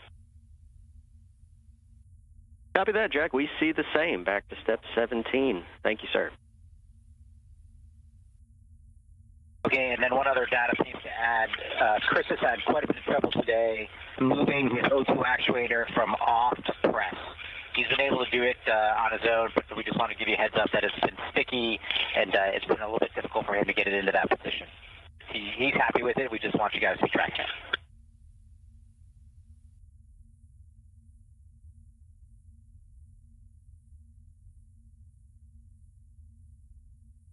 And copy that, Jack. Thanks for the added information right there. We'll track it down here as well.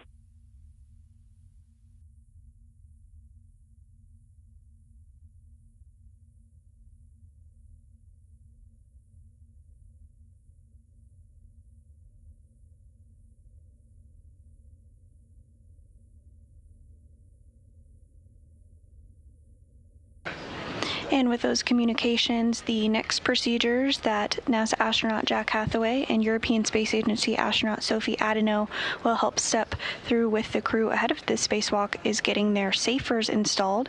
The SAFER is the simplified aid for EVA rescue and would be used in the unlikely event that an astronaut were to become untethered from the space station.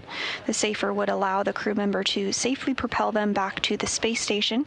Sometimes you may refer to it being called the space jetpack. So they're working together now to get those installed onto NASA astronaut Jessica Mears' spacesuit.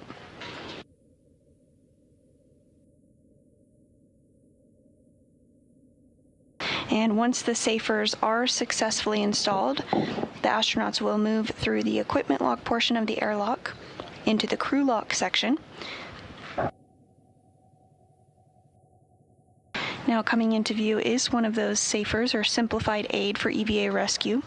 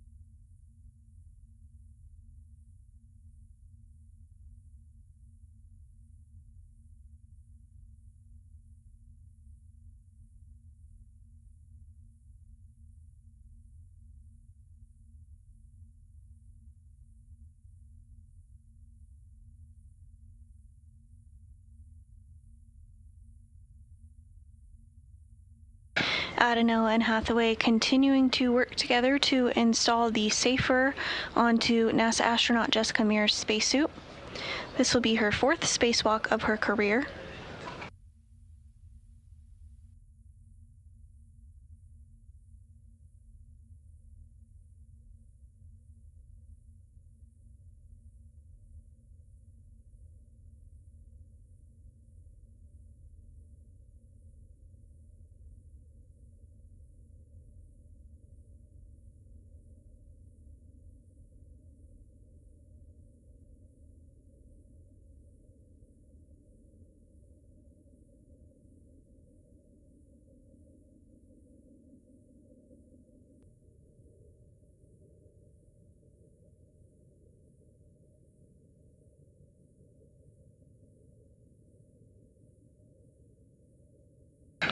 And again, the primary tasks for today's spacewalk are to prepare the 2A power channel for future installation of International Space Station rollout solar arrays.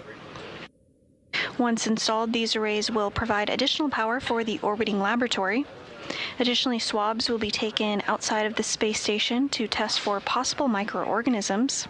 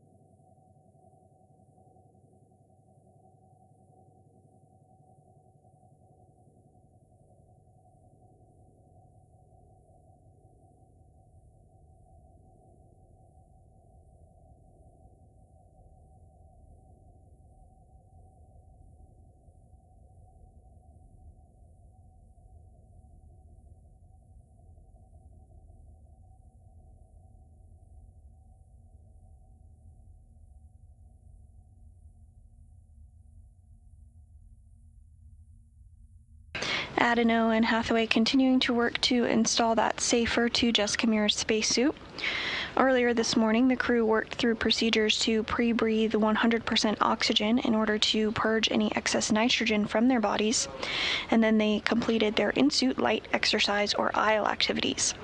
These movements help acclimate the body to the lower pressure of the spacesuit and purge excess nitrogen from their body slowly to avoid getting the bends or decompression sickness, similar to what divers on Earth can experience.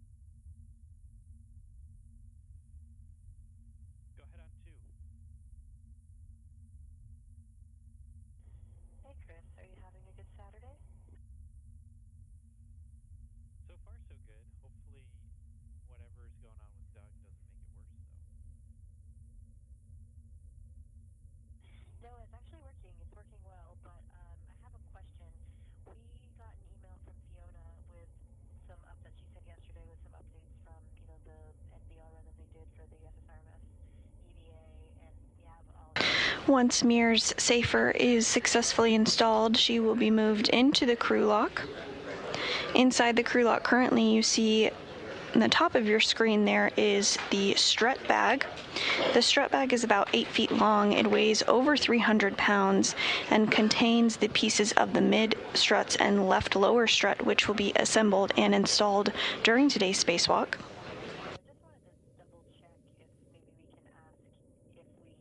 A portion of the mod kit has already previously been installed and built during a spacewalk last May by NASA astronauts Anne McClain and Nicole Ayers.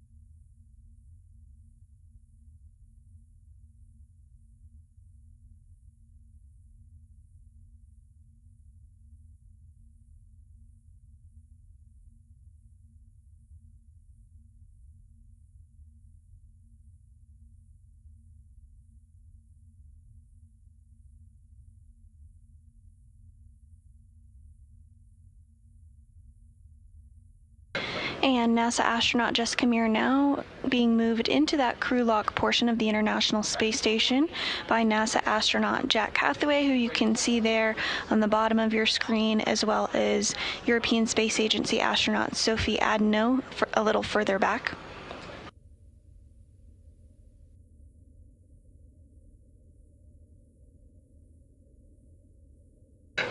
Once Meir is situated inside of the airlock, they'll work to install Chris Williams' safer.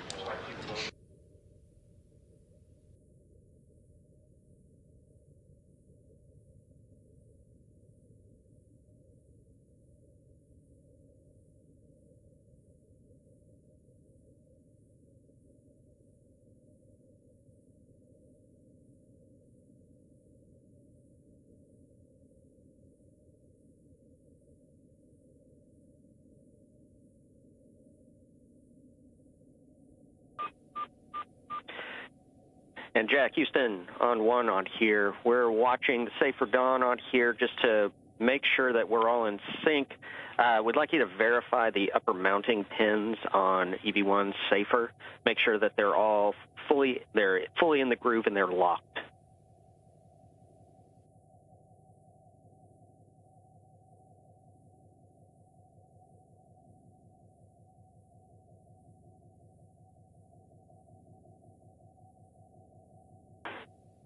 And Jack, if you are talking to Houston, I cannot hear you.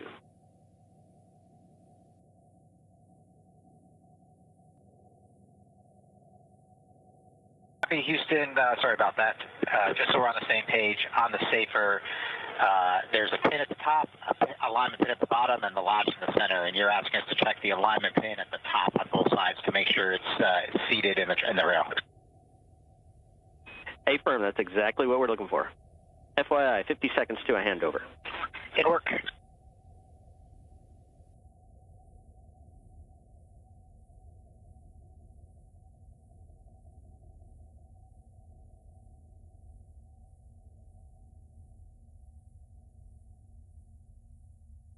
Hathaway and Adno working to confirm that Meir's safer, simplified aid for EVA rescue is properly installed. Again, the safer would be utilized in the very unlikely event that a crew member were to become tethered from the International Space Station. If that were to occur, the safer would enable propulsion to safely get back to the space station.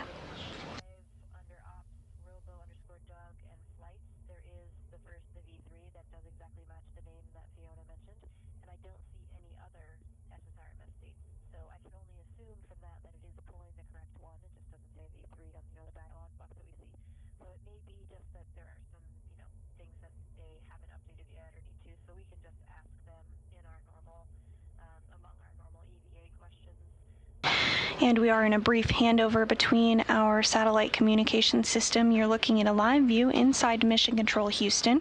The team is currently being led by Flight Director Deanna Trujillo, who you see on your screen, as well as Tracy Dyson, who will serve as our ground IV today, communicating with our spacewalkers once the spacewalk is underway.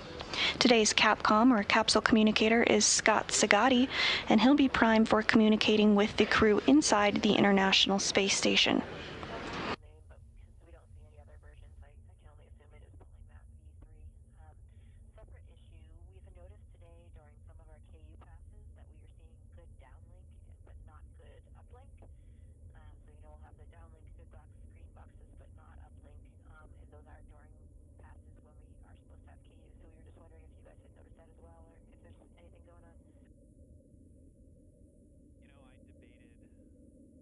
And a view back inside.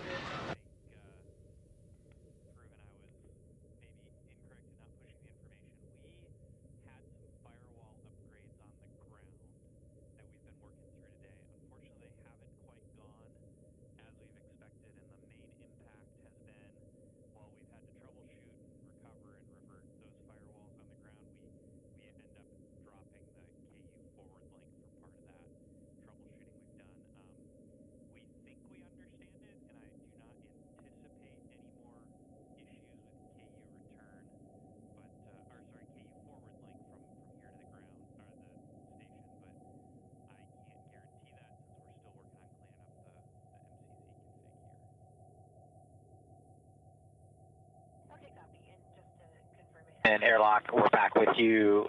Both Soph and I verified the alignment pins, both the top and bottom on the left and right side of Jessica Safer are properly seated in their tracks.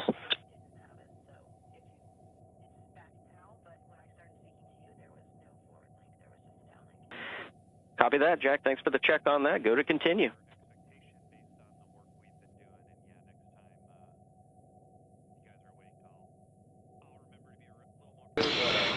And Okay, Jessica's in the airlock. We're moving to Chris Safer. Copy that. Moving over to Chris.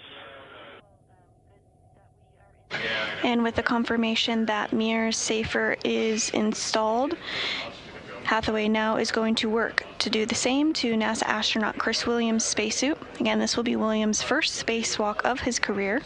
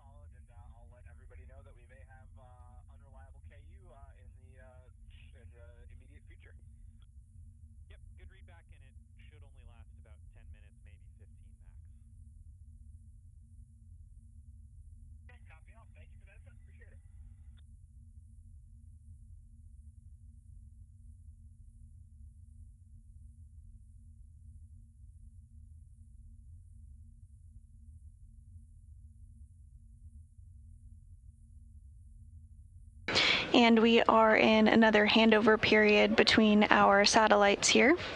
It does appear that fellow flight director Greg Whitney is here in the room with us as well, just speaking with NASA Flight Director Deanna Trujillo, who is the lead during today's spacewalk.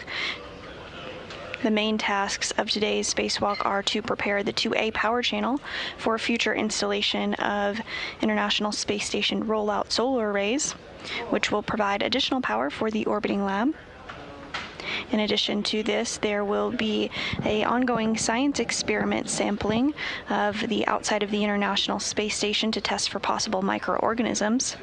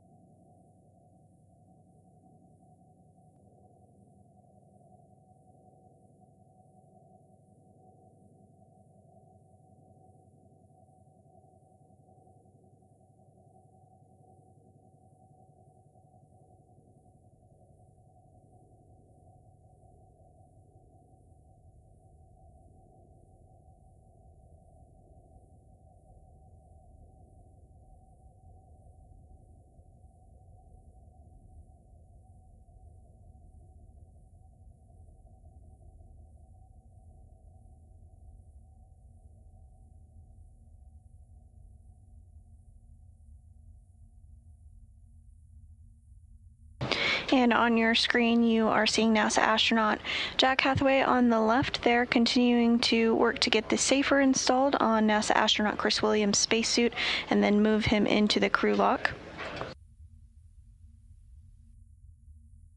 Once both Mir and Williams are inside the crew lock, depressurization procedures will begin.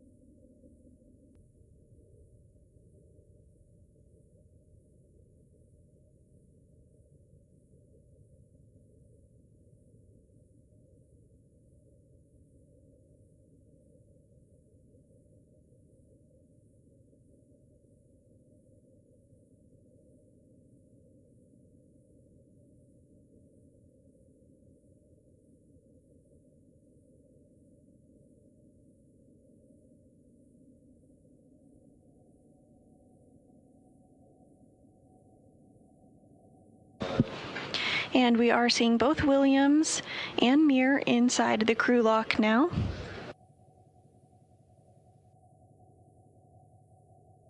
Mir is wearing the spacesuit with the red stripe, and Williams is wearing the unmarked spacesuit today. Will be the 4th spacewalk for Jessica Mir and the 1st for Chris Williams.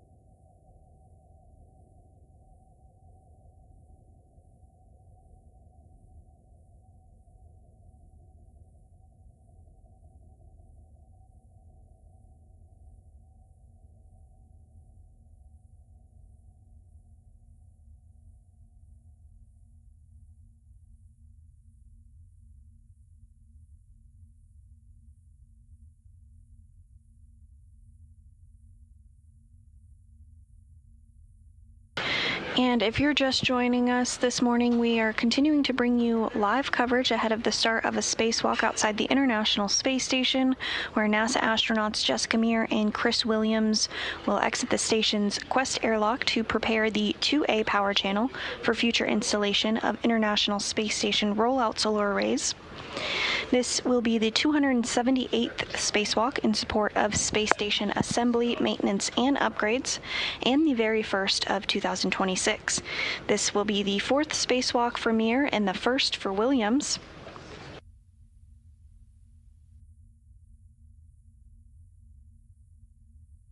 The prime task for today's spacewalkers is to complete the build and installation of a mod kit that is partially built outside the space station following a May 1st spacewalk by NASA astronauts Anne McClain and Nicole Ayers. In addition to the mod kit build, swabs will be taken outside the International Space Station and tested for possible microorganisms as part of an ongoing science experiment.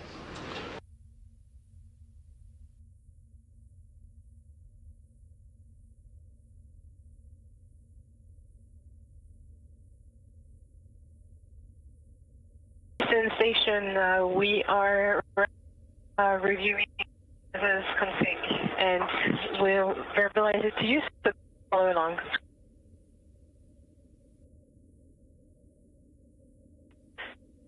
Sophie, back with you on here. You came in pretty broken. Can you repeat, please?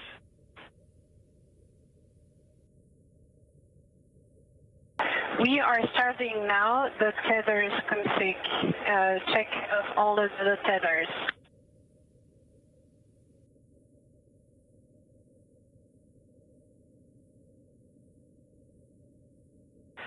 All right, copy that. We're following along in the procedure, Sophie. Thank you.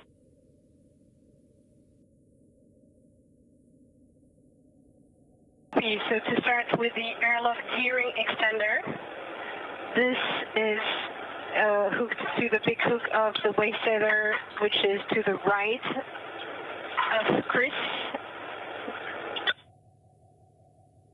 This is gate closed, lock, black on black.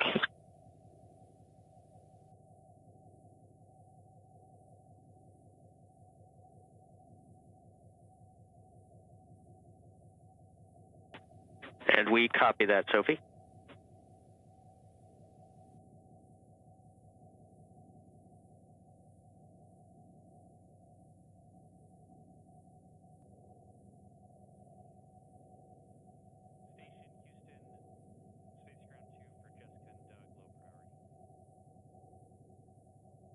Airline.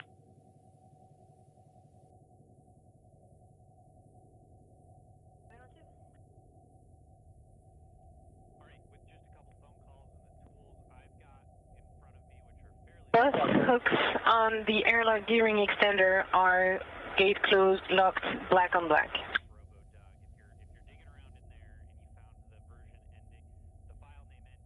I say both hooks because there is an extra waist tether for the airlock. And copy that, Sophie. That's the expected config. Our recommendation at this point, we can get the rest of the tether calls later in the, once we do the depress on here, our recommendation to you is to continue on in step 66 of the pre-brief procedure.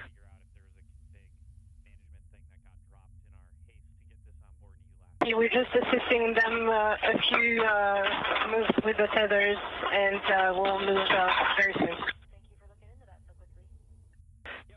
Copy that. Sounds great. Thanks for all the help, Sophie.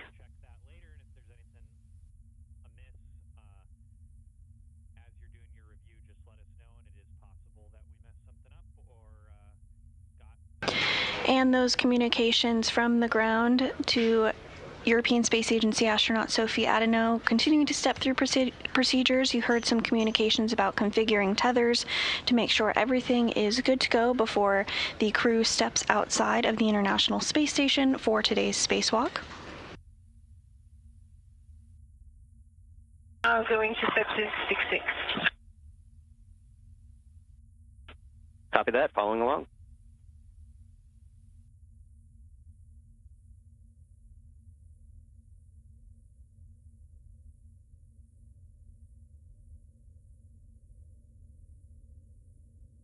One of the next major milestones that we are looking ahead to this morning, once the hatch is closed, is depressurization of the crew lock portion of the International Space Station, bringing it down to vacuum.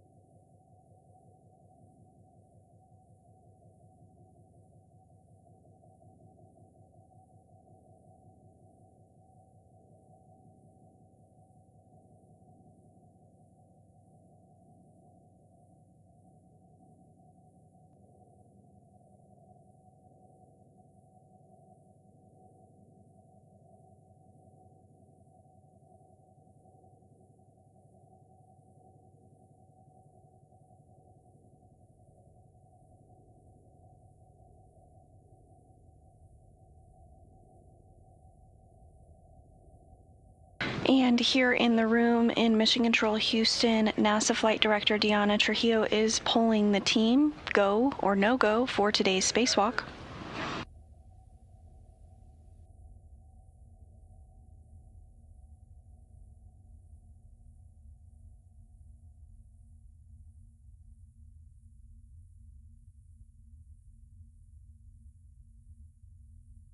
And this is a view inside Mission Control Houston. Again, NASA Flight Director Deanna Trujillo is leading the team of flight controllers here in Houston.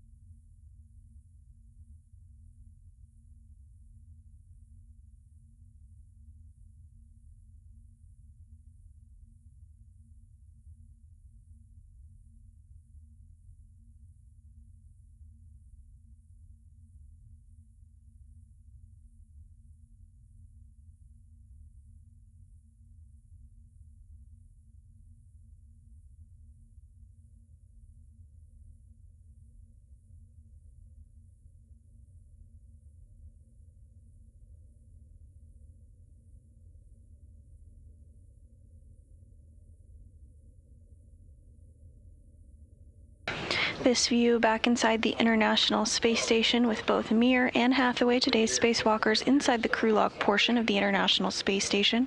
On the left of your screen is NASA astronaut Jack Hathaway, and on the right is European Space Agency astronaut Sophie Adeno.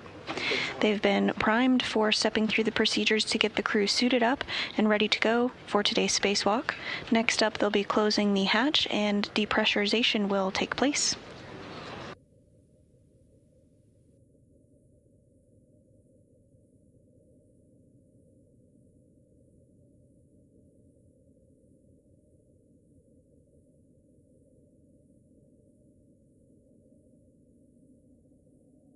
And on the left of your screen, you also see the Expedition 74 Space Station Commander, Roscosmos cosmonaut Sergei Kutsverchkov.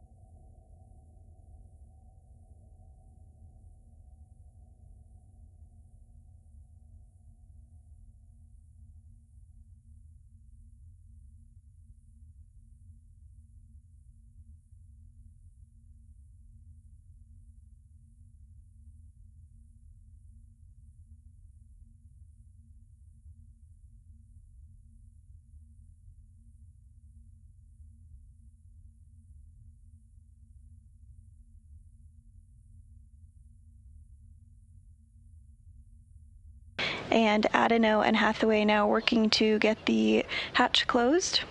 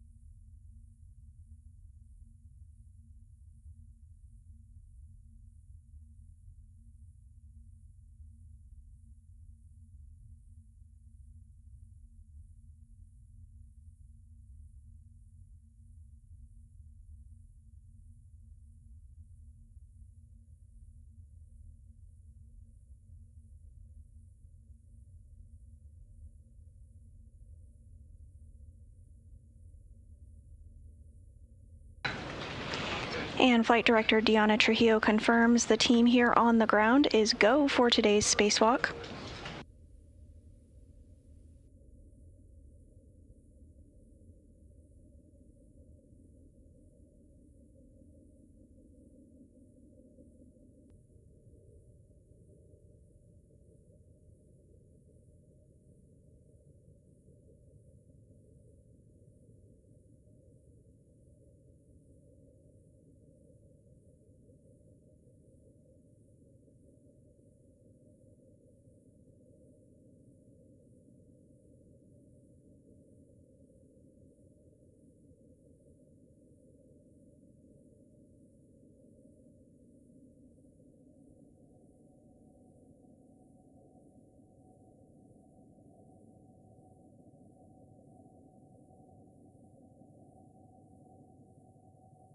All right, EVs and Houston, this is Ivy in the airlock. Step 76, which is the emergency MPF is closed, and step 77, the node 1 vacuum access port. Gamma cap is attached, and we're ready for you guys to do 78.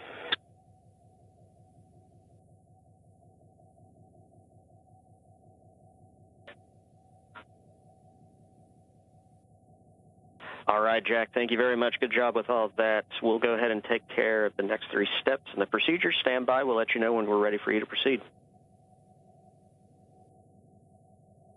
We'll stand by for you and for Jessica and Chris. The pre-read timer we have right here is 2 hours, 2 minutes. So that looks good, and time of day is 12:07, just for your essay.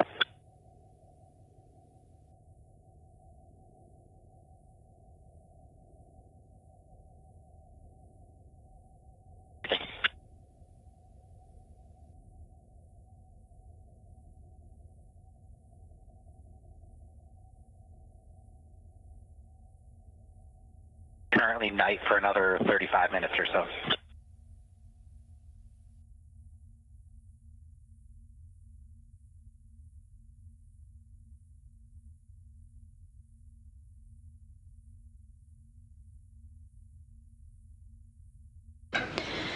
And on your screen, you are seeing NASA astronaut Jack Hathaway on the left, as well as European Space Agency astronaut Sophie Adeneau.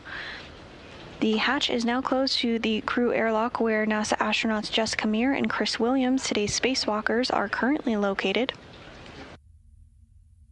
Depressurization will soon occur, and once that is complete, once that portion of the space station is down to vacuum or 0 pounds per square inch, they'll have the go to open up the hatch of the Quest airlock and venture outside of the International Space Station to complete work to install and build a modification kit on the 2A power channel of the International Space Station.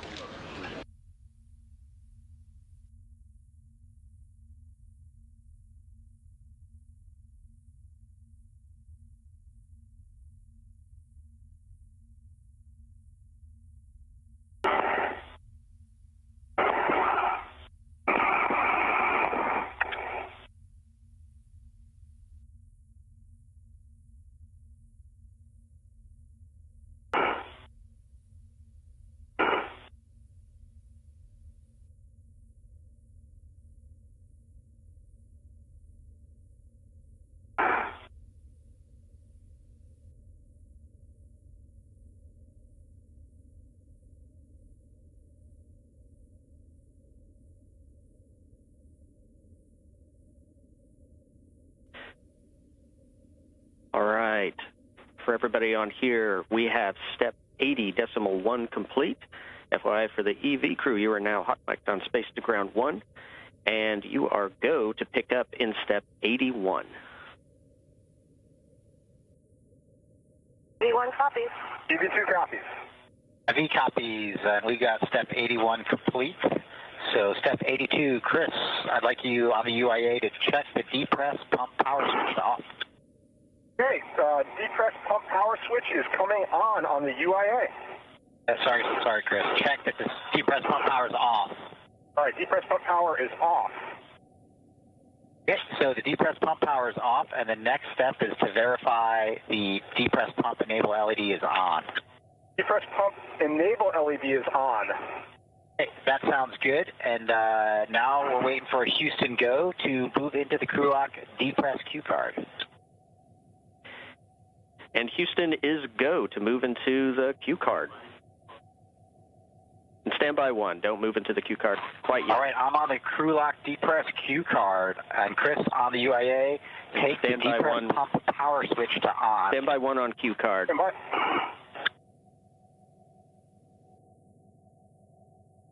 IV copy, standing by.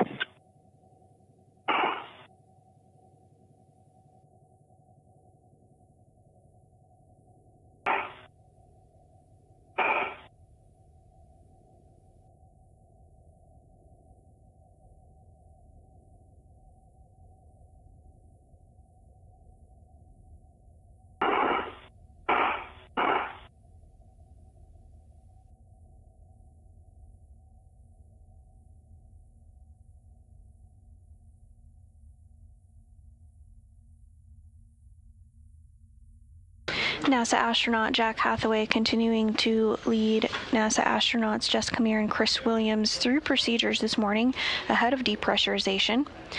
This morning, depressurization will occur in a two-stage fashion.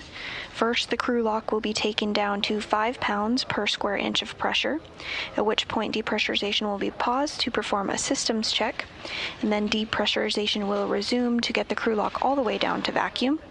Once at vacuum, Muir and Williams will conduct suit checks and communication checks with Mission Control Houston before they put their suits on internal battery power. Say OFF. We're saying off just to differentiate in the, it's, a little bit harder to hear. Will do. I can definitely do that. Thank you.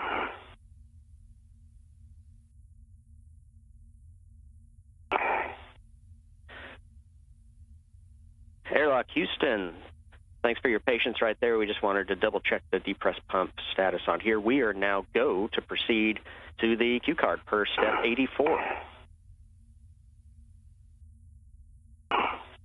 Lock copies. We're in step 84, and we're going to do the crew lock depress Q card.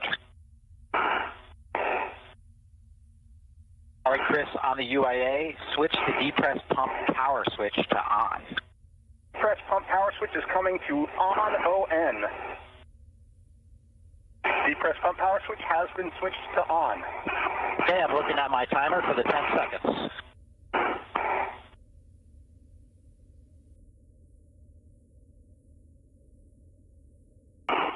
Chris, now you can take the depress pump manual isolation valve to open and expect an alert tone.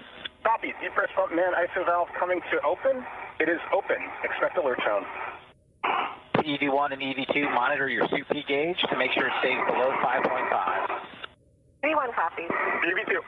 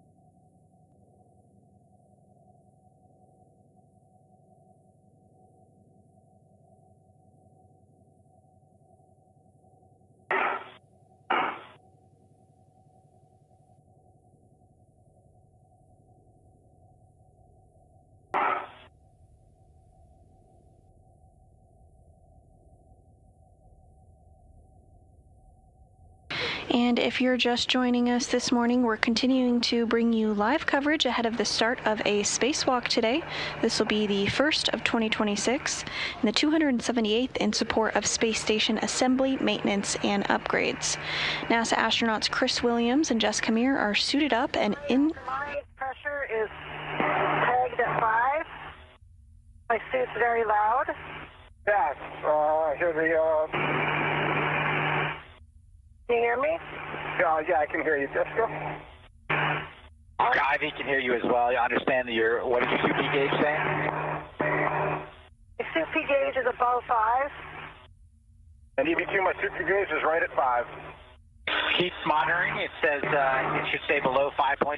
If it does get to 5.5, Chris, you can go ahead and stop the depress, and we'll check in with Houston. Copy.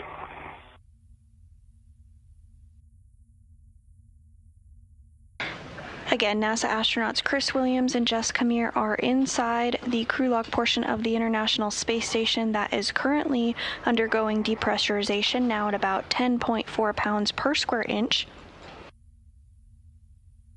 The crew lock will be taken down to 5 pounds per square inch of pressure. Steady at 5. Say again? Holding steady at 5. Copy, holding steady at 5. I'm also holding steady at 5 on my suit gauge. We copy.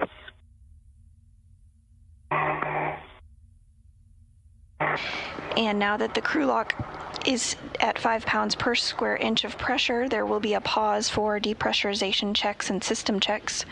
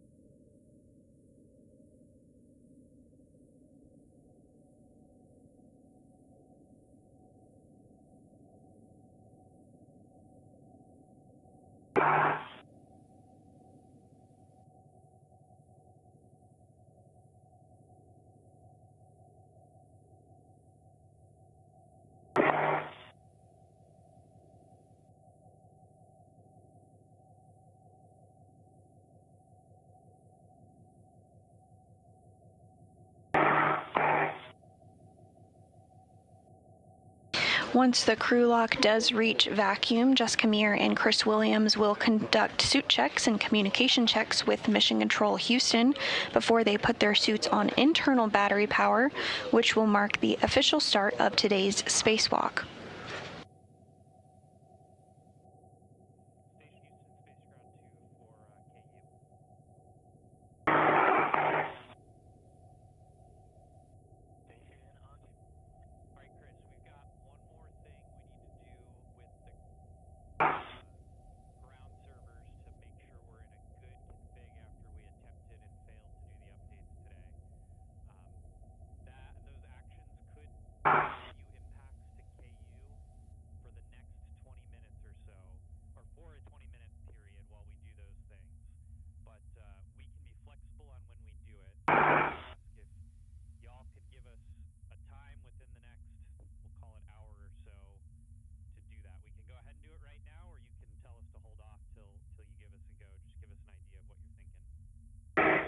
All right, as we approach 6 PSI, you guys can expect an alert tone.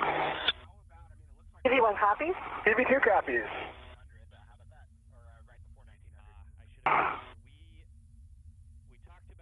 Pressure inside the crew lock approaching 7 pounds per square inch. Again, we will hold once 5 pounds per square inch of pressure is reached for systems checks.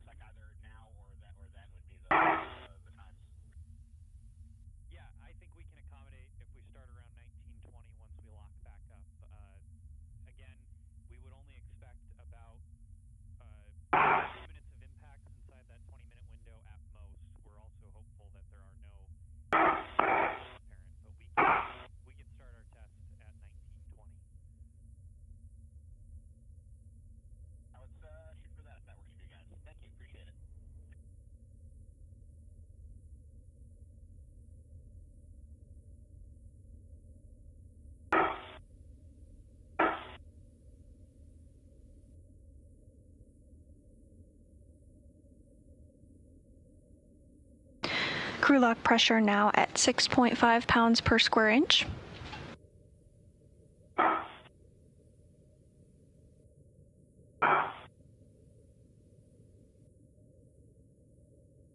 As you can see on your screen, NASA astronaut Jack Hathaway and European Space Agency astronaut Sophie Adano continue to follow along, following assisting Meir and Williams getting suited up and ready to go for today's spacewalk.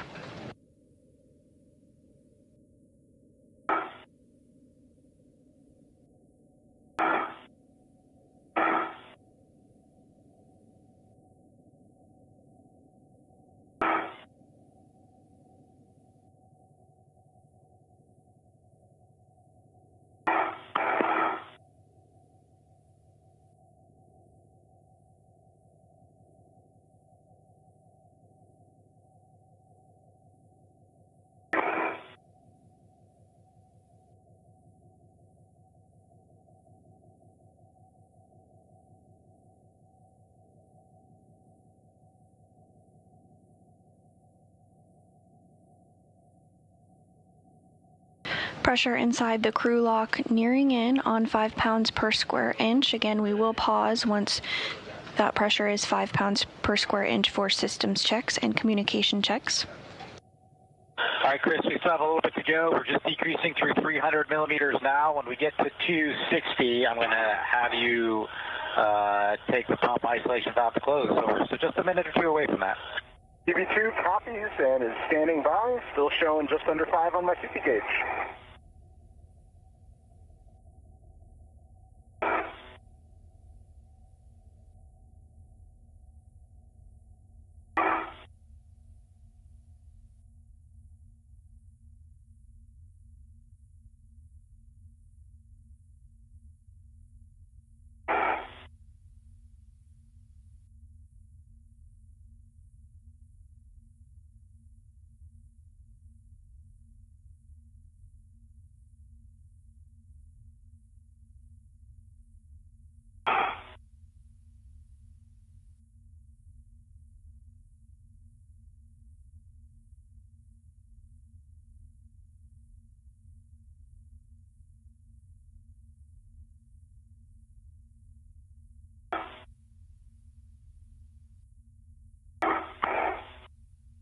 All right, Chris, take the depress pump manual isolation valve to close. You'll expect an alert tone. EV2 depress pump man ISO valve is now closed.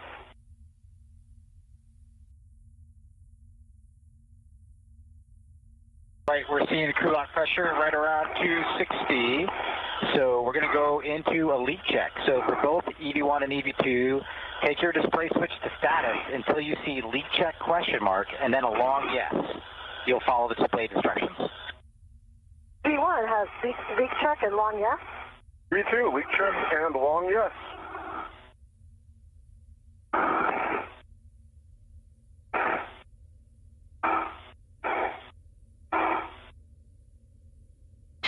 And with the crew lock now at 5 pounds per square inch, those leak checks are underway.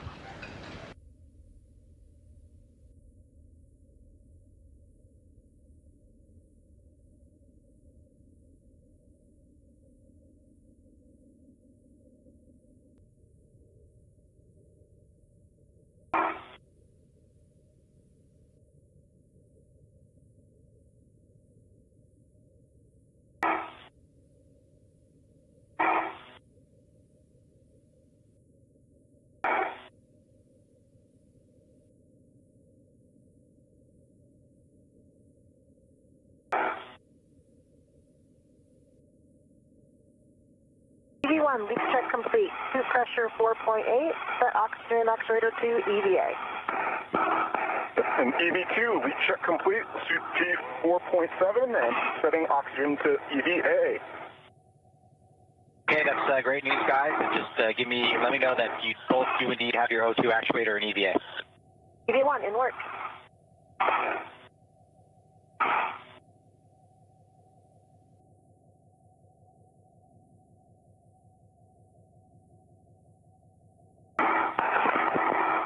And we did hear confirmation of 2 good suit leak checks.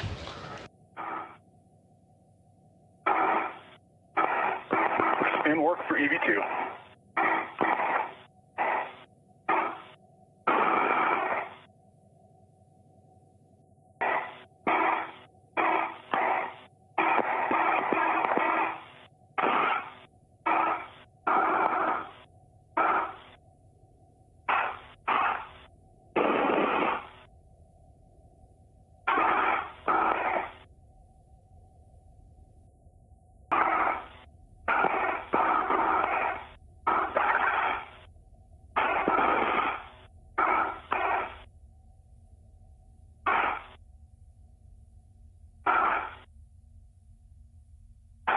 And EV2 is in EVA.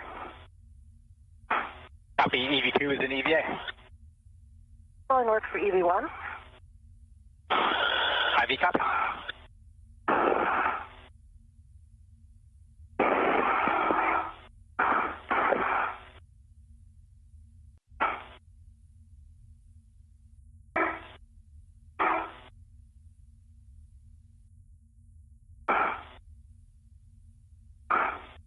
And as system checks continue, you are hearing some communications between... Option actuator false.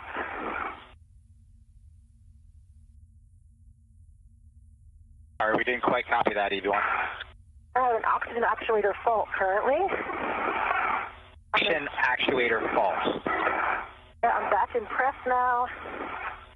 And it's getting a little bit stuck on EVA, still working on it. Are you saying you saw an oxygen actuator fault under DCM, or you're just having trouble moving it to EVA? No, I did have an oxygen actuator fault, but I think that was just because it was stuck in between positions for a certain length of time. I am now in EVA. Okay, copy. EV1 is in EVA.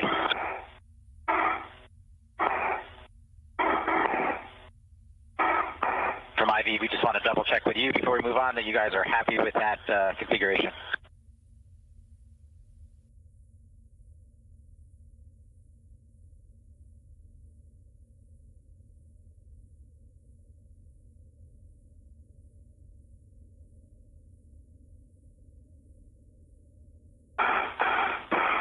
Airlock Houston, copy the calls right there. We are good with the config.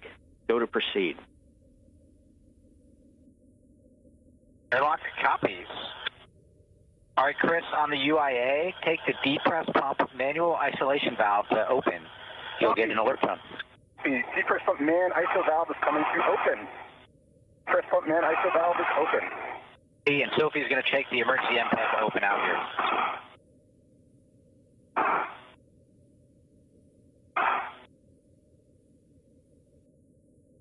And with confirmation of good leak checks and systems checks. Monitor your 2P gauge, make sure it stays less than 5.5. EV1 copies. EV2 copies, we'll go. Depressurization is continuing. Once we get down to 0 pounds per square inch, we'll be considered at vacuum. We'll get the go to open up the hatch. But just prior to that, suits will be turned on to internal battery power, which will mark the official start of today's spacewalk. Pressure inside the crew lock now 4.5 pounds per square inch.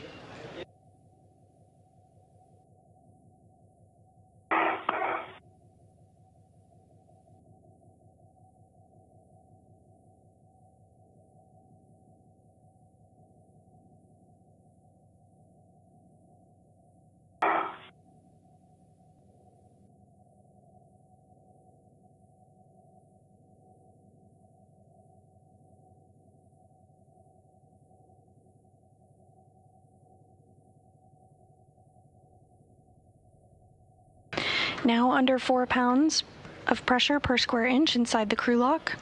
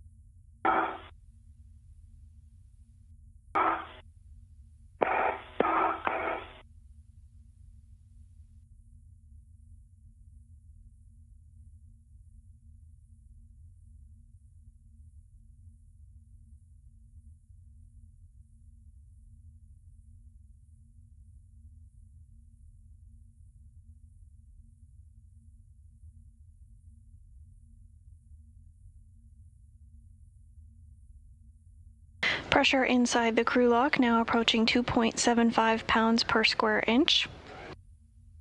NASA astronauts Jessica Meir and Chris Williams are isolated in the crew lock section of the Quest airlock in preparation for the start of the 278th spacewalk in support of space station maintenance, assembly, and upgrades.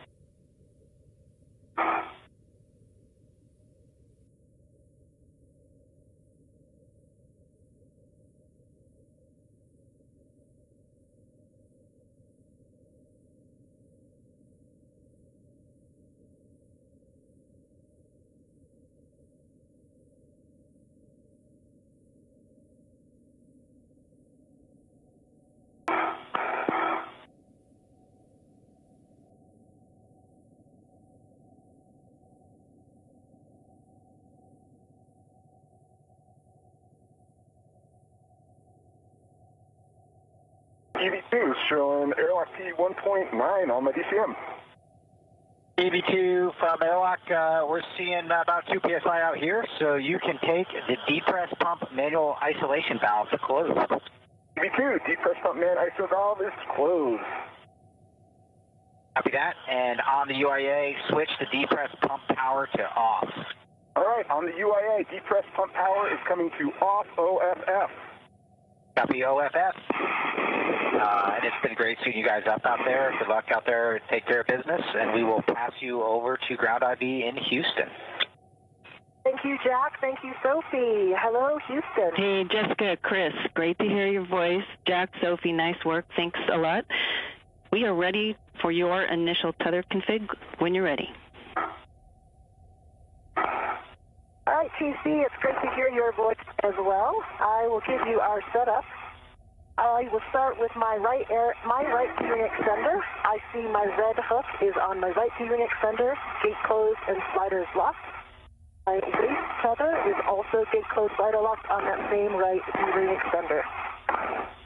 The large hook of my waist tether is just on my mini workstation, as is my anchor hook. And I'm looking at my green reel. It is currently unlocked. I can see I can see EV2s. Okay. I can see my yellow hook is on the green reel. That's gate closed and sliders locked. You can see my red reel is unlocked. It has the green hook on it, which is unlocked. It also has Chris's anchor hook, which is locked. And that's also on my red reel, as mentioned. I can see the extra waist tether that we have on the airlock gearing extender. Gate closed, sliders locked. The big end is just freely floating. And then I see Chris's waist tether. I believe that is his right waist tether. Stay firm. And is gate closed, sliders locked. Can actually see it all the way to him. Hand over. It is on his right gear. And we are in a handover between our satellites currently, but we'll regain communication and video of the crew here shortly. You did hear communications with NASA astronaut Jessica Meir and Chris Williams as they work with the ground to make sure that all of their tethers are configured as they should be before they step outside the space station to begin today's spacewalk. My green reel is unlocked. On my green reel, I have my yellow hook, gate closed, black on black, locked. And on my red reel, I have my green hook, which is unlocked. My red reel is unlocked, and that goes to my right gearing extender with the red hook, black on black, as Jessica called. On my left, on my mini workstation, I have my left waist tether, which goes to my left gearing extender. The small hook for that is gate closed, locked, black on black. Okay, you guys, I walked you right into a handover. So we caught most of the tether config, and I'm missing just a few checks. Let's start with you, Chris. It's mostly on you, Chris. Your the waist tether that you have to the airlock D-ring extender to your right D-ring extender. Make sure you got that hook closed and locked. Copy. I think Jessica can see that one. Yep, I reported both of those. It is closed and locked on his right gearing extender, and closed and locked on the airlock gearing extender. Okay, well, we didn't miss too much, evidently, so you guys got a great tether config.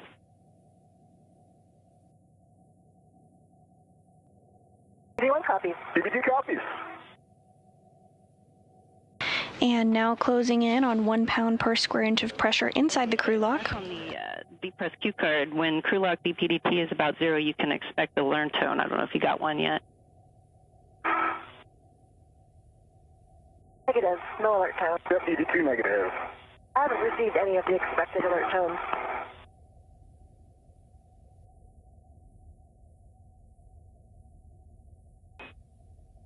Okay, guys, we're going to hold here while we're waiting for the pressure to keep coming down. And as we pause, I'll come back to you for hatch ops. EV1. EV2.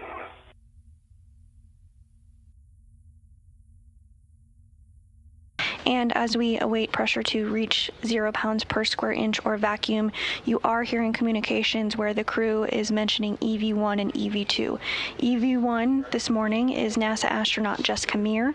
She'll be wearing the spacesuit with the red stripes. EV2 is NASA astronaut Chris Williams, and you'll be able to identify him because he will be in the unmarked spacesuit once we get views of them after they egress the hatch. For Meir, this is the 4th spacewalk of her career, and for Williams, this will be the very first of his career.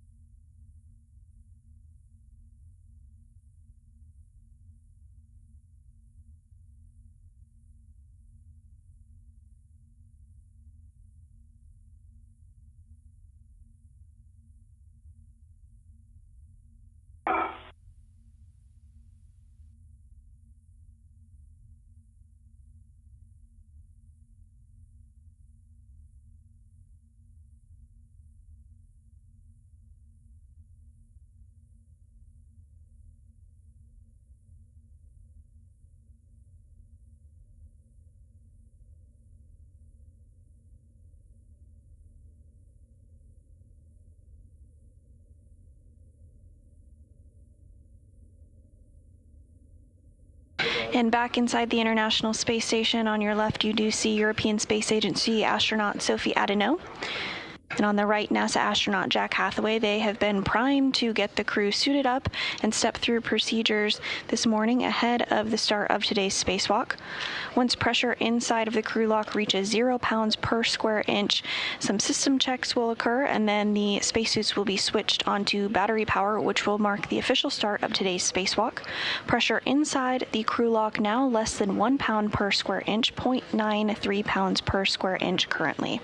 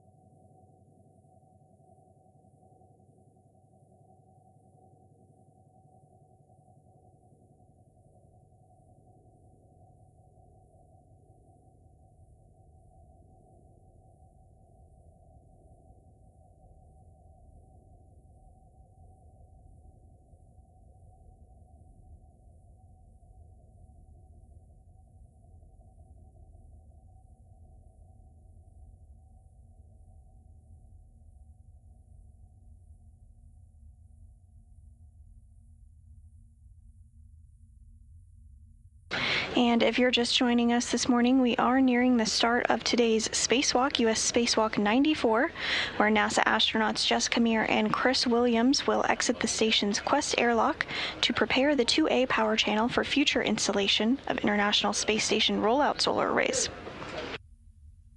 Once installed, the array will provide additional battery power for the orbital lab, including critical support of its safe and controlled deorbit. Today, NASA astronaut Jessica Meir will serve as Spacewalk Crew Member 1, or EV1, and will wear a suit with red stripes, while NASA astronaut Chris Williams will serve as Spacewalk Crew Member 2 and will wear the unmarked spacesuit. This will be the 4th spacewalk for Meir and the 1st for Williams. It's about 0.6 on the hatch pressure gauge. Copy. Copy that, Jessica. Thank you. We're still standing by. Copy. And as you just heard, the crew lock is continuing to depress down to 0, currently at 0.55 pounds per square inch, so getting closer. Once at vacuum, the crew will get the go to switch their spacesuits to battery power, which will mark the start of today's spacewalk.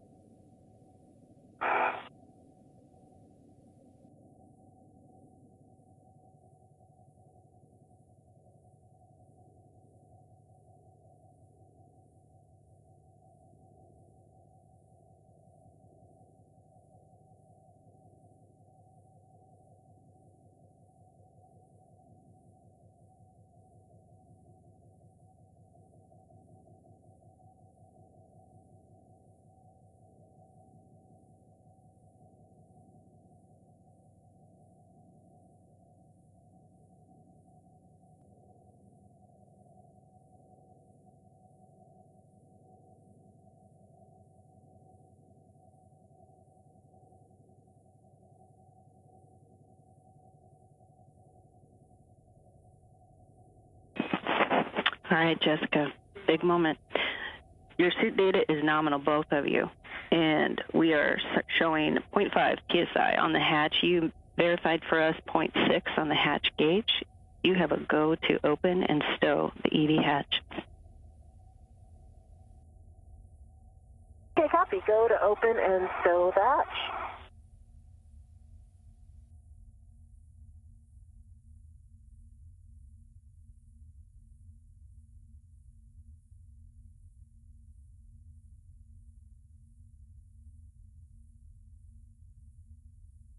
And you did just hear that communication that the crew has the go to stow the hatch.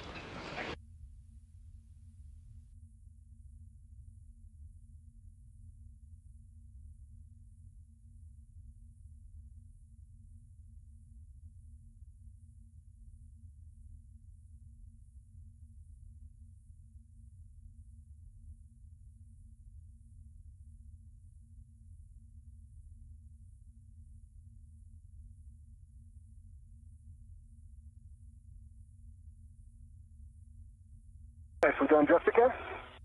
Okay, hatch is open. And we're in the hatch seat. Well done. Well done. I can see the light. Excellent.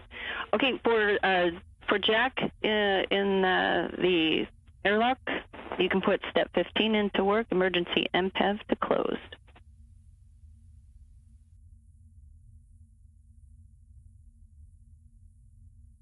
In work.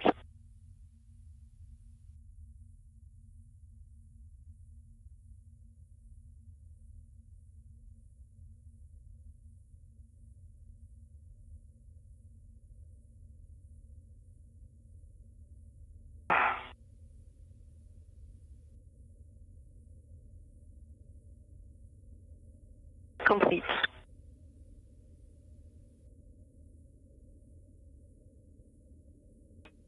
Thank you, Sophie. All right, guys, that puts us in the post-depress portion of the cue card. Now, before I have you switch those, I want to have you, Jessica, we heard you mention your alert tones that you weren't getting them. And so after this step, if you could for us, verify that you get the warning tone. Okay, copy.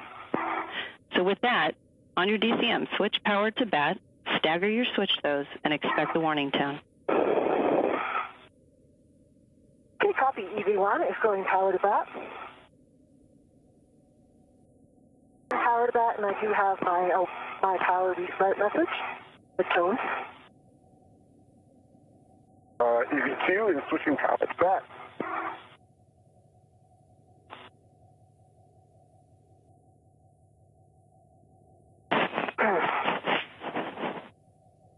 Okay, I copy you both are in bat, and you got the tone, Jessica?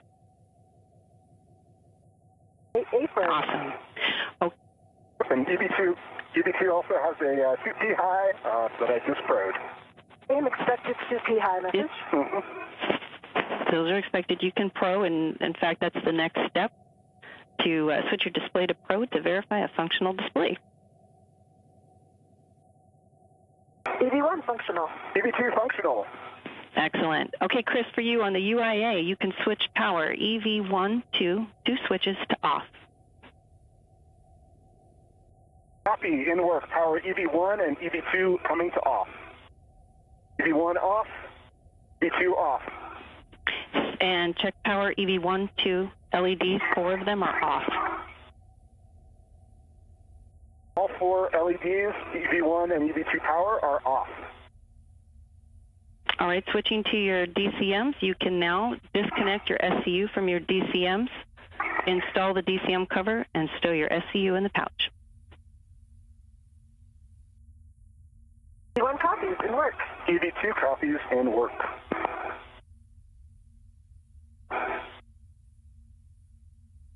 EV1 demated. EV2 demated.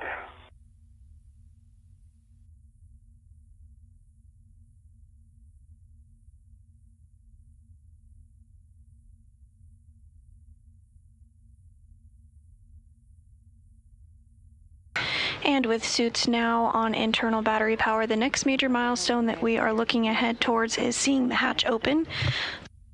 You do see on your screen there that circular structure. That is the space station hatch that we will see open here shortly. And I have my DCM cover in place. EV2 has SCU in the pouch and DCM cover in place. All right, well done, guys. For you, Chris, you can check that the deep press pump man ISO valve is closed. Pump man ISO valve is closed. All right, on your DCMs, take your temp control valve to max hot. In work? In work.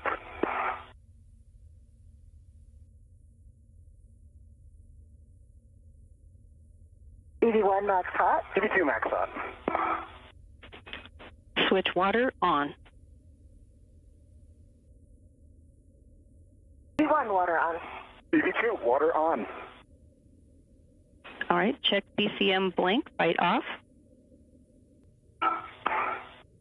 EV1 DCM blank, bite off. EV2 DCM blank, bite off. Okay, you can set your temp control valve as desired and report your setting to me. 1 copies. EV2 copies in work.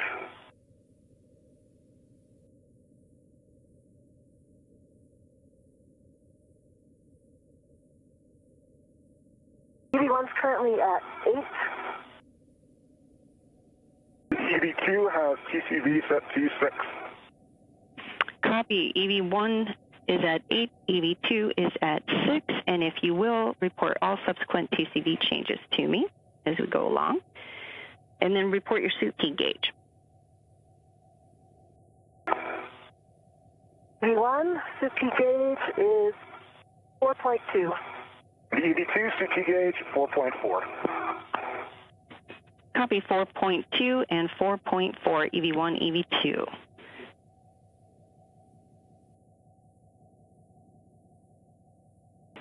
All right, you guys, we are just about there. You're right smack in the middle of a day pass. Your visor set as required.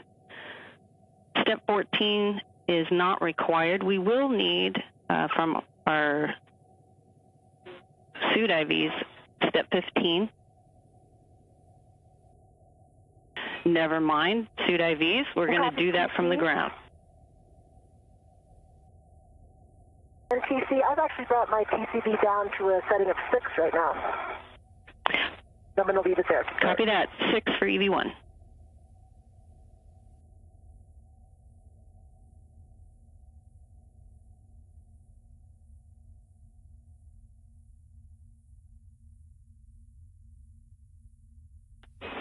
Okay, Jessica, Chris, we are ready to step into our timeline. You ready? V1's ready.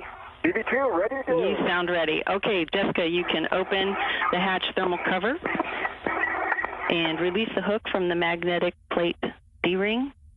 You'll attach that hook to the stowage tether point there on the thermal cover, and then cinch the strap until it's snug, and we expect 6 lines visible. If you'll confirm that for me when you're done. Okay, copy. And the hatch, the thermal cover was open, of course, still held on by the hook. And I'm putting that into the stowage location now. The stowage location, and I see 6 lines. Perfect, 6 lines. Thermal cover is open. Excellent. You have a go to egress, and as you come out, if you can, when you're able, turn on your HECA. And as you can see on your screen, the thermal hatch cover is now open.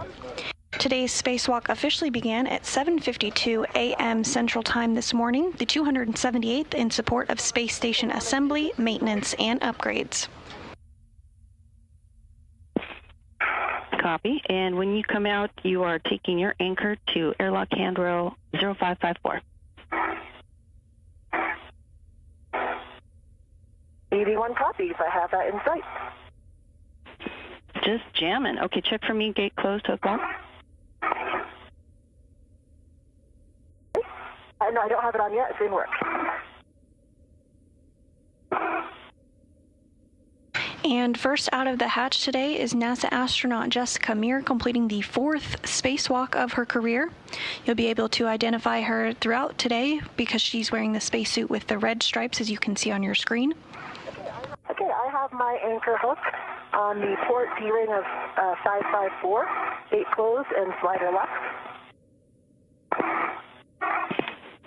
Copy. You can work on EV2 anchor, and that will be to the aft airlock external D-ring. In work.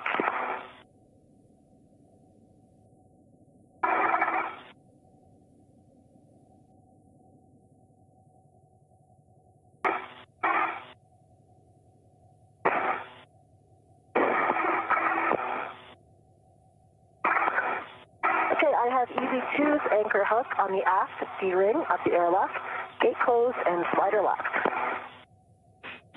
Well done. You can reposition yourself, Jessica, to the forward side of the crew lock and get ready for the strut bag handoff. And when you're ready, you can give Chris the go to release his waist tether from the airlock D-ring extender. Okay, I am moving to the forward side of the airlock. Set the waist tether down. Chris, you have a go to remove your waist tether anytime you like. Copy that. My waist tether is removed from the airlock D-ring extender. Okay, Chris, you can start passing out the strut bag when Jessica's ready. I'm going to let you two coordinate that. If you need any reminders, let me know. And before we get to the next bag, I'll be checking with you, Jessica, to make sure we have the bag in the expected orientation. EV1 copies. EV2 copies. I'm ready to pass it when you are, Jessica. Okay, stand by. I'm going to get my RET out. Copy all.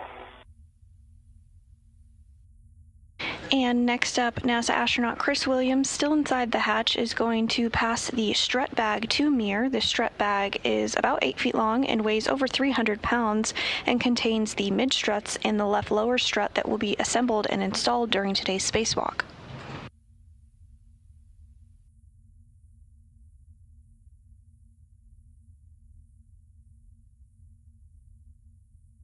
Okay, Chris, I'm ready for you to pass out the bag. Okay. Strut bag is coming down. Okay, and if you can pause right there. Holding. A little bit further, actually. Copy, I see your ret. Okay, I've got my BRT ret on it. Okay.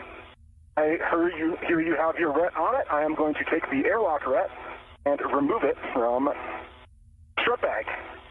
Copy. Airlock ret is removed from the strut bag.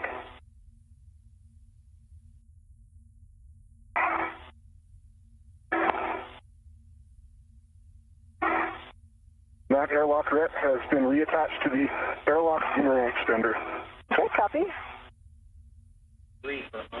And I copy as well. Nice work, you guys.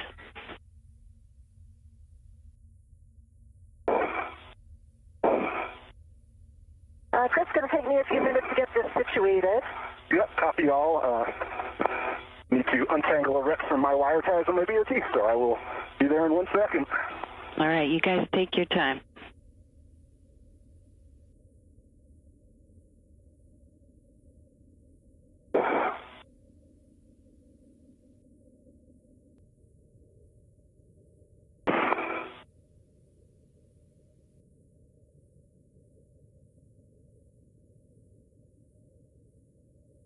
You see, I've got the adjustable that was on the handrail of the strut bag on the bag on my Windy workstation now as well. And I'm going to work on getting this in a acceptable orientation on my BRT. Excellent. And just a reminder, the tape goes toward your head. Copy, I've got the tape toward my head.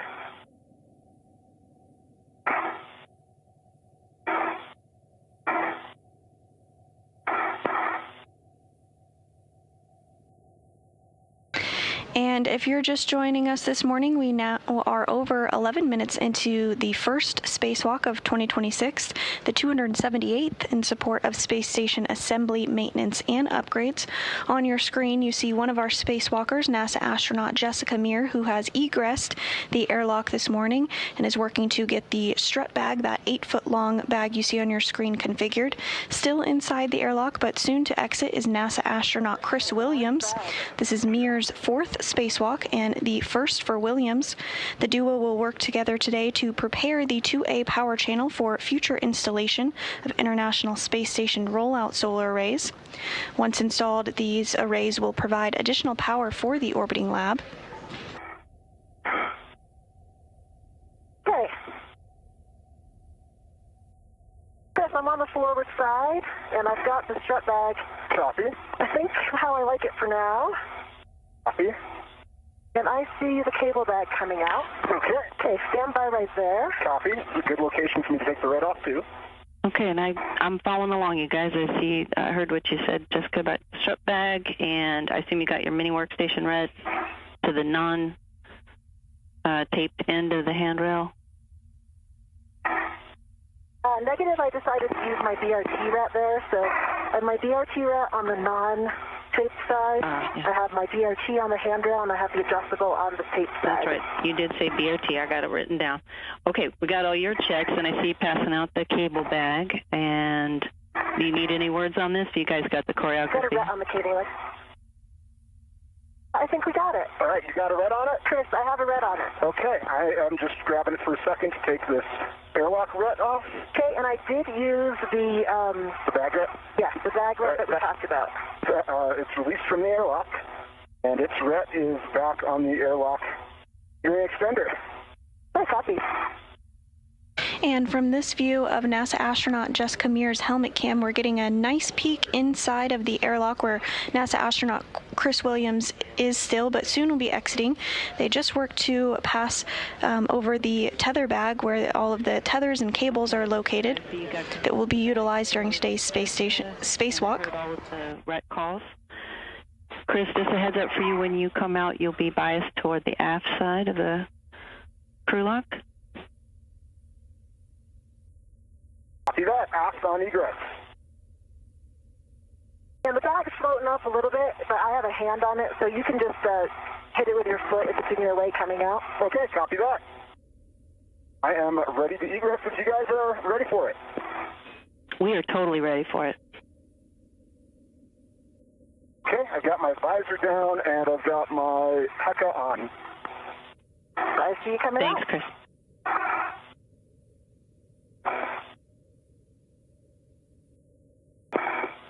And NASA astronaut about to exit the International Space Station for the very first spacewalk of his career. And straighten up a little bit. I see your safer getting caught. Safer's getting caught. Yep, if you can get your legs a little bit straight down. There you go. Here we are. Yep. And I'm right to your right, so you can go aft. Copy. I'm going to go aft. Yep. I got caught on my BRT from the airlock, so I am free now. Copy. And I am coming out. Hey, like we talked about, go ahead and get comfortable. Copy that. Yep. I'm just going to get further down. Awesome. Base tether on the airlock.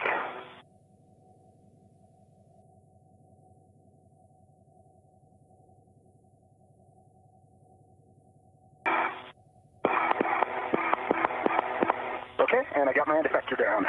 Okay. Would you like to go ahead and close the thermal cover before we transfer the bag? Sounds like a great idea. I can help you on this side. Copy that. It started. I can finish it off. I got it. I see the thermal cover is closed. Awesome.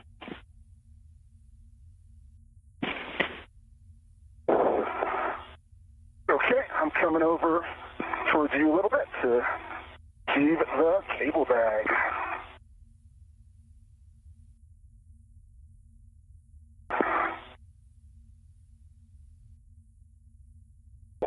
Oops, strap bag's kind of... Yep, I see it. Has a lot of momentum.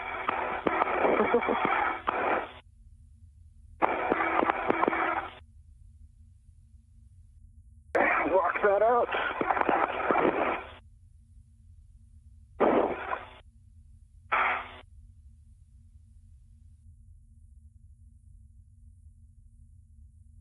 Okay, got my DRT out. Got my DRT right. And we are getting some spectacular views of the Earth from Jessica Meir's helmet cam. The International Space Station is currently flying 260 miles over Africa. And I'm going to take the cable bag. Okay. That's positive control. I have standby. I have positive control. Okay. And I've got a good BRT ret on the cable bag. And I'm just going to get this with the mid facing away. And you might want to move aft a bit again. My brother's right here. Copy that. Yep. Coming aft. Just get this on my DRT.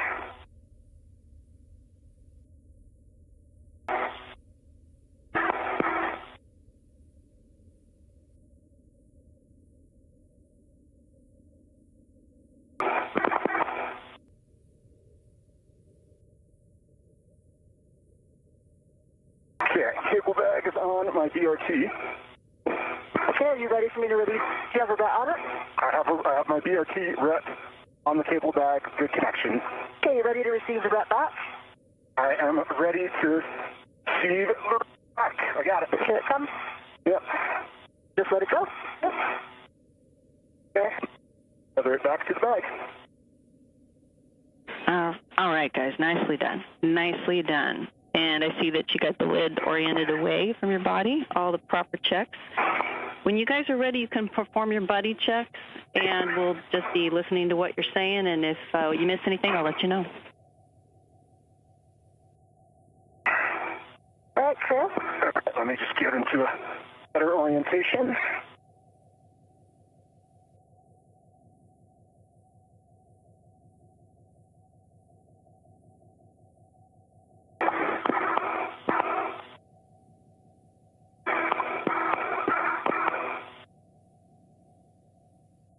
Hey, can you bring your head down a little bit? Yep, working on it.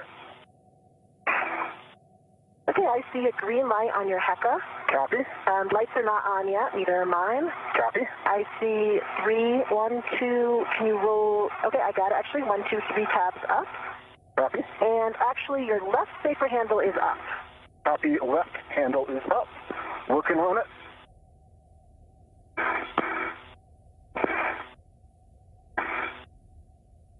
Okay, I think that might have done it. All right, turn, roll toward me a little bit.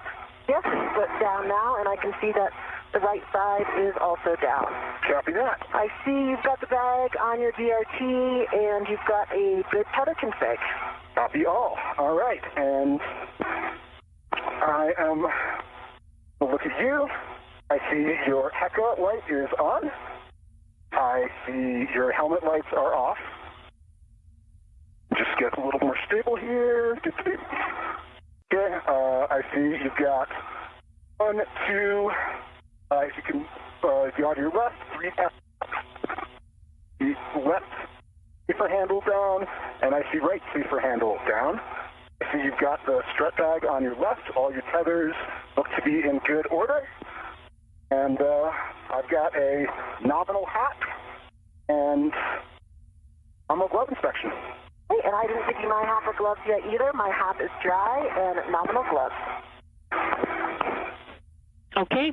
Don't forget buddy check. You guys got them all, and I copy dry haps and good gloves for all. And Chris, just before I get you guys on your way with translation adaptation, just wanted to give you a heads up, Chris, that we are not getting any biomed data, but we are getting good suit data, which indicates there might be a physical connection with the electrodes that is compromised. So, but we are good to continue with the EVA. Just wanted to let you know that about our insight into your biomed.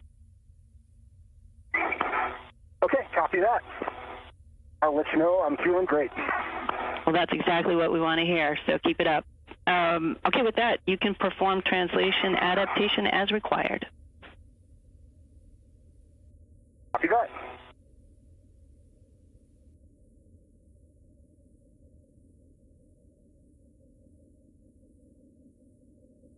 NASA astronauts Jessica Meir and Chris Williams did just complete what is called buddy checks, where they essentially take a look at each other's spacesuits, tethers, and tools, ensuring everything is configured and looking as expected. This will occur throughout today's spacewalk. You also heard a HAP, or helmet absorption pad check. This is a safety device developed by NASA to address the possible risk of water inside the helmets. Both reported dry HAPs, which is what is expected at this time.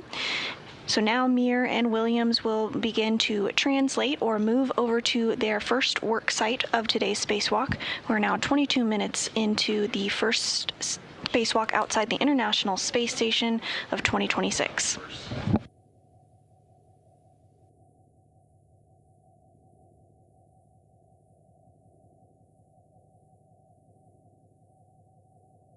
Cool. I'm feeling good. Feeling good? Yep. All right, TC, I think with that, I am ready to start translating up the Theta Spur. Oh. And Chris can continue his translation adaptation when he goes to ESP2. Okay, that sounds like a great plan. Just to let you know, we are coming up on a bit of a handover in about 3.5 minutes, so let me get you guys started. You are going to translate out first. Jessica, you're going to head up on the forward face and head out port. and your green hook location is nadir of the P1 FHRC. When you are past the MP, just give me a holler. Okay, I know I'll be looking for 3651, the nadir hangar. Oh, look at you, remembering your numbers and all that. For you, Chris, you're going to translate to ESP2 with 3. I think you know where that is. You'll be following Jessica. And I have a number of cautions, three cautions to read that will apply when you are